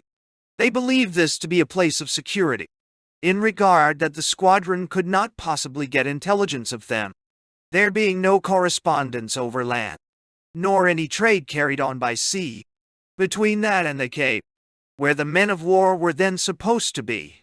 What? The pirates came to in the evening, and were surprised with a few shot from the shore, not knowing of any fortification of European settlement then in that place. However, they anchored at a distance that night, and perceiving, in the morning, a small fort of 6 guns, they run up to it, and battered it down. This fort was built and settled by the Dutch East India Company a few months before. For what purpose, I know not. And having left 150 men upon the place, they were then dwindled to a third part by sickness and casualties, and never after received any relief or necessaries, so that 16 of those that were left, upon their humble petition, were admitted on board the pirates, and all the rest would have had the same favor, they said, had they been any other than Dutch. I mention this as an instance of their ingratitude, who had been so much obliged to their countrymen for support. Here they stayed above 4 months, careened both their ships, and took their diversions with security, till they had expended all their provisions, and then put to sea, leaving considerable quantities of muslins, chintzes, and such goods behind, to the half-starved Dutch men, which enabled them to make good pennyworths to the next that came in, to whom they bartered them for provisions, at the rate of 3 farthings an English yard. They left Delagoa the latter end of December, 1722, but not agreeing where, or how to proceed, they concluded to part. So those who were not for continuing that sort of life went on board the Portuguese prize, and steered for Madagascar to their friends, with whom I hear they are now settled, and the rest took the Cassandra and sailed for the Spanish West Indies. The mermaid man of war happening then to be down on the main with a convoy, about 30 leagues from these pirates, would have gone and attacked them, but on a consultation of the masters, whose safety he was particularly to regard, they agreed their own protection was of more service than destroying the pirate, and so the commander was unwillingly with it held by. He dispatched a sloop to Jamaica with the news, which brought down the Launceston, only a day or two too late, having just before he came surrendered with all their riches to the governor of Portobello. Here they sat down to spend the fruits of their dishonest industry, dividing the spoil and plunder of nations among themselves, without the least remorse or compunction, satisfying their conscience with this salvo, that other people would have done as much, had they had the like opportunities. I can't say but that if they had known what was doing in England at the same time by the South Sea directors and their directors, 20, they would certainly have had this reflection for their consolation, viz., that whatever robberies they had committed, they might be pretty sure they were not the greatest villains then living in the world. It is a difficult matter to make a computation of the mischief that was done by this crew in about 5 years' time, which is much more than the plunder they gained, for they often sunk or burnt the vessel they took, as it suited their humor or circumstances, sometimes to prevent giving intelligence, sometimes because they did not leave men to navigate them, and at other times out of wantonness, or because they were displeased at the master's behavior. For any of these, it was but to give the word, and down went ships and cargoes to the bottom of the sea. Since their surrender to the Spaniards, I am informed several of them have left the place, and dispersed themselves elsewhere. 8 of them were shipped about November last C 1723 in one of the South Sea Company's Asiento sloops, and passed for shipwrecked men, came to Jamaica, and there sailed in other vessels. And I know one of them that came to England this spring from that island. 'Tis said that Captain Taylor has taken a commission in the Spanish service, and commanded the man of war that lately attacked the English logwood cutters in the Bay of Honduras. Chap. This is of Captain Charles Vane and his crew. Charles Vane was one of those who stole away the silver which the Spaniards had fished up from the wrecks of the galleons in the Gulf of Florida, and was at Providence, as has been before hinted, when Governor Rogers arrived there with 2 men of war. All the pirates who were found at this colony of rogues submitted, and received certificates of their pardon, except Captain Vane and his crew, who, as soon as they saw the men of war enter, slipped their cable, set fire to a prize they had in the harbor, and sailed out with their piratical colors flying, firing at one of the men of war as they went off. 2 days after they were out, they met with a sloop belonging to Barbados, which they made prize of, and kept the vessel for their own use, putting aboard 25 hands, with 1 Yeats to command them.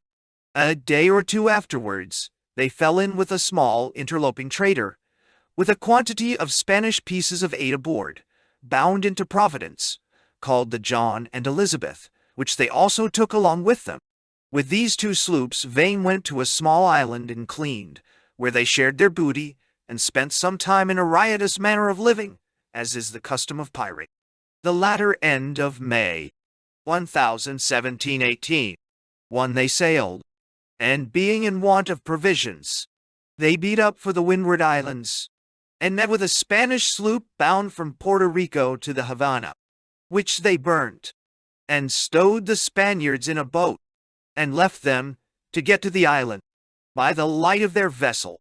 But, steering between St. Christopher's and Anguilla, they fell in with a brigantine and a sloop, with the cargo they wanted, from whom they got provisions for sea store. Some time after this, standing to the northward, in the track the old England ships take, in their voyage to the American colonies, they took several ships and vessels, which they plundered of what they thought fit, and let them pass.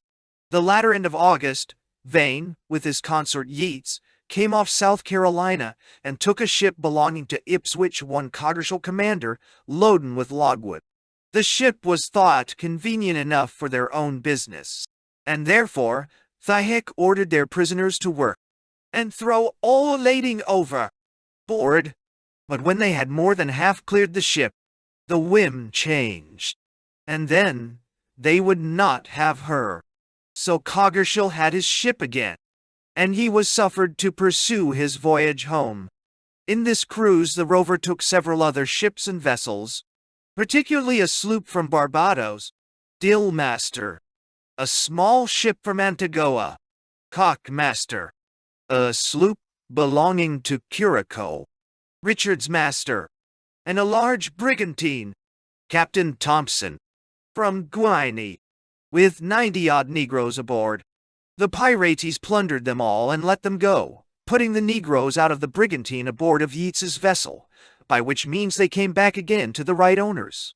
For Captain Vane, having always treated his consort with very little respect, assuming a superiority over him and his small crew, and regarding the vessel but as a tender to his own, gave them a disgust, who thought themselves as good pirates, and as great rogues as the best of them. So they caballed together, and resolved to take the first opportunity to leave the company, and accept of his Majesty's pardon, or set up for themselves.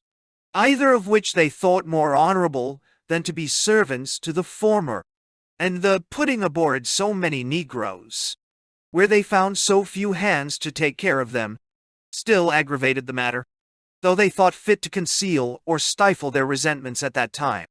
A day or two afterwards, the Pirates lying off at anchor, Yeats in the evening slipped his cable, and put his vessel under sail, standing into the shore, which, when Vane saw, he was highly provoked, and got his sloop under sail to chase his consort, who, though he plainly perceived, had a mind to have no further affairs with him, Vane's brigantine sailing best.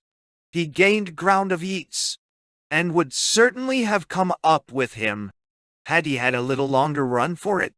But just as he got over the bar, when Vane came within gun shot of him, he fired a broadside at his old friend, which did him no damage, and so took his leave.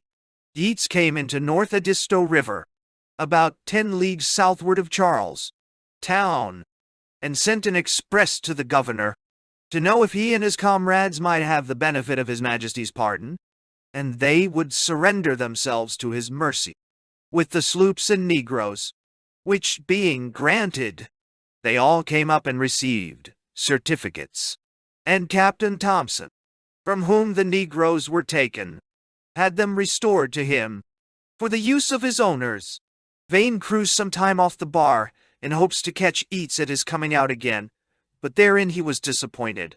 However, he, unfortunately for them, took 2 ships from Charlestown, bound home to England. It happened that just at this time 2 sloops, well manned and armed, were equipped to go after a pirate, which the governor of South Carolina was informed lay then in Cape Fear River, cleaning. But Colonel Rhett, who commanded the sloops, meeting with one of the ships that Vane had plundered, going back over the bar for such necessaries as had been taken from her, and she giving the colonel an account of her being taken by the pirate Vane, and also that some of her men, while they were prisoners on board of him, had heard the pirates say they should clean in one of the rivers to the southward. He altered his first design, and instead of standing to the northward, in pursuit of the pirate in Cape Fear River, he turns to the southward after Vane, who had ordered such reports to be given out, on purpose to send any force that should come after him upon a wrong scent, for, in reality, he stood away to the northward, so that the pursuit proved to be the contrary way. Colonel Rhett, speaking with this ship, was the most unlucky thing that could have happened, because it turned him out of the road, which, in all probability, would have brought him into the company of Vane, as well as of the pirate he went after, and so they might have been both destroyed. Whereas, by the colonel's going a different way, he not only lost the opportunity of meeting with one, but if the other had not been infatuated, to lie 6 weeks together at Cape Fear, he would have missed of him likewise.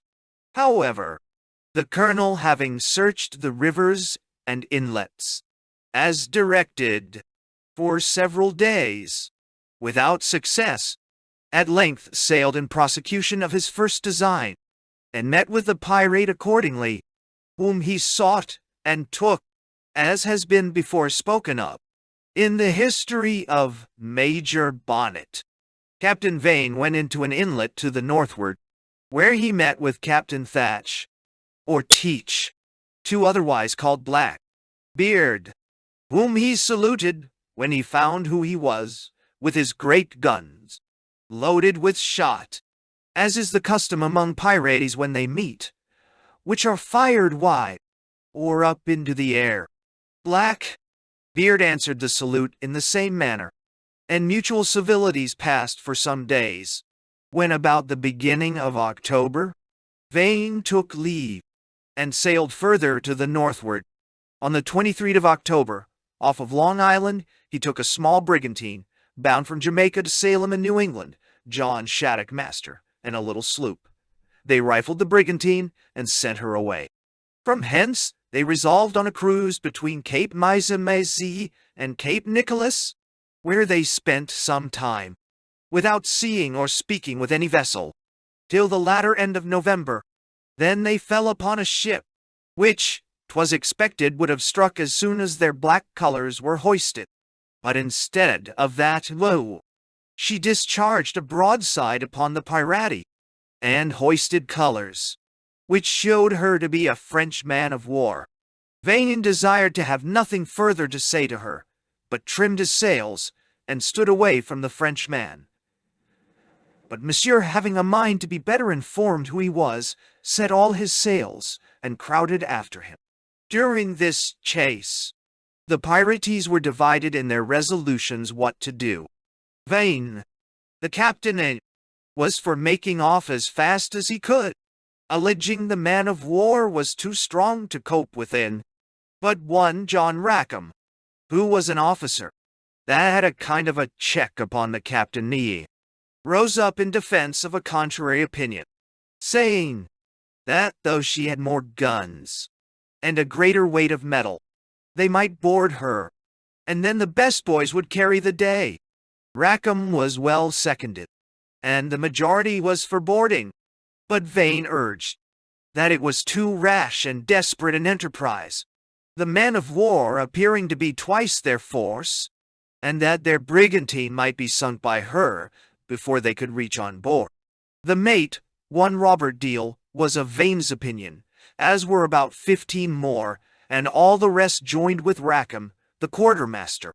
At length the captain made use of his power to determine this dispute, which, in these cases, is absolute and uncontrollable by their own laws, viz., in fighting, chasing, or being chased. In all other matters whatsoever, he is governed by a majority. So the brigantine having the heels, as they term it, of the Frenchman, she came clear off. But the next day, the captain's behavior was obliged to stand the test of a vote, and a resolution passed against his honor and dignity, branding him with the name of coward, deposing him from the command, and turning him out of the company with marks of infamy. And with him went all those who did not vote for boarding the French man of war. They had with them a small sloop that had been taken by them some time before, which they gave to Vane and the discarded members, and b. that they might be in a condition to provide for themselves. By their own honest endeavors, they let them have a sufficient quantity of provisions and ammunition along with them.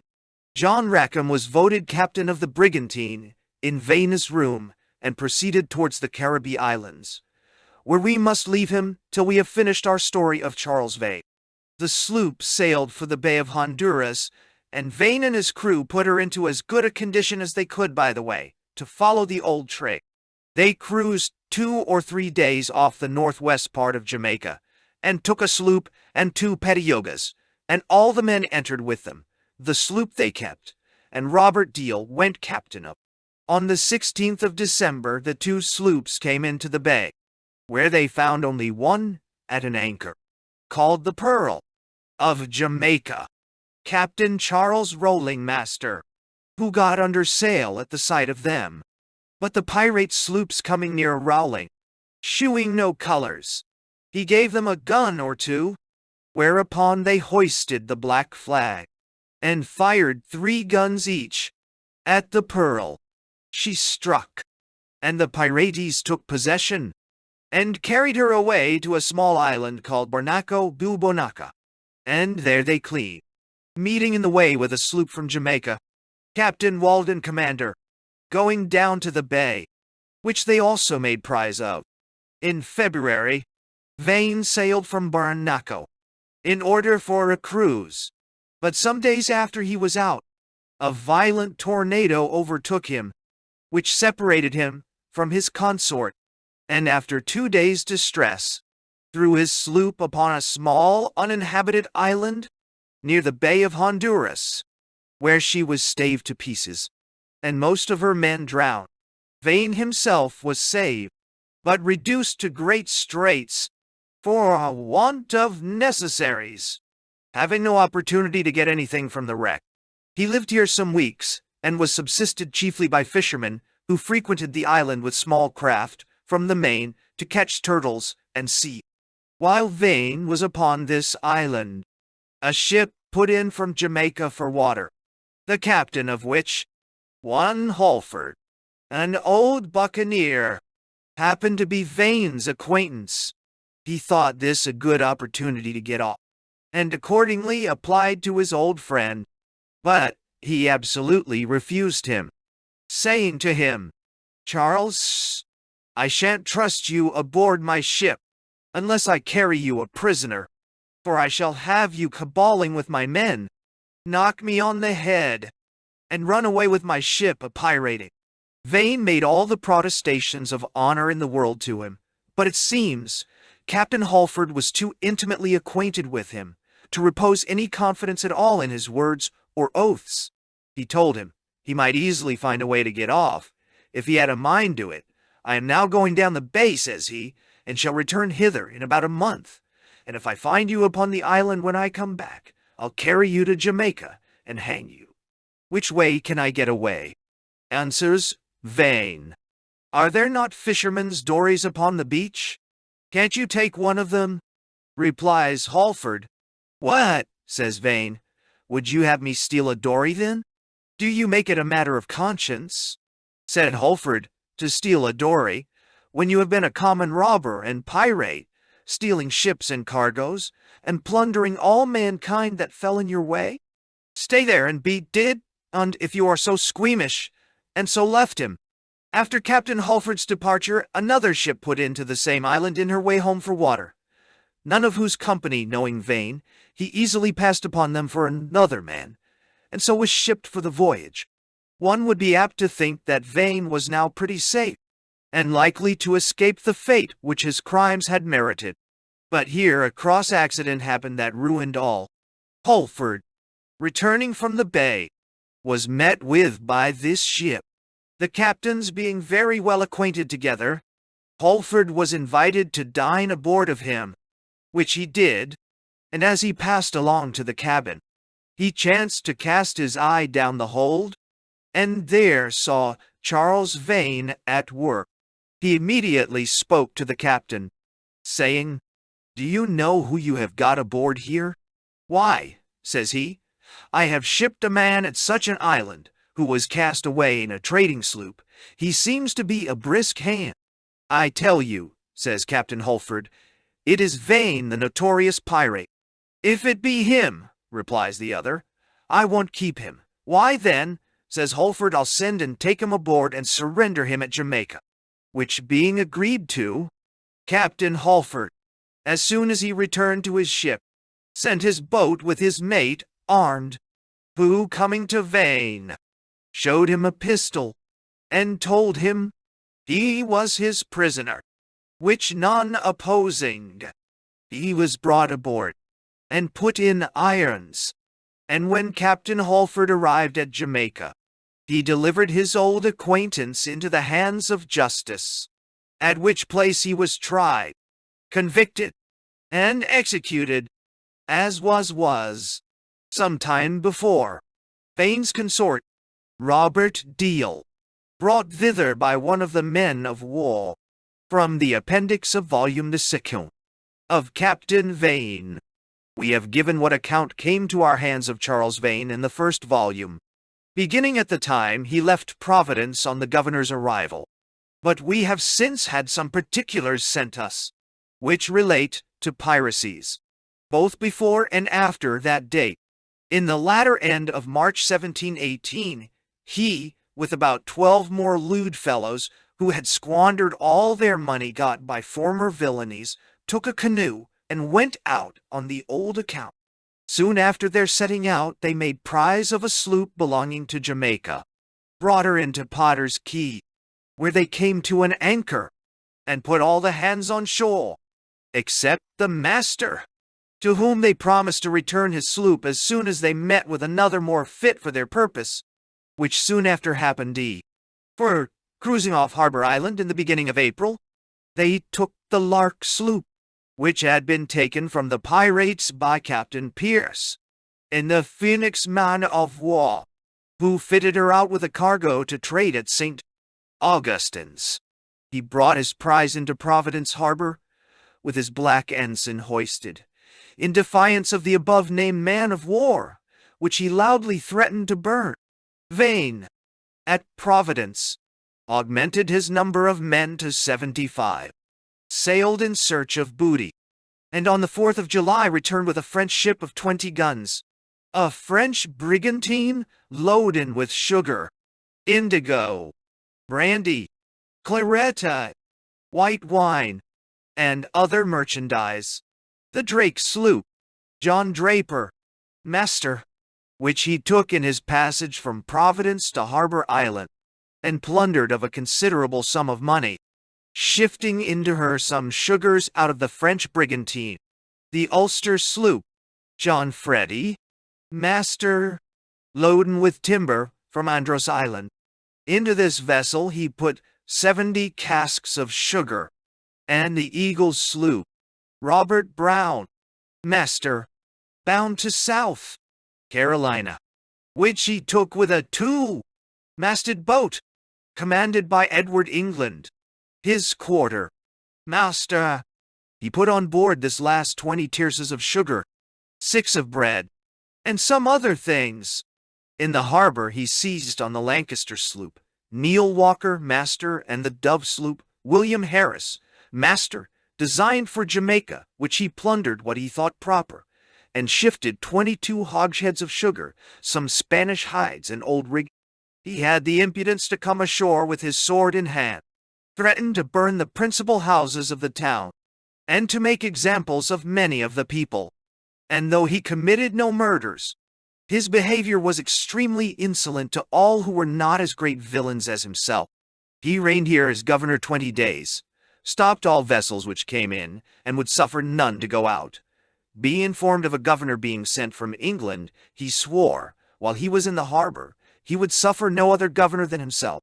He cleaned and fitted the French ship, with intent to visit the coast of Brazil, and designed to sail in 3 or 4 days. But the governor, appearing on the 24th, made him change his resolution, and think of accepting a pardon, if it might be granted on his own terms, as will appear by the letter which he sent off by a boat to the governor, and of which the following is an exact copy. July the 24th, 1718. Your Excellency may please to understand that we are willing to accept His Majesty's most gracious pardon on the following terms, viz., that you will suffer us to dispose of all our goods now in our possession, likewise to act as we think fit with everything belonging to us, as His Majesty's Act of Grace specifies. If your Excellency shall please to comply with this, we shall, with all readiness, accept of His Majesty's Act of Grace. If not, we are obliged to stand on our defense. So concluded, your humble servants, Charles Vane and Company D'Ordale. The superscription was, to His Excellency the Governor of New Providence, and, at the bottom of it, we wait a speedy answer. The governor could not get in that night, but was forced to keep at sea, so that Mr. Z. Vane could not so speedily have an answer as His Excellency designed, which he intended to carry himself. About 4 that afternoon, the Rose man of war and Shark sloop got in, and were saluted with 4 shot from Vane, which, however, did no other damage than the cutting the Rose's rigging. In the evening, Captain Whitney sent his lieutenant on board Vane, who was higher up the harbor in the French ship. They detained this gentleman 2 hours, and the crew, most of which was drunk, treated him, some with threats, shewing the black flag, and some with contempt and ridicule, and ordered him back to tell his captain their resolution was to fight it out to the last. When Captain Whitney fired the 8 o'clock gun, Vane did the like with shot, directed at the Rose. At 10 he pointed all the guns of the French ship, double-loaded, at the man-of-war, and after setting fire to her, went with 40 hands into a sloop belonging to one Eats. As the French men burnt, the guns fired, and cut some more of the Rose's rigging. Captain Whitney, apprehending danger from the fired ship, together with the Shark sloop, cut and put out to sea, which gave Vane an opportunity he laid hold on, to take what he thought fit offshore, and to force the best carpenter and pilot in the island on board him. When he had done, he went to, and lay at Potter's Quay all night, and the next morning got under sail. His Excellency dispatched after him the Buck sloop, and another small one, both well manned and fitted, which gained while he was upon a wind, and came in, before he cleared the east end of the island, within gun shot. But he, easing out his main sheet, and setting his flying jib, left them soon after. Wherefore, night coming on, and their pursuit being fruitless, they returned. Soon after Vane sent the governor of Providence word he would make him a visit and burn his guardship for sending 2 sloops to chase him instead of answering his letter. The 30th of August he took the Neptune of 400 tons and the Emperor of 200 tons, the particulars of which are in the subjoined D. Protest. The 9th of September he arrived at Allen's Quay in a Spanish brigantine. He had before taken a Spanish ship of the Havana. Here he forced on board a pilot, took a sloop, and went to Green Turtle Key. I have only to add, this pirate, whose death is set down in the first volume, betrayed the coward when at the gallows, and died in agonies equal to his villainies, which he gave no ground to believe proceeded from the apprehensions of a future state, but the fear of death. He showed not the least remorse for the crimes of his past life, which was taken notice of by the spectators of his deserved punishment, and told me by a worthy gentleman who saw justice done on him at Gallows Point on Port Royal. The protest of Captain King, commander of the Neptune hagboat. By this public instrument of protest be it made known and manifest, that on the 30th day of August 1718, John King, lately commander of the Neptune hagboat of London, but now in the island of Providence, one of His Majesty's Bahama Islands, came before me, Woodes Rogers, SQ, Governor, and C, and declared to me that on the day and date above written, he sailed with the said ship Neptune hagboat over the bar of Carolina, in company with 3 more ships bound for London, viz.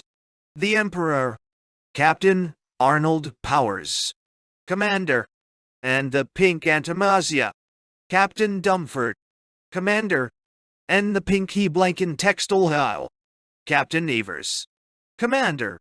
And about 2 hours after he was over the bar of South Carolina, he saw 4 sail of vessels standing some one way, some another, but one of them being a brigantine, gave chase, and, in about 2 hours' time, came up with his ship with a black flag flying, and after having fired several guns, demanded him to strike, and to come on board the brigantine, commanded by one Charles Vane, a pirate, who detained him and 4 of his men on board the said brigantine, and sent several of his men on board the Neptune.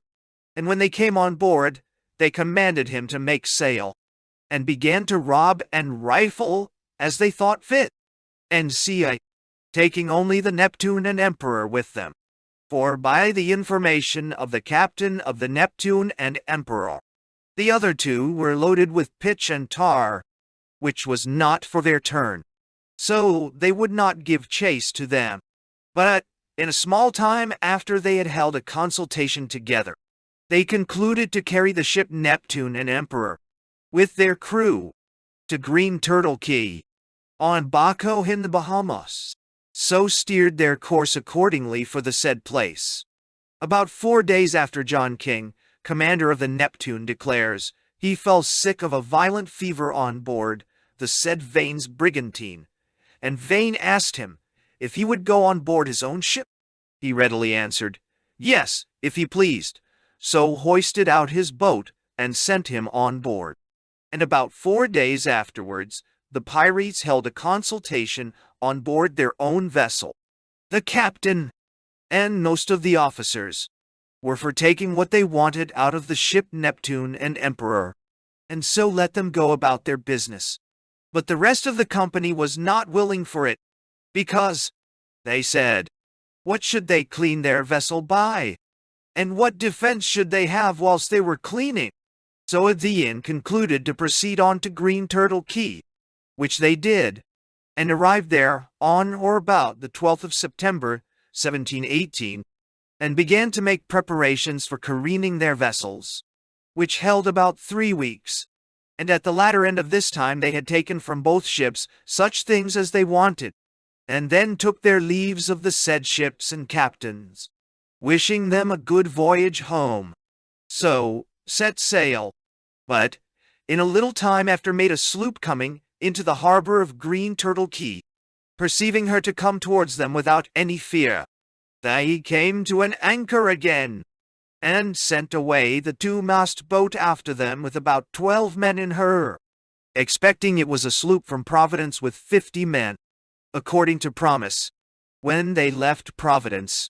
But in 3 hours, or thereabouts, they spoke with her, which gave them account that they came from Providence, and also laying down the state and condition of that island, it being the expected sloop aforesaid, out of which some of the men entered with Vane, but know not how many.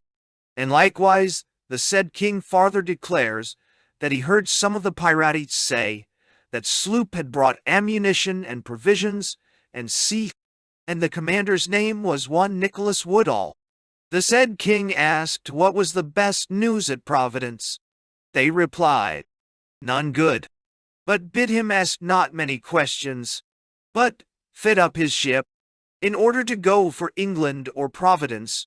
If the latter, they would take care to see us to Providence, and did believe they should go in and surrender themselves up to the king's pardon. The next morning, being very much disturbed with the news that the sloop brought from Providence by the said Woodall, they voted to maroon Captain Walker. But that did not take place, so put it to vote again to maroon and destroy the Neptune, which they did with cutting away the masts, rigging, brig, sails, oils, beams, and firing a gun, double loaded with shot down her hold, and totally disabled her from ever proceeding her voyage home to England. And the said king does verily believe that the said Woodall sloop coming there was the occasion of all the aforesaid mischief, believing what was done was to pay him for his great favor done them. And farther, the said Captain King says that some of the pirates, who were his friends, told him that if that sloop had not come, this damage would not have been, and that they were very sorry for it. So, by the said Vane's order, they went to work to load this Woodall sloop with rice, pitch, tar, deerskins, sails, rigging, and sea. After she was loaded, being the next day, they all sailed together as pirates, taking with them one of Captain Walker's sons, with his sloop, to tend on them, and as pilot. But before they got out of the channel, arrived to the ships Neptune and Emperor, a sloop from Providence, sent by the governor to hear what was the best news there. Hearing that Vane was there, the captains of the said sloop, Hornigold and Cochrane, told the captains Powers and King that they were come by the governor's order to assist them in what they could, who accordingly did, with making dispatch to Providence, to acquaint his excellency the governor what sad condition they were in by the pirates' hard usage, leaving them without provisions and sea. So the said captains Hornigold and Cochrane set sail that night, and in 3 or 4 days after took the sloop Wolf, Nicholas Woodall, master, that had traded with Charles Vane, the pirate, and carried him to His Excellency the Governor of Providence, who seized his vessel and confined him prisoner. By that time, Vane came in a second time to Green Turtle Key, and began a second plunder, taking from the ship's rice, rigging, masts, sails, and sea, from both ships, and told the said king that if he offered to touch his prize he would burn her, and him and her, if ever he catched him again. So sailed away the second time, and about 3 weeks after arrived the said Captains Hornigold and Cochrane, with 5 sloops from Providence, sent down by the governor, to save what goods they could out of the Neptune that was in so much danger. The next day they began to load the sloops, and got them loaded in 2 days, so sailed away. The said king came to Providence to consult and agree with the governor what to do in such a case. After some time spent, it was concluded to fit out the Willing Mind with guns and men, enough to stand an engagement with Vane, and sell the Neptune, and in a few days after, did accordingly put her up public to sale, and it was thus sold to one Mr. George Hooper, for £71 current money of Jamaica, he being the person that bid the most money for her. The Willing Mind being fitted, sailed from Providence the 15th of November 1718, and arrived at Green Turtle Key the 19th, and took the goods out of the Neptune, being in a very bad condition. And after they had taken out all her cargo, finding the Neptune to be better than they did expect, and they, having a fair wind, brought both ships up to Providence. The Neptune got in safe, but the Willing Mind struck on the bar, and sprung a leak, insomuch that she was forced to unload and careen, and, when down, found her to be very bad, a piece of her main keel being gone, so was forced to haul her ashore. And when the carpenters had done what could be done to her, she could not be got up again by all the strength that could be made, and tried for several days, breaking and tearing all to pieces, but all to no purpose. So the governor ordered a warrant of survey on her, and she was found by the surveyors not sufficient to proceed any further, being very much damaged in her wood, work, and iron, work, and sea. Whereupon the said king desired a second survey of his ship and goods, they lying in a very bad condition.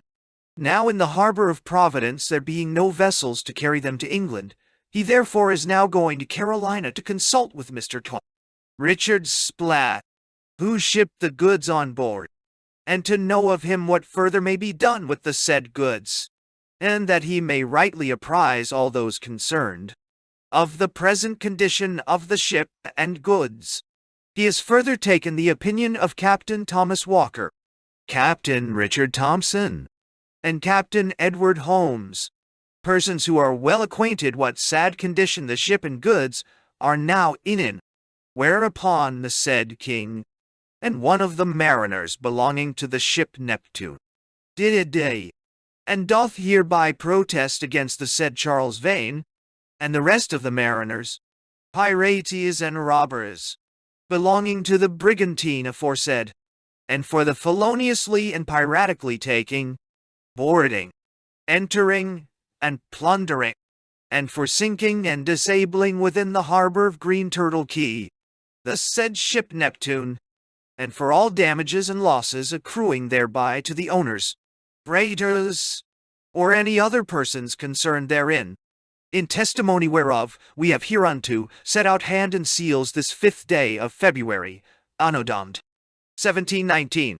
Jurat coram me hoc, de decem torntine, dan wargis Februaris. Woods Rogers, John King, X, the mark of John Morrison. Chap. The 7th. Of Captain John Rackham and his crew.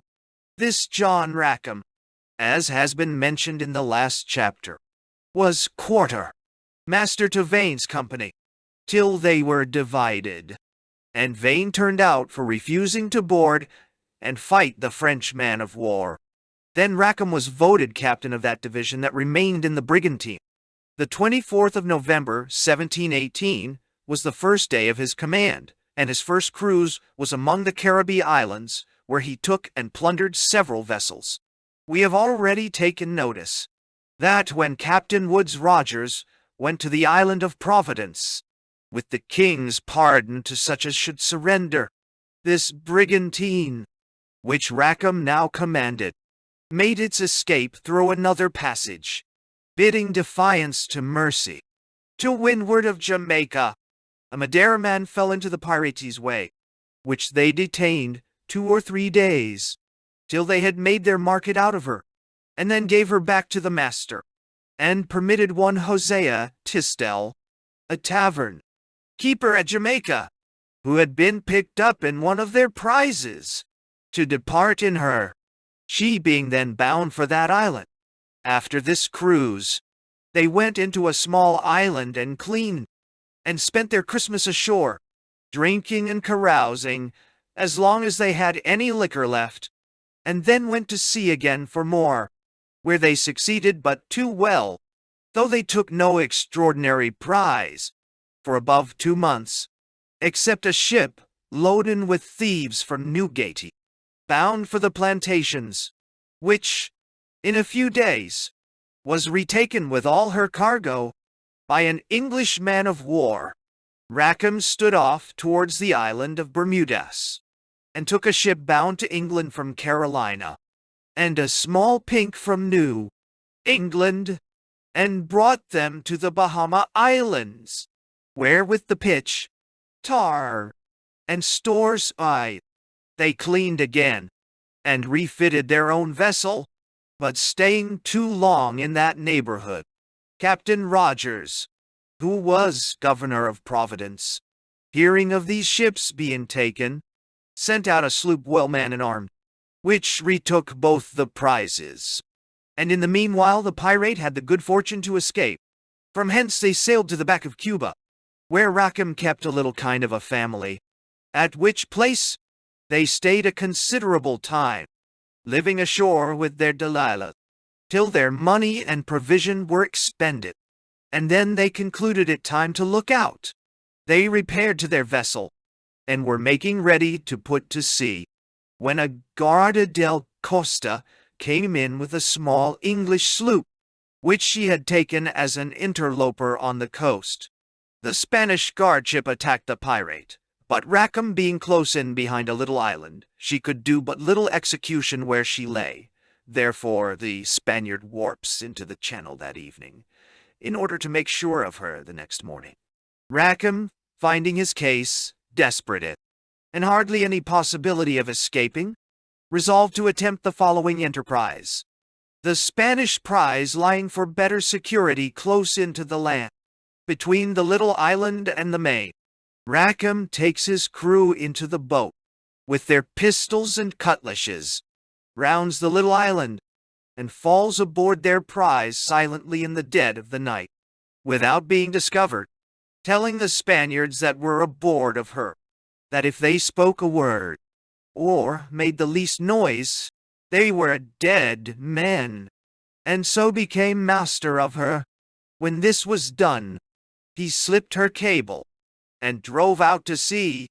The Spanish man of war was so intent upon their expected prize, that they minded nothing else, and as soon as day broke, made a furious fire upon the empty sloop. But it was not long before they were rightly apprised of the matter, and cursed themselves for fools, to be bid out of a good prize, as she proved to be, and to have nothing but an old crazy hull in the room of her. Rackham and his crew had no occasion to be displeased at the exchange. That enabled them to continue some time longer in a way of life that suited their depraved tempers. In August 1720, we find him at sea again, scouring the harbors and inlets of the north and west parts of Jamaica, where he took several small craft, which proved no great booty to the rovers. But they had but few men, and therefore they were obliged to run at low game, till they could increase their company. And in the beginning of September, they took 7 or 8 fishing boats in Harbor Island, stole their nets and other tackle, and then went off the French part of Hispaniola, and landed, and took cattle away, with 2 or 3 French men they found near the water side, hunting of wild hogs in the evening. The French men came on board, whether by consent or compulsion, I can't say. They afterwards plundered 2 sloops and returned to Jamaica, on the north coast of which island, near Porto Maria Bay, they took a schooner, Thomas Spenlow master. It was then the 19th of October. The next day, Rackham seeing a sloop in Dry Harbor Bay, he stood in and fired a gun. The men all run ashore, and he took the sloop and lading. But when those ashore found them to be pirates, they hailed the sloop, and let them know they were all willing to come aboard of them. Rackham's coasting the island in this manner proved fatal to him, for intelligence came to the governor of his expedition by a canoe which he had surprised ashore in Oco Rios Bay, Hawarneos, upon which a sloop was immediately fitted out and sent round the island in quest of him, commanded by Captain Barnet, with a good number of hands. Rackham rounding the island, and drawing near the westernmost point, called Point Negril, saw a small Petayuga, which, at sight of the sloop, run ashore, and landed her men. When one of them hailed her, answer was Medi. They were English men, and desired the Petayuga's men to come on board, and drink a bowl of punch, which they were prevailed upon to do. Accordingly the company came all aboard of the pirati, consisting of 9 persons. In an ill hour, they were armed with muskets and cutlashes. But what was their real design by so doing, I shall not take upon me to say, but they had no sooner laid down their arms, and taken up their pipes, but Barnet's sloop, which was in pursuit of Rackham's, came in sight. The pirates, finding she stood directly towards her, feared the event, and weighed their anchor, which they but lately let go, and stood off. Captain Barnet gave them chase, and having the advantage of little breezes of wind, which blew off the land, came up with her, and, after a very small dispute, took her, and brought her into Port Royal, in Jamaica. In about a fortnight after the prisoners were brought ashore, viz. November 16, 1720, a court of admiralty was held at St. Jago de la Vega, before which the following persons were convicted, and sentence of death passed upon them by the President, Sir Nicholas Laws, viz. John Rackham, Captain, George Featherston, Master, Richard Corner, Quartermaster, John Davis, John Howell, Patrick Carty, Thomas Earl, James Dobbin, and Noah Harwood. The 5 first were executed the next day at Gallows Point, at the town of Port Royal, and the rest, the day after, at Kingston. Rackham, Featherston, and Corner were afterwards taken down and hanged up in chains, one at Plum Point, one at Bush Key, and the other at Gun Key. But what was very surprising was the conviction of the 9 men that came aboard the sloop the same day she was taken. They were tried at an adjournment of the court on the 24th of January, waiting all that time, it is supposed, for evidence, to prove the piratical intention of going aboard the said sloop, for it seems there was no act of piracy committed by them after their coming on board, as appeared by the witnesses against them, who were 2 French men taken by Rackham off from the island of Hispaniola, and deposed in the following manner: that the prisoners at the bar, viz. John Eaton, Edward Warner, Thomas Baker, Thomas Quick, John Cole, Benjamin Palmer, Walter Rouse, John Hanson, and John Howard came aboard the pirate sloop at Negro Point, Rackham sending his canoe ashore for that purpose. That they brought guns and cutlasses on board with them. That when Captain Barnett chased them, some were drinking, and others walking the deck. That there was a great gun and a small arm fired by the pirate sloop at Captain Barnett's sloop when he chased her, and that when Captain Barnett's sloop fired at Rackham's sloop, the prisoners at the bar went down under deck. That during the time Captain Barnett chased them, some of the prisoners at the bar, but which of them he could not tell, helped to row the sloop in order to escape from Barnett, that they all seemed to be consorted together. This was the substance of all that was evidenced against them. The prisoners answered, in their defense, that they had no witnesses, that they had bought a petayuga in order to go a turtling, and being at Negro Point, and just got ashore, they saw a sloop with a white pendant coming toward them, upon which they took their arms, and hid themselves in the bushes.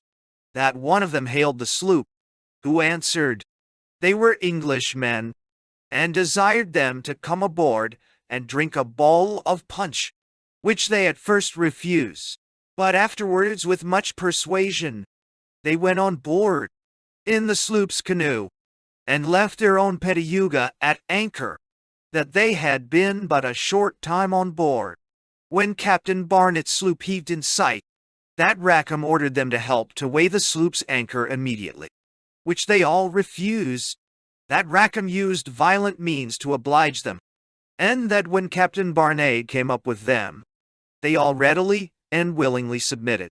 When the prisoners were taken from the bar, and the persons present being withdrawn, the court considered the prisoners' cases, and the majority of the commissioners being of opinion that they were all guilty of the piracy and felony they were charged with which was the going over with a piratical and felonious intent to John Rackham, and then notorious pirates, and by them known to be so, they all received sentence of death, which every body must allow proved somewhat unlucky to the poor fellows.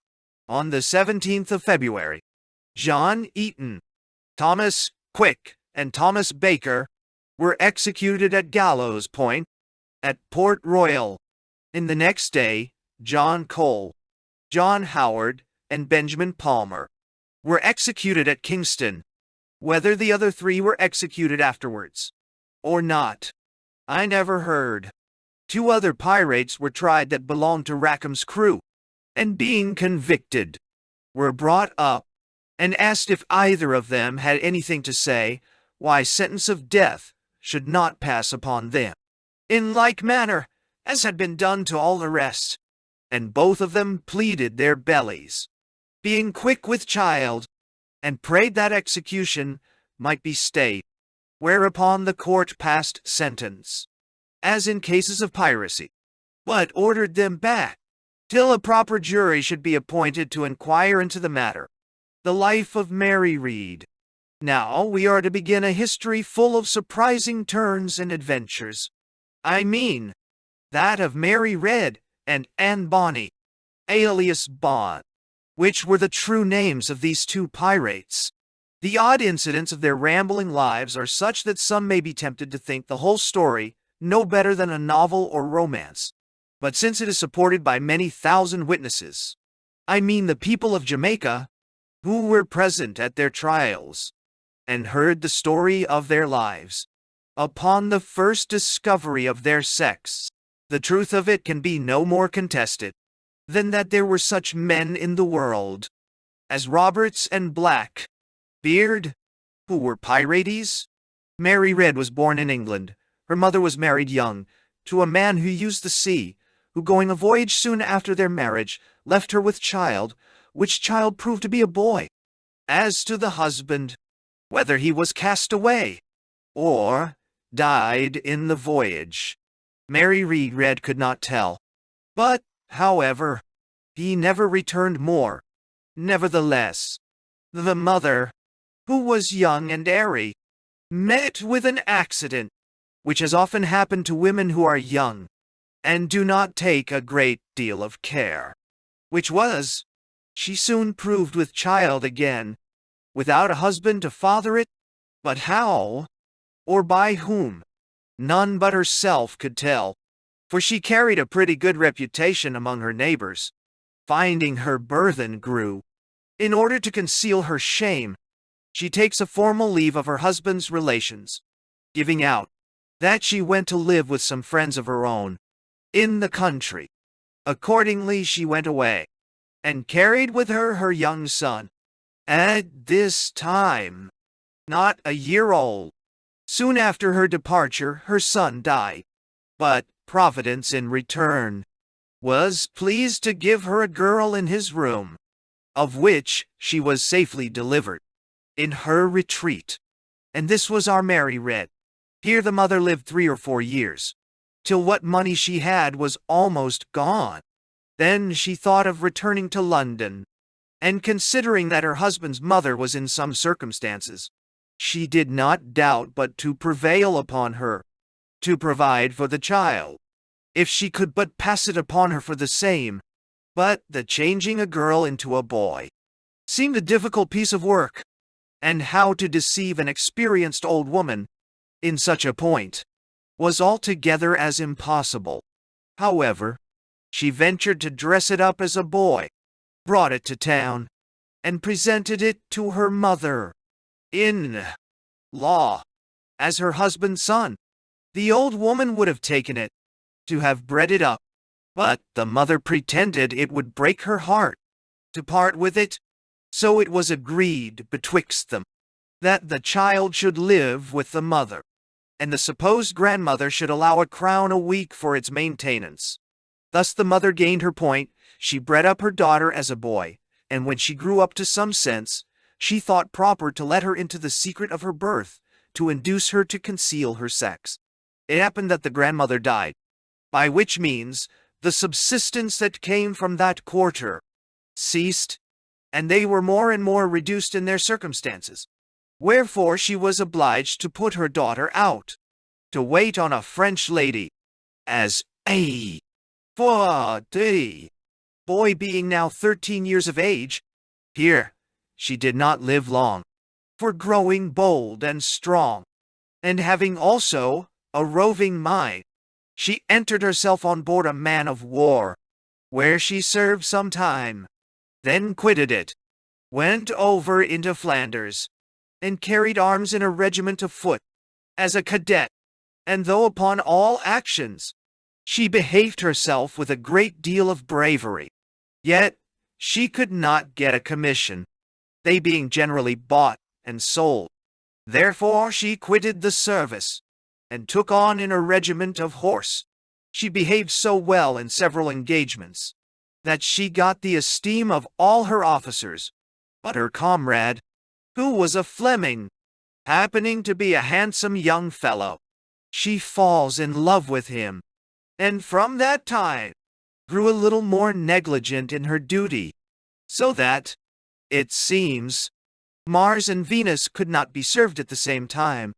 Her arms and accoutrements, which were always kept in the best order, were quite neglected. 'Tis true, when her comrade was ordered out upon a party, she used to go without being commanded, and frequently run herself into danger, where she had no business, only to be near him. The rest of the troopers, little suspecting the secret cause which moved her to this behavior, fancied her to be mad, and her comrade himself could not account for this strange alteration in her. But love is ingenious, and as they lay together in the same tent, and were constantly together, she found a way of letting him discover her sex, without appearing that it was done with design. He was much surprised at what he found out, and not a little pleased, taking it for granted that he should have a mistress solely to himself, which is an unusual thing in a camp, since there is scarce one of those campaign ladies that is ever true to a troop or company, so that he thought of nothing but gratifying his passions with very little ceremony. But he found himself strangely mistaken, for she proved very reserved and modest, and resisted all his temptations, and at the same time was so obliging and insinuating in her carriage that she quite changed his purpose. So far from thinking of making her his mistress, he now courted her for a wife. This was the utmost wish of her heart. In short, they exchanged promises, and when the campaign was over, and the regiment marched into winter quarters, they bought woman's apparel for her, with such money as they could make up betwixt them, and were publicly married. The story of two troopers marrying each other made a great noise, so that several officers were drawn by curiosity to assist at the ceremony, and they agreed among themselves that every one of them should make a small present to the bride, towards housekeeping, in consideration of her having been their fellow soldier. Thus being set up, they seemed to have a desire of quitting the service and settling in the world. The adventure of their love and marriage had gained them so much favor that they easily obtained their discharge, and they immediately set up an edict, house or ordinary, which was the sign of the 3 horse shoes, near the castle of Breda, one where they soon run into a good trade, a great many officers eating with them constantly. But this happiness lasted not long, for the husband soon died, and the peace of Ryswick being concluded, there was no resort of officers to Breda, as usual, so that the widow, having little or no trade, was forced to give up house keeping, and her substance being by degrees quite spent, she again assumes her man's apparel, and going into Holland, there takes on in a regiment of foot, quartered in one of the frontier towns. Here she did not remain long. There was no likelihood of preferment in time of peace.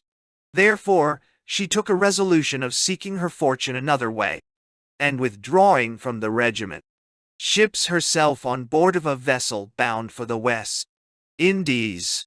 It happened this ship was taken by English pirates, and Mary Read was the only English person on board. They kept her amongst them, and having plundered the ship, let it go again. After following this trade for some time, the king's proclamation came out, and was published in all parts of the West Indies, for pardoning such pirates, who should voluntarily surrender themselves by a certain day therein mentioned. The crew of Mary Read took the benefit of this proclamation, and having surrendered, lived quietly on shore. But money beginning to grow short, and hearing that Captain Woodes Rogers, governor of the island of Providence, was fitting out some privateers to cruise against the Spaniards, she, with several others, embarked for that island, in order to go upon the privateering account, being resolved to make her fortune one way or other. These privateers were no sooner sailed out, but the crews of some of them, who had been pardoned, rose against their commanders, and turned themselves to their old trade. In this number was Mary Read. It is true, she often declared that the life of a pirate was what she always abhorred, and went into it only upon compulsion, both this time and before, intending to quit it whenever a fair opportunity should offer itself. Yet some of the evidence against her, upon her trial, who were forced men, and had sailed with her, deposed upon oath, that in times of action, no person amongst them was more resolute, or ready to board or undertake anything that was hazardous, than she and Anne Bonny, and particularly at the time they were attacked and taken. When they came to close quarters, none kept the deck except Mary Read and Anne Bonny, and one more, upon which she, Mary Read, called to those under deck to come up and fight like men, and finding they did not stir, fired her arms down the hold amongst them, killing one, and wounding others. This was part of the evidence against her, which she denied. Which, whether true or no, thus much is certain, that she did not want bravery, nor indeed was she less remarkable for her modesty. According to the notions of virtue, her sex was not so much as suspected by any person on board till Anne Bonny, who was not altogether so reserved in point of chastity, took a particular liking to her. In short, Anne Bonny took her for a handsome young fellow, and for some reasons best known to herself, first discovered her sex to Mary Read. Mary Read, knowing what she would be at heart, and being very sensible of her own incapacity that way, was forced to come to a right understanding with her. And so, to the great disappointment of Anne Bonny, she let her know she was a woman also. But this intimacy so disturbed Captain Rackham, who was the lover and gallant of Anne Bonny, that he grew furiously jealous, so that he told Anne Bonny he would cut her new lover's throat. Therefore, to quiet him, she let him into the secret also. Captain Rackham, as he was enjoined, kept the thing a secret from all the ship's company, yet, notwithstanding all her cunning and reserve, love found her out in this disguise, and hindered her from forgetting her sex. In their cruise they took a great number of ships belonging to Jamaica, and other parts of the West Indies, bound to and from England, and whenever they met any good artist, or other person that might be of any great use to their company, if he was not willing to enter, it was their custom to keep him by force. Among these was a young fellow of a most engaging behavior. Worse, at least, he was so in the eyes of Mary Read, who became so smitten with his person and address, that she could neither rest night or day. But there is nothing more ingenious than love. It was no hard matter for her, who had before been practiced in these wiles, to find a way to let him discover her sex. She first insinuated herself into his liking, by talking against the life of a pirate, which he was altogether averse to. So they became mates and strict companions. When she found he had a friendship for her, as a man, she suffered the discovery to be made, by carelessly showing her breasts, which were very white. The young fellow, who was made of flesh and blood, had his curiosity and desire so raised by this sight, that he never ceased importuning her, till she confessed what she was. Now begins the scene of love. As he had a liking and esteem for her, under her supposed character, it was now turned into fondness and desire. Her passion was no less violent than his, and perhaps she expressed it by one of the most generous actions that ever love inspired. It happened this young fellow had a quarrel with one of the pirates, and their ship then lying at an anchor near one of the islands, they had appointed to go ashore and fight, according to the custom of the pirates. Mary Read was to the last degree uneasy and anxious for the fate of her lover. She would not have had him refuse the challenge, because she could not bear the thoughts of his being branded with cowardice. On the other side, she dreaded the event, and apprehended the fellow might be too hard for him. When love once enters into the breast of one who has any sparks of generosity, it stirs the heart up to the most noble actions. In this dilemma, she showed that she feared more for his life than she did for her own, for she took a resolution of quarreling with this fellow herself, and having challenged him ashore, she appointed the time 2 hours sooner than that, when he was to meet her lover, where she fought him at sword and pistol, and killed him upon the spot. It is true, she had fought before, when she had been insulted by some of those fellows, but now it was altogether in her lover's cause. She stood as it were betwixt him and death, as if she could not live without him. If he had no regard for her before, this action would have bound him to her for ever.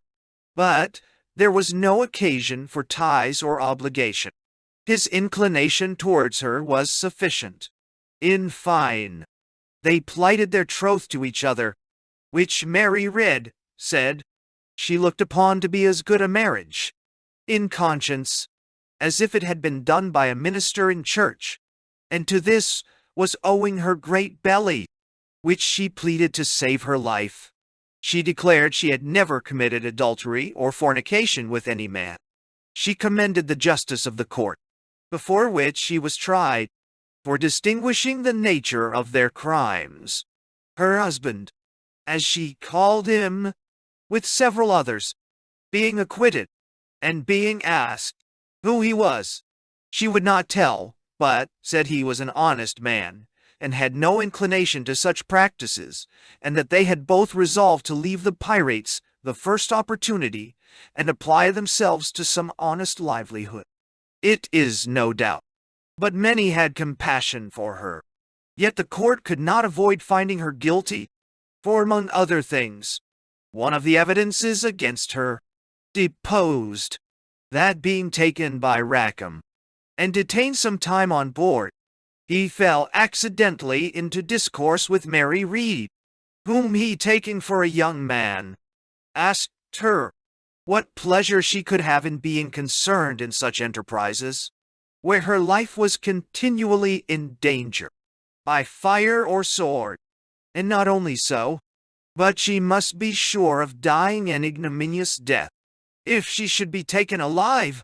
She answered, that as to hanging, she thought it no great hardship, for, were it not for that, every cowardly fellow would turn pirate, and so infest the seas, that men of courage must starve, that, if it was put to the choice of the pirates, they would not have the punishment less than death, the fear of which kept some dastardly rogues honest, that many of those who are now cheating the widows and orphans, and oppressing their poor neighbors, who have no money to obtain justice, would then rob at sea, and the ocean would be crowded with rogues, like the land, and no merchant would venture out, so that the trade, in a little time, would not be worth following.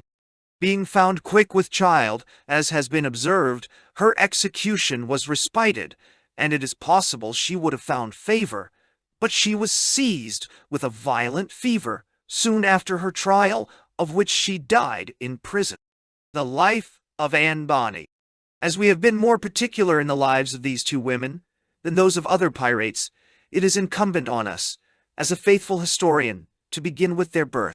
Anne Bonny was born at a town near Cork, in the Kingdom of Ireland, her father an attorney at law, but Anne was not one of his legitimate issue, which seems to cross an old proverb, which says that bastards have the best luck. Her father was a married man, and his wife, having been brought to bed, contracted an illness in her lying in, and in order to recover her health, she was advised to remove, for change of air. The place she chose was a few miles distance from her dwelling, where her husband's mother lived. Here she sojourned some time, her husband staying at home to follow his affairs. The servant, maid, whom she left to look after the house and attend the family, being a handsome young woman, was courted by a young man of the same town, who was a tanner. This tanner used to take his opportunities, when the family was out of the way, of coming to pursue his courtship, and being with the maid one day as she was employed in the household business, not having the fear of God before his eyes, he takes his opportunity, when her back was turned, of whipping 3 silver spoons into his pocket. The maid soon missed the spoons, and knowing that no body had been in the room, but herself and the young man, since she saw them last, she charged him with taking them. He very stiffly denied it, upon which she grew outrageous, and threatened to go to a constable, in order to carry him before a justice of peace. These menaces frightened him out of his wits. Well, knowing he could not stand search, Wherefore he endeavored to pacify her, by desiring her to examine the drawers and other places, and perhaps she might find them. In this time he slips into another room, where the maid usually lay, and puts the spoons betwixt the sheets, and then makes his escape by a back door, concluding she must find them when she went to bed, and so next day he might pretend he did it only to frighten her, and the thing might be laughed off for a jest. Mary Read and Anne Bonny, as soon as she missed him, she gave over her search, concluding he had carried them off, and went directly to the constable in order to have him apprehended. The young man was informed that a constable had been in search of him, but he regarded it but little, not doubting but all would be well next day. 3 or 4 days passed, and still he was told the constable was upon the hunt for him. This made him lie concealed. He could not comprehend the meaning of it. He imagined no less than that the maid had a mind to convert the spoons to her own use, and put the robbery upon him. It happened at this time that the mistress, being perfectly recovered of her late indisposition, was returned home in company with her mother-in-law. The first news she heard was of the loss of the spoons, with the manner how the maid telling her at the same time that the young man was run away. The young fellow had intelligence of the mistress' arrival, and considering with himself that he could never appear again in his business unless this matter was got over, and she being a good-natured woman, he took a resolution of going directly to her, and of telling her the whole story, only with this difference, that he did it for a jest. The mistress could scarce believe it. However, she went directly to the maid's room, and turning down the bedclothes, there, thou, to her great surprise, found the 3 spoons. Upon this she desired the young man to go home and mind his business, for he should have no trouble about it. The mistress could not imagine the meaning of this. She never had found the maid guilty of any pilfering, and therefore it could not enter her head that she designed to steal the spoons herself. Upon the whole, she concluded the maid had not been in her bed. From the time the spoons were misty, she grew immediately jealous upon it, and suspected that the maid supplied her place with her husband during her absence, and this was the reason why the spoons were no sooner found. She called to mind several actions of kindness her husband had showed the maid, things that passed unheeded by when they happened, but now she had got the tormentor, jealousy, in her head, amounted to proofs of their intimacy. Another circumstance which strengthened the whole was one, that though her husband knew she was to come home that day, and had had no communication with her in 4 months, which was before her last lying in it, yet he took an opportunity of going out of town that morning, upon some slight pretense. All these things put together confirmed her in her jealousy. As women seldom forgive injuries of this kind, she thought of discharging her revenge upon the maid. In order to this, she leaves the spoons where she found them, and orders the maid to put clean sheets upon the bed, telling her she intended to lie there herself that night, because her mother-in-law was to lie in her bed, and that she, the maid, must lie in another part of the house. The maid, in making the bed, was surprised with the sight of the spoons, but there were very good reasons why it was not proper for her to tell where she found them. Therefore, she takes them up, puts them in her trunk, intending to leave them in some place where they might be found by chance. The mistress, that everything might look to be done without design, lies that night in the maid's bed, little dreaming of what an adventure it would produce. After she had been abed some time, thinking on what had passed, for jealousy kept her awake, she heard somebody enter the room. At first she apprehended it to be thieves, and was so frightened.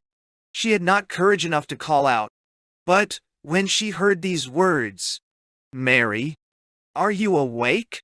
she knew it to be her husband's voice. Then her fright was over, yet she made no answer, lest he should find her out if she spoke.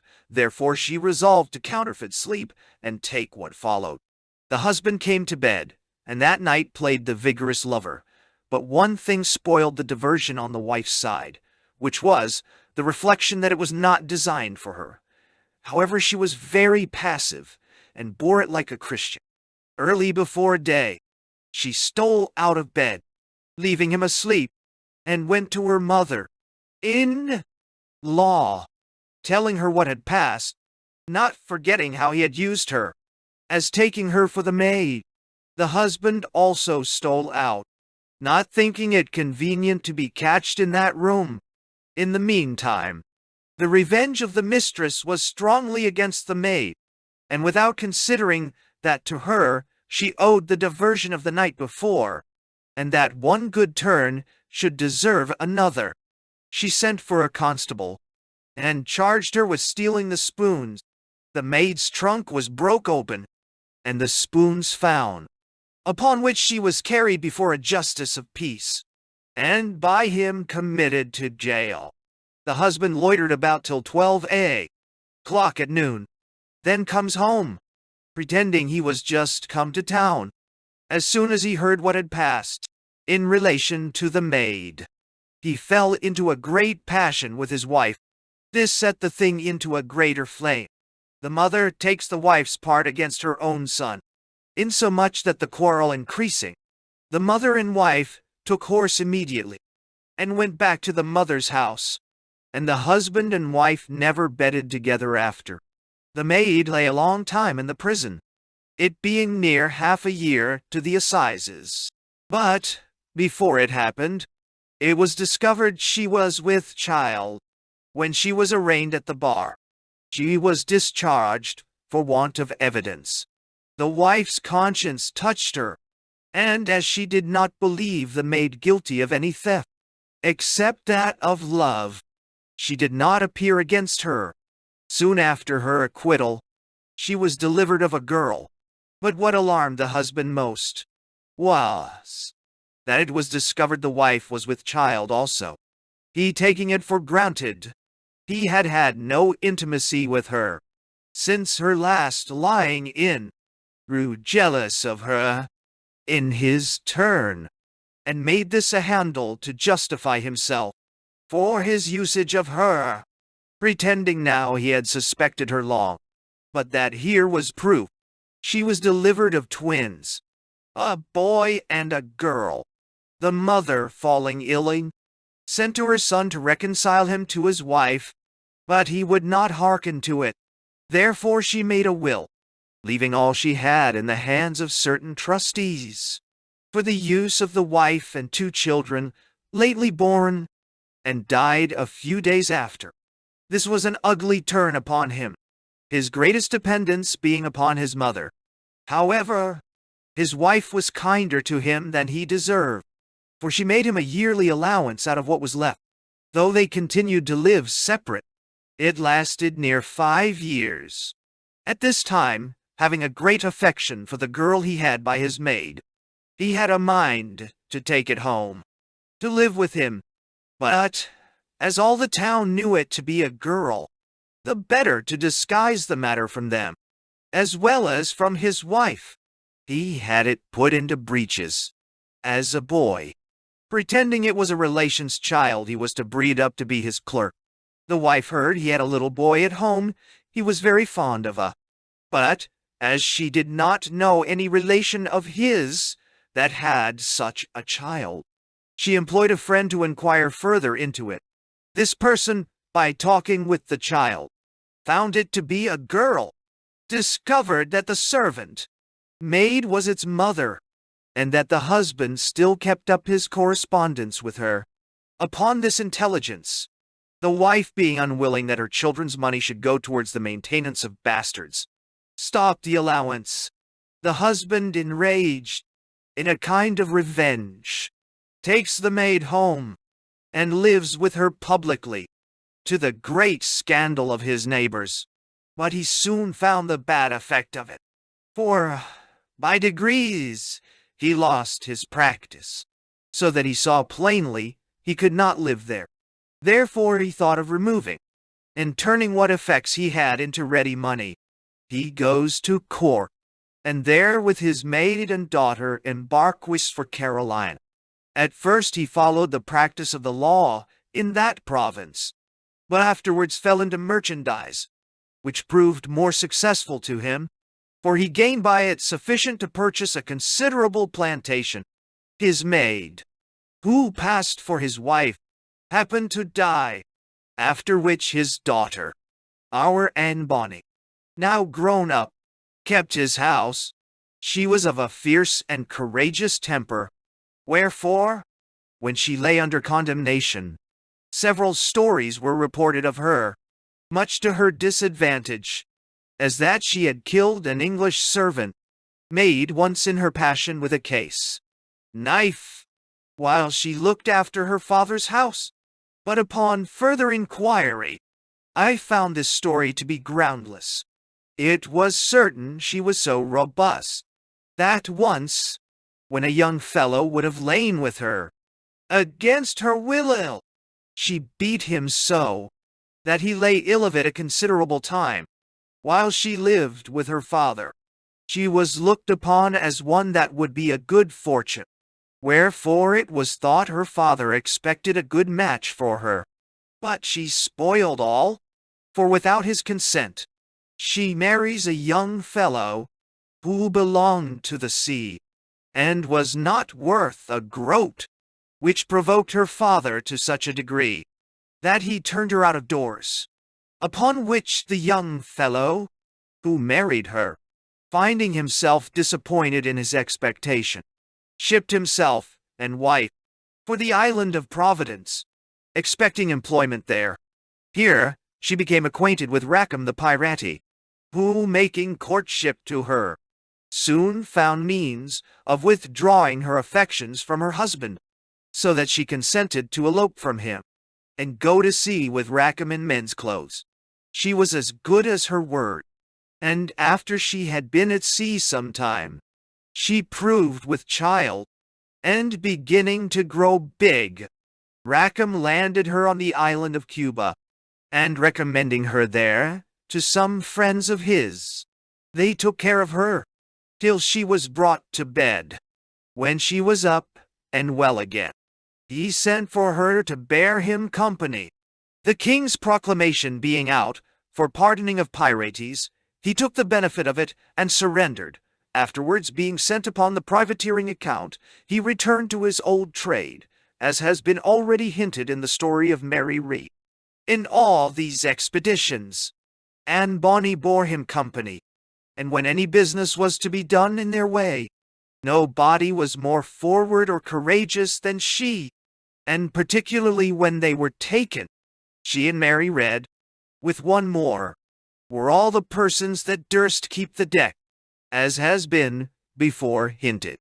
Her father was known to a great many gentlemen planters of Jamaica, who had dealt with him, and among whom he had a good reputation, and some of them, who had been in Carolina, remembered to have seen her in his house, wherefore they were inclined to shew her favor.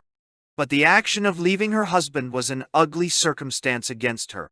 The day that Rackham was executed by special favor, he was admitted to see her, but all the comfort she gave him was, that she was sorry to see him there, but if he had fought like a man, he need not have been hanged like a dog. She was continued in prison to the time of her lying in, and afterwards reprieved from time to time, but what has become of her since, we cannot tell. Only this we know, that she was not executed. Chap. 8. Del. Din.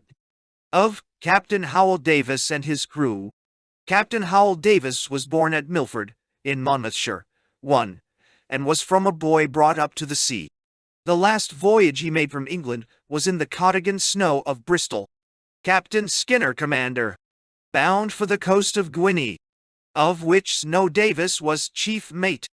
They were no sooner arrived at Sierra Leone, on the aforesaid coast, but they were taken by the pirate England, who plundered them, and Skinner was barbarously murdered, as has been related before in the story of Captain England. After the death of Captain Skinner, Davis pretended that he was mightily solicited by England to engage with him, but that he resolutely answered he would sooner be shot to death than sign the pirate's article. Upon which England, pleased with his bravery, sent him and the rest of the men again on board the Snow, appointing him captain of her in the room of Skinner, commanding him to pursue his voyage. He also gave him a written paper sealed up, with orders to open it when he should come into a certain latitude, and at the peril of his life, follow the orders therein set down. This was an air of grandeur, like what princes practice to their admirals and generals. It was punctually complied with by Davis, who read it to the ship's company. It contained no less than a generous deed of gift of the ship and cargo to Davis and the crew, ordering him to go to Brazil and dispose of the lading to the best advantage, and to make a fair and equal dividend with the rest. Davis proposed to the crew whether they were willing to follow their directions, but to his great surprise, found the majority of them altogether averse to it, wherefore in a rage he bid them be damned, and go where they knew that part of their cargo was consigned to certain merchants at Barbados, wherefore they steered for that island. When they arrived, they related to these merchants the unfortunate death of Skinner, and the proposal which had been made to them by Davis, upon which Davis was seized and committed to prison, where he was kept 3 months. However, as he had been in no act of piracy, he was discharged without being brought to any trial, yet he could not expect any employment there. Wherefore, knowing that the island of Providence was a kind of rendezvous of pirates, he was resolved to make one amongst them, if possible, and to that purpose found means of shipping himself for that island. But he was again disappointed, for when he arrived there, the pirates had newly surrendered to Captain Woodes Rogers, and accepted of the Act of Grace, which he had just brought from England.